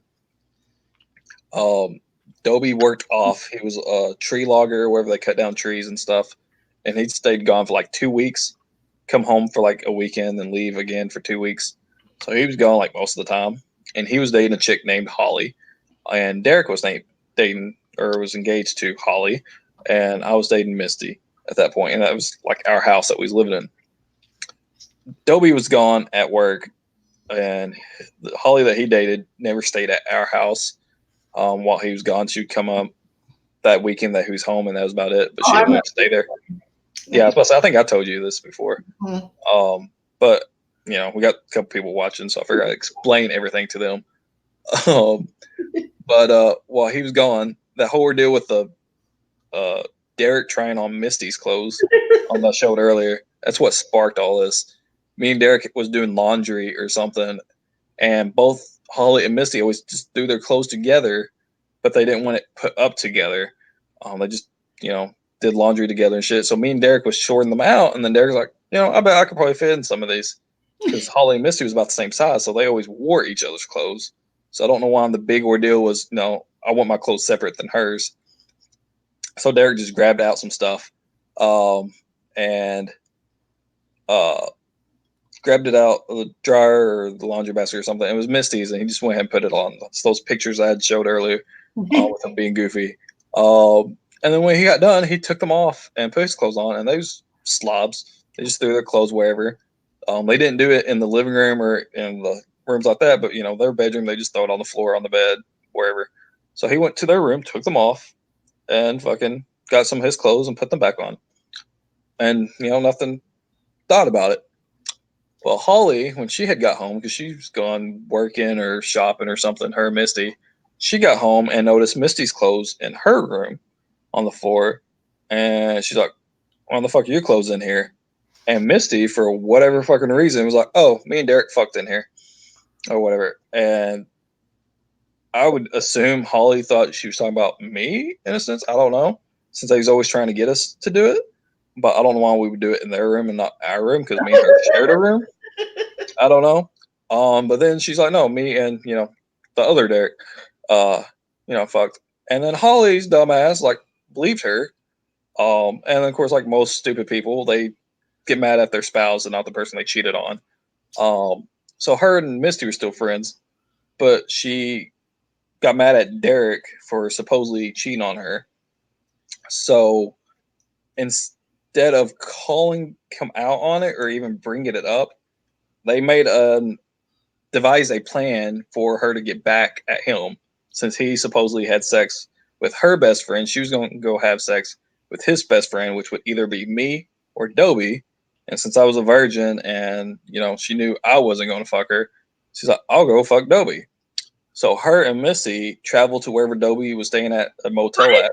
I never understood why Missy didn't go. I didn't do this. I don't either. It's like, what in your mind's, oh, me and your old man had sex. What sparks that idea? It's like, what the hell? Could have been like, I don't know why my clothes are in here. I understand being an asshole and saying that first part. I do. I can see. Yeah, Yeah, I can see maybe joking around, but to carry it on this far, yeah. I was like, what the fuck? Because they plotted together for Holly to go have sex with Dobie. So they traveled to wherever hotel he was at, which was like hours away or something. And I don't know what they took, but they took some type of fucking pill to drug him up or whatever. Got him drunk, spiked his drink. And he basically just, kind of blacked out or whatever. And then she had sex with him and then came back home. All the while not mentioning anything to Derek about it or anything. We all just kept living there just perfectly fine and not knowing anything fucking happened. And then fucking, I think it was like the day after Christmas or something. So just like a couple days after my whole birthday ordeal, fucking Dobie texts Derek and he's like, dude, I fucked up. And Derek's like, what? He's like, me and Holly had sex the other night or whatever. I just letting you know I was drunk. It wasn't on purpose. I don't know what happened, but it happened. And basically came clean. And then that whole ordeal blew up and I was at work and I got fucking pissed because everybody kept trying to bring me into it and I didn't even know what was going on and shit. I broke cash registers, kicked a hole in the wall, broke off some doors at fucking work. I was fucking throwing a tantrum. And I finally told everybody, I was like, once I get home, everybody better fucking be awake. Because I worked from like 10 at night to 6 in the morning that day. I was like, when I get home in the morning, everybody's better be awake. And I think my wife just woke up. Oh, what time is it? Hi. Do you know how late it is? I do know how late it is. You gotta get up and take the kids to school. I'll get up and take the kids to school. You're not gonna abandon me to Kobe. Okay. I'll stay up. I'll be okay. I love you. But where is that? What time is it? Oh, It's almost 4 here. dude, Like quarter to. 5. But after I was like all mad because everybody kept trying to bring me into it. I was like, y'all are gonna be awake when I get home.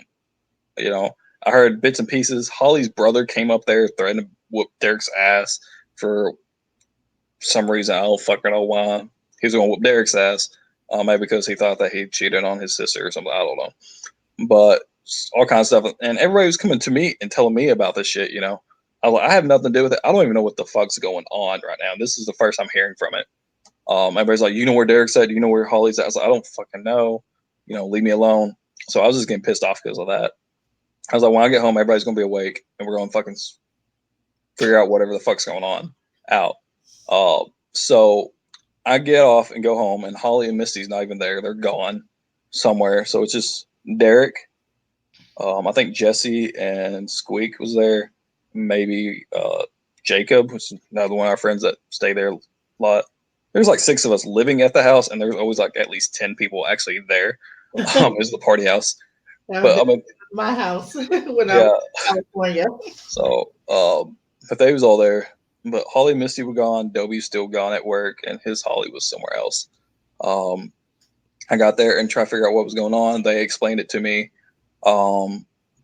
They didn't know what sparked it or anything. They just knew that for some reason Holly went and had sex with Dobie, and Dobie is who texts Derek to let him know that it had happened, you know, coming clean if he felt bad about it or whatever.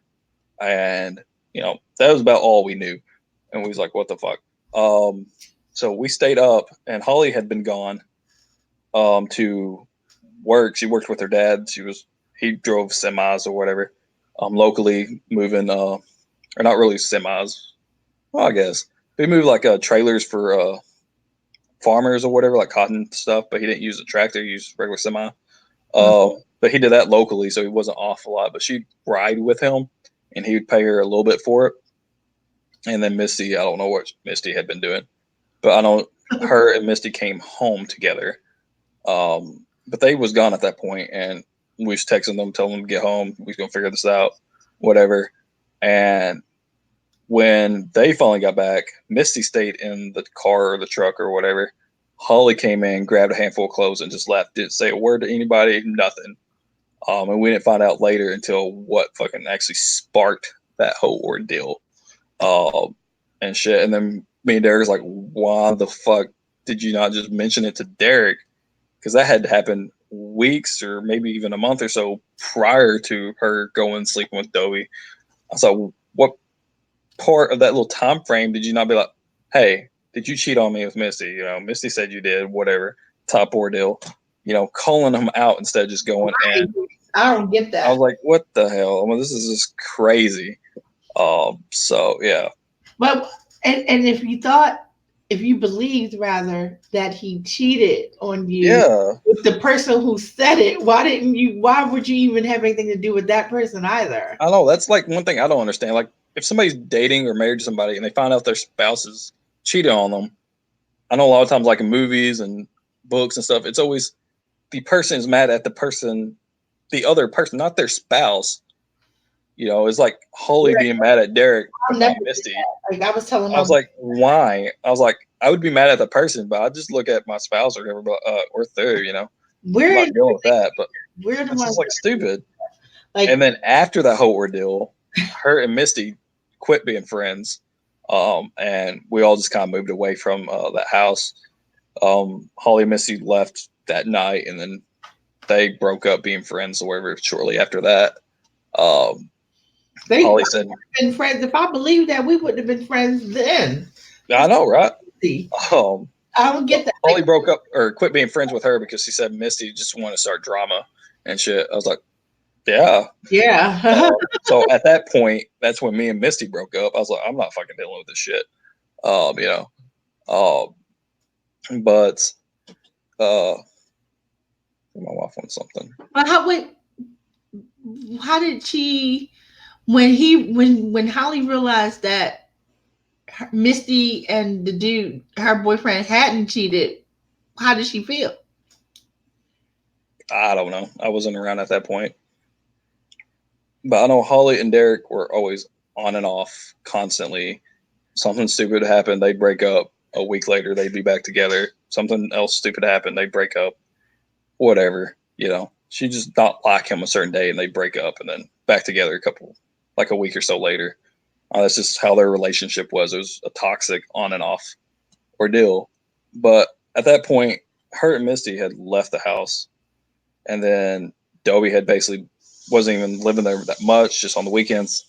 His next weekend in, he grabbed his stuff and then moved out somewhere else. And him and his Holly broke up because of the whole ordeal because she found out about it. So she broke up with him because of that or something. Yeah, I guess. And then me and Derek was still there for a little bit. And then I started dating this other chick, and then me and her got a place together. And then he moved back in with his grandma. And then I didn't see any of those people for a couple months later. That happened like in December. I think it was like April the next year before I even seen Derek again. I was driving and he's walking down that road that I was talking about earlier. And I pulled over. I think it was like his birthday or something. I think it was April 22nd, which is his birthday. I was like, Taurus. "Hey man, how you been? I haven't seen you in a while." And he said he had been gone to Indiana for a little bit with his aunt and uncle helping them with some stuff. I think they was going to move. Need something? Okay. And then he'd been there and then just got back or something. Carry your blanket to bed. And he's just got back. I was like, well, I haven't seen you in a while or whatever. He's like, yeah. And then I decided to go hang out with him because I wasn't working or anything at that point. It was probably my day off or whatever. So I was all right. So I think I pick him up. He hops in the car and I drive to his grandma's house. And then we go in and I walk into his bedroom and Holly's there. Y'all are back together? He's like, yeah, we got back together a long time ago. I was like, okay. And then I was like, what about, or I mentioned, because at that point, me and Dobie had talked a little bit, not really hung out that much. And then that Jacob that was had been staying at our house unofficially, we had started to decide to record at a studio. I had found a dude to record us and stuff. And we three was going to be the Fog Boys because Derek and Holly ordeal kind of took them out of the picture. So I was like, all right, we're going to do that. And we had already went up and started recording one song at that point. And I mentioned it to Derek or whatever. And he's like, yeah, he's like, it's cool. You can, am I still part of the band or what's going on? I was like, I hadn't fucking seen you in like 4 months, dude. I don't fucking know. I was like, we haven't done anything. We got started on one song and that's it. We've only actually been there to record one time. He's like, all right. I was like, but, Dobie is kind of part of it, so I don't know how y'all stand. He's like, oh, yeah, we're cool. I was like, so all of that fucking drama and all that fucking headache, and now everybody's like, whatever. No, boys are like, whatever, because boys, you guys can do that. Yeah, I was like, I mean, it's true. You guys really can. It's a blessing. The guys. Yeah, he's like, I was pissed off about it, but I understand him being drunk and this and that, and not knowing what he's doing. And, right. The fact that he's the one that came to me and apologized instead of me finding out somewhere else or whatever. He's like, yeah. I was like, okay. But yeah, I mean, Holly and Missy never got back to being friends or anything. But, us four, I guess, started. Again, because boys can do that. Yeah. Girls and then years later, don't forget it. That happened like Christmas time, 2009, when the whole ordeal blew up. And then in 2013, right before we kind of broke up as a group, kind of went our separate ways or whatever, we did a song called Into the Darkness, which I don't know if I sent you that or not at one point. I know I sent it to somebody. It might have been Tillery that I might send it to. But we recorded that, and that is about that whole ordeal and all that fun stuff. But that was like 4 years later. We were like, yeah, we've kind of got past it, so it's not too touchy, emotional, but we still want to do a song about it. So we did that. That's so crazy. I look. I know I got a crazy 20s and 30s. Well, damn. Yeah. Mine. People I hung out with. I wasn't even in my own state because I left Maryland. I think I was 22. I came back though at 27, but I was 22, 23. Yeah, because I came back. Well, technically I was still 26 and then I turned 27. But so I was gone for 3 years, and during that 3 years, oh my God. My life was crazy. We're not getting into that because we've been on here for 9 hours, 51 minutes and talking. I see that. Your wife is going to kill you. We would like to see you make it to your birthday. It'll be all right. Yeah, the chick that planned on being on the stream with us. He was like, hey, I'm back. But the chick that's gonna be on stream with us hopefully next week, Rachel, she's the one I was talking about, lived across state, and I had met online or whatever. She liked me, I kind of liked her or whatever. when we first started talking or whatever, she knew that I wrote songs. It was before I was ever in that group or whatever. She knew I wrote songs, and we would sit down and write songs together. And then she was always pushing me to try to record something. And of course, at that point, it was more like actual singing, vocal type songs. I was like, I can't fucking sing at all. So I was like, I'm not doing that. I ain't got the voice for that. And then Derek and Dobie randomly one day was like, hey, we're going to start a rap group. You write songs, write some for us. And then, oh, yeah, you can write yourself a part. You're part of this. I was like, oh, I didn't know. So that's just kind of how I got sucked into that. Just like my dating is like never a warm up. It's just like, bam, in there. We have a group. We have a girl group. We meet every year, but we became a girl group. Let's see, Niecy is 9, 10, 11, 12, 13, 14. So I was 15, Niecy was 12, and then her little sister, we had at first were the first original members of our group, Elite. And then we kicked Niecy's little sister out and we added our friend Yvette. So the three of us are like best friends, and we're best friends to this very day. Oh, And I so thought me, Dobie, and Derek are. We're still pretty close friends or whatever. We didn't we do separate as a group because of anything dealing with us or anything. It's just Dobie was never around that much. He would go to the studio like maybe once in a blue moon and have to play catch up because he was always hard to get hold of. He's always either working or somewhere drunk, passed out somewhere. Yeah. Derek just never had a job. And then after he had got locked up, when he got out, he started doing pills and started doing meth and all that stuff. And then I moved away. So that whole ordeal has kind of forced us to kind of quit making music. But yeah, well, we were goody two shoes, all three of us, still to this day. But this was like the late 70s, and then we moved into the 80s, and we went from our 3 members to 5 members. So as Elite, I'm great to Elite Girls. We were just called Elite, but we had our little girl group, and we were singing cover songs originally because that's all we did do. And I was writing songs, but I wasn't excuse me, I wasn't sharing them so much. And then I was like, you know what, I wrote a couple of good songs. Let me start teaching it to the girls and we could sing it. And then because we had 5-part harmony, I could always give this one this song and this one the other song, blah, blah, blah.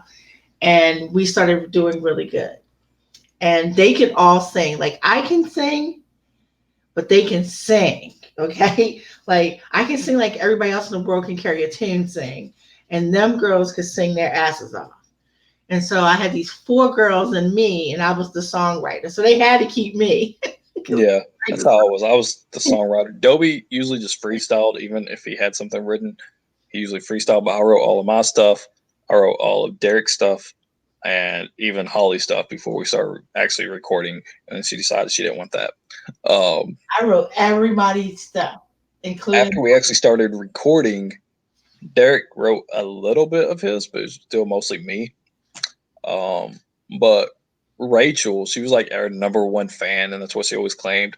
She's real close with us. She's real close with me. She got real close with Derek, kind of close with Dobie, but like I said, Dobie's always gone at work or, it's hard to get hold of. But while we lived in that house with all of us, I was still talking to her from like at that point, it wasn't at 9. It was like more during the day as well as night, but it was like several hours at a time. And she'd call or I'd call and be like 10, 11 people at the house. We'd be in there fucking playing video games or goofing off, and she'd call. I'll just put her on speakerphone, and we just kind of pass her around like everybody just start chatting with her or whatever. We tell her she was a little phone whore. Can we just kind of pass her around? Oh my God. Yeah, I was like, it's something we kind of tease her about. Or I'd be in my room talking to her, or Derek or somebody would come in. And, I put her on speakerphone. We'd both be talking. I was like, all right, I got to go to the bathroom. And I'd sit down, and she'd talk to Derek for a while, and I'd go to the bathroom, go get some drink, come back. And Jesse or somebody made their way in there, and then we're just kind of passing her around a little circle. And look, just imagine what kind of shit y'all would get into if you had stuff like FaceTime and shit back then. I know, right? Fucking, at that point, I finally got onto a contract and that was like around the time that they actually started doing unlimited text and call type ordeal. So I was like, hell yeah. Because before then, when me and her first met or whatever, when I was in it's my summer before my senior year in high school, so in 07, that summer, I had like a little prepaid track phone. You know, you got to buy a card and put minutes on it. And I bought like the 300-minute thing or whatever. And with me talking to her, I would blow through those 300 minutes in like a day or two, like just like it was nothing. So finally I was like, all right, we're getting a contract. And they started doing unlimited talk and text. I was like, that's what I need. So yeah. But just all kinds of crazy shit. And then we started recording and she supported us on that and shit. She even made it over here one time. I went and picked her up and brought her over here. And she went to the studio with us once. And fucking she dated Derek for a little bit. I told her she just had to date a Derek since she couldn't date me. She dated him. They didn't date very long. They actually dated while he was locked up. Because he had been dating somebody else before then, and they broke up whenever he got locked up, or right before he got locked up, or something. And then while he was in jail, I wrote him letters. I went and visited him like every other week or whatever for visitations, and then she wrote him letters, and they started dating that way. And then she finally broke up with him while he was still in jail, so they didn't date that long. But she said that it just wasn't fair to try to date, you know, that way or whatever. But she was always a big supporter in the music and all that stuff. Since she didn't really have much to do with Dobie, and Dobie is so hard to get a hold of, and then whenever we did and took him to the studio, he was like never prepared. So he usually just freestyled all of his stuff. We made up this idea for her to act like our producer's assistant, and we gave her his number, and she rode him hard like a fucking drill sergeant and shit. And she came up with like a fake name and shit. It's like, yeah, I'm Johnny Mac's assistant, blah, blah, blah.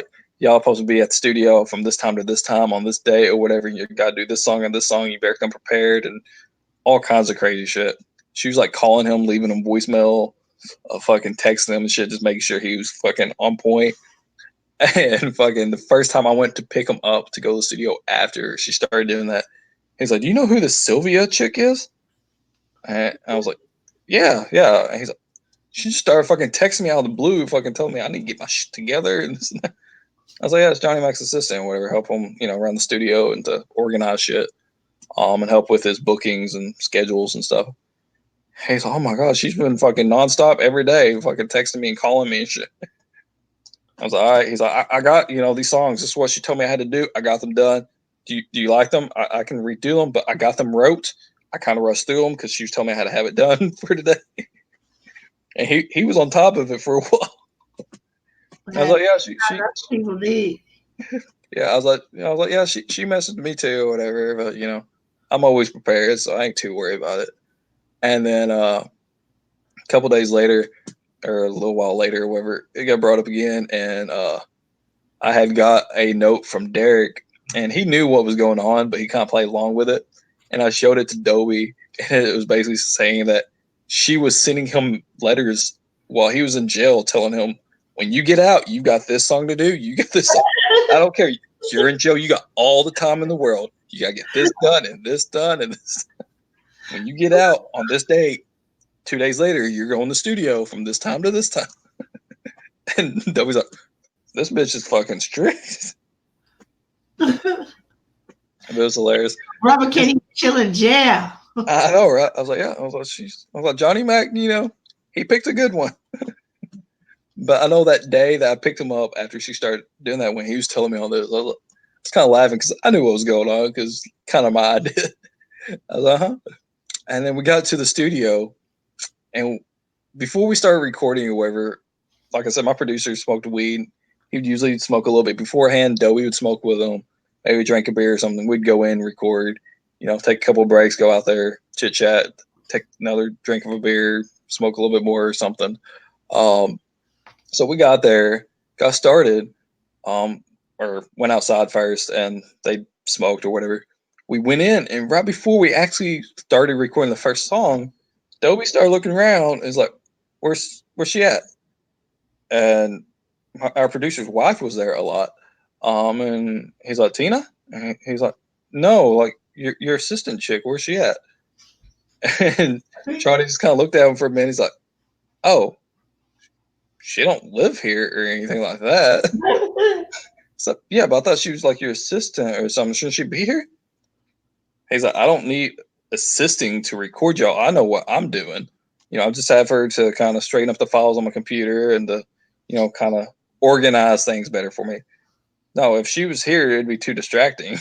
So she comes in after hours to kind of do all this stuff for me. So fucking me, Derek, and our producer was all fucking play along for the longest time. And to this day, I don't think Dobie actually knew that was all just a hoax. Oh. It was like fucking forever. And I know the other day, fucking was my producer's birthday. I think it was like the 5th or 6th of this month. I don't remember. It was earlier this month. DL birthday. Yeah. And fucking is our producer's fucking birthday. And I fucking wished him a happy birthday or whatever. And then Rachel fucking wished him a happy birthday. And then he commented on it. And this was like from back in 2012 that we did this. And then, he never really talked to her that much, except when she came up to the studio and that one time and just us talking about her and the whole ordeal with her pretending to be his assistant. And that was about it. And that was like in 2012, maybe. That's when Derek got out of jail and this was happening while he was in there. 2011, 2012, somewhere in there. And it was just like a couple earlier this month when she messaged him happy birthday or whatever. And he's like, thanks to the best assistant, Sylvia. I was like, he hasn't forgotten. But yeah, it was like to this day, we never told Dobie that it was all just fake and we just fuck with him so he'd be fucking prepared. It was crazy. It worked. Yeah, I was like, it worked. That's a good chapter, Sylvia. No, yeah. That's going in the book, the whole fake assistant and shit. Sylvia. That will probably be how Dobie finds out that we just fucking with him. She sang Self-Control. Remember Sylvia? She sang a song called Self-Control and another song called Gloria. No. In the 80s. I think they got the name. You might be too young. Yeah, Sylvia, I forgot what. You take my Standoval? Something. I forgot what the last name was that she made up for it. But it was a character out of one of my wife's books. Because it was when she came up here on that one time. I went and got her and brought her up here. Then went to the studio that night. And the next day I took her back to her sister's, which was around Little Rock, so like halfway across state. And it was on our trip back to dropping her off. My wife was with me, and it was me, my wife, and Rachel, and we was talking about that, and we should do something to, fuck with Dobie to make him, more prepared and shit. And so, I can, pretend I'm somebody else. And my wife was reading a book, and there was a character in that book called Sylvia Standoval, something. I don't know. So that's the name she picked. It was going by and shit. She made a Facebook account for it and everything. She's like, yes. He's like, he doesn't know my number. He doesn't know what I look like, what I sound like, or anything. I can just fucking make this fake profile, keep all my regular shit and just change the name. He won't know. He just knows me by my name because from me and Derek talking, but he doesn't know anything else. Since, like I say, he was never home when we just kind of passing the phone around, so he didn't know her voice. She had only been over here like that one time, and I've only actually met her in person 3 times. I went over there twice and met her, and the time I brought her over here. So he didn't know what she looked like or anything. So I was like, yeah, it's going to be perfect. Y'all are a mess. Oh, yeah. I'm going to find that song because I bet it'll ring a bell when you do hear it. Maybe. I don't know a lot of, especially older song artists. I know a lot of song artists now, but. And she died. And the sad thing is, like, she had like a brain tumor or something that she didn't know about, and she just suddenly died. So she's one of those artists that we lost in the 80s that was like, wait, what do you mean? She's like 20-something years old. How is she dead? She didn't do drugs, So what's up? Like, ooh, I don't know what the fuck that was. It sounded like somebody's car got hit. I hope not. But we got so many cameras. Like my neighbors have all those cameras that are like outside the house. So we see everything that's going on. Well, record everything that's going on the blog. We don't necessarily see it till after the fact. Yeah. You know, dude, I'm going to fall asleep on you, so I'm going to leave you. All right. Yeah, I was about to say it's 10 hours. 10 hours, 7 minutes. Yeah, it's a little after 4 here. I'm going to eventually have to call it quits anyway. So, yeah. It's after 5 here. So that's 5:10 here. Yeah, it's 4:10 here. But, yeah. You want to do your outro? I know we have a rope. Yes, I wrote a book, and it's called Shattered, and it is shattering. It is. That's what you get after 10 hours of streaming. You just get the right watered down version. Amazon. Go get it, read it, holler at me after you finish reading it, like everybody else is. Yes, I'm good. Everybody yells at me after they read it, so I think it's really funny. It's called Shattered, people. It is named for a reason. Okay, that's my outro. And I'm DL Stewart. I have a book called The Battle for Medagore. It's named that for a reason, just like hers is. There's a battle in Medagore. But yeah, it's title. It's in the title. People die. If that offends you, don't read it. In a battle? Really? You're killing people during a battle? I know, right? I was like, this is a book about a war. It focuses a lot on the politics, but it also focuses on the battles. But yeah. Well, so I try to tell people it's called Shattered. It's not called Bunnies. Yeah, right. But yeah, I got that. It's available on Amazon, a bunch of other places. All my links are down below. Social media where you can buy my book. Some other author tubers YouTube channel links are down below, including Aphrodite's, DL Tillery's, and a bunch of others that pretty frequent on AuthorTube. A lot of their stuff's down there, as well as a schedule for the write-ins that they do. So, yeah, all that stuff's down there. You can go click on them, support them, do whatever you gotta do. Buy my book, keep my lights on. Yeah, buy my book, buy her book, buy all the books. You ain't gotta read them; just buy them. Buy them. I don't get paid per page you read. I get paid per book you buy. But yeah. And that's so funny. Allie, we've been on here for 10 hours and you just get here. You missed the Gauntlet. You missed it. I killed him in the Gauntlet and you didn't even watch. She killed 300 and something words of the Gauntlet. One sprint, that's all she did. They had slow, miserable deaths. Yep. But yeah, thank y'all for all watching for however long that we've been going here. So yeah, next week my stream for Sunday is not going to happen. It's going to be the day before on my birthday, and it's going to be an hour later. So at 8 Eastern. And he ain't got but so many StreamYard hours left because he spent 10 of them on one. Yeah, I don't know what I did last week. Oh my God. But I got 2 more streams to do. You have to check. Oh my God. Oh, have they started that yet? I thought that wasn't going to happen. No, it started. Oh, no. How they enforced it, I don't know, but it definitely started.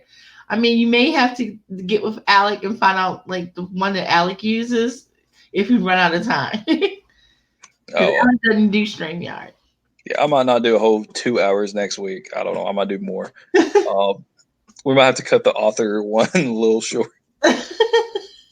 Well, wait. No, don't cut that one short. If I do another like 8 hours or something next week, that's gonna be 18. That's gonna be all. You got 8 hours for next week. You barely, because I don't know how much you already used. Yeah, I was about to say probably 2 hours last time, and then this. So that's already 12 hours right there. You only got 8 hours left. But I only got 2 more streams, so that's 4 hours each. That ain't nothing. No, you might be all right. Yeah, I'll be all right. I'll say 20 hours. This is be about 12 maybe. So yeah, 12, 13 hours. Yeah, just pretend like this is 13 to be safe because you're a little over 10 and probably a little over 2. Yeah, it was like 2 or 3 hours, something like that. So. Oh my God! Well, you can just go look. You can look on your channel and see. Yeah, I was about to say, I can go to YouTube and look, but like they should have a counter on here Like, you know, if you don't Like, have a bitch, page, like this is how much time you have left. left. Yeah, you have this much time left. You don't want to be in the middle of talking and then just get cut off though. So Yeah, like, nope, you got to pay for it or whatever. Especially if it is that like author one at the end, since that would be the last stream that month. It's like all these people talk about the book. Is like, nope. found out what Alec uses and maybe go that route for one of them, and then you'll be okay. Well, I'll see what I have to do or what I get done next week, and then I'll figure out something for that last one maybe. Right. Because you I can. have OBS. I've never used it for actual Alec streaming. does another one that's similar to StreamYard as far as is a browser extension one. Oh, well, I'm going to say bye and go ahead and end this, and then we can keep talking for however long. Hopefully not too much longer, but at least in the stream. So, Bye.